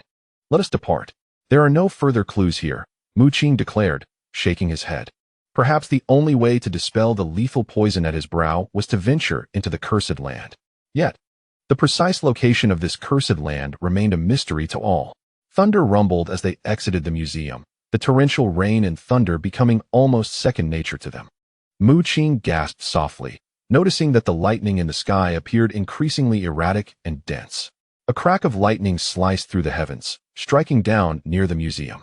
When they turned to look back, their faces went pale with horror. The museum had entirely vanished, leaving nothing but an empty expanse. A deep crater marked the ground where the lightning had struck, rainwater pooling within it. The entire museum was gone. The group stood in shock, having only just emerged from the museum, bewildered by its abrupt disappearance. Was this all but a dream? Rat-old 3 shrieked, feeling his heart race. Here he was, a formidable beast of the 4th rank, nearly frightened to death. The embarrassment of such a revelation was overwhelming, yet he could not deny the fear that gripped him. It must be the fault of these humans, he concluded, casting blame upon Mu-Qing and the others. After years of living in the Kunlun secret realm without any supernatural occurrences, the moment these human powers intervened, the Cursed Land and an array of unknown phenomena emerged. It must be you, Rat-old 3 screamed, unable to contain himself, deeming Mu-Qing and his companions as demons that brought forth disaster. Then, an array of invectives spewed from Rat-old 3's mouth, particularly directed towards Mu-Qing. The corner of Mu-Qing's mouth twitched as a golden stone tablet floated from within him, radiating golden light like a bolt of lightning that struck Rat-old 3. Rat-old 3 cried out in anguish, rolling in the rain as he immediately began to plead for mercy. Forgive me, esteemed human. I was wrong. Only then did Mu-Qing retract the golden light. The rat, known as Old 3, wore a mournful expression as it confided in Mu-Qing. In the past, multitudes of humans would enter from the outside world to participate in what was termed the Imperial Examination, with only half being eliminated at most, and among those, a third would perish. However, this time, only Mu-Qing and a select few remained in Thunderstorm City. This event was particularly unique, marked not only by an explosive surge of energy, but also by the emergence of the City Lord's token. It continued to explain that the City Lord's token did not appear on every occasion. The last instance of its appearance was 50 years prior. Old 3 internally grumbled. attributing the calamity to the presence of these human demons. Mu Qing's gaze turned peculiar, and Shun Yi along with the others fell into contemplation. The current examination was undeniably strange, with only their small group left in Thunderstorm City, making the challenge exceedingly daunting. Both the cursed flower and the leaders of the four great beasts were not entities that ordinary individuals could confront. Suddenly, Mu Qing's city lord's token manifested, a golden stone tablet. Towering at a meter high, levitated in midair, sending a radiant beam of light soaring into the sky. Old 3 let out a shriek as the golden light enveloped it. Wisps of smoke billowing from its body as its fur nearly scorched away. It scurried underground to find some respite. The group was taken aback by this unforeseen transformation, and Mu Qing realized that he momentarily lost control over the city lord's token.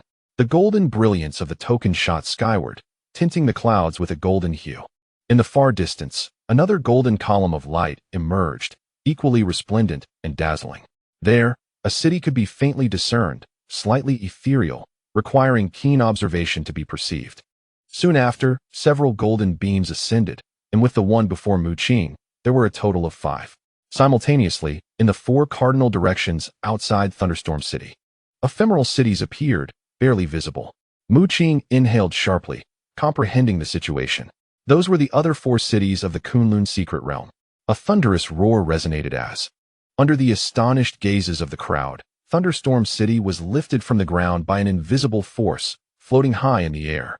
Thunderstorm City soared towards a specific direction, as did the other cities. Ultimately, the 5 cities converged and merged into one, and only then did the golden beam subside. The 5 cities amalgamated into a celestial city in the sky. Mu Qing gazed into the distance, noting that each city possessed its unique environment. In Thunderstorm City, torrents of rain and flashes of lightning prevailed. The other 4 cities displayed howling winds, swirling dust, rampant flames, and dense jungles. Could it be that the city lord's tokens of all 5 cities have manifested?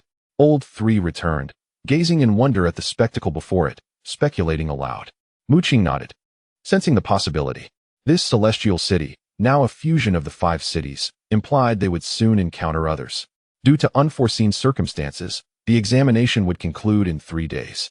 As long as the students persevered through this duration, they would officially pass. The black chip finally transmitted the information. 3 days? Mu Qing was taken aback, recalling that the examination was supposed to last much longer. Shun Yi shook his head, informing Mu Qing that the federal powers intended to immediately terminate the college entrance examination. Chapter 132. Kunshin Shun Yi possessed some knowledge about the Kunlun secret realm.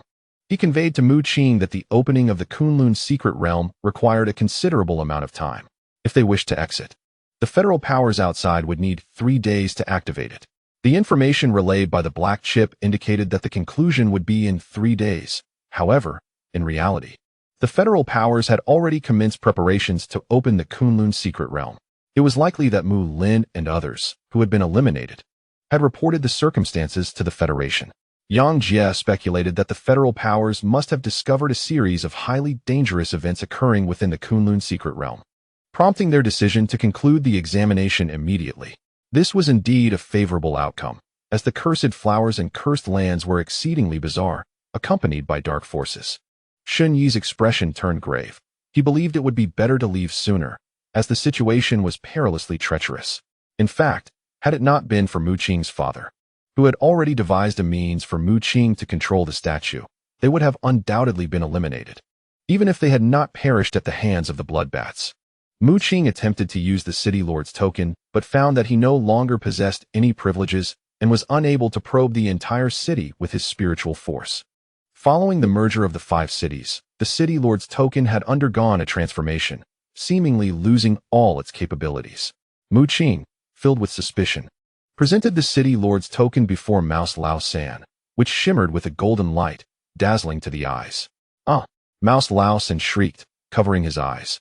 Smoke was visibly emanating from his pupils, having been harmed by the golden light. Mu Qing nodded gently, acknowledging that most of the token's powers had vanished. Yet the golden light still retained its restraining effect on ferocious beasts. What a pity, Mu Qing sighed. He had originally been able to oversee the entire situation in Thunderstorm City, but now he found that impossible. Let us venture to another city. Perhaps we can procure a second blood spirit, suggested Mu Qing. The others nodded in agreement, and Yang Jie shared his anticipation.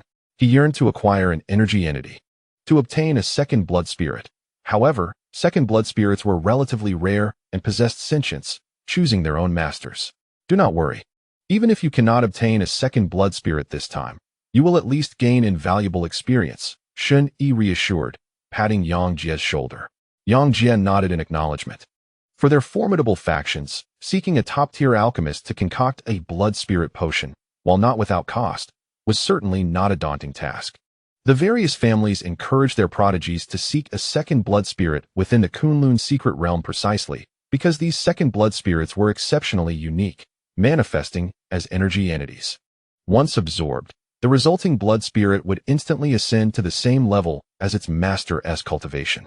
Conversely, the second blood spirit obtained through the blood spirit potion would require starting from scratch in terms of cultivation, consuming considerable time. In contrast, Yang Shanshan held no aspirations for a second blood spirit. She believed that one blood spirit was more than sufficient.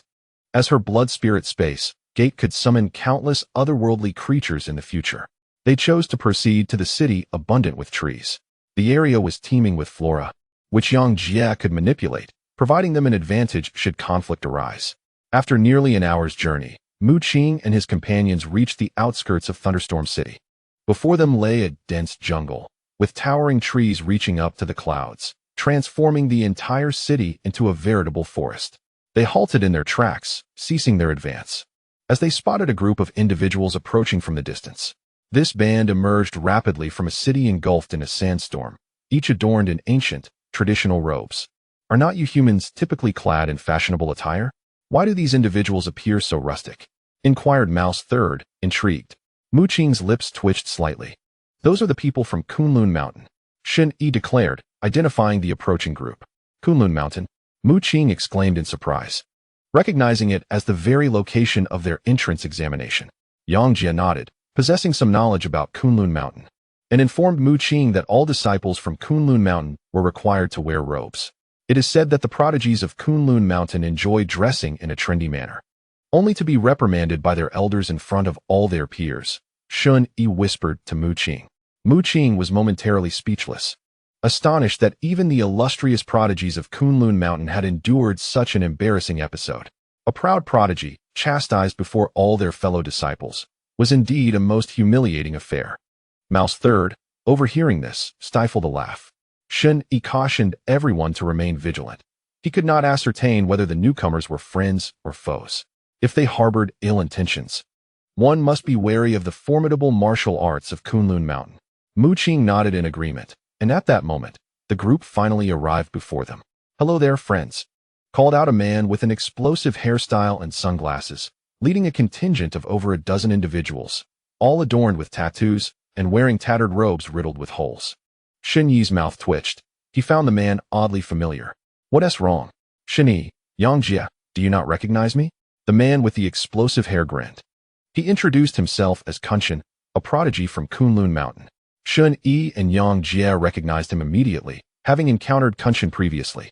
Their initial meeting had revealed a well-mannered individual, immaculately dressed in a tidy robe, speaking in a calm and measured manner. The stark contrast to his current appearance made it difficult for them to recognize him at first. Kunshin laughed heartily, explaining that during their first encounter, he had been in the presence of his elders and dared not act out. Now, having entered the Kunlun secret realm, with his elders unaware of his antics, he had styled his hair into a flamboyant explosion and deliberately torn holes in his robes, all in the name of following trends. "Are you from Thunder Rain City? Who is your city lord?" Kunshin inquired, scrutinizing Shun Yi and Yang Jie. They exchanged glances, both instinctively looking towards Mu Qing. They recognized Mu Qing's formidable capabilities, particularly recalling how he had controlled the statue to save them during the encounter with the bloodbats. Kunshin, astonished, turned to Mu Qing and realized that he too was a first-tier bloodline warrior, exuding a powerful aura. The young Taoist behind him also regarded Mu Qing, all possessing the cultivation of 10 segments of vital energy. "Forgive my ignorance, brother, which esteemed family do you hail from?" Kunshin pondered for quite some time, but could not find a single figure among the great powers whose demeanor resembled that of Mu Qing. This individual was a disciple of Ku Fei, as Shun Yi had introduced. Kunshin was taken aback and exclaimed, "The madman Kofei from over a decade ago? He is still alive?" His demeanor instantly shifted to one of solemnity, regarding Mu Qing and Shun Yi as equals. Kofei had once caused untold chaos due to his dual personality, committing numerous acts of violence, and even now, warrants for his arrest remained in effect. After conversing with Mu Qing and the others, Kunshin's expression turned to shock upon hearing that only Mu Qing and his companions remained in Thunder Rain City. Is that truly the case? His countenance was peculiar as he regarded Mu Qing and the others. Chapter 133. Kunshin. Although this year's college entrance examination featured a greater number of ferocious beasts, Kunshin remarked that anyone who had reached a blood essence level of 10 could easily manage. His assertion astonished Mu Qing and his companions, particularly when he revealed that there were still thousands of inhabitants in their desert city, leaving them utterly dumbfounded. Could it be that we in Thunder Rain City are the most unique? Shun Yi inquired, astonished. Kunshin scratched his strikingly voluminous hair and continued. The ferocious beasts in our desert have been largely eradicated, yet the leaders of these beasts are indeed formidable, possessing second-tier bloodlines.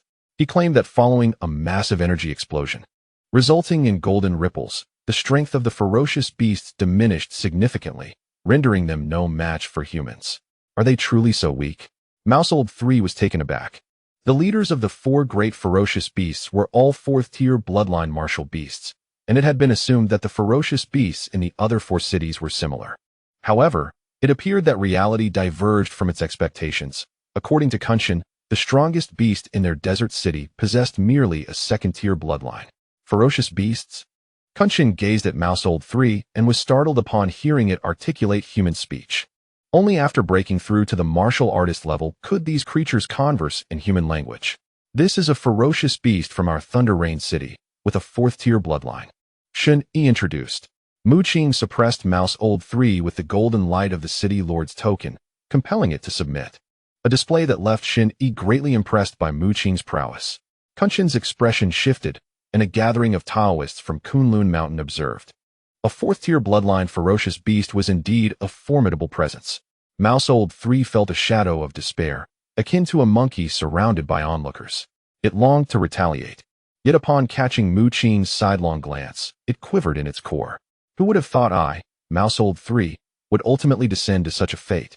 It lamented internally. Subsequently, it consoled itself, recognizing that the fate of Spider-Woman and her companions was far grimmer, having been treated as mere exhibits in a museum, which had mysteriously vanished. Compared to the plight of Spider-Woman and others, it at least retained its self-awareness and continued to exist. Mouseold 3 could only find solace in this thought. Kunshin scrutinized closely.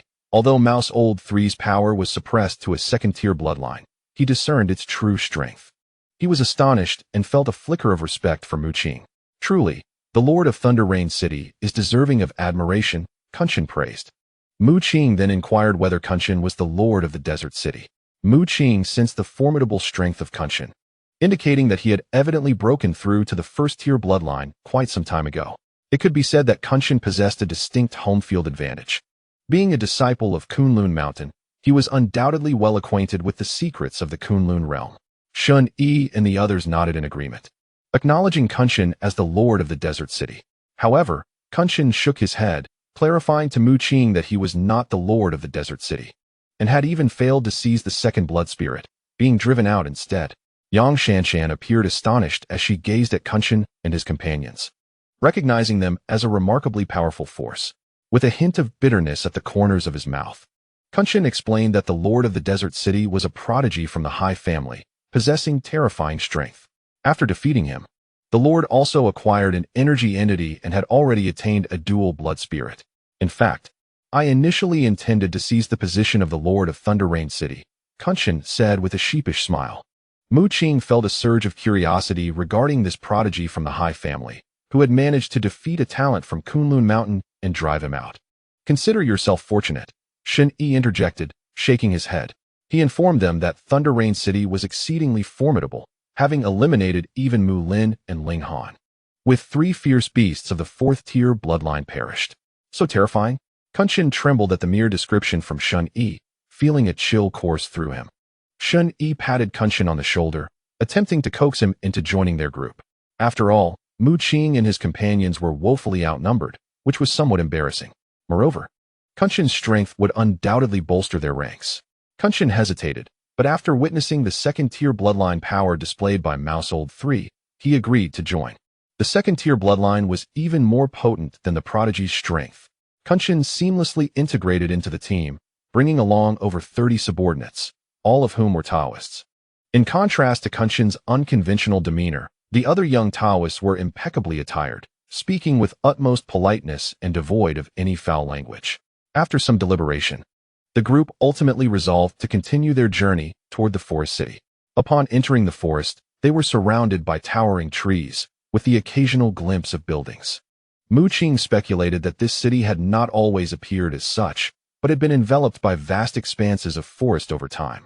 Much like the thunderstorm weather of Thunder Rain City, Yang Jie felt an overwhelming sense of familiarity in the atmosphere, with trees and plants abounding. His blood spirit was an ancient tree, a legacy blood spirit passed down to him, endowed with the unique ability to control all plants. "Who goes there?" Jiang Yuanjie exclaimed.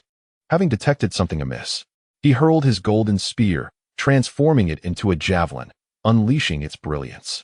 This golden artifact bestowed upon him by Mu Qing manifested as a dragon, piercing through a tree trunk with explosive force. Jiang Yuanjie aimed in that direction, his stellar core rocket launcher growing increasingly heated as flames began to coalesce. Kunshin appeared bewildered, sensing nothing amiss. However, upon seeing a figure materialize not far away, his gaze towards Jiang Yuanjie shifted dramatically. "Do not kill me." The figure raised his hands in surrender, exclaiming loudly, Jiang Yuanjie lowered his rocket launcher, while Mu Qing and Yang Shanshan gasped in surprise, recognizing the individual before them as clad in the uniform of West Lake University. The individual's school uniform was in tatters, and unless one looked closely, it would have gone unnoticed. Jiang Yuanjie approached to inquire, confirming the person's identity as a student from Shihu University. This was a remarkably handsome young man who claimed to be a scout for the City Lord's faction. The Forest City Lord? Mu Qing raised an eyebrow, surprised to encounter someone associated with the Forest City Lord so soon. Kunshin became instantly excited, shouting for everyone to seize the position of the Forest City Lord. Yang Shanshan. Mu Qing? The individual recognized both Mu Qing and Yang Shanshan, and his expression brightened. He exclaimed, "Wonderful! The City Lord and Brother Ling Fei have been searching for your whereabouts." Ling Fei. Mu Qing's eyes sparkled. He had not anticipated that choosing to enter Forest City would yield news of Ling Fei. Subsequently, he learned from this individual that the Forest City Lord was none other than Jie. The formidable Jie had acquired the City Lord's token, and Brother Ling Fei had also received an opportunity, both now possessing first-tier bloodline abilities, as proudly introduced by the scout. He informed Mu Qing that the entire faction of the Forest City Lord was divided into two forces. One faction belonged to Jie, who held the City Lord's token, comprising not only students from Shihu University, but also from other institutions. The other faction was the Wang family, one of the 5 prominent families in Beijing, led by the prodigy Wang Sheng, a dual bloodline practitioner. Under Wang Sheng's command were Wang Haixian and Lu Tianyu, who had previously clashed with Mu Qing and even plotted to eliminate him with Wang Sheng's support. "There are members of the Wang family nearby. We must exercise caution," the scout whispered, then expressed his intent to lead Mu Qing and the others to Jie. Mu Qing nodded, smiling as he reassured, "Rest assured. Even if it were Wang Sheng himself who came, he may not be our match." His demeanor was composed, filled with confidence, for he possessed the capability to back it up. Before entering the Kunlun secret realm, he might have feared Wang Sheng, but now, having broken through to a first-tier bloodline and acquired a second-tier bloodline beast as a subordinate, he harbored no fear of Wang Sheng. Shun Yi and the others nodded in agreement, while Kunshin, with his explosive hairstyle, boisterously challenged Wang Sheng to come forth, declaring his intent to suppress him with his techniques. They were all exceptional talents, few in number, but formidable in strength. The scout, feeling apprehensive, said no more and led Mu Qing and the others in a specific direction. Half an hour later, they arrived at a somewhat dilapidated school, where a considerable number of people were gathered, and guards were stationed at the entrance. Halt! 2 students, both at the 9th stage of vitality, stood at the door, their eyes wary as they loudly admonished Mu Qing and his companions. The student leading Mu Qing stepped forward and exchanged a few words, causing the guards' expressions to shift in surprise, prompting one of them to hurry inside to report. Chapter 134, Duan Su Mu Qing, Fatty Jiang, Yang Shanshan. Shortly thereafter, a tall figure emerged, clad in a tank top. It was Ling Fei. Ling Fei had grown immensely powerful. Now a first-tier bloodline warrior. He embraced Mu Qing tightly, both overwhelmed with emotion. I had thought you all had been eliminated.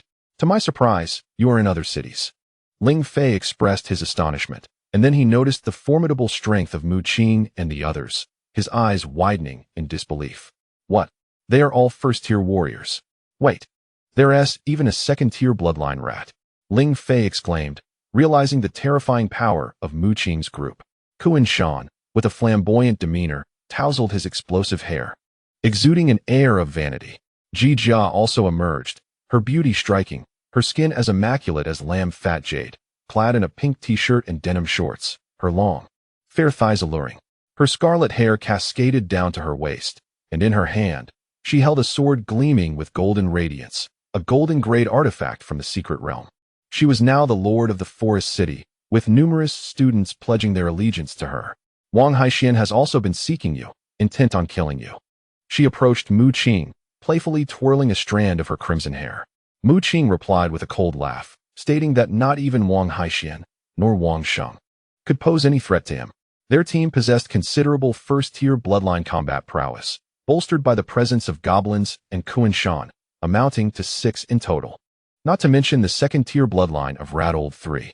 Shun Yi informed Mu Qing that Wang Sheng's strength was formidable, ranking among the elite of all prodigies.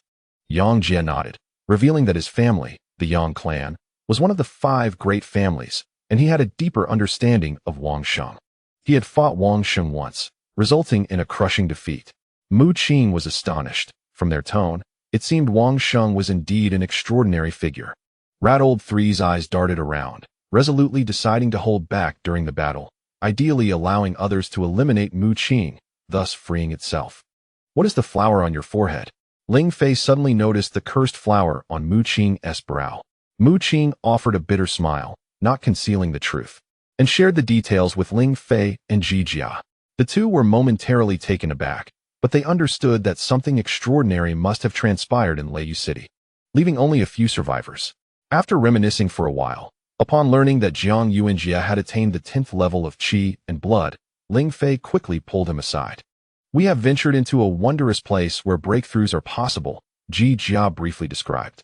This was the opportunity they had sought, and the City Lord's token had also been found within. The place could only accommodate 3 breakthroughs, and with Yang Jie and Ling Fei having already achieved theirs, it was perfect for Jiang Yuanjie. Shen Yi raised an eyebrow, surprised by this opportunity.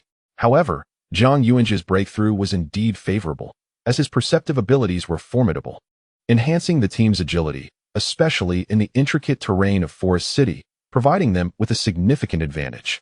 Yang Jie led everyone into an office building, which, due to their prolonged stay, had been tidied up and was relatively dust-free and clean. In a large conference room, they gathered, and Yang Jie introduced the current situation in Forest City. I possess the City Lord's token, and some university students have chosen to ally with me. But the influence of the prodigies is overwhelming, Yang Jie said with a bitter smile. Wang Sheng, with his reputation, had summoned more people than she had. In addition to the disciples of the Wang family, the influence of Wang Sheng has grown immensely. Many believe that Yang Jie's acquisition of the City Lord's token was merely a stroke of luck, and ultimately, the formidable Wang Sheng will seize the token from Yang Jie. Yang Jie confided in Mu Qing that Wang Sheng's power was overwhelmingly strong, and they had often found themselves at a disadvantage. Fortunately, with the assistance of another faction, they were able to maintain a tenuous balance. It turns out that besides Yang Jie and Wang Sheng, there exists another neutral force within the Forest City, comprised of the prodigies from Tianyu Palace and Duan Su from Shihu University. Yang Jie remarked. The student council president? Mu Qing exclaimed in surprise. He had heard of Duan Su, the president of the student council at Shihu University, who had always been personally mentored by the principal. Yang Jie nodded, revealing that Duan Su had already attained prodigious strength, being a first-tier bloodline warrior, and had a good rapport with Ling Fei, thus he extended his support. The prodigies of Tianyu Palace also seemed to hold Shihu University in high regard and had likewise intervened to help repel Wang Sheng.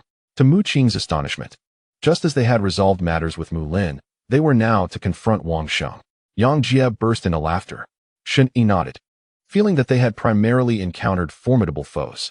However, upon hearing that their adversary was Wang Sheng, they felt considerably more at ease.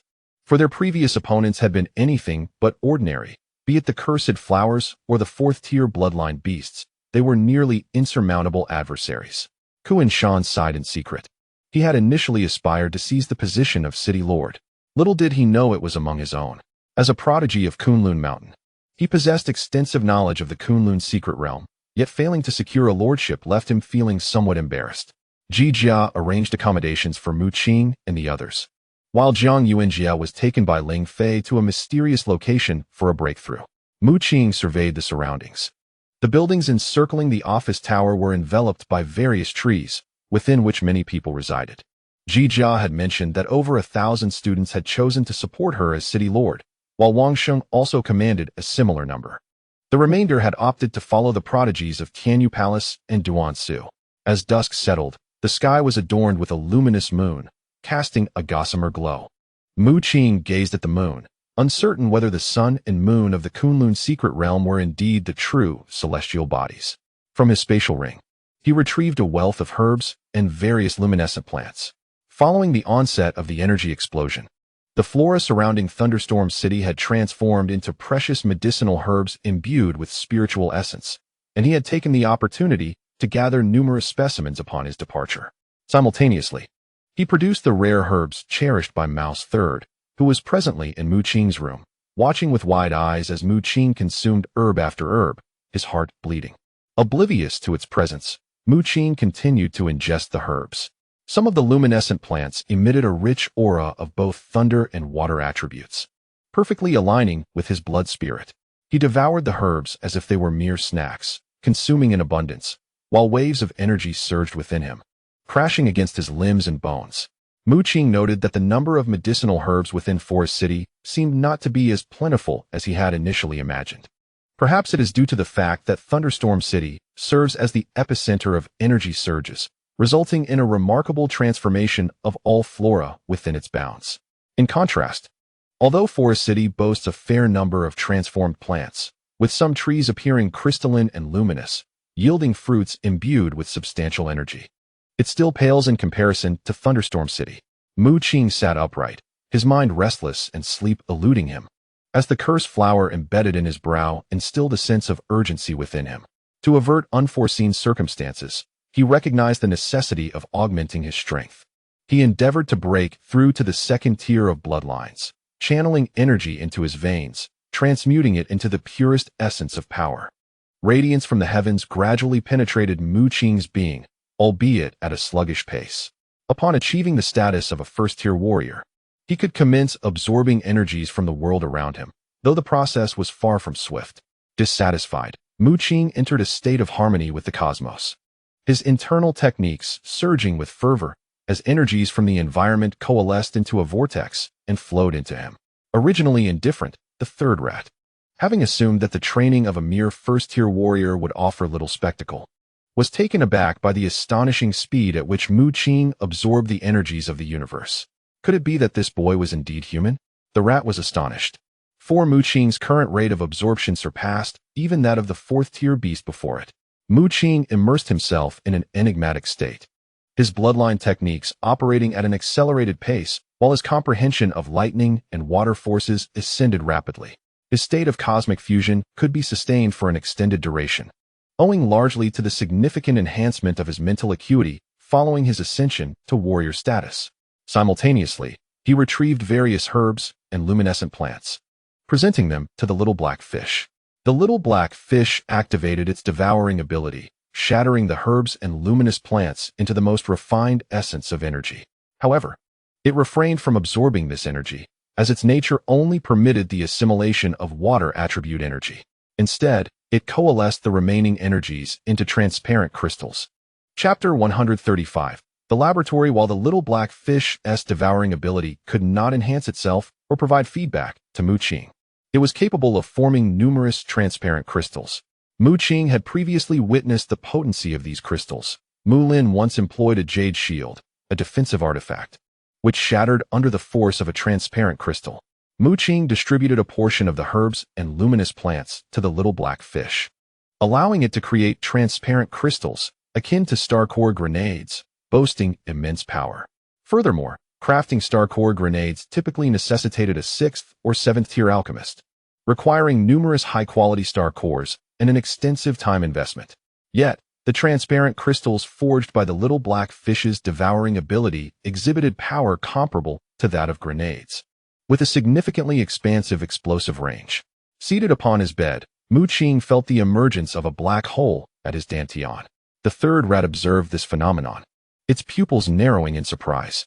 It had witnessed the battle against the bloodbat from a distance, aware that the core of the monstrous transformation was a black hole, conjured by the three-legged jade toad, a treasure of the Toad King. As a close friend of the Toad King, the third rat possessed some knowledge regarding the Toad King's treasures, capable of generating black holes that could absorb all. Why does the black hole dwell within this human demon? The third mouse, in a state of perplexity, observed the figure of Mu Qing, whom he outwardly referred to as human master, yet inwardly deemed a demon, for this being incessantly tormented him with the radiant glow of the city lord's token. The third mouse felt an air of mystery surrounding Mu Qing, and as he gazed at the cursed flower nestled in the center of his brow, a shiver coursed through his body, prompting him to distance himself from Mu Qing. There was something uncanny about the cursed flower, and an instinct warned him that as long as it remained on Mu Qing, calamity would surely befall them once more. In the 5 great cities, it was only in Thunderstorm City that unforeseen events had unfolded. The beastly leaders were nearly annihilated, and dark forces along with white mist had materialized, a phenomenon decidedly out of the ordinary. The third mouse suspected that the disasters were all instigated by the cursed flower upon Mu Qing's brow. What if this human demon resolved to seek out the land of curses? Surely, he would take me along. The third mouse felt a rising trepidation, genuinely reluctant to engage with such malevolent forces. At dawn the next day, Mu Qing awoke from his slumber. Only 2 days remained until the Federation's elite would unlock the secret realm. Last night, he had been in a state of fusion with heaven and earth, his consciousness fading until he was unaware of when he succumbed to unconsciousness. The first thing he did was to check on the little black fish. His countenance brightened with joy upon discovering that it had devoured a substantial quantity of herbs and luminous plants, coalescing 3 transparent crystals. This was undoubtedly a trump card, comparable to the myriad waters barrier, to be used as a secret weapon. Mu Qing. At that moment, Jiang Yuanjie rushed before him, his face etched with urgency and breathless. You've broken through? Mu Qing appraised him, noticing the potent aura that now emanated from Jiang Yuanjie, a clear indication that he had ascended to the first tier of bloodline warriors. Jiang Yuanjie held a spatial ring, which belonged to the third mouse and had been gifted to him by Mu Qing. I have made a significant discovery. Jiang Yuanjie, sweat beading on his forehead, wasted no time and pulled Mu Qing away. Mu Qing summoned the third mouse to join them, though he felt a twinge of confusion, unable to fathom the urgency of Jiang Yuanjie. Wasn't a breakthrough a cause for celebration? Jiang Yuanjie led Mu Qing and the third mouse into the woods, where the entire city was enveloped by trees, some of which were colossal, piercing through buildings as they shot skyward.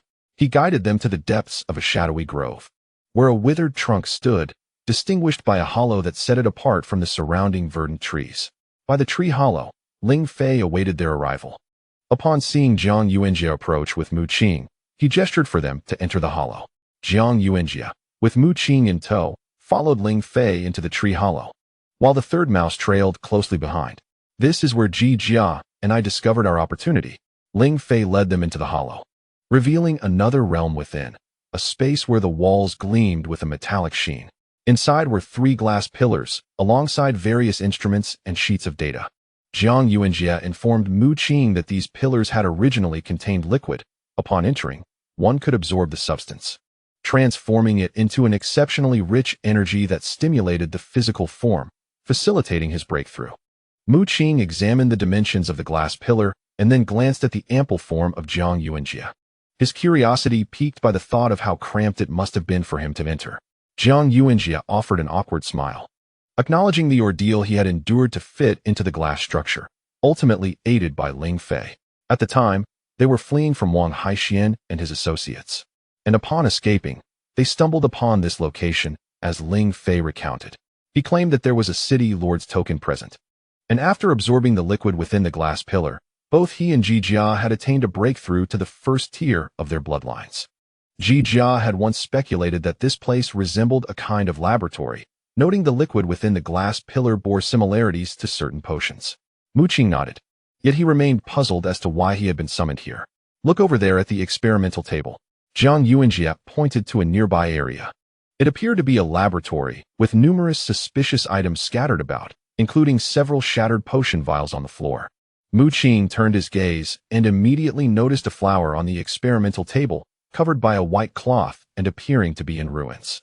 This flower was enormous, measuring several meters in size. As Mu Qing lifted the white cloth, his expression shifted. The flower was none other than the cursed flower.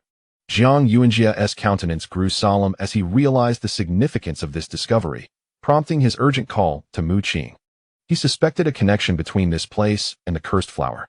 Mu Qing examined the flower closely, observing that it appeared to be entirely withered and had been severed, likely by those who once inhabited this laboratory for research purposes. He picked up a piece of worn paper from the ground, discernible despite its age, revealing data pertaining to the cursed flower. They had ventured into the land of curses. Mu Qing exclaimed as he sifted through the information, ultimately uncovering a crucial detail. The individuals within this laboratory were formidable, having entered the Kunlun secret realm from the outside world to conduct their studies. They had traveled to the land of curses, where, with their terrifying strength, they seized a cursed flower for research. Ultimately, they concluded that the energy contained within the cursed flower was known as cursed power, that very dark force. Regrettably, it remained a mystery why the inhabitants of the laboratory had vanished. I remember now, squeaked Rattled 3. It relayed to the group its recollection of witnessing the sky being torn apart a decade ago, as a group of powerful individuals clad in white uniforms descended from the outside world. This group had ruthlessly hunted ferocious beasts, peculiar insects, and various plants for their research.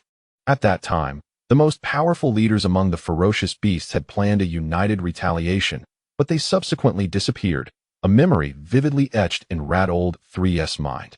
It was indeed true that those who had descended were the very individuals from the laboratory. Could it be that the inhabitants of the laboratory have all departed? Jiang Yuanjie queried, his face contorted in skepticism. Ling Fei shook his head, asserting, that seems unlikely. The experimental table holds a plethora of data.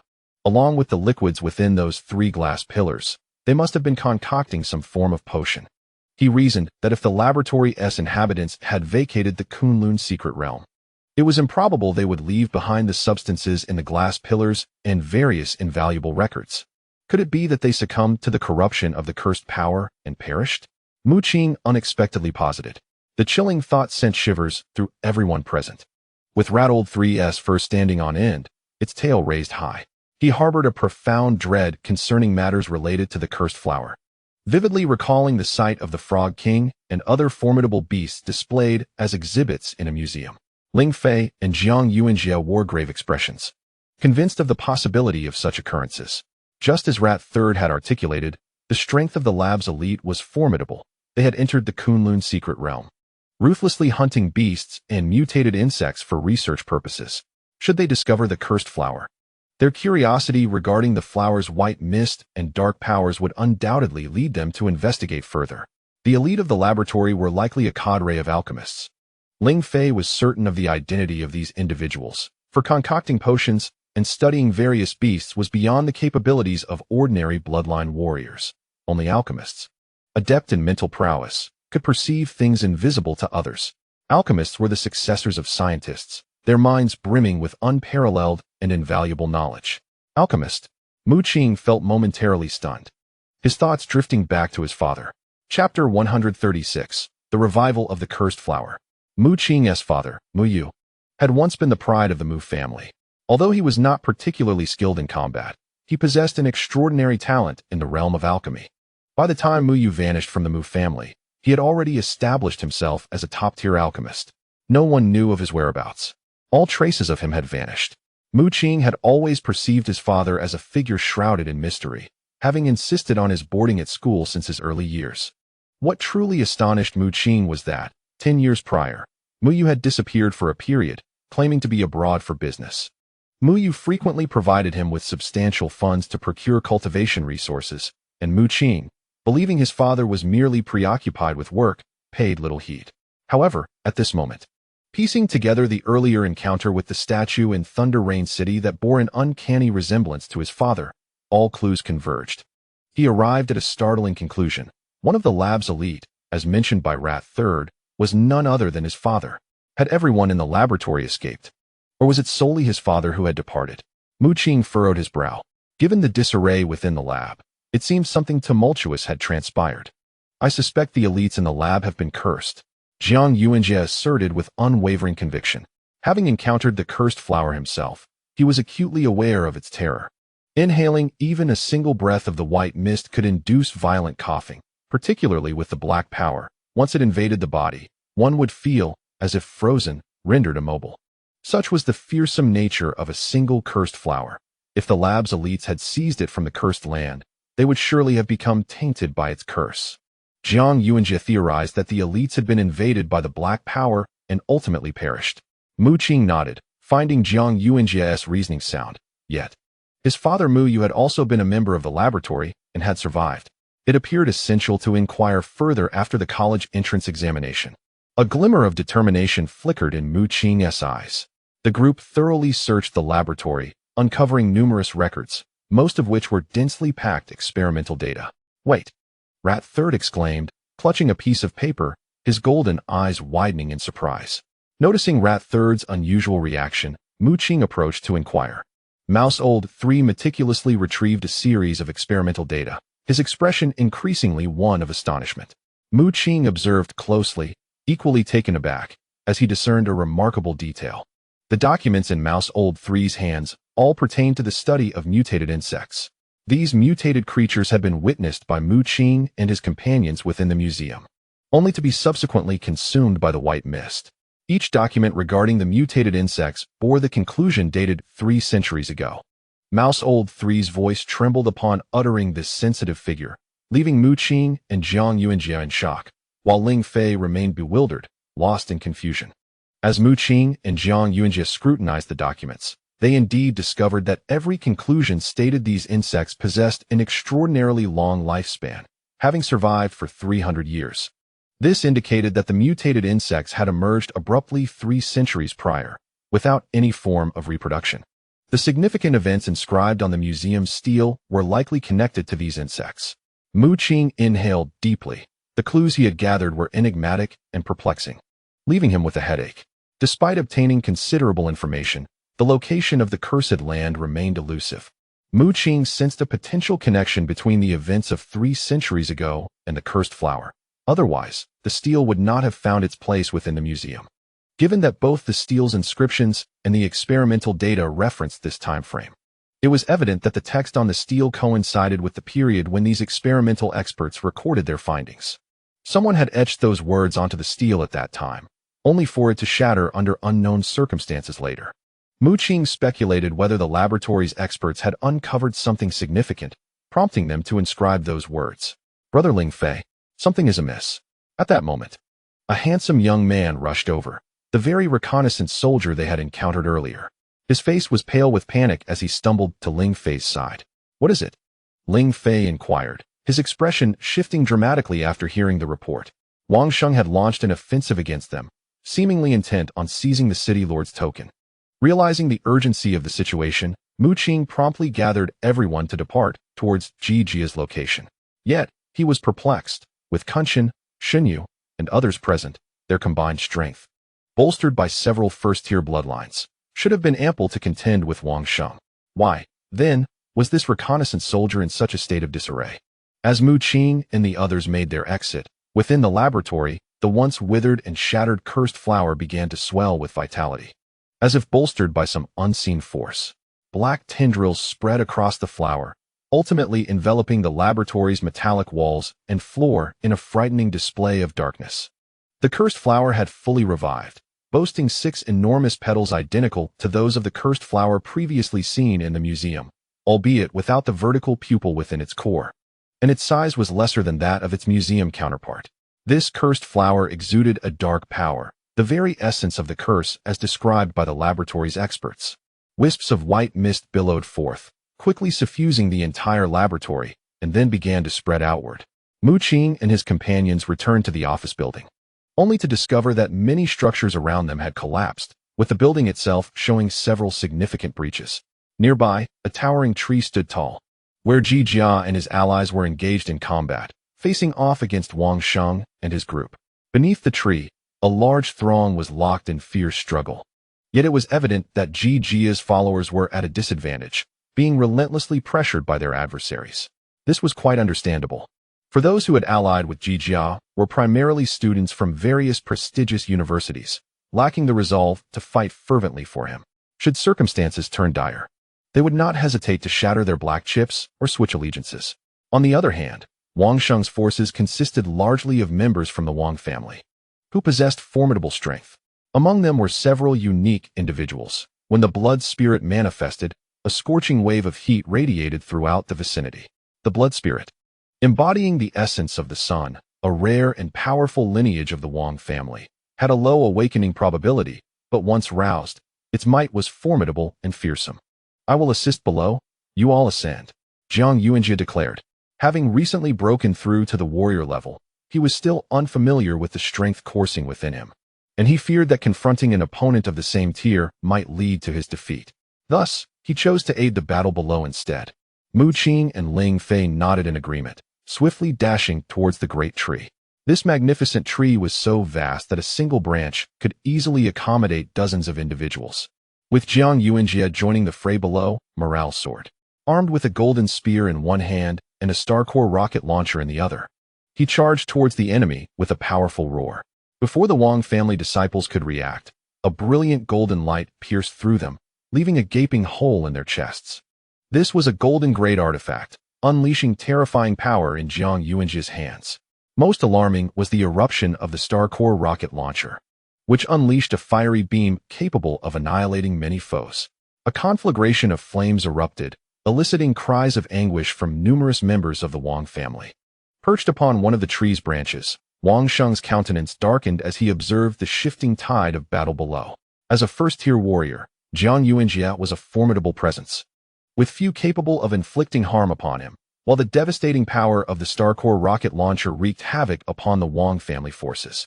A twinge of regret surfaced within Wang Sheng. Had he known, he would have brought some contemporary weaponry himself. Members of their prominent lineage often prioritized their innate abilities, a notion ingrained in them by the elders of their families. Only Yang Jie had a penchant for various technological weapons, frequently carrying one or two in his spatial ring to play with when time allowed. "I will take down that rotund fellow," one individual beside Wang Sheng declared. Clad in a Taoist robe, his muscular physique was evident, and the back of his robe bore the image of a bagua. "Wu Duonan, I leave him to you." Wang Sheng nodded, and with a fierce shout, he charged forward, his palm radiating with scorching light. Opposite him stood a striking figure, dressed in a t-shirt and denim shorts. Her long, fair legs captivating, none other than Yang Jie. The clash between Wang Sheng and Yang Jie erupted, their energies colliding in a dazzling display. Though Yang Jie bore visible injuries, clearly struggling against Wang Sheng's might. Chapter 137. The brutality of slaughter draped in a robe adorned with the 8 trigrams. Wu Duanan descended from the towering tree, his aura erupting. He was indeed a formidable first-tier bloodline warrior. His eyes shimmered with brilliance as he charged downwards, intent on vanquishing Jiang Yuanjie. Filled with confidence, he believed he could secure victory despite knowing that their cultivation levels were equal.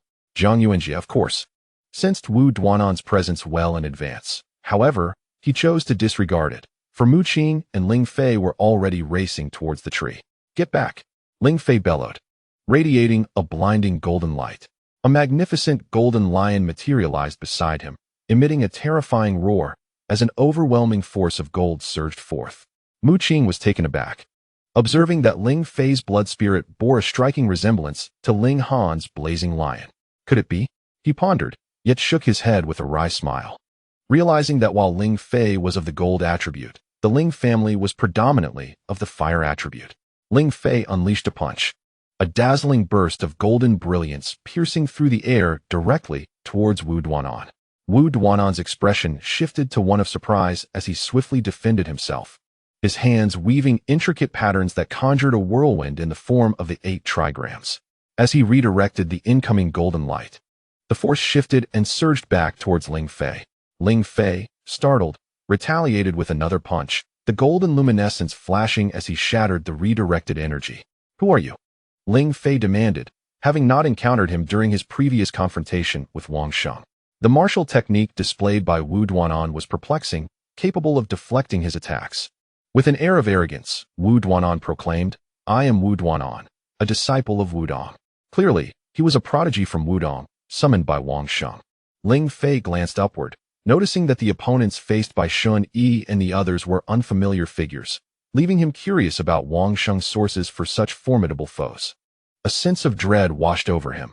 Fortunately, Mu Qing and the others had arrived, for without their intervention, they would undoubtedly face a disastrous defeat in the battle atop the summit.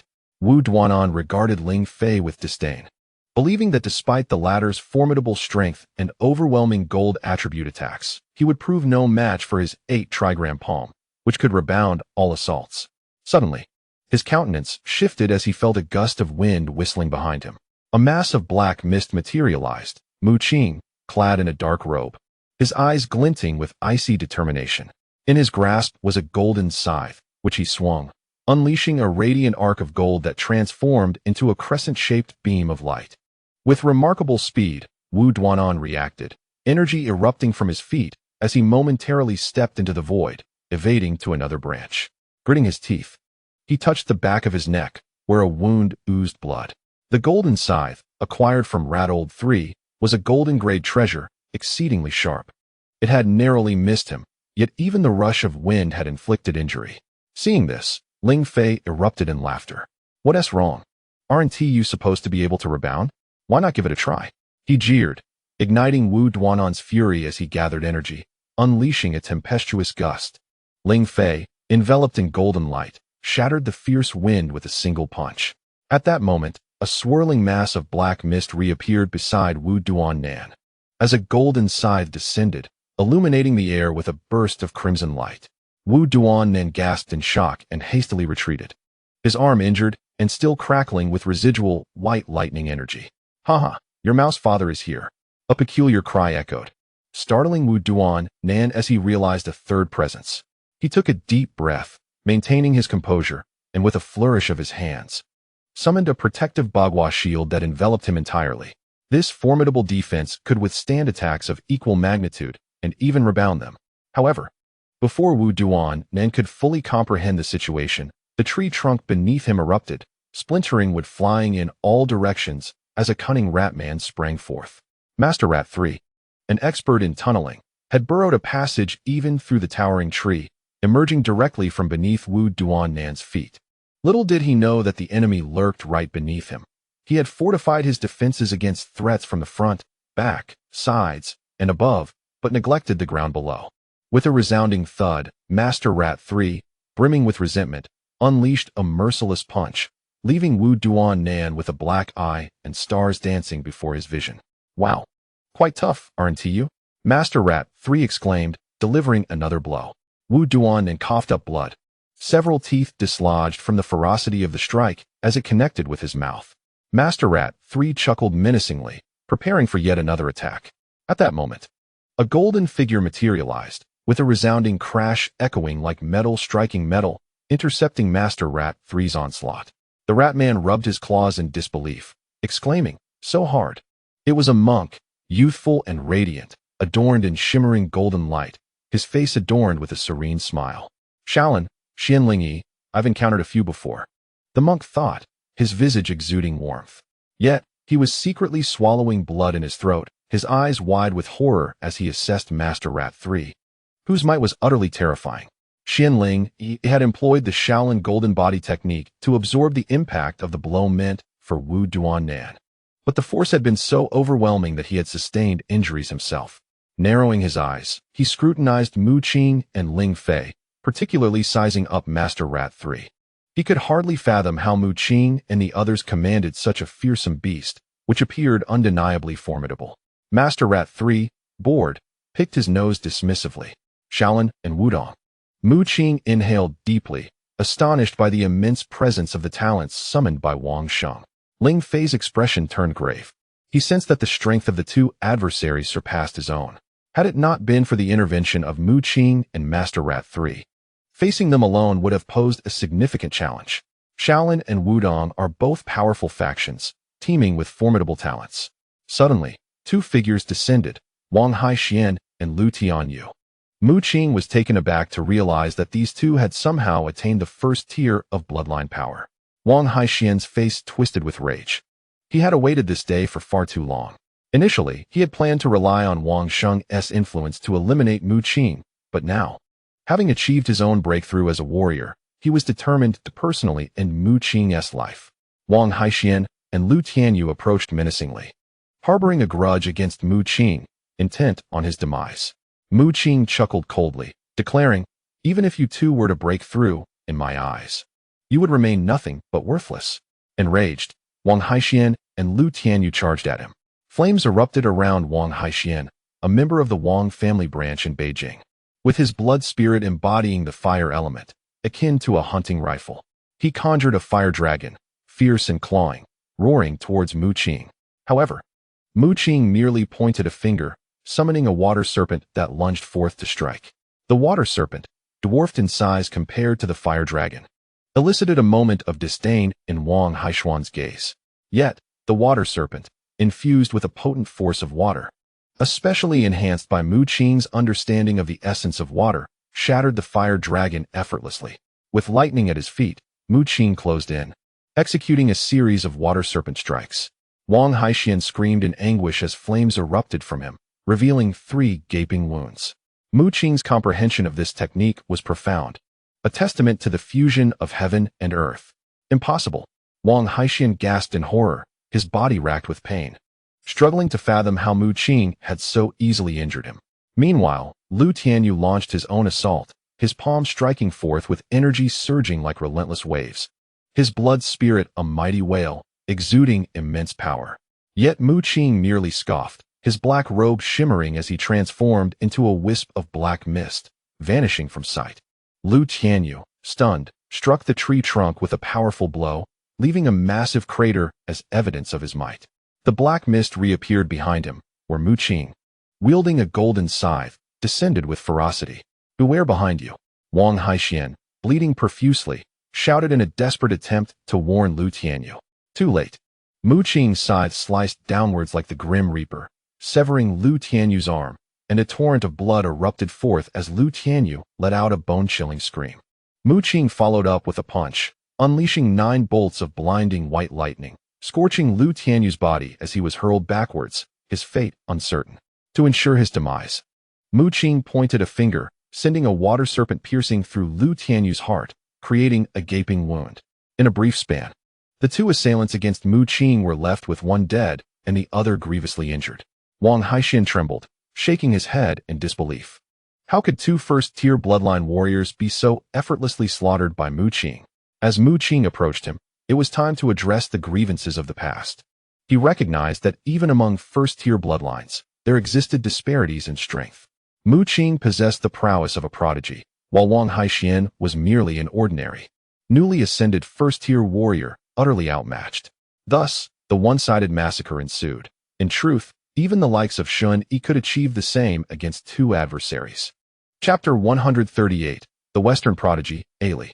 Enveloped in black mist, Mu Qing materialized before Wang Haixian, his golden scythe sweeping down, splattering blood across the ground. Wang Haixian's head was severed, and he was utterly slain. Mu Qing's expression was icy as he turned to observe the fierce battle unfolding. Ling Fei was engaged with Wu Duan-nan, a master of Bagua Palm, adept at using minimal force to counteract his opponent's might. Every strike from Ling Fei was deftly rebounded, and despite Ling Fei's relentless assaults, he found himself at a disadvantage, his energy rapidly depleting while his opponent remained unfazed. Meanwhile, Shaolin's Xianling Yi was clashing with Mouse Lao San. Despite being a mere first-tier bloodline, Xianling Yi should have been no match for Mouse Lao San, who had no intention of unleashing his full strength from the outset. With golden eyes glinting, he fought relying solely on his physical prowess, having not expended any of his energy. Though his cultivation was somewhat suppressed, Mouse Lao San's raw strength remained intact. Each elevation of his bloodline had fortified his physical form. Originally a formidable beast of the fourth-tier bloodline, he could effortlessly contend with Xianling Yi without utilizing a trace of energy. Xianling Yi was drenched in sweat, his monk's robe shimmering with golden light, embodying the essence of the Buddhist golden body. His power was traditionally the mightiest among his peers, and when his golden form manifested, he became as unyielding as diamond. Yet, the mouse not far away wielded a strength that surpassed his own. A single exchange left Xianling Yi's arm numb from the impact. Mu Qing discerned that Mouse Lao Sin was merely toying with his opponent. Were he to unleash his full force, he could easily dominate the first-tier bloodline prodigies. Suddenly, a shadow plummeted from above, a bloodied figure that splattered Mu Qing with crimson droplets. Yang Jie? Mu Qing exclaimed, rushing forward. The individual who had fallen was indeed Yang Jie, drenched in blood and gravely injured.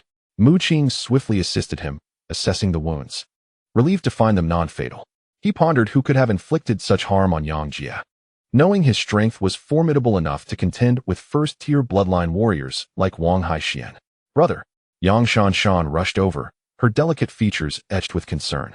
Mu Qing noted that she too bore injuries, blood seeping from her abdomen.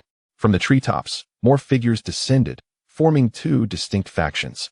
Shun Yi bore his share of wounds, while Kuan Shan's lips were stained with blood. Without hesitation, Shun Yi approached Yang Jie, producing a medicinal gourd from which a torrent of healing vapors cascaded, aiding in his recovery.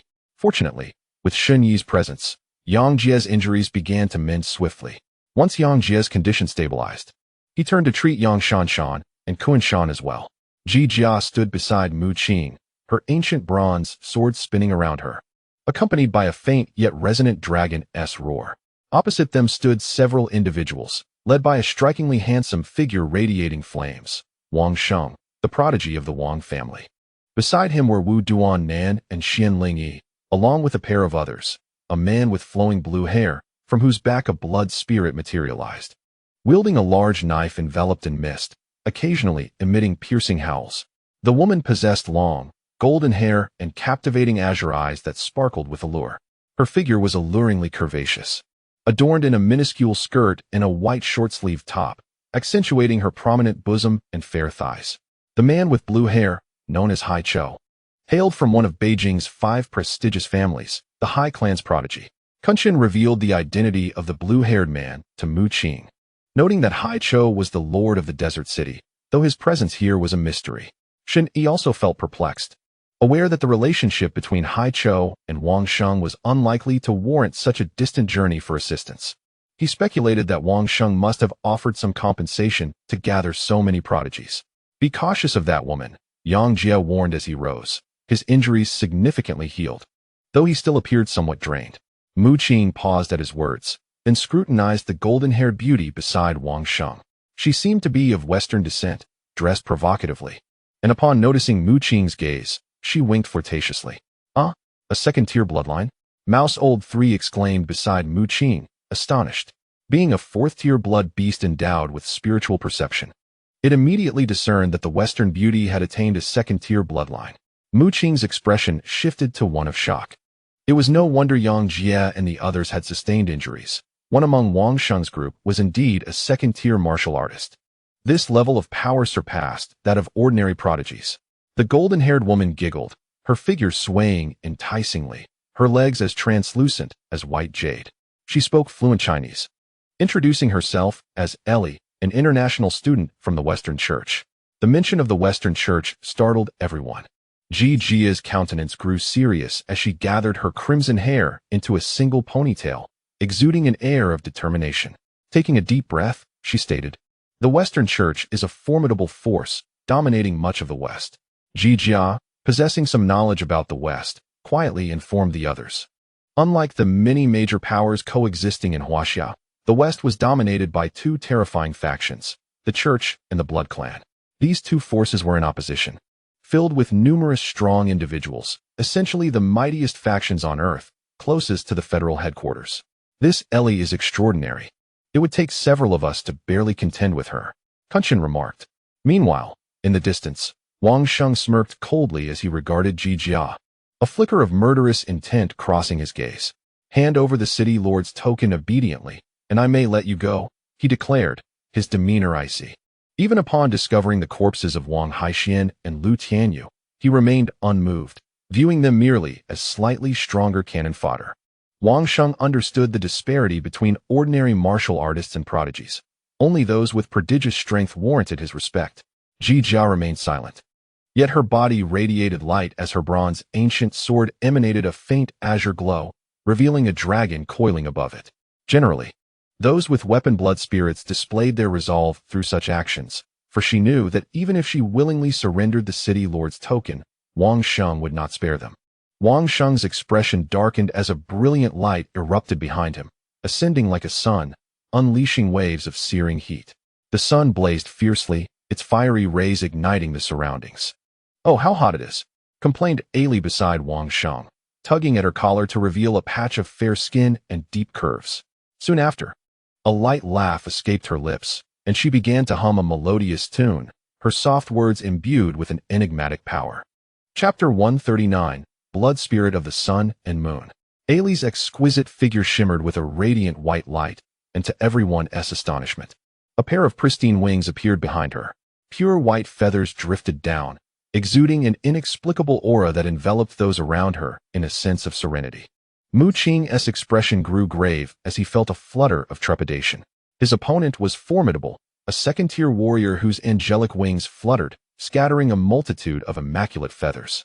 Suddenly, a streak of white light flashed across Mu Qing's face, and before he could register the attack, a wound had appeared, blood trickling down. Realizing the source of the assault, he fixated on Ailey in the distance, where the white feathers from her angelic wings hung suspended in the air like sharp blades. It was indeed these feathers that had injured him. Ailey approached with a playful giggle, her arms fair and her figure alluring, as her angelic wings stirred, creating a flurry of white feathers. The area appeared as if it were cloaked in snow, presenting a scene of pure white, the atmosphere peaceful and tranquil, almost lulling one to sleep. Wang Sheng and the others vanished from view, their sight obscured by the cascading feathers. The group huddled together, their expressions alert.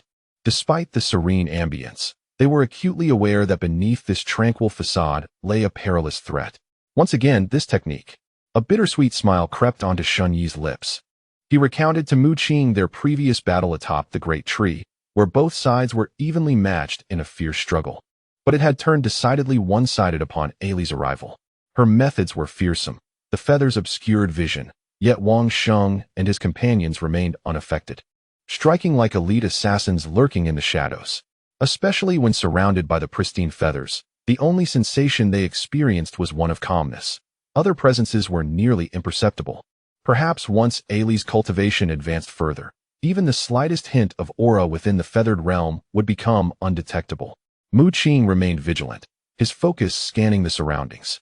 Ailey's melodic laughter echoed from all directions, her tone unmistakably haughty. Among a gathering of first-tier bloodline prodigies, she had ascended to the second tier, clearly possessing the pride to match.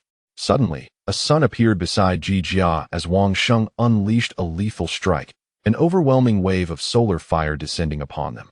Ji Jia reacted swiftly, calling out as her bronze ancient sword erupted with brilliance, slicing through the air. Cracks appeared on the thick tree trunk, splinters flying. As Ji Jia's delicate form was entwined by a cerulean dragon, a terrifying pressure emanating from her. The sun's flames were extinguished, and the sound of dragon roars echoed, as a vast chasm was carved into the ground by a brilliant azure light. Mu Qing was astonished to discover the overwhelming power of Ji Jia. It was no wonder she could contend with Wang Sheng for an extended period, especially after Ji Jia unleashed her strength. The azure divine dragon coiling around her appeared almost lifelike, as if infused with a mysterious energy amplifying her might. Ji Jia's face glimmered like crystal.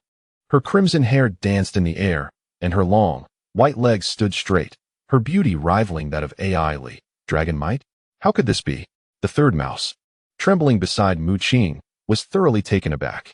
Although it was arguably the strongest entity present, the aura emanating from Ji Jia filled its eyes with terror, causing its body to quiver.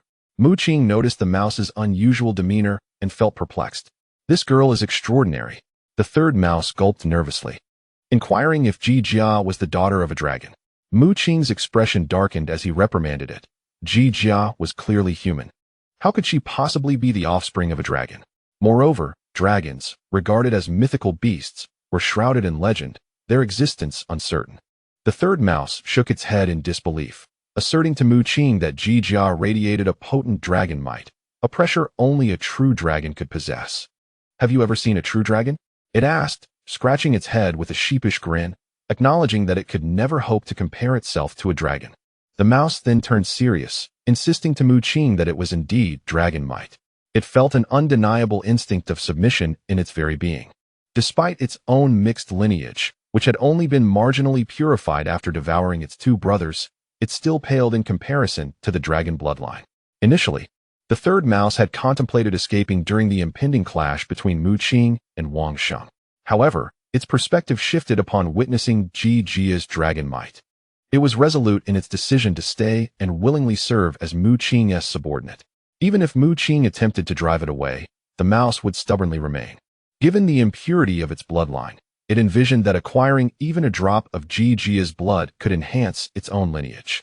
While Yang Jie was shielded by her dragon might, she was vulnerable to harm from others. It only needed to secretly procure a bit of her blood. Yes, it would still need to intervene to ensure Yang Jie was merely wounded, not killed. The third mouse was filled with exhilaration, imagining its own bloodline transforming into that of a dragon-mouse hybrid. Saliva dripped from its mouth as Yang Jie was once again injured. Xianling Yi, radiating golden light, was employing a Shaolin technique known as the golden body arhood, showcasing immense strength. Although he was a monk, he displayed astonishing shamelessness, targeting Yang Jie, who had previously sustained severe injuries. Yang Jie struggled to manipulate some plants, but could not withstand Xianling Yi's golden form. The golden palm descended like a blade, leaving a trail of blood. Xianling Yi's bald head gleamed with golden light as he chanted mantras, simultaneously inflicting wounds on Yang Jie. Wang Sheng's countenance darkened, and a terrifying surge of energy erupted from his being, manifesting as a radiant moon behind him. The sun and the bright moon appeared together, unleashing two extreme energy waves that illuminated the surroundings, accentuating his presence. Wang Sheng commanded both yin and yang, the two forces harmoniously merging to form a magnificent Taiji diagram, a secret technique from Wudong Mountain. Shun Yi was taken aback, glancing at Wu Duan-nan, only to find no visible emotion on his face. It was hard to believe. The Taiji diagram was a precious secret art of Wudong Mountain, surpassing even the value of Baguazhong.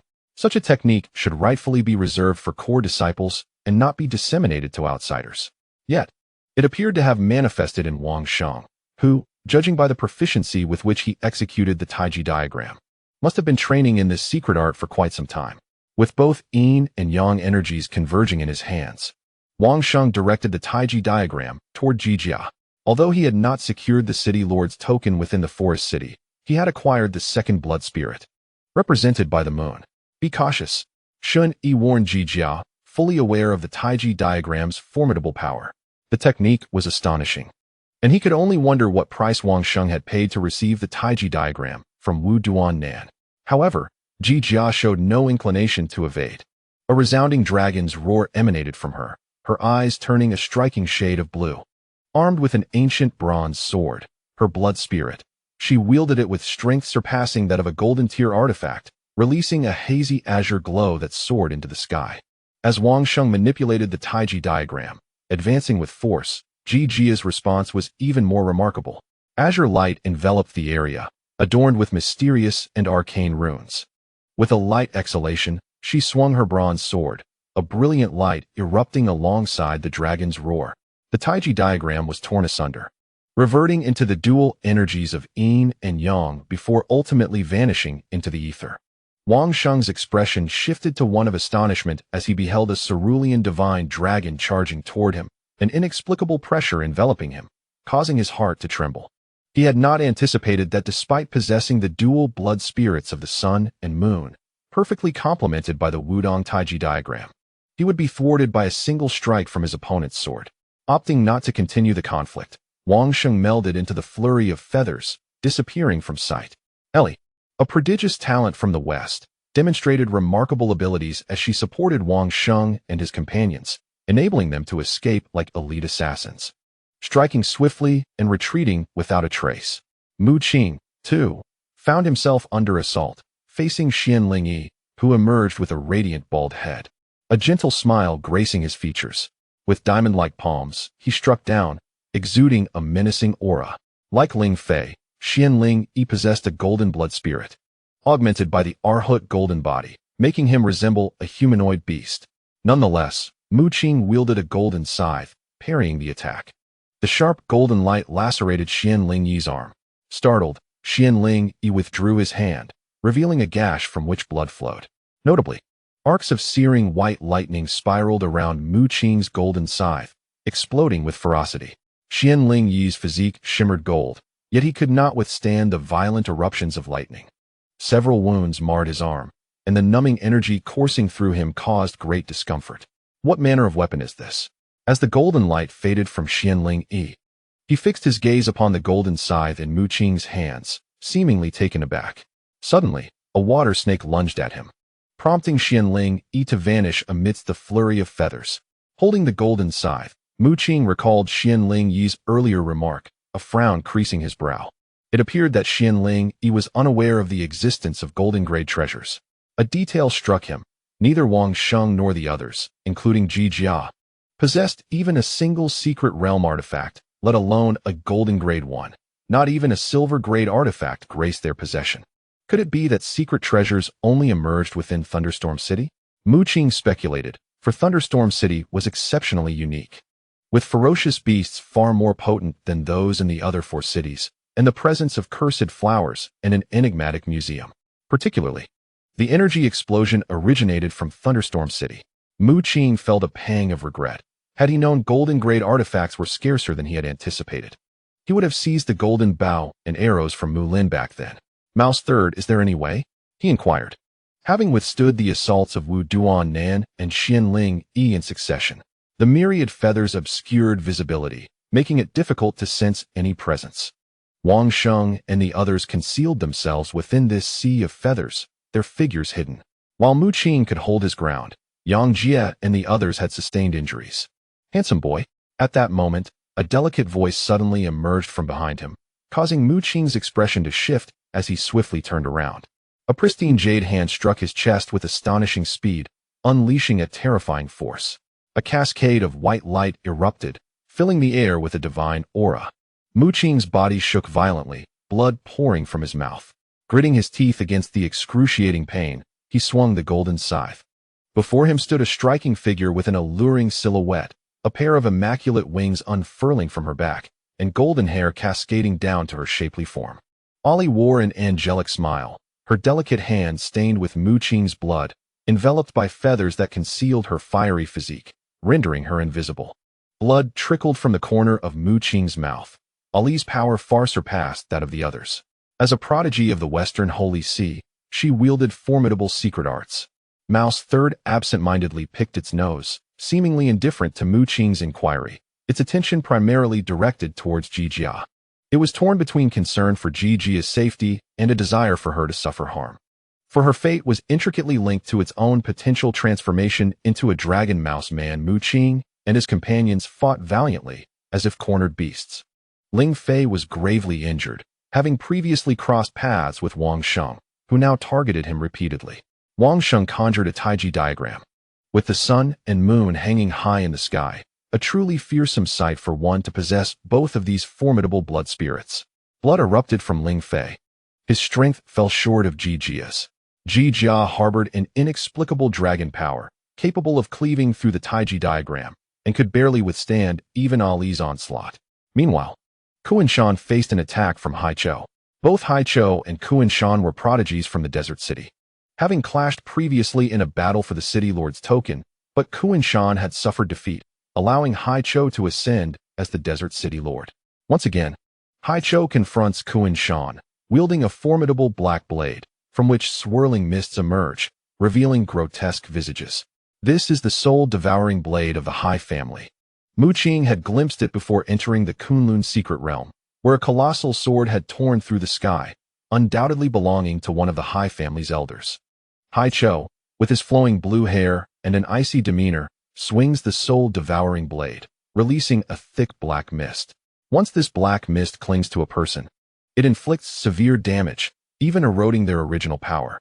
As Hai Chao's cultivation progresses, this blade will attain the true essence of soul consumption, enveloping enemies in darkness and devouring their very souls.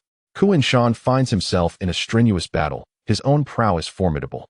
His body radiates brilliance as he condenses his original power into a talisman midair. Incantations escape his lips, and the talisman glows, transforming into a flash of lightning that surges forth. Qin Shan conjures several talismans, some morphing into sharp swords, others into fireballs, unleashing a dazzling array of attacks that bewilder onlookers. As a prodigy of Kunlun Mountain, he has mastered the most precious of mystical arts. Although he is claimed to be of the Earth attribute bloodline, the enigmatic techniques of Kunlun allow him to unleash attacks of various attributes. However, Hai Chou does not yield, his blue hair swirling as he unleashes radiant strikes with the soul-devouring blade, releasing torrents of black mist. Remarkably, he can summon a stone tablet, similarly enshrouded in black mist. This tablet strikes Qin Shan, causing dark flames to spread across his body. In Chapter 141, the second-tier bloodline sovereign. Meanwhile, Mu Qing encounters yet another assault from Ailey, who seems particularly fixated on Mousehold 3. Each of Ailey's strikes carries a hint of probing towards Mousehold 3. Since the outset, Mousehold 3 has concealed his presence, yet she appears to sense something amiss. With a swish, Ailey, adorned with angelic wings, reappears. Beneath her short skirt, her fair thighs gleam with radiance as her delicate foot delivers a powerful kick, unleashing a surge of white light with tremendous force. Mu Qing reacts swiftly, his black robe transforming into mist, rendering him invisible. Mu Lin's black robe is indeed formidable, capable of teleporting him instantaneously to another location. Ailey smiles, her exquisite face aglow, as she hovers effortlessly in midair, her angelic wings fluttering. A strand of golden light coalesces in her delicate hand, forming a shimmering golden spear, 2 meters in length, intricately engraved with the image of a 12-winged angel, emanating a sacred aura. Ailey's azure eyes fixate on Mousehold 3 as the divine spear pierces forth. Her true target is Mousehold 3, for she perceives a palpable aura of danger emanating from him. This enchanting maiden from the west believes that Mousehold 3 is the ultimate trump card of Mu Qing and his companions. Having heard tales of a wondrous eastern power capable of commanding ferocious beasts, reducing them to mere servants. In her eyes, Mousehold 3 is but a beastly servant of Mu Qing. Unbeknownst to her, the third rat had no intention of assisting Mu Qing. In its heart, the blood of Yang Jie held paramount importance.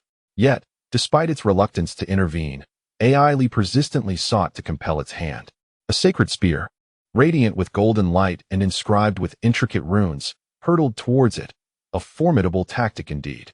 The third rat's fur bristled with fury as it let out a piercing, shrill howl, unleashing a wave of terrifying energy. At last, it erupted with its true power, the pulsation of its second-tier bloodline sweeping outward. The claws of the third rat, solid and glowing, effortlessly shattered the sacred spear. Startled, Ailey retreated, her delicate form vanishing amidst a flurry of feathers. Observing discreetly, she discerned that the third rat's strength matched her own, both being of the second-tier bloodline, and perhaps it was even subtly more formidable. The third rat continued to roar. "Come forth, you wretched creature," it bellowed, but the endless sea of feathers obscured all clarity. The creature, despite its status as a fourth-tier bloodline beast, found itself perplexed. Unable to pierce through the overwhelming veil of feathers that seemed infinite, shrouding their vision. It unleashed powerful techniques, the force of its second-tier bloodline striking outwards, shattering the pristine feathers into luminous specks that vanished into the ether. Yet, Ailey remained elusive. The third rat scratched its head, its golden eyes suddenly deepening, resembling an abyss as it surveyed the surroundings. Ultimately, it found itself weary from straining its sight, unable to discern anything. In a moment of frustration, its gaze shifted to Wang Sheng, who was executing a Tai Chi diagram, bearing down upon Yang Jie. Seizing the opportunity, Wang Sheng employed a stealthy assault, finally wounding Yang Jie. The convergence of the sun's and moon's powers formed a Tai Chi emblem, unleashing a violent surge of energy. Yang Jie coughed blood, her shirt torn, exposing her alabaster skin now stained crimson, as the azure dragon failed to shield her in time, suffering injury. The third rat's eyes sparkled with golden light, bursting forth like stars, invigorated as it bounded towards Yang Jie, resembling a frenzied beast. It spotted bloodstains on the ground beside Yang Jie. In a frenzy, the third rat dashed to her side, its powerful aura surging forth. "Fear not, fair maiden. Your savior has arrived," it proclaimed. With a claw outstretched, its entire paw transformed into a metallic sheen, tearing through the Tai Chi diagram. Emitting a howl akin to a wolf's, it stood before Yang Jie, exuding an imposing presence. Wang Sheng's expression was one of astonishment, his demeanor shifting to alertness. The third rat's seemingly unrefined strike held tremendous power. A second-tier bloodline beast? Wang Sheng regarded Mu Qing with a bemused smile. He remarked, "To control a fierce beast demands great sacrifice. I presume you have garnered some fortuitous opportunities within this Kunlun secret realm?" His gaze lingered on the golden scythe in Mu Qing's hands, a flicker of fervor igniting in his eyes. Within the mysterious realm of Kunlun, the treasures and levels of the hidden artifacts are well known among the disciples of the prominent factions. However, despite reaping numerous benefits since entering this enigmatic domain, they have yet to encounter any of the coveted artifacts. Wang Sheng is aware that Mu Qing and his companions possess many hidden treasures, including even gold-tier artifacts. He contemplates finding a suitable opportunity to seize them for himself. Rattled 3 observes Wang Sheng, who does not even cast a glance in its direction, causing its fur to bristle with indignation. Each strand stands erect like golden steel needles, exuding an aura of brilliance. It resembles a golden hedgehog as it shrieks and charges toward Wang Sheng. Yet, Wang Sheng merely smirks, a rune flashing at his brow before shattering. A powerful aura surges forth, as behind him, the sun and moon intertwine, growing ever more formidable. The onlookers are astonished, gazing at Wang Sheng. The shattered rune, akin to a seal, amplifies his strength exponentially. Ultimately, rays of solar and lunar energy entwine around him, seamlessly merging to form a formidable force of yin and yang. He is, astonishingly, a powerful second-tier bloodline warrior. Rattled 3 is taken aback, despite its mental acuity that allows it to discern the cultivation levels of others. It cannot perceive the hidden prowess of Wang Sheng. A faint smile graces Wang Sheng's lips as he coldly chuckles and once again manifests the Taiji diagram. With the sun and moon shining in unison, the power unleashed this time is astounding, even forcing Rattled 3 to retreat. This fellow is terrifying. Even stronger than that golden-haired human, Rattled 3 declares to Mu Qing. Mu Qing's expression grows grave. He had never anticipated that their adversary would possess 2 formidable second-tier bloodline warriors. He can distinctly feel that Wang Sheng's strength is not a temporary enhancement, but rather a suppression of his inherent second-tier bloodline prowess through a sealing method. No wonder he was able to assist Wang Haixian and Lu Tianyu in breaking through to the first-tier bloodline. This individual is indeed extraordinary. He takes a deep breath. "Well, are you ready to concede? I might still spare you." Ai Li giggles as she emerges from the swirling feathers. The others follow suit. Haichou, Wu Duan-nan, and Xianling no longer conceal themselves. With Wang Sheng and Ai Li present, the tide of battle has wholly turned. Chapter 142. The arrogant Rattled 3. The expressions of the crowd darken. The disparity in strength between the two sides is significant. Even with Rattled 3's utmost assistance, they could only hope to withstand one of either Ai Li or Wang Sheng. How have they cultivated to such heights? Or have they encountered some fortuitous opportunity? Shen Yi grits his teeth in frustration. They were at the epicenter of the energy explosion in Thunderstorm City, and logically, they should have gained the most benefit, yet they still lag a bit behind in achieving the second-tier bloodline. In a moment of crisis, Rattled 3 suddenly throws itself to the ground, and to the astonishment of those around, it extends its tongue to lick the bloodstains on the ground. Yang Jie feels a wave of nausea. The blood on the ground is hers, and she never expected Rattled 3 to have such peculiar inclinations. Feeling the uncomfortable stares of the others, Rattled 3 is equally distressed. It does not wish to be perceived as a pervert, but to grow stronger. It feels compelled to indulge in such behavior. It is not foolish, regardless of its willingness. From the very beginning, it has exhibited a stance aligned with Mu Qing. Although Wang Sheng and his companions claim they will spare Mu Qing and the others, anyone with discernment knows that they will show no mercy. In due course, the fourth-tier bloodline beast, Rattled 3, may also face annihilation, for it currently possesses only second-tier strength. With a roar akin to a dragon's chant, Rattled 3 exuded an even more formidable aura. Its left claws transformed, becoming sharper and more powerful, subtly reminiscent of dragon claws. Rattled 3 laughed heartily, feeling its bloodline surging, affirming its suspicion that Yang Jie's blood could indeed catalyze its bloodline metamorphosis, brimming with immense power. Its left hand had entirely morphed into a dragon's claw, robust and disproportionate, unleashing a whistling sound as it swung. "What a peculiar mouse!" exclaimed hurriedly, astonished. With its chest puffed out, Rattled 3 declared, "Please do not insult me. Call me the Dragon Mouse." It then turned to Mu Qing, asking, "How about I change my name to Rattled Dragon?" Mu Qing's expression darkened. He felt that Rattled 3 was becoming increasingly eccentric. Approaching Rattled 3, he inquired if it could hold off Wang Sheng.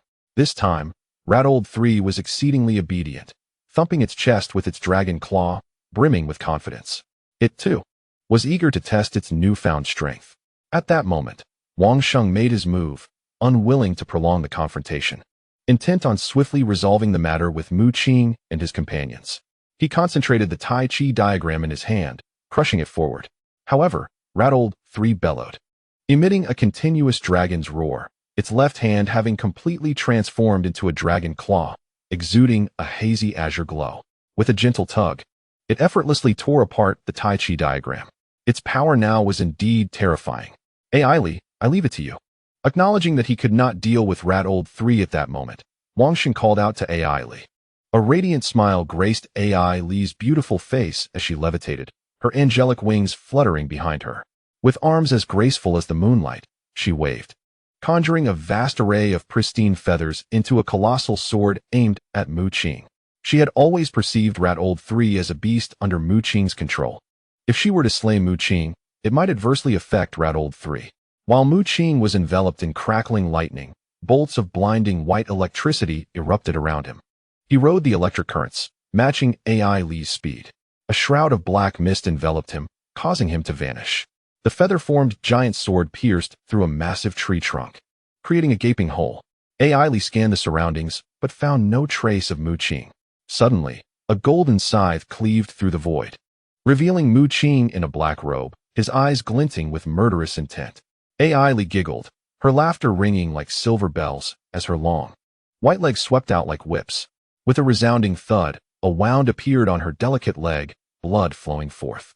Despite her formidable power, she could not withstand the might of a golden-grade artifact with mere flesh.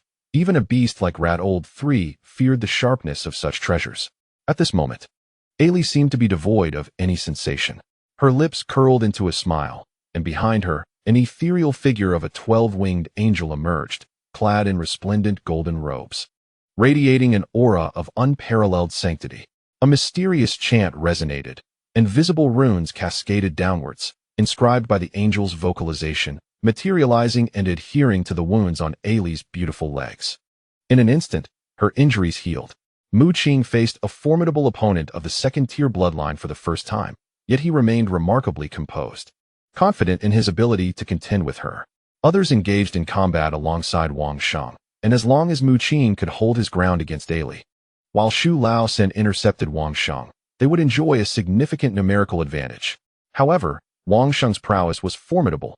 Even Xu Laosan, a once fearsome beast of the fourth-tier bloodline, found it somewhat challenging to contend with him.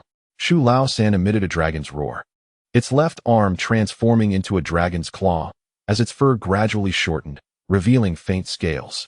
It appeared to be undergoing a transformation into the so-called dragon-rat hybrid.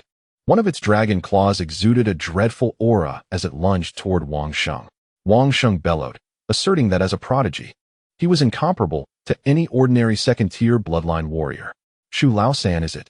He conjured a Tai Chi diagram in his hands, radiant with luminescence, and hurled it toward his adversary.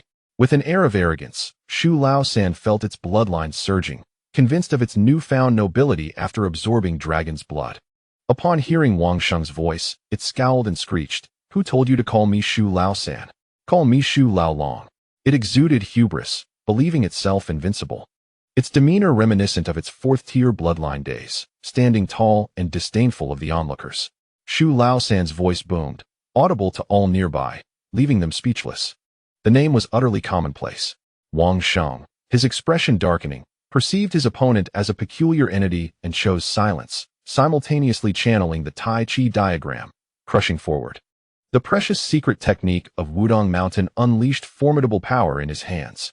This Tai Chi diagram had yet to be wielded by even the likes of Wu Duan-nan, for he lacked the ability to amalgamate two extremely opposing energies. The coexistence of such contrasting energies within a single body inevitably leads to conflict. However, the Tai Chi diagram of Wudong Mountain flawlessly harmonized these energies, rendering it a miraculous martial art. As Shu Laosan's dragon claw struck, brilliance collided with the Tai Chi diagram, creating a resonant explosion. They fought atop the massive trunk of a towering tree, where the bark was marred with countless indentations. With chips flying in the air, Wang Sheng unleashed even more terrifying techniques, with the sun and moon materializing behind him, coalescing at his fingertips into blossoms that flickered in the void. With a pointed gesture, two beams of light surged forth, manifesting flowers that disintegrated, releasing a terrifying energy. Not far away, Yang Jie gasped in astonishment, recognizing Wang Sheng's technique as the Shaolin's Nianhua finger. Chapter 143. The Use of Transparent Crystals. The Nianhua finger is a treasured martial art of Shaolin, a closely guarded secret, passed only to the core disciples of the monastery. Yet, this martial skill was unleashed from Wang Sheng's hands. Mouseold III was taken aback. He realized that after Wang Sheng's full strength erupted, it was even more astonishing, leaving him somewhat unable to withstand it. Particularly, Mouseold III noticed that the blood within him had cooled down, and gradually, his fur began to grow back, while his dragon claws slowly transformed back into mouse paws. What is happening? Mouseold III was astonished, puzzled as to why this was occurring. He had clearly absorbed Yang Jie's dragon blood, and had already regarded Yang Jie as the daughter of a dragon in his heart, believing that her blood could facilitate his transformation into a dragon-mouse hybrid. Yet now, his power was diminishing, ultimately losing the dragon's strength and reverting to his normal state. How could this be? Mouseold III finally understood that the dragon blood could only allow for a temporary transformation. Once the surge of bloodline energy ceased, he returned to his original form. Of course, Yang Jie's blood was not entirely without effect. At the very least, it had purified Mouseold III's bloodline considerably, imbued with a trace of domineering power, which indeed belonged to the dragon. However, the current Mouseold III was no match for Wang Sheng. Wang Sheng descended with a hand bearing the Taiji diagram, crushing down upon Mouseold III, causing him to spew forth blood, especially with Wang Sheng's flower-plucking finger. The blossoms dissipated, and the piercing force was formidable, leaving a gaping wound on Mouseold III's body. With a cry of despair, Mouseold III realized that without the dragon's power, he stood no chance against Wang Sheng. Though his heart burned with fury, he had no means to vent it. He was originally a fierce beast of the fourth-tier bloodline, yet suppressed in strength, he could not contend with Wang Sheng. Alas! Mouseold III cried out in agony as his mouse tail was obliterated by Wang Sheng's flower-plucking finger, blood splattering across the ground. Buzz! A hazy azure blade of light surged forth, aimed at Wang Sheng. It was Yang Jie. She was enveloped by a swirling azure divine dragon, wielding an ancient bronze sword. The sword light flickering, its edge shattering Wang Sheng's Taiji diagram. In terms of strength, Yang Jie could not rival Wang Sheng, but her offensive power was formidable. The azure sword aura was ethereal, and her scarlet hair danced in the air. She stood tall, joining forces with Mouseold III against Wang Sheng. On Mu Qing's side, Ailey also revealed her true capabilities, unleashing a series of holy spears that pierced through the air, even with the golden sickle as his reliance. Mu Qing still bore wounds upon his body. His shoulder was pierced by a holy spear, a scorching force emanating from it, flames of light spreading. "Give up," Ailey said in Chinese. She was enchanting, her fair legs captivating beneath a super short skirt, her figure graceful, with a pair of angelic wings sprouting from her back, resembling an angel. Not far away, Ling Fei and others were injured. Haichou, Wu Duan-nan, and Xian Ling Yi relied on Ailey's raining feathers to launch surprise attacks against them. Particularly, Xian Ling Yi, hailing from Shaolin, exhibited no hesitation in his ambushes. He appeared radiantly golden, his bald head gleaming. He unleashed the Arhut Fist, a Shaolin martial art, possessing remarkable power, and similarly, the golden attribute Ling Fei was struck, causing him to spit blood repeatedly. However, Ling Fei was extraordinary in his own right. He possessed the strength of a prodigy, and the more severe his injuries, the more powerful his outburst became. One could hear his roars echoing, his golden radiance growing ever more dazzling, as he became enveloped in a cocoon of golden light. Xianling gazed at Ling Fei in astonishment. Had she not possessed some prior knowledge of him, she might have mistaken him for a fellow disciple of Shaolin.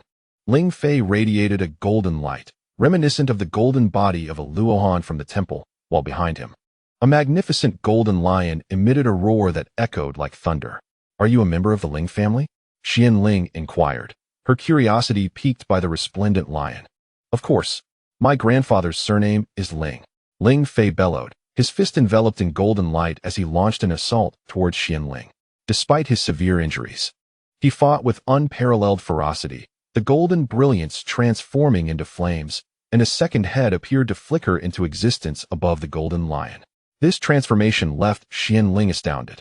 She soon discovered that her own Luohan fist had caused her arm to fracture upon impact. Flower-picking finger. Xianling unleashed an even more formidable martial technique, the very one previously executed by Wang Sheng. Suddenly, golden light erupted as blossoms vanished into the void. Ling Fei spat blood.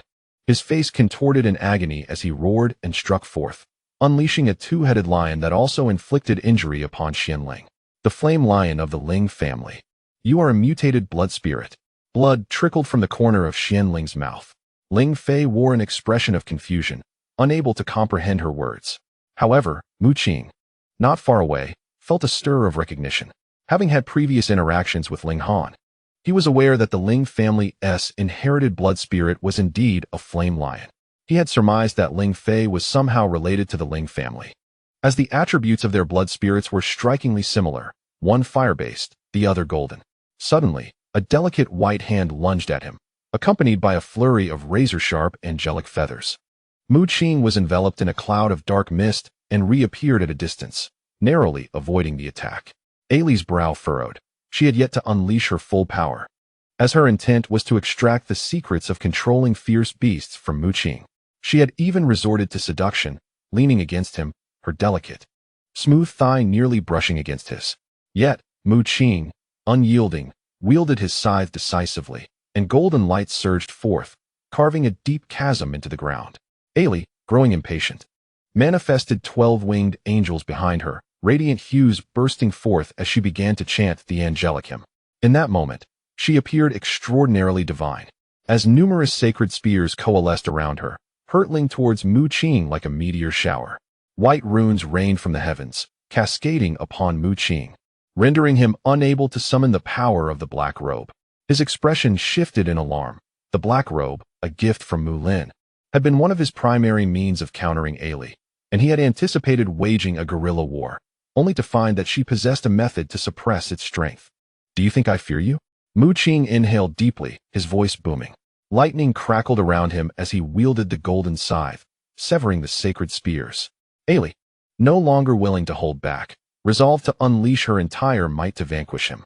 Yet, at that moment, Mu Qing stood resolute, a transparent crystal materializing in his hand, brimming with potent energy.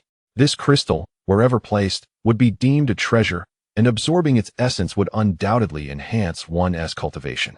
Eli shared the same sentiment, giggling as she remarked, "Are you regretting it, wishing to appease me with this energy crystal?" Beneath the surface, Mu Qing scoffed coldly, though his visage blossomed into a radiant smile. "You may find yourself unworthy of such fortune." A barrage of divine spears descended, and Mu Qing hurled forth a transparent crystal, a manifestation of the devouring ability of the little black fish. Boom! The area erupted in a cacophonous explosion, a gale force sweeping through, scattering wood chips and showering brilliant energy like a rain of light. The angelic feathers that obscured the surroundings quivered in response.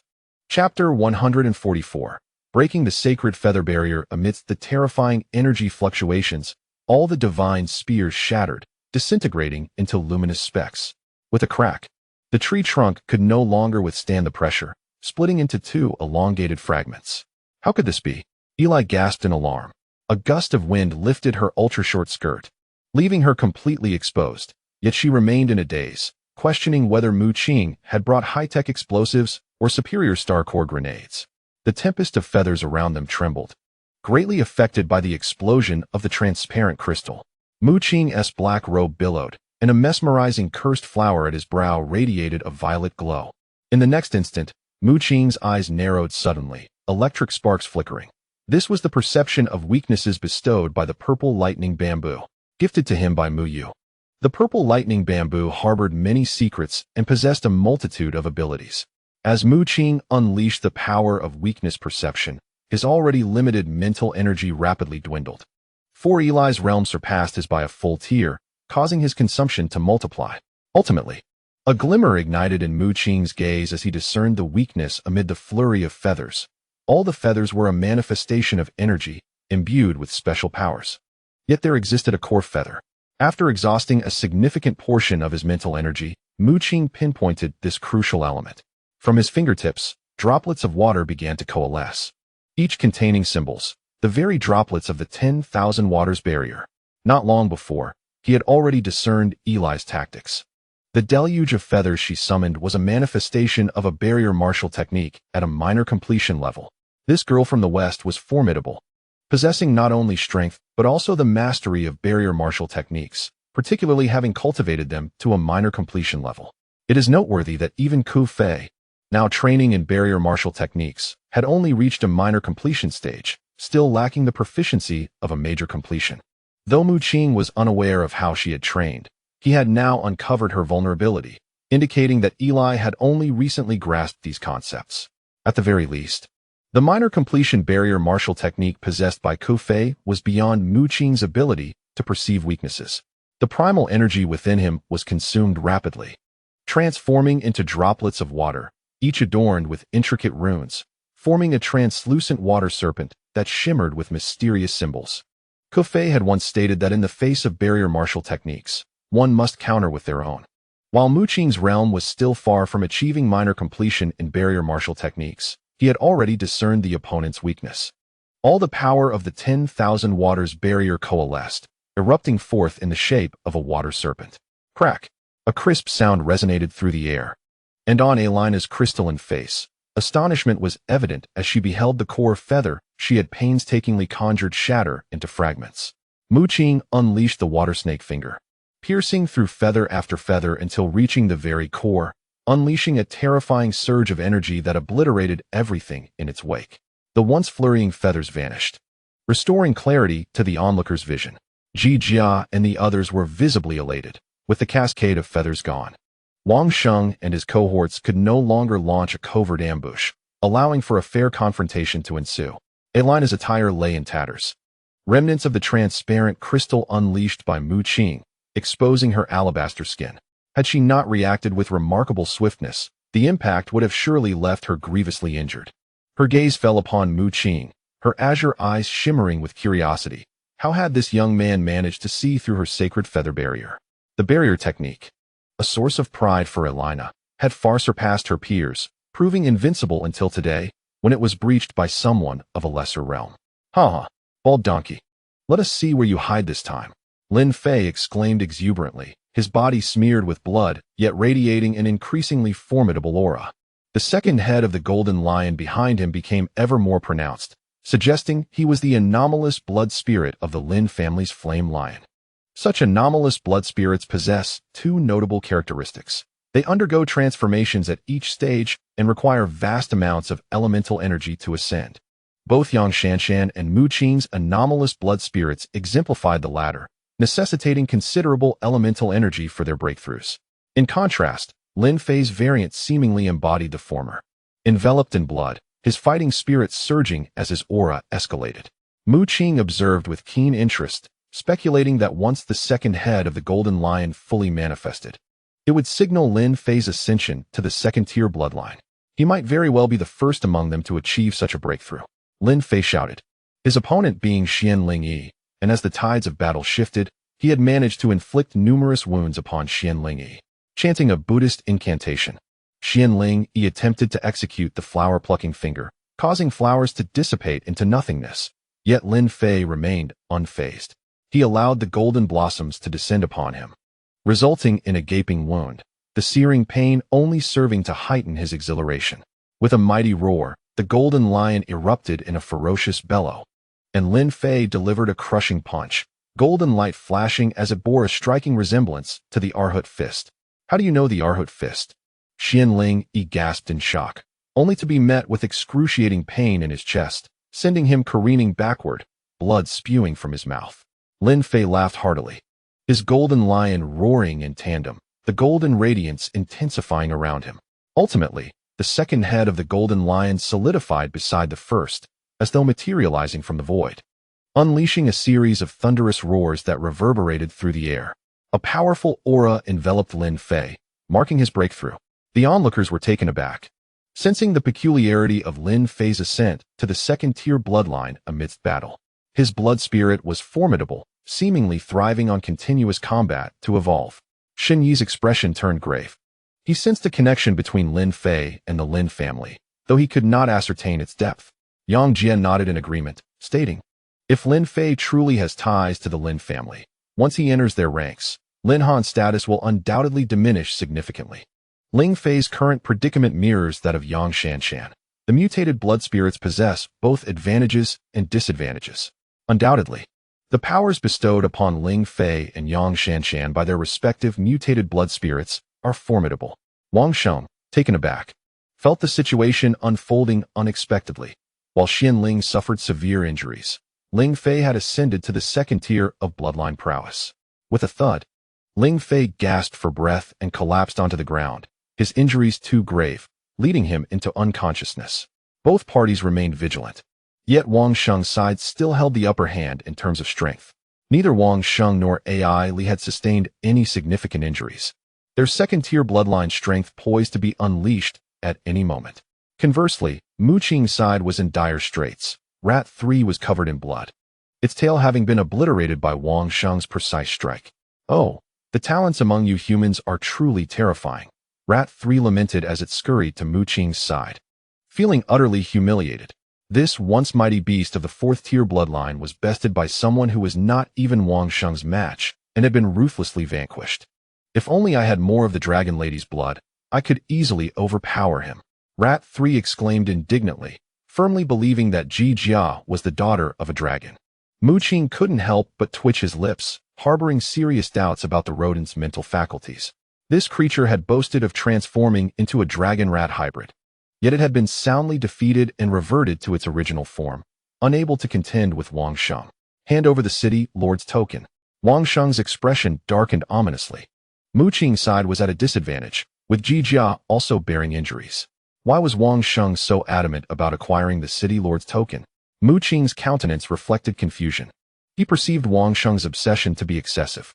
Although the city lord's token was indeed precious, it had lost nearly all its functions since the unification of the 5 major cities. Shen Yi, standing beside Mu Qing, whispered that the token still possessed other capabilities, purportedly allowing its wielder to comprehend the Kunlun secret arts. Kunlun secret arts? Mu Qing was astonished. He inquired further, but Shen Yi shook his head. Admitting his knowledge was limited to hearsay, he only knew that the Kunlun secret arts were immensely powerful. Wang Sheng, armed with the secret techniques of Wudong and Shaolin, clearly demonstrated prodigious talent in martial arts, and it was highly likely that he coveted the Kunlun secret arts for himself, Shen Yi speculated. Jie took a deep breath, surveying her companions, all of whom were injured, with Ling Fei in the most critical condition while Shen Yi tended to him. Just as Wang Sheng prepared to apply further pressure on Jie, his expression altered abruptly upon noticing a shift in the battle below. Wang Sheng's faction, outnumbering Jie's group by several times, included disciples from the Hai family, Shaolin, Wudong, and the Wang family. Had it not been for Jiang Yuanjie's assistance, they would have been overwhelmed in an instant. As for Ai Li, despite being a prodigy of the Western Church, she had brought no one with her, having participated in the examination as an international student, thus unable to summon her own forces. Chapter 145. The emergence of white mist. At that moment, the battle on the ground inexplicably came to a halt. Jiang Yuanjie's gaze fixed on the distance, where a large group of individuals was approaching, led by 2 first-tier bloodline warriors, Duansu and Yuhua. On the trunk of the tree, Jie gasped in astonishment upon recognizing the newcomers as another faction from the forest city, who had previously assisted them in dealing with Wang Sheng.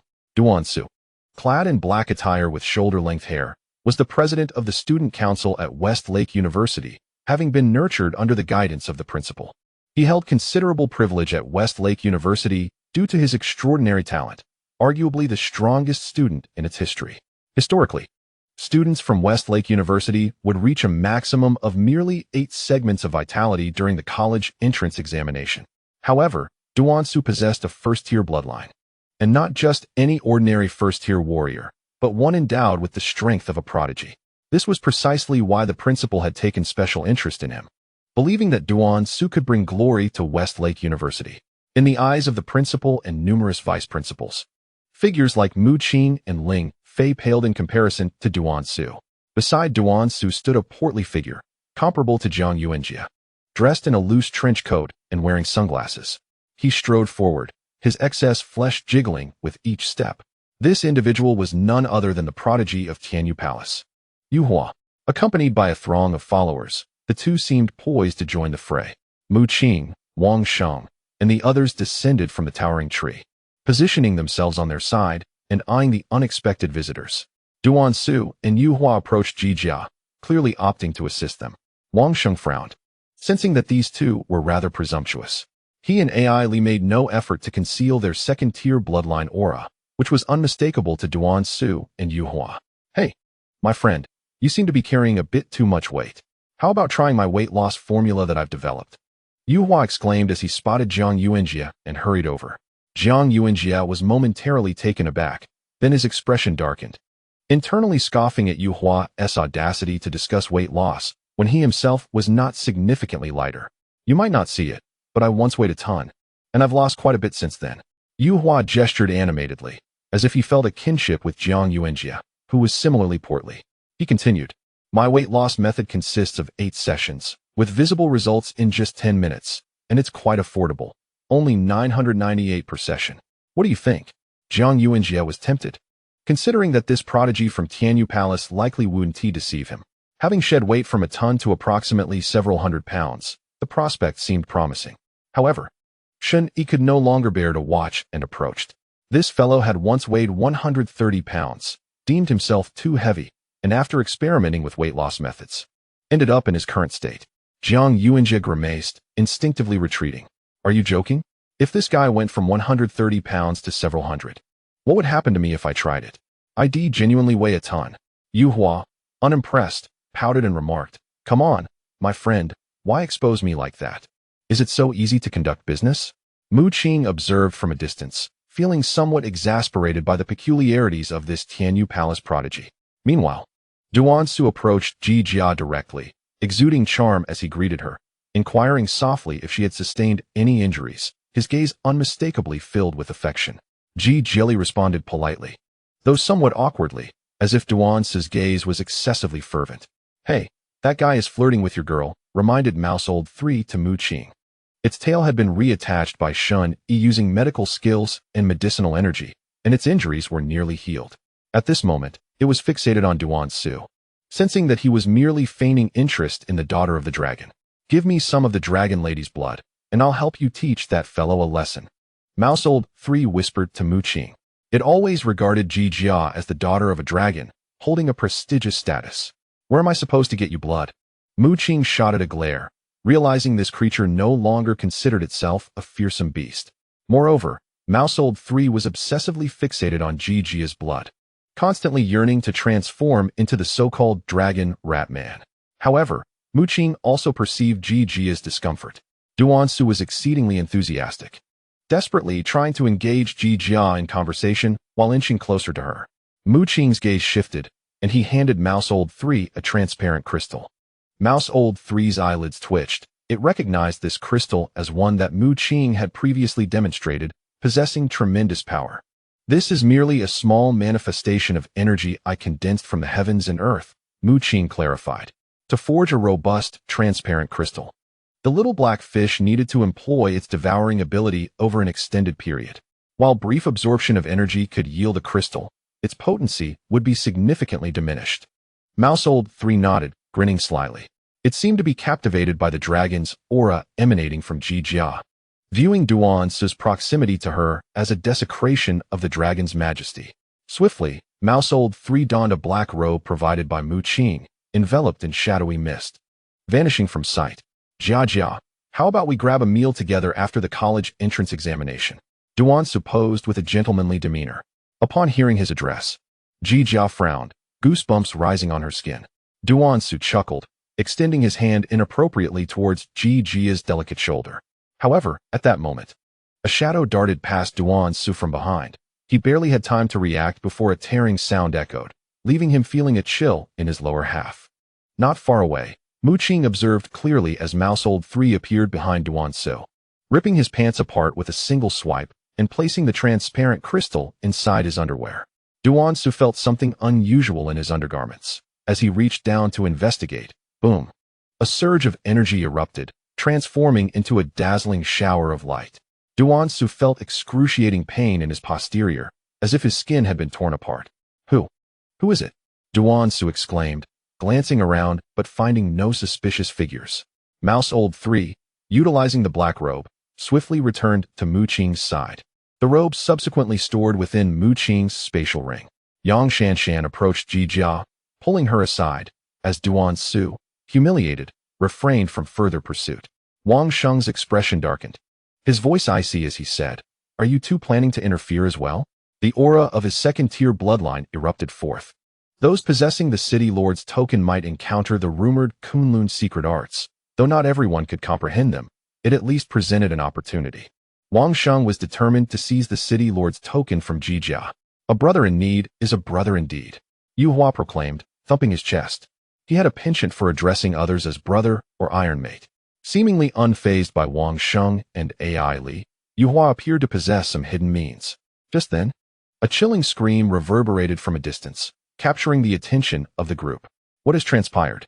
Duan, having changed into a fresh pair of trousers, rushed forward to investigate the source of the cry emanating from his followers. His pupils dilated in horror as he gazed into the depths of the forest. What in the world is that? He exclaimed. Before him, tendrils of white mist began to creep through the trees, initially resembling smoke from burning wood, but quickly thickening and enveloping the area.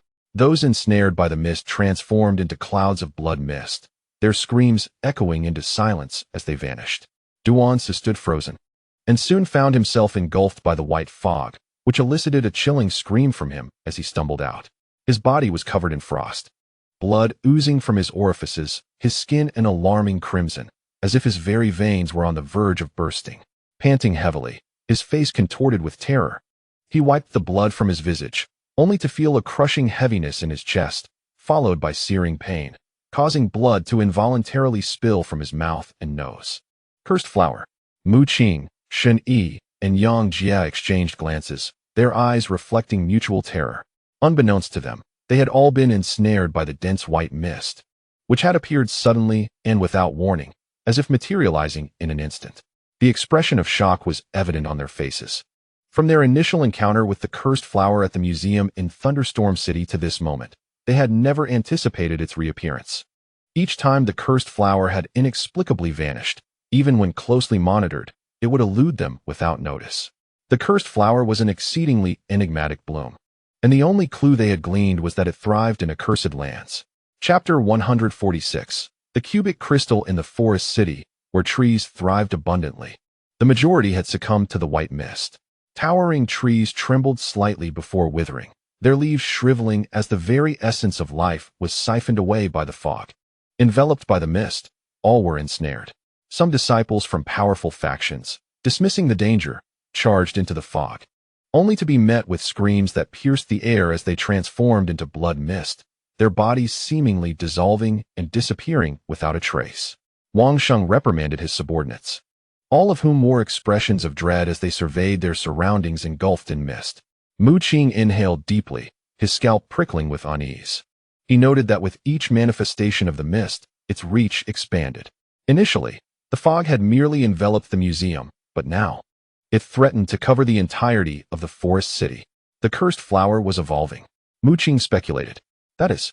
Wang Sheng's expression shifted to one of astonishment as he stepped forward, intent on engaging with the mist.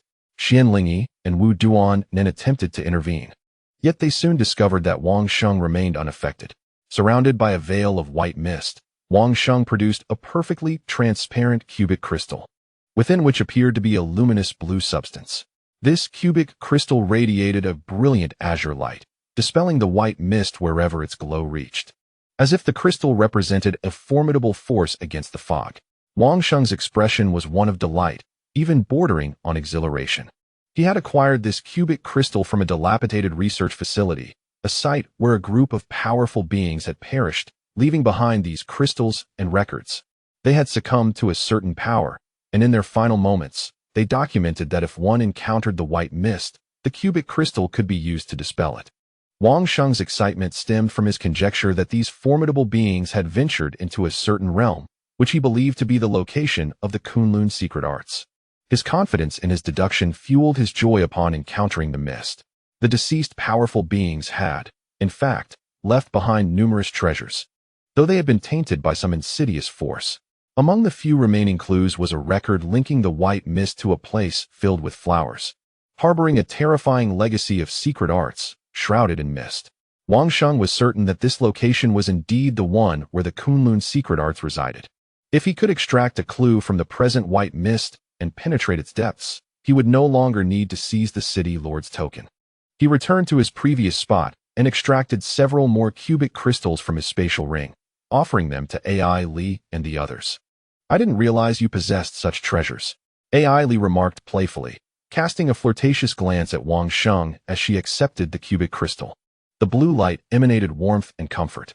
Mu Qing observed the cubic crystals in Wang Sheng's hands, each roughly the size of a palm, totaling more than a dozen.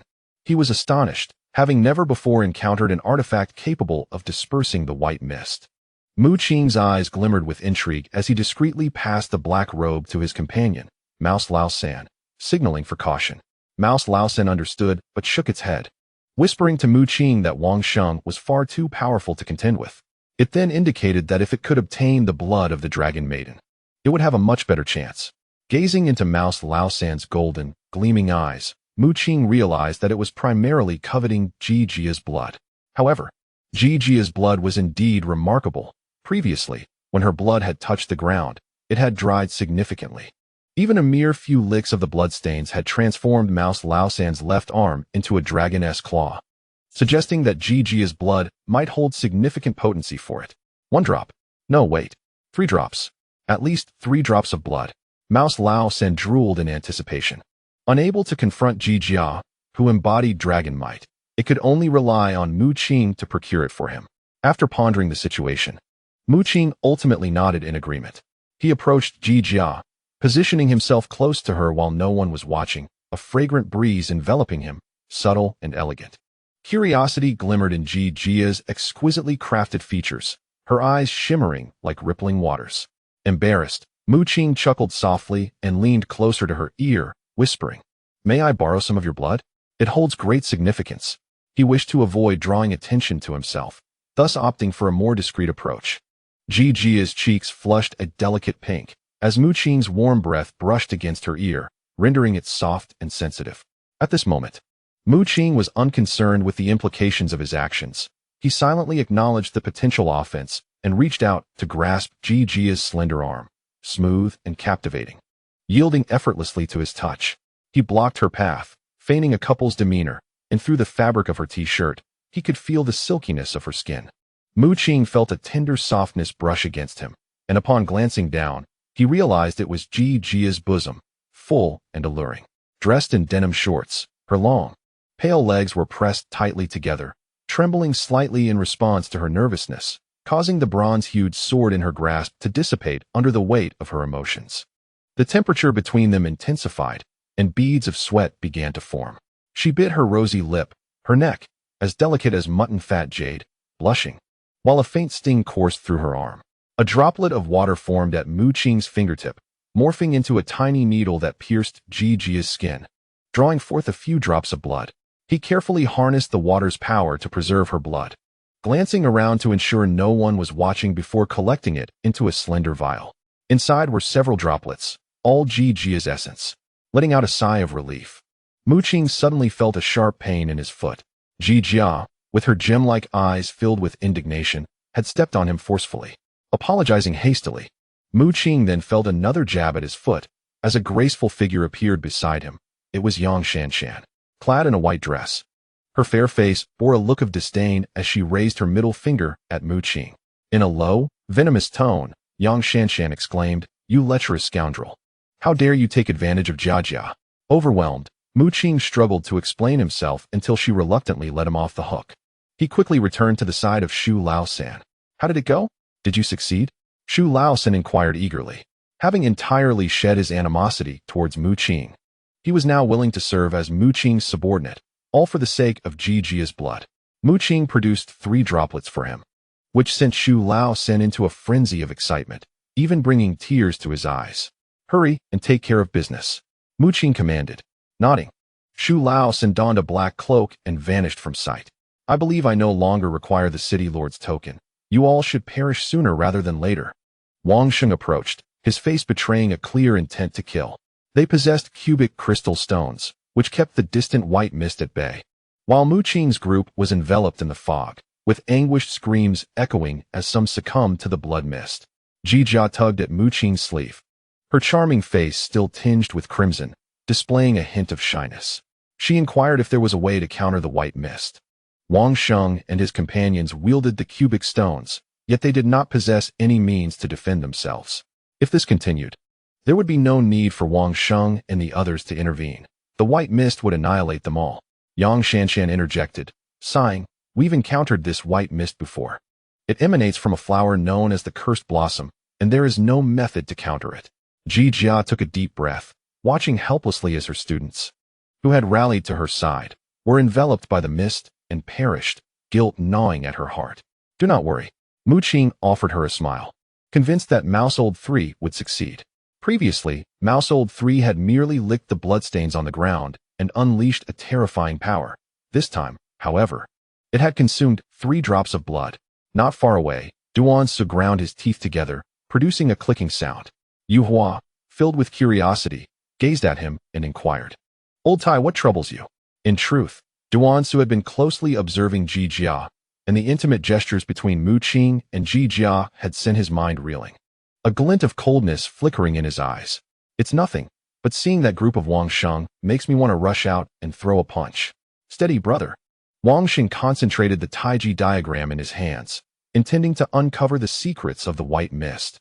Before doing so, he planned to eliminate Mu Qing and the others. Shun Yi sensed the murderous intent emanating from Wang Sheng and furrowed his brow, feeling that the other had gone mad. "If you kill us, the Shin family, the Yang family, and Tianyu Palace will undoubtedly hunt you down," Yang Jie shouted. Wang Sheng shook his head, letting out a silent laugh. "What if I were to slay all of you? What does it matter if the 3 major forces come after me?" Chapter 147. The Great Sun and Insect Song. Wang Sheng spoke with confidence, entirely unfazed. "Even if the forces behind you unite to pursue me, Shaolin, Wudong, and even the Western Church would stand up for me." His expression swelled with arrogance, laced with disdain. Beside him, Wu Duanan and Xianling Yi bore expressions of nonchalance, as if their backing forces would unconditionally come to their aid should Wang Sheng encounter trouble. Ai Li pursed her lips, chuckling sweetly. Wang Sheng's status is not something you mere mortals can compare to. Her revelation caused a shift in Mu Qing and the others' expressions. Wang Sheng harbored certain secrets unknown to Shun Yi and his companions. But the fact that he could solicit the support of other major factions and the Western Church clearly indicated that this was beyond the capabilities of the Wang family alone. Ai Li displayed a delightful smile, her angelic wings unfurling, as feathers radiating white light like swords targeted Mu Qing's direction. In truth, she too was intrigued by Wang Sheng's secrets, for her journey to study in Huaxiao was sanctioned by a formidable bishop within the church, who had specifically instructed her to assist Wang Sheng of the Wang family. "Strike." Wang Sheng spoke calmly. Xianling Yi and Wu Duanan charged forth, while Haichou bellowed, his soul-swallowing blade emanating ominous black mist, showcasing immense power. Though Haichou was an ally of Wang Sheng, the earlier words had sent a shiver down his spine. He had believed their alliance to be merely that. Yet it appeared Wang Sheng's status eclipsed even that of Ai Li and her companions. Xianling Yi and Wu Duanan were utterly obedient to Wang Sheng, showing no resistance to his commands, even relinquishing their formidable secret techniques. Could it be that Wang Sheng had employed some means to control them? Mu Qing speculated in his heart. Yet, regardless of how one looked at it, Xianling Yi and Wu Duan Nen did not appear as puppets. If they truly became Wang Sheng's marionettes while still retaining such intelligence, it would be utterly terrifying. Wang Sheng charged towards him, the Taiji diagram pressing down with formidable force. Ellie joined the fray, her divine spear gleaming brilliantly as it aimed to pierce Mu Qing. The two second-tier prodigies launched their assault simultaneously, intent on annihilating Mu Qing. Startled, Mu Qing sensed the formidable power they unleashed and hastily retreated. For Wang Sheng and Ellie, the greatest threat was indeed Mu Qing, as they feared he possessed another of the explosive devices resembling a star-core grenade he had previously thrown. "Be careful," Yang Jie exclaimed, wishing to assist Mu Qing. She had experienced a peculiar encounter, her blood transformed into that of a dragon, granting her combat prowess that surpassed even Shun Yi and his companions. However, in the next moment, Haiqiu appeared before Yang Jie, wielding a large blade engulfed in dark flames, swirling mist surrounding him. Yang Jie found herself obstructed, unable to aid Mu Qing. In her hand, a rusted bronze sword materialized, its faded luster emanating a hazy blue glow that even made Haiqiu feel a twinge of apprehension. This was a battle between two wielders of weapon-based blood spirits. Such spirits, once the martial artist surpasses a certain threshold, allow for combat that is far superior to other treasures, being more attuned to their essence. The clash of black light and azure mist showcased Haiqiu's considerable strength, capable of contending with Yang Jie. In terms of numbers, Mu Qing held the advantage, as Wang Sheng and Ellie focused on him, while the remaining adversaries included Xianling Yi, Duan Su, and Haiqiu. All three were of first-tier bloodlines, while Shun Yi's side, bolstered by the newly joined Yu Hua and Duan Su, boasted a total of 7 combatants. Yang Shanshan summoned a goblin, wielding a massive spiked club, marking the 8th warrior's presence. Xianling Yi chuckled lightly, reciting a Buddhist mantra, and with a resonant Ba, a magnificent sun emerged behind him. This sun was extraordinary. Upon its appearance, flames erupted around it, accompanied by a strangely piercing sound reminiscent of insect chirps. The noise was unpleasant and disconcerting.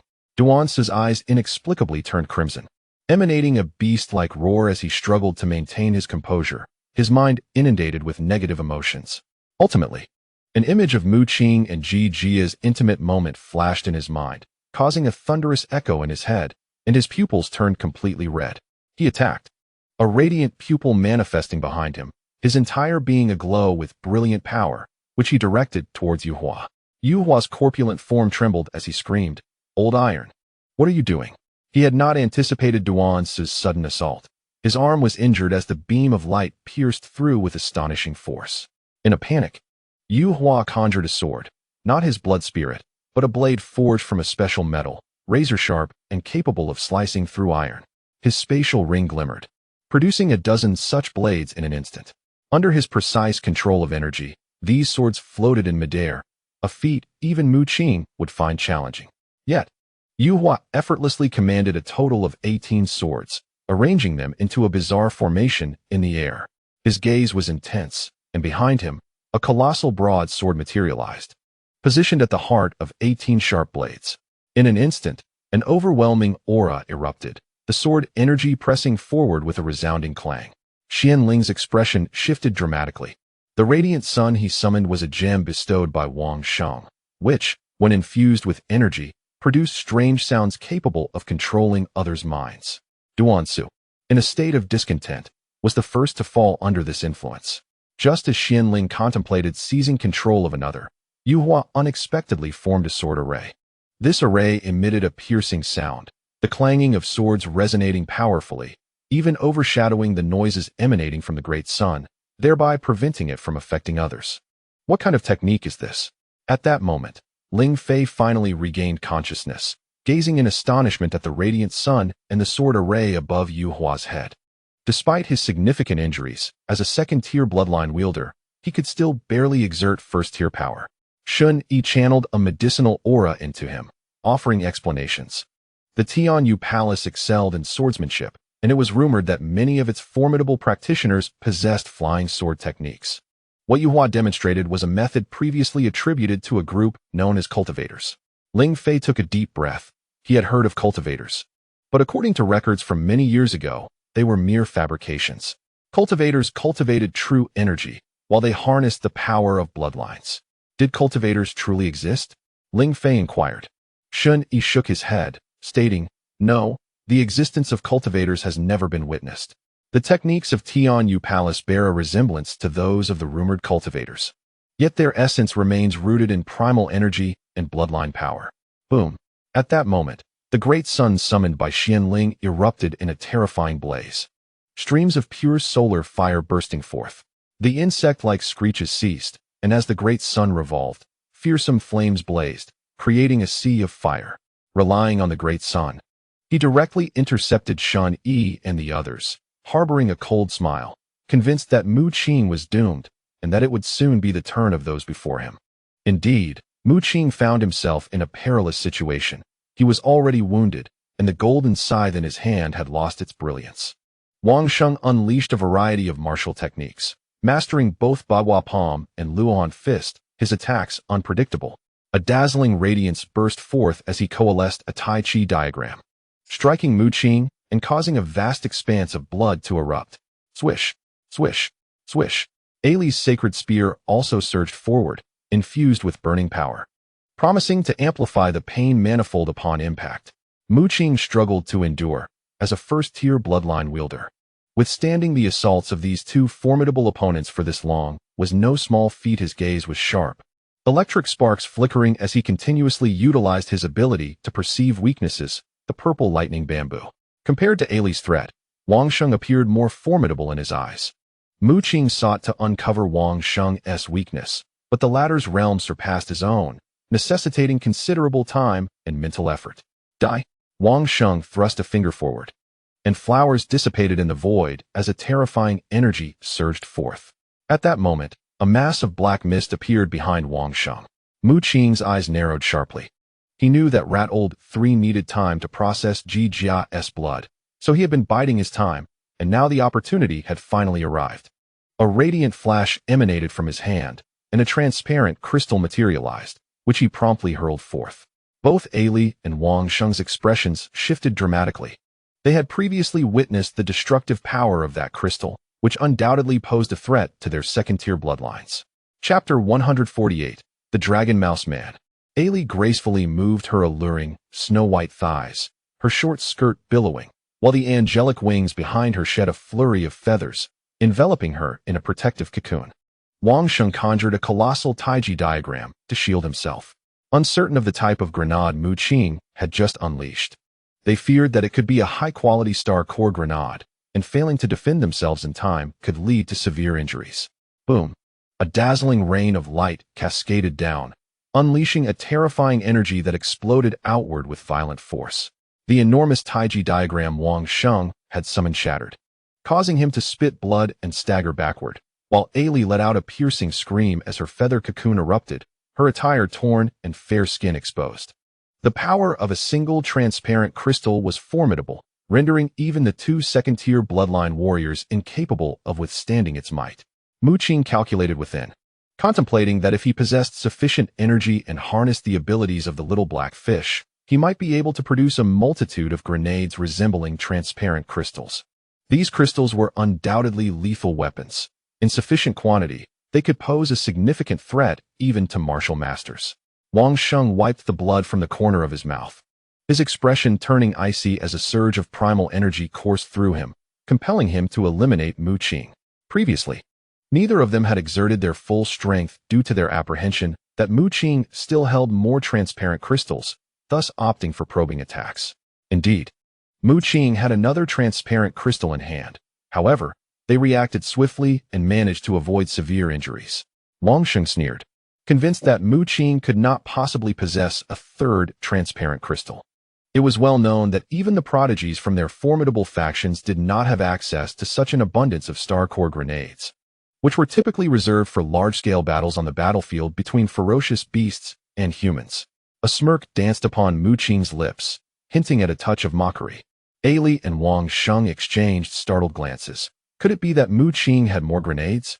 Or had his fierce mouse beast gone? Ailey suddenly pondered.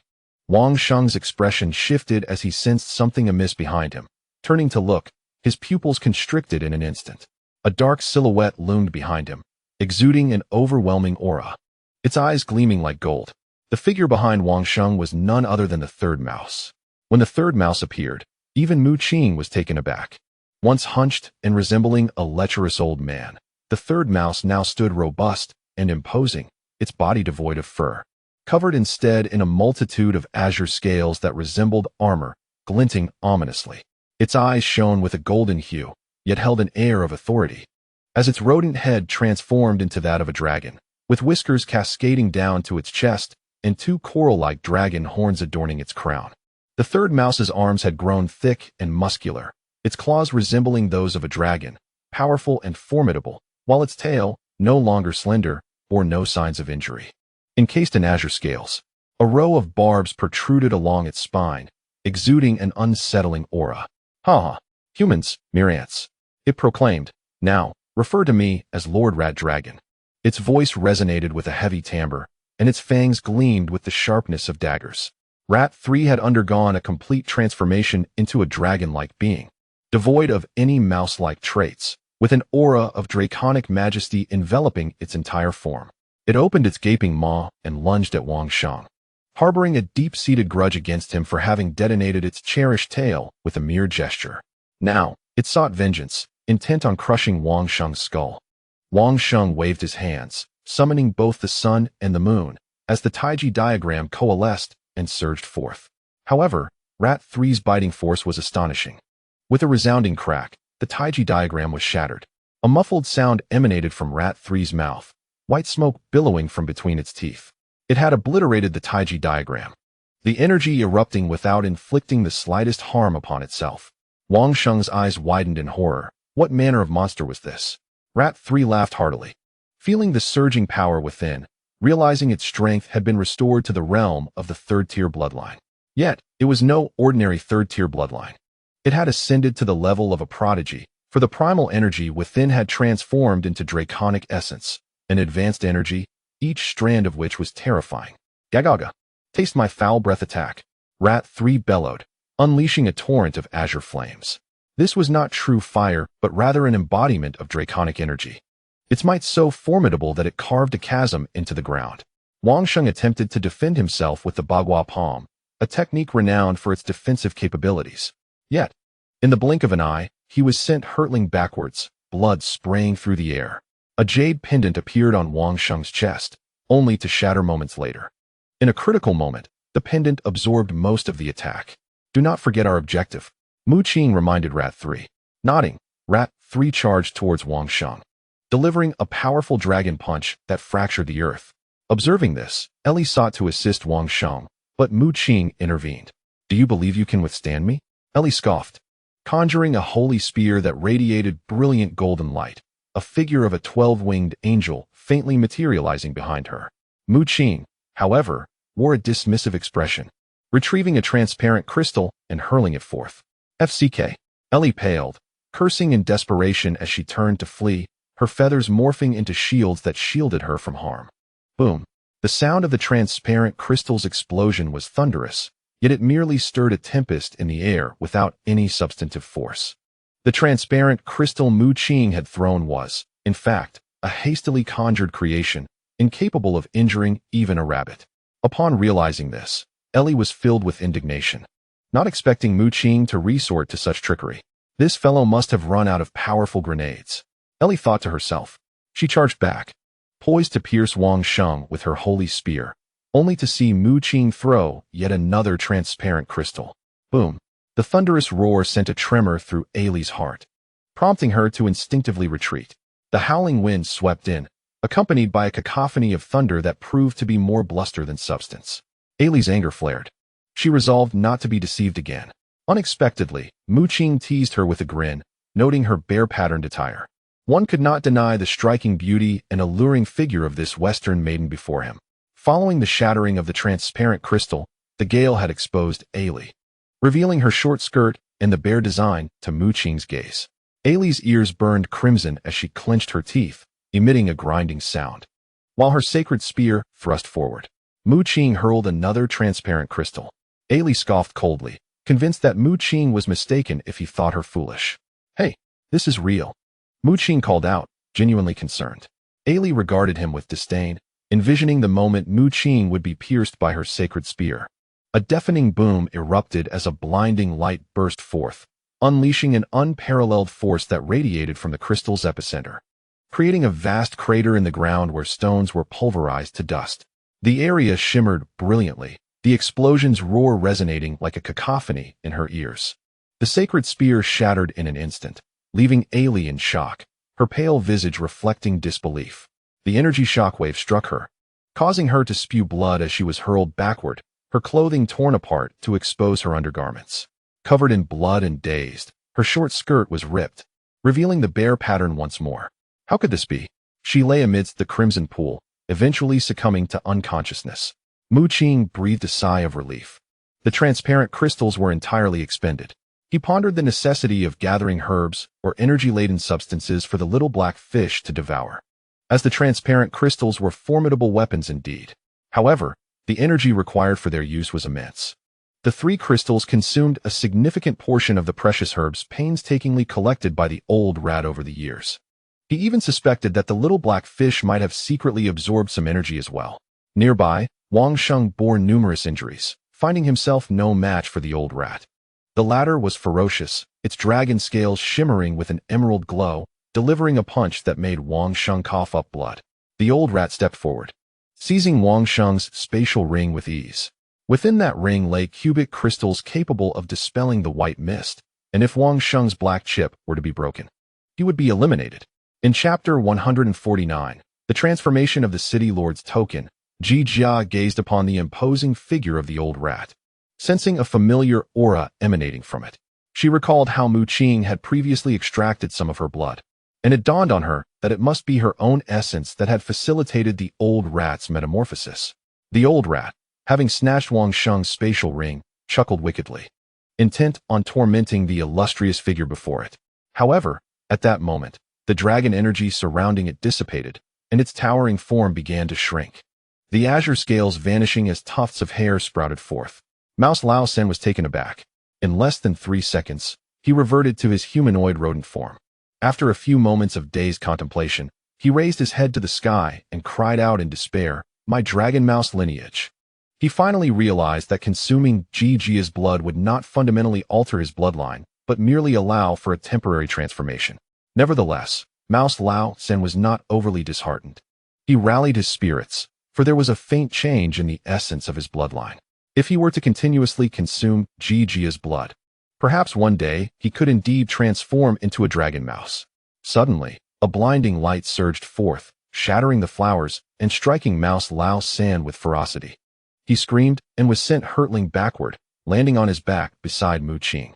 Wang Sheng stood up, realizing that once Mouse Lao Sen's dragon form had vanished, he immediately unleashed a fierce strategy. "We must leave." To his astonishment, Wang Sheng had initially believed that 2 second-tier bloodline warriors would suffice to handle Mu Qing and his companions. Yet he had not anticipated the terrifying power that Mu Qing and his allies unleashed. Ling Fei suddenly broke through, though still wounded, with Shun Yi's assistance for healing. He would soon regain his strength.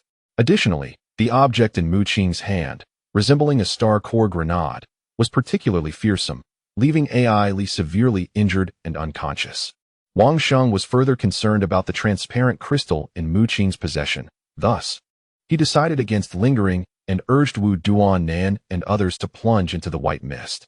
Xianling carried Ailey on her back, as the latter was gravely injured and unable to move.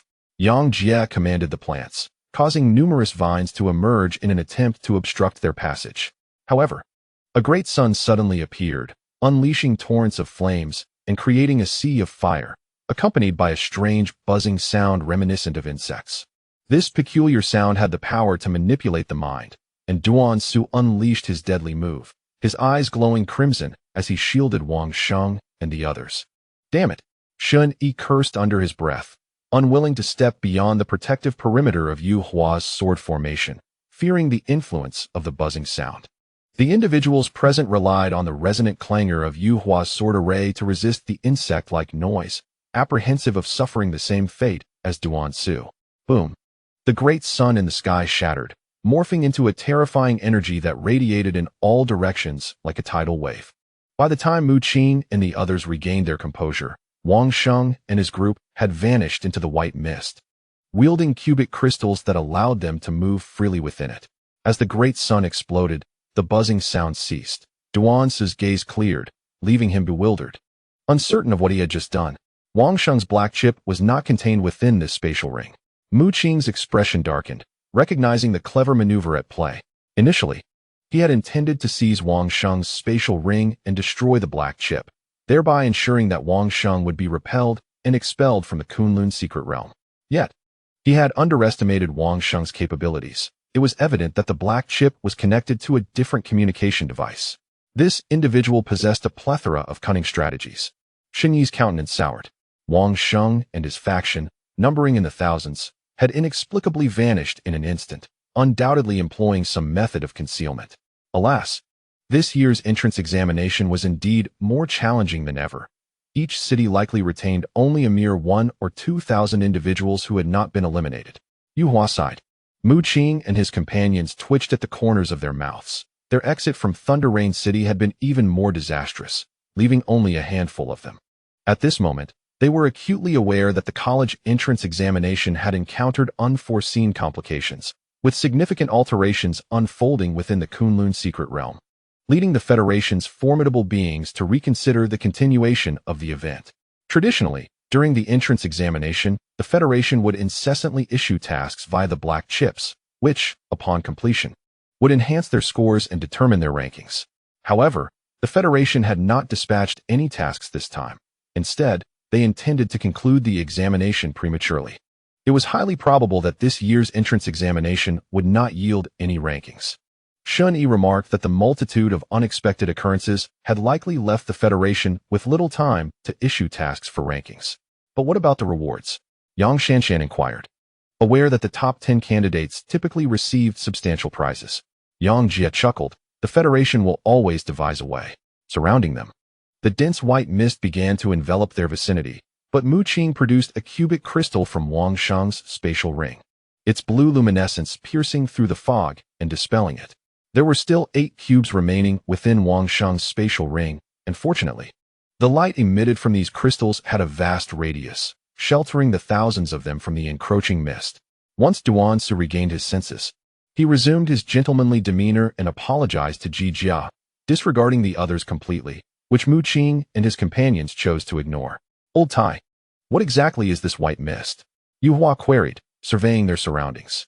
It emanates from a terrifying flower, Mu Qing replied. Mouse Old 3 obediently trailed beside him, aware that Mu Qing still possessed Yang Jie's blood, eagerly gazing at him, yearning to transform into a dragon mouse man once more. Mu Qing dismissed its pleas, intending to reserve the transformation for a confrontation with a formidable foe. He discovered that Yang Jie's blood was remarkably more potent than the City Lord's token, exerting an exceptionally strong allure over Mouse Old 3. Mu Qing had inquired with Yang Jie about her circumstances. She disclosed that she had encountered other opportunities upon entering the Kunlun secret realm, having fallen into a murky, turquoise pond.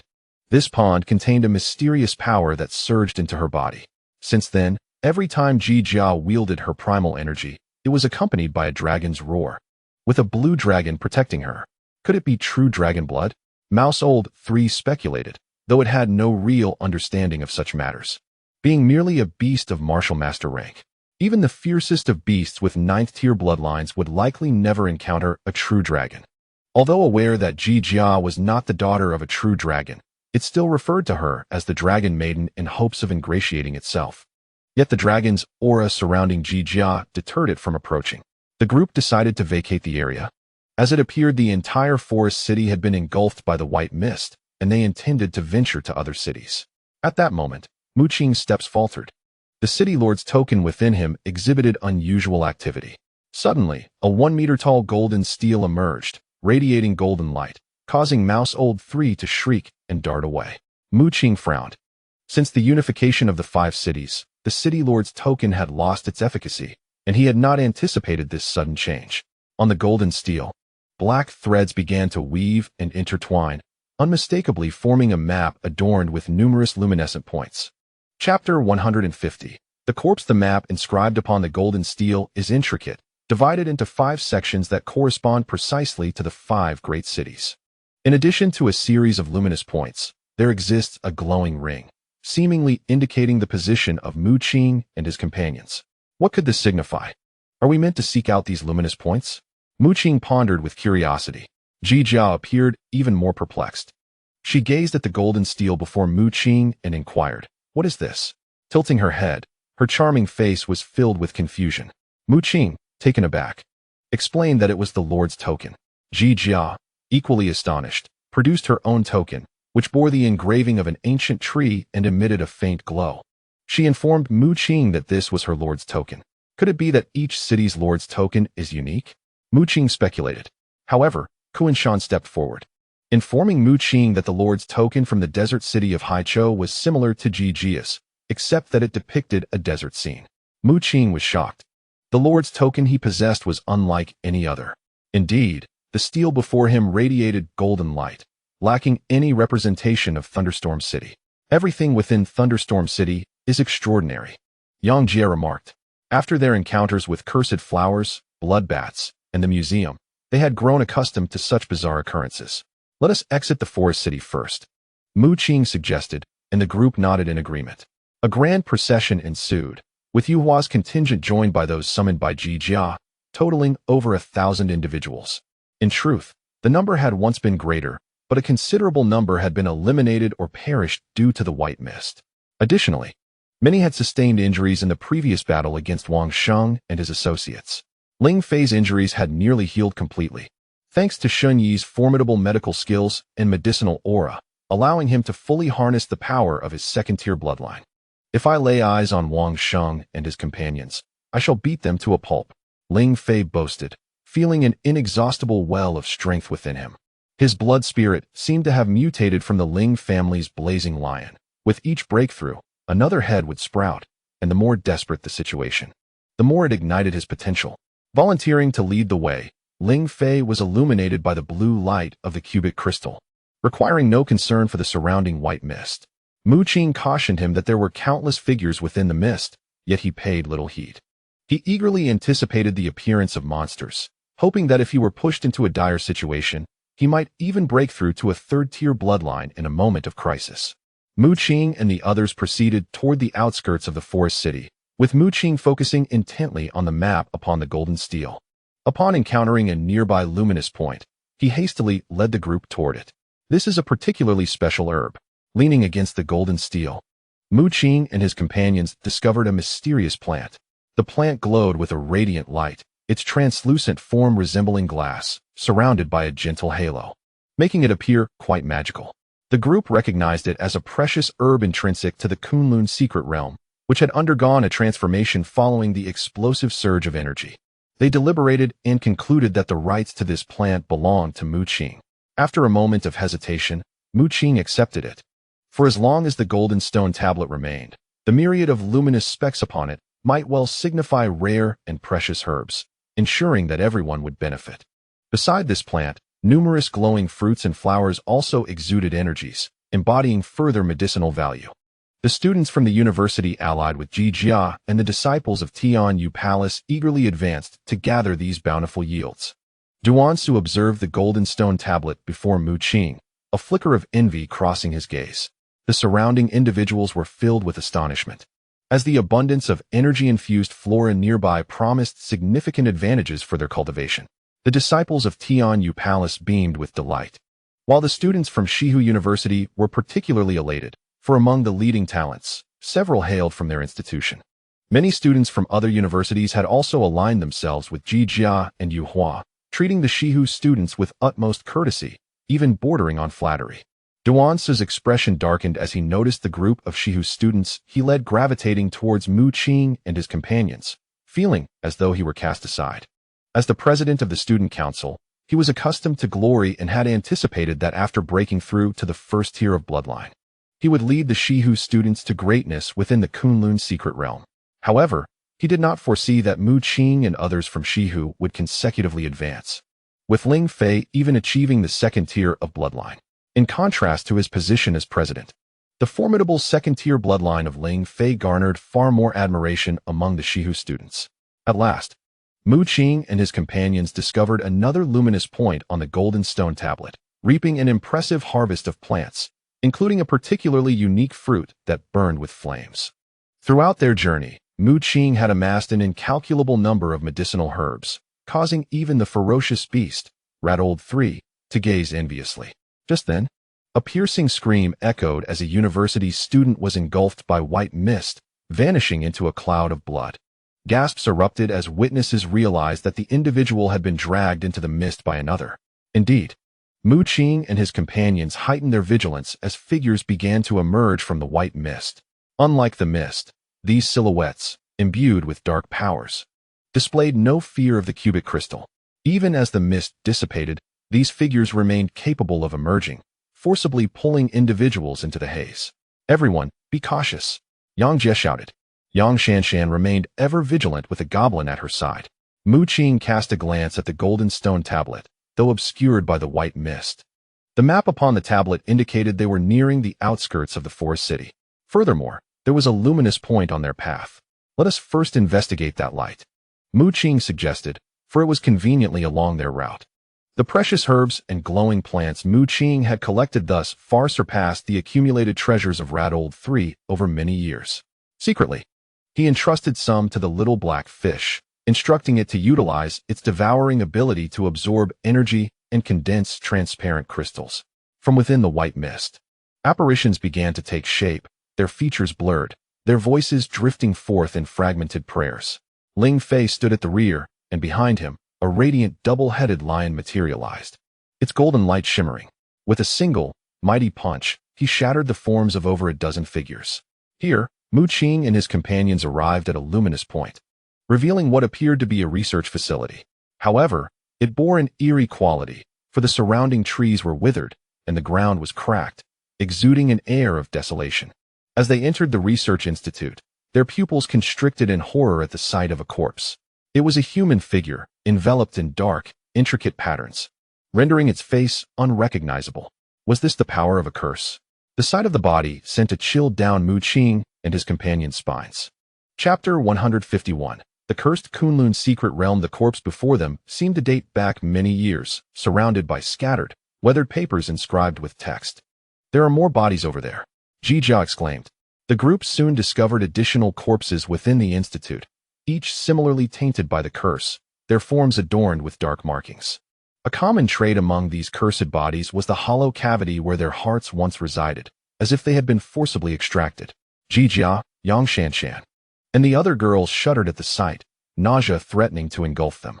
Mu Qing picked up some of the aged papers from the ground, fragile as if they might crumble under pressure. From these documents, he gleaned substantial information, primarily detailing the properties of the cubic crystals and other related knowledge. It became evident to him that Wang Sheng and his group had procured the cubic crystals from this very place. There were signs of disturbance, clearly indicating that Wang Sheng had been here and had taken the crystals. "Who removed their hearts?" Jiang Yuanjie inquired. The bodies before them seemed to belong to a group of powerful individuals who had entered the Kunlun secret realm many years prior. Yu Hua, equally curious, examined the corpses, mirroring Jiang Yuanjie's stout appearance, gazing at the gaping holes in the chests of the deceased. Could it be the work of the so-called curse? He speculated. Mu Qing shook his head, his expression grave. They dug them out themselves. He held a piece of paper that recorded the source of the blue light emanating from the cubic crystals, revealing that it was crafted from the hearts of the powerful through some form of alchemical process. A chill swept through the group.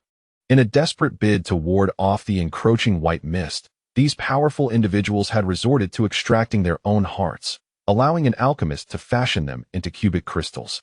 "This is dire. There are more and more figures outside." A student from Shihu University rushed into the institute. As Mu Qing and the others ventured outside, their expressions shifted in alarm, for they found themselves encircled by a throng of shadowy figures.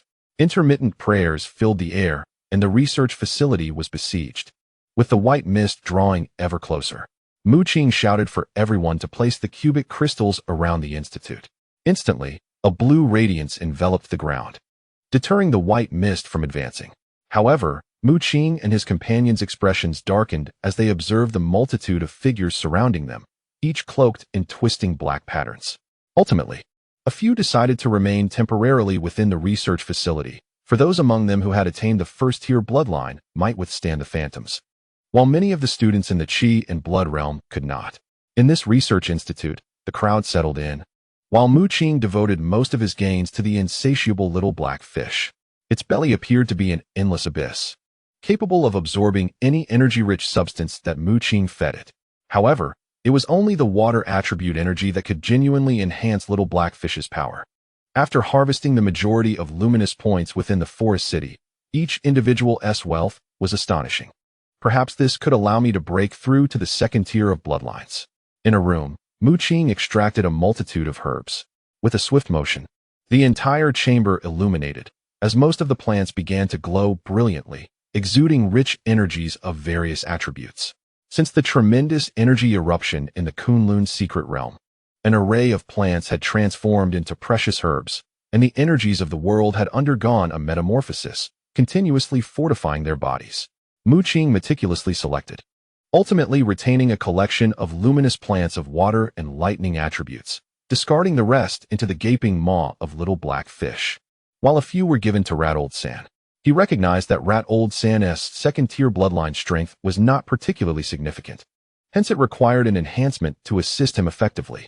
Feeling Mu Qing's disdain, Rat Old San became agitated, claiming that if not for its suppressed strength, it could easily defeat prodigies like Wang Sheng with a single punch. While boasting about its own prowess, it greedily consumed the luminous plants of the gold attribute, thereafter retreating to a corner of the room to digest. Rat Old San's power was constrained by 2 tiers to elevate its strength. It needed to break through to a 5th-tier bloodline to unleash the full potential of its 3rd-tier bloodline. Mu Qing himself was also in the midst of cultivation, entering a state of integration with the universe, as if merging with his surroundings. This state was optimal for practicing, allowing him to absorb and digest energy to the greatest extent. The herbs and plants obtained from the luminous points on the golden steel were exceedingly precious, containing formidable energies, capable of fetching tens of millions, even hundreds of millions, in the outside world. These herbs were coveted even by martial masters and would attract the attention of martial sovereigns. Yet they were absorbed by Mu Qing and his fellow martial practitioners. Mu Qing felt a surge of primal energy within, his bloodlines boiling, indicative of an impending transcendence. A continuous flow of energy was assimilated, and in this state of integration, Mu Qing could perceive the profound mysteries of the universe more vividly. He had previously overlooked it, but at this moment, he realized that the essence of the Kunlun's secret realm differed from that of the outside world. In the external realm, upon entering the state of integration, he could see various origins and myriad rules, allowing for profound insights and understanding. However, here, Mu Qing was struck with astonishment, for he beheld a sky filled with black patterns, the manifestation of cursed power, permeating the entirety of the Kunlun's secret realm. Could it be that the entire Kunlun's secret realm was tainted by this curse? Mu Qing was taken aback. This revelation was astonishing. He had never anticipated that the cursed power resided so close. Simultaneously, in the far distance, he noticed an area dense with black patterns. That direction led to Thunderstorm City. In the land of curses, he pondered, speculating that the very essence of the curse might reside within the city of Thunderstorm. Perhaps something had been overlooked previously. Mu Qing concentrated his energy, striving to fully assimilate the power coursing through his veins. The forces of thunder and water surged within him with fervor. His exterior was adorned with intertwining arcs of lightning and rippling waves of water, while inside, his blood boiled and surged, resonating with a sound akin to a great beast. This was a bloodline technique bestowed upon him by Kofei. As midnight approached, Mouse Third opened its eyes, having completely digested the energy within, reaping immense benefits and reaching the pinnacle of the 4th-tier bloodline, poised to break through to the 5th tier. Once this breakthrough was achieved, it would be able to unleash the power of a 3rd-tier bloodline. Observing Mu Qing, it noted that he was still in the throes of cultivation, his energy exceedingly vigorous. On the verge of a breakthrough, Mouse Third's eyes glimmered with cunning. It bore no resentment towards Mu Qing, for it intended to enlist his aid in acquiring blood from Jie. Cautiously, it approached Mu Qing, eyeing the spatial ring adorning his wrist. well aware that it contained remnants of Yang Jie's blood. Chapter 152. The breakthrough. With a sly glint in its eye, Mouse Third crept closer to Mu Qing. Akin to a thief, intent on pilfering his spatial ring. The blood of Yang Jie had always induced transformations within its bloodline, an intoxicating experience akin to a drug, albeit with temporal limitations. Mouse Third fixated on the spatial ring in Mu Qing's grasp, extending its claw, drooling at the prospect of theft. At that moment, a brilliant light erupted from Mu Qing, his vitality surging, with sounds akin to popping beans emanating from his body. He had broken through. The sudden amplification of his bloodline power significantly augmented his physical form, rendering his bones resilient, each drop of blood infused with mysterious energy. Mouse Third was caught off guard by a sudden gust of pressure, tumbling backward. Oh dear, this lad has broken through so swiftly. It grimaced. Mu Qing opened his eyes. A faint smile gracing his lips. The purple electric bamboo gifted by his father was indeed extraordinary, allowing him to assimilate energy at an unprecedented pace. He now anticipated that when he next encountered Wang Sheng and Ai Li, he might be able to contend with, or even surpass, them. Emerging from his chamber, he rejoined the others. He discovered that Shun Yi, Yang Jie, Kuan Shan, and others had also made breakthroughs, reaching the second tier of their bloodlines. However, Yang Shanshan appeared dejected, as she was the only one among them yet to attain a breakthrough. Her blood spirit was unique, a mutated one with spatial attributes. Mu Qing had gathered various luminous plants of diverse attributes during his journey, yet he had scarcely encountered any rare attributes like spatial ones. Yang Jie reassured her that once the college entrance examinations concluded, her family would send energy crystals of spatial attributes, sufficient for her breakthrough. To the Yang family, Yang Shanshan was a precious asset, with many spatial treasures already prepared. Today marked the final day. If they could endure until its end, they would prevail. Shen Yi's countenance was serious. 3 days had passed, and this was indeed the last day. As long as we endure today, the formidable powers of the Federation will unveil the secrets of the Kunlun realm. Why are we not permitted to shatter the black chip and escape? Jiang Yuanjie suddenly posed a question. Shun Yi shook his head and replied, the black chip contains each of our personal information. If it is damaged, we will be unable to register within the Federation. Most of the powerful beings on Earth have their records within the Federation. Even if they do not join, they can still accept tasks to hunt ferocious beasts. Moreover, these 3 days serve as a test for them. The shadows outside seem unable to approach this research facility. Yang Shanshan observed a peculiar phenomenon. Accompanying her were 2 goblins, although they had yet to advance to the second-tier bloodline. The number of summoned creatures from other worlds had increased. Yang Shanshan, petite at approximately 1.60 meters, stood in stark contrast to the 2 burly green-skinned monsters by her side, their fierce faces brandishing spiked clubs. I intend to journey to Thunderstorm City, Mu Qing declared candidly.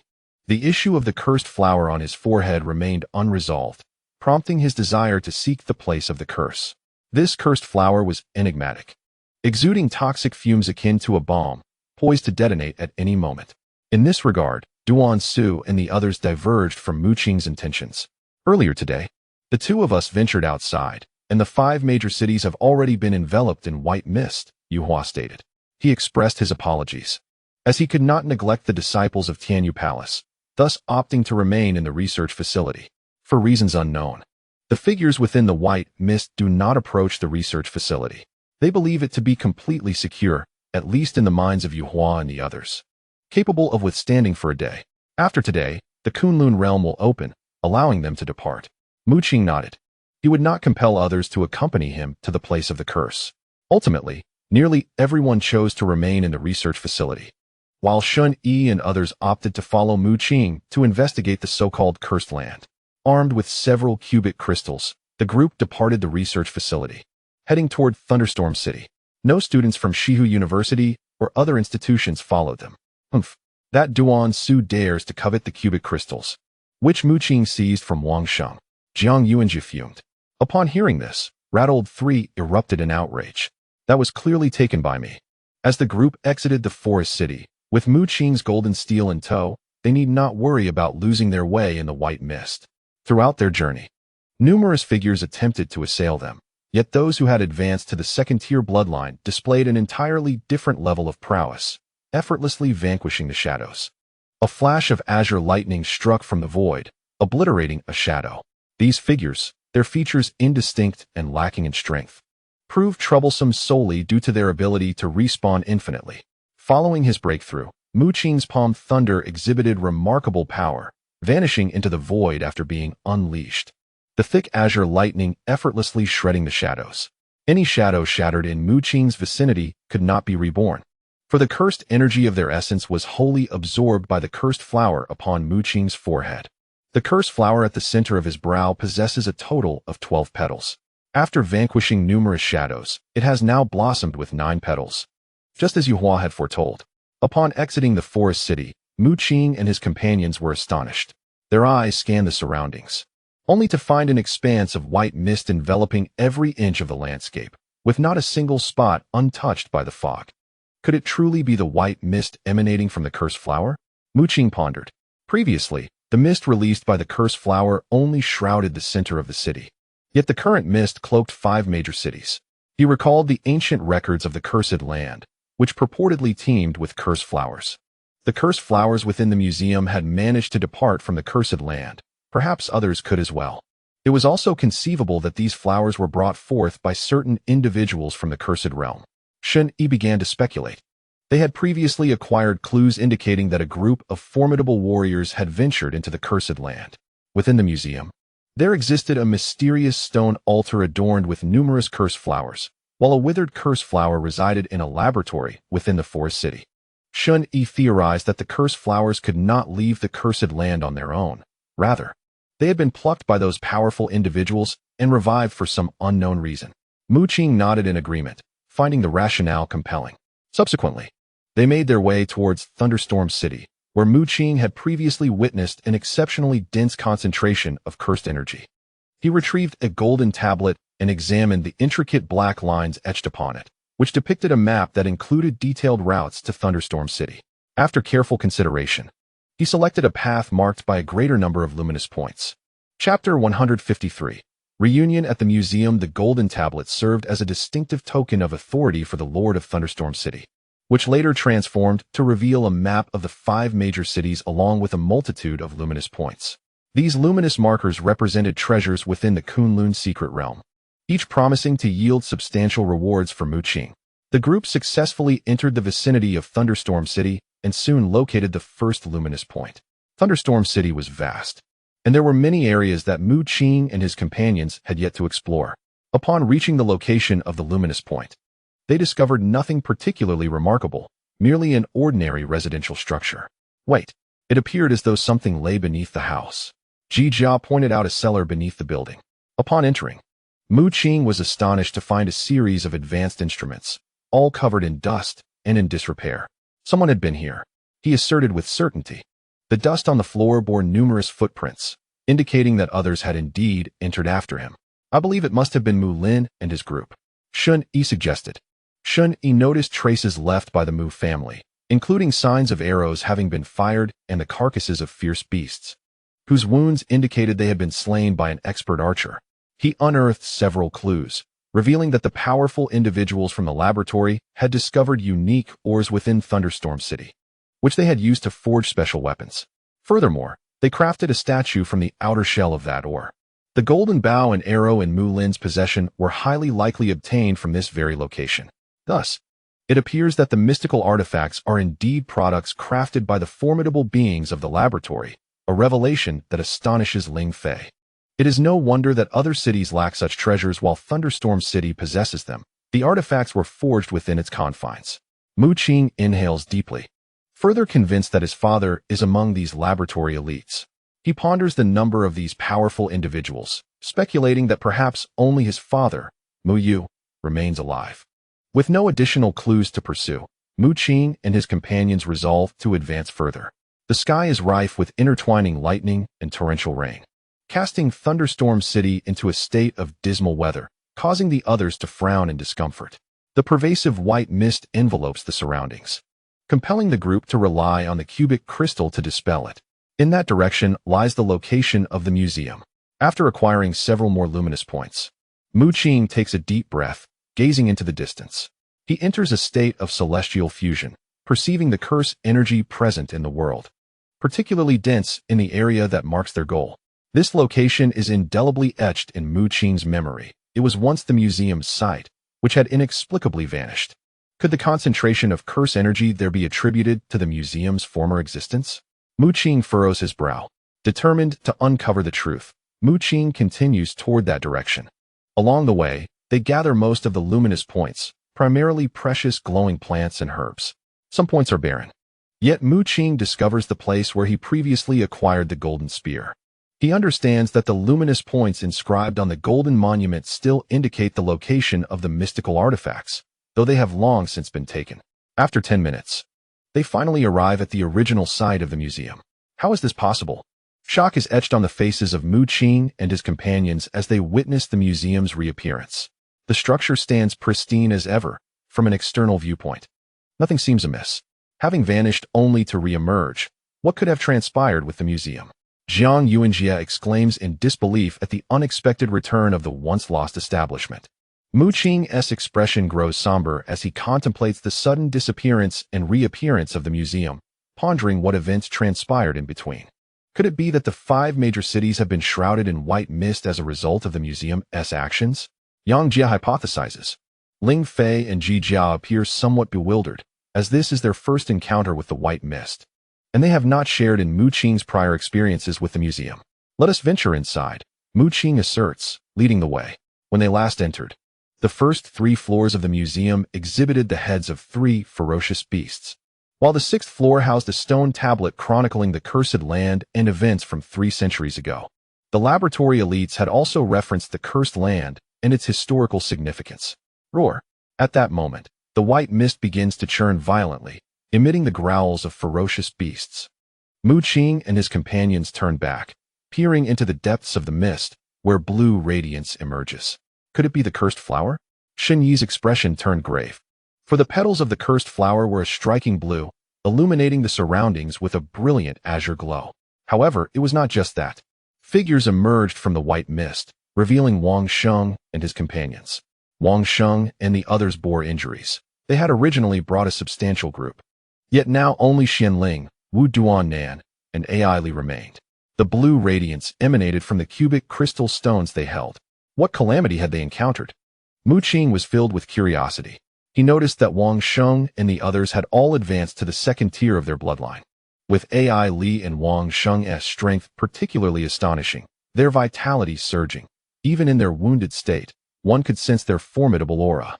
They had evidently become stronger, seemingly on the verge of breaking through to the 3rd tier of their bloodline. Mu Qing was equally astonished.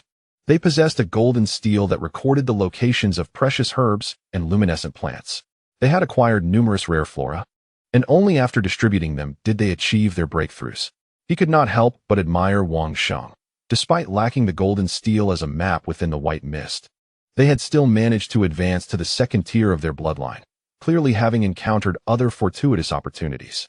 Wang Sheng and his companions had naturally noticed Mu Qing and his group, yet they appeared disinclined towards engaging in battle.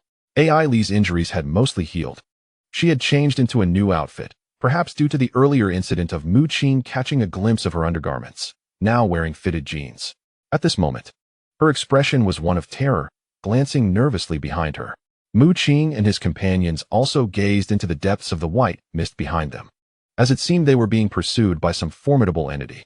The earlier roars of the ferocious beast had also piqued Mu Qing's interest, as the sound struck a familiar chord. Suddenly, the rat, Lao San, trembled, its voice quivering as it said, "That sound resembles that of an old friend of mine." Mu Qing's pupils constricted sharply. It seemed that Lao San's sole old friend was none other than the Frog King. He looked up to see a massive shadow emerging from the depths of the white mist, accompanied by a series of thunderous roars. While he also felt the surrounding temperature rising, Wang Sheng approached them directly, stating, "Perhaps we should join forces." With a roar, a mass of molten lava plummeted from the sky, revealing the enormous black silhouette within the white mist. It was the Frog King. Chapter 154. Entering the museum, the Frog King's form was grotesque, as if stitched together by some entity. A dense, black power radiated from it. The power of the 4th tier. Mu Qing's heart shuddered as he sensed the overwhelming aura of the Frog King, unchanged from its peak moment. Following a massive surge of energy, The ferocious beasts were suppressed, much like Lao San, whose fourth-tier strength could only manifest as second-tier power. However, the Frog King before them had evidently become a puppet of the cursed power, no longer restrained, and directly unleashed its fourth-tier strength. Even though Mu Qing and his companions had advanced, they were by no means its match. The disparity between martial masters and warriors was vast. A piercing sound erupted from the depths of the white mist, and yet another shadow appeared.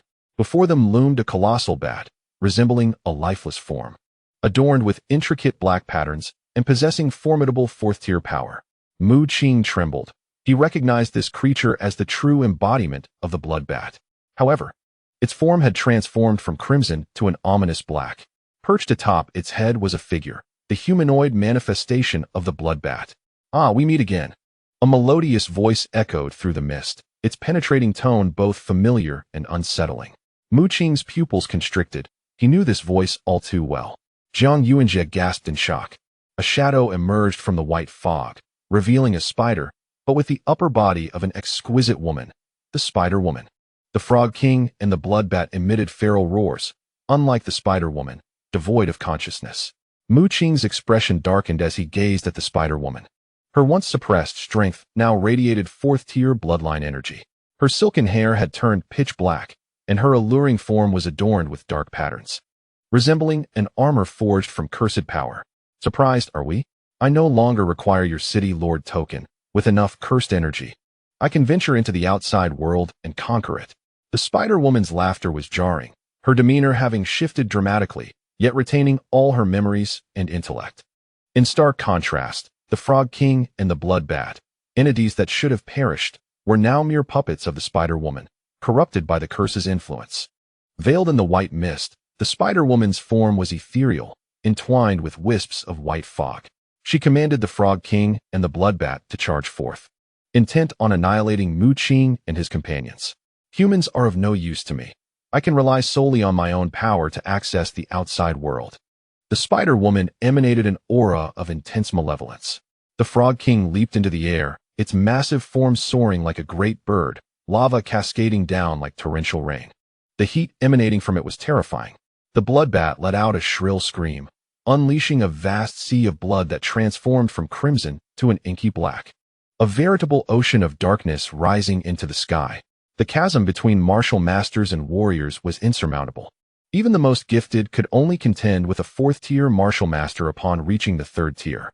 "To the museum," Shun Yi suddenly shouted. He had seen a torrent of molten lava plummeting towards the museum, only for mysterious symbols to emerge from its surface, obliterating the fiery descent. Mu Qing and his companions grasped the dire nature of their adversary and hurried towards the museum. Behind them, the Frog King and Blood Bat roared in fury, a tidal wave of blood surging forth to engulf them. Wang Sheng and his companions were also fleeing, their destination aligned with the museum. "Xianling 1. Wang Sheng bellowed. Xianling 1 touched his bald head, which shimmered with golden light, and retrieved a pearl from his spatial ring. He handed the pearl to Wang Sheng, who felt a sun rise behind him, an unending stream of pure yang energy flowing into him. Suddenly, the bead erupted with a dazzling radiance, transforming into a sun. Accompanied by the sounds of insects chirping, this sun surged forth, instantly detonating, unleashing a terrifying wave that shattered the ground, creating a breach in the blood sea. They successfully entered the museum. "Not good," Jiang Yuanjie shouted, as his vision was obscured by the impending tide of blood. "You go ahead," Mu Qing commanded decisively. Halting his steps, he produced a transparent crystal. During his time at the Research Institute in Forest City, he had bestowed upon the little black fish numerous precious herbs and luminescent plants, resulting in the creation of 5 transparent crystals. At this moment, Mu Qing unleashed his trump card, hurling the transparent crystal, which detonated in an instant. Boom! A vast expanse of blazing light erupted, more fearsome than Wang Sheng's sun explosion, leaving a deep crater in the ground. The blood sea roiled, shattered by the explosion and transforming into a light drizzle of blood rain that fell all around. Only then did Mu Qing turn around, discovering that the museum's entrance had been sealed shut, with Ling Fei and the others outside, roaring in fury. "It's Wang Sheng and his group. Damn it!" Jiang Yuanjie cursed vehemently. Ling Fei, in a fit of rage, unleashed all his strength. pummeling the museum's entrance with one fist after another, golden light flashing, yet he was unable to breach the door. It seemed as though a mysterious, invisible force guarded the entrance. Ling Fei's mutated blood spirit was a two-headed golden lion, possessing an overwhelming golden power that was even more formidable than Xianling, who had cultivated the Arhut golden body. His close-range explosive power surpassed even Ling Han, yet he could not harm the museum's entrance. It's Wang Sheng. They rushed into the museum first and shut the door. Shen Yi gritted his teeth. Not far away, the blood sea surged again, while molten masses fell from the sky like fiery spears, slicing through the air. Let me give it a try. Mu Qing inhaled deeply and stepped forward. He sensed a stir at his brow. Under the astonished gazes of his companions, the cursed flower manifested at his forehead, shimmering with purple light. Black patterns appeared on the museum's door, revealing that the guarding force was the power of the curse, originally formless and colorless. It became visible under the purple glow of the cursed flower. The cursed flower spun in midair, and the cursed power guarding the museum's entrance surged forth, gradually being stripped away, ultimately absorbed by the flower. Its 10th petal began to bloom slowly. The door opened, allowing Mu Qing and the others to enter, and the cursed flower returned to Mu Qing's forehead. After their entry, the door automatically closed behind them, black patterns spreading anew, reconstituting the protective curse. From a distance, watching everyone enter the museum, the Frog King and the Bloodbat howled at the sky, seemingly enraged. In contrast, the Spider Woman, shrouded in white mist, curled her lips into an alluring smile, her eyes glinting with an eerie light as she waved her hand, disappearing with the Frog King and the Bloodbat. Chapter 155. The Death of Hai Cho. The once all-encompassing white mist that shrouded the entire Thunder Rain City has inexplicably vanished, and the other 4 cities have similarly dispelled their fog, as if it had never existed. However, within that mist, an untold number of students who participated in the college entrance examination perished, with many university students being eliminated, most consumed by the white fog, forming numerous shadowy figures of prayer. On the ground of the 5 cities, green sprouts broke through the earth, blossoming into buds entwined with dark patterns. Inside the museum, Mu Qing and his companions had just entered when they encountered Wang Sheng and his group. Wang Sheng, Ling Fei, with a tempestuous demeanor and a body radiating golden light, summoned a two-headed golden lion that roared fiercely as he hurled a punch towards Wang Sheng. Wu Duan then stood protectively in front of Wang Sheng, his hands waving as he executed the Bagua palm, swirling currents of energy enveloping him, the force of his power surging forth. Ling Fei's formidable punch was met with a powerful rebound, the force returning with even greater ferocity. The golden light burst forth, sending Ling Fei staggering back, a trickle of blood seeping from the corner of his mouth. As a prodigy of martial arts, Wu Duan Nan excelled in using force against force. His rendition of the Bagua palm allowed for both offense and defense. He redirected Ling Fei's assault, inflicting damage upon him. Suggesting a certain restraint, he held over Ling Fei in some respects. Do not act rashly, Mu Qing cautioned. Clad in a black robe, his hair slightly disheveled, and with a handsome face adorned by a cursed flower at his brow, Mu Qing glanced at Wang Sheng, fully aware that engaging in battle with him was not prudent at this time. The peculiar nature of the museum weighed heavily on his mind, having entered twice before. Each experience had been fraught with strangeness. This was now their 3rd entry. The atmosphere remained unsettling. At the very center of the first floor of the museum stood a colossal exhibition platform, showcasing the King of Frogs. All eyes were riveted upon this spectacle, expressions filled with shock. Previously, the King of Frogs had appeared from the white mist outside, yet now it was inexplicably present within the museum. If the corpse of the King of Frogs had always resided in this museum, what then was the creature that emerged outside? A chill ran down Mu Qing's spine. Mouseold 3 was equally disheveled, overwhelmed by terror, as he too should have been among the exhibits within the museum.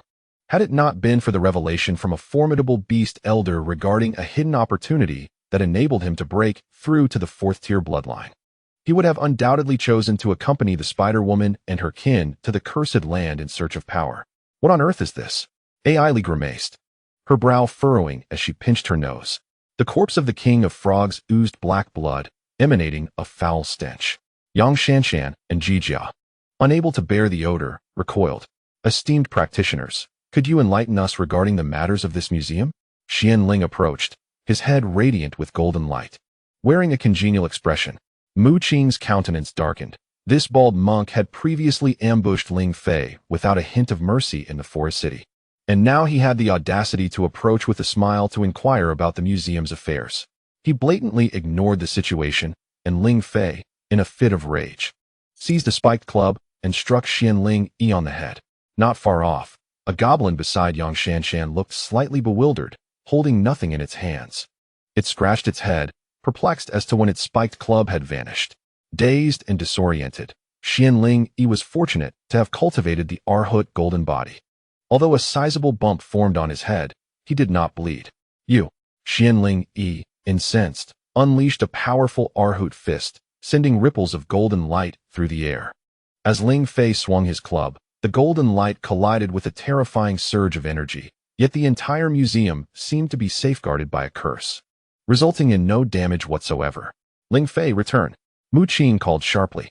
Meanwhile, Wang Sheng had also intercepted Xianling Yi. The two sides faced off before simultaneously making their way upstairs. Wang Sheng's eyes flickered with intensity. He had uncovered certain clues that ultimately led him to this museum, where he sought something of great significance. Upon reaching the second floor, they encountered the corpse of a blood bat displayed on a pedestal. Mu Qing and the others merely glanced at it before continuing their ascent to the third floor. A glimmer of unusual light flashed in Wang Sheng's eyes as he paused for several moments in contemplation before following closely behind Ai Li and the others, knowing that Mu Qing and his companions had previously entered this place. On the third floor, they found the Spider Woman, not as a corpse but bound by a curse. Mu Qing continued to disregard the scene, but halted on the fourth floor. Initially, the large exhibition platform on this level had been empty, yet now it was filled with human corpses. Hua Shan, Amei, the Sun Moon Group, and the ancient city of Lulan. Shen Yi's pupils constricted as he murmured, for he recognized the individuals before him. These people were all distinguished prodigies from formidable factions.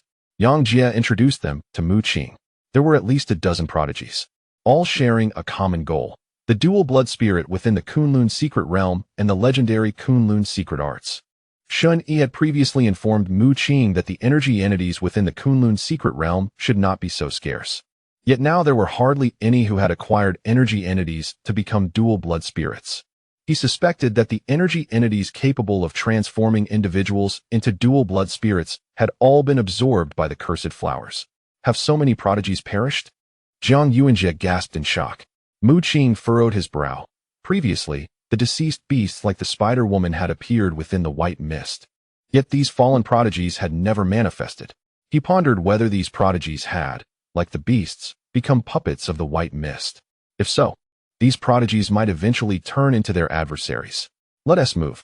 After surveying the scene, Mu Qing proceeded towards the fifth floor. The fifth floor was devoid of any objects, just as it had been before. Ultimately, they arrived at the sixth floor, which remained unchanged, with that same stone tablet standing in place. Wang Sheng's body trembled, his face lighting up with joy as he hurried over. He was intent on discovering the Kunlun secret arts, and after thorough investigation, his clues pointed directly to this museum. Wang Sheng and his companions meticulously examined the stone tablet, while Mu Qing and his group, already privy to the information inscribed upon it, paid it no mind. Mu Qing suddenly observed a shifting expression on Wang Sheng's face, a countenance that seemed to radiate a certain excitement, leaving him perplexed. He surmised that Wang Sheng might have acquired some clues unknown to them. Mu Qing, Yang Shanshan whispered as she approached, tugging at his black robe and gesturing towards the staircase. When Mu Qing turned to look, he was astonished to discover that the staircase leading to the rooftop had transformed. It appeared that there was even a seventh floor. The cursed land! Wang Sheng exclaimed, his face alight with exhilaration, before he executed an unforeseen action that took everyone by surprise. With the sun and moon shining behind him, Wang Sheng unleashed the Tai Chi diagram, striking directly at Haiqiu. Haiqiu stood in a daze, racked with pain, unable to comprehend why Wang Sheng had turned against him. He was severely injured, blood gushing forth from his wounds. Wang Sheng, with an expression of indifference, pointed a finger, causing flowers to vanish in the void, piercing a hole through Haiqiu's chest. Haiqiu was utterly vanquished.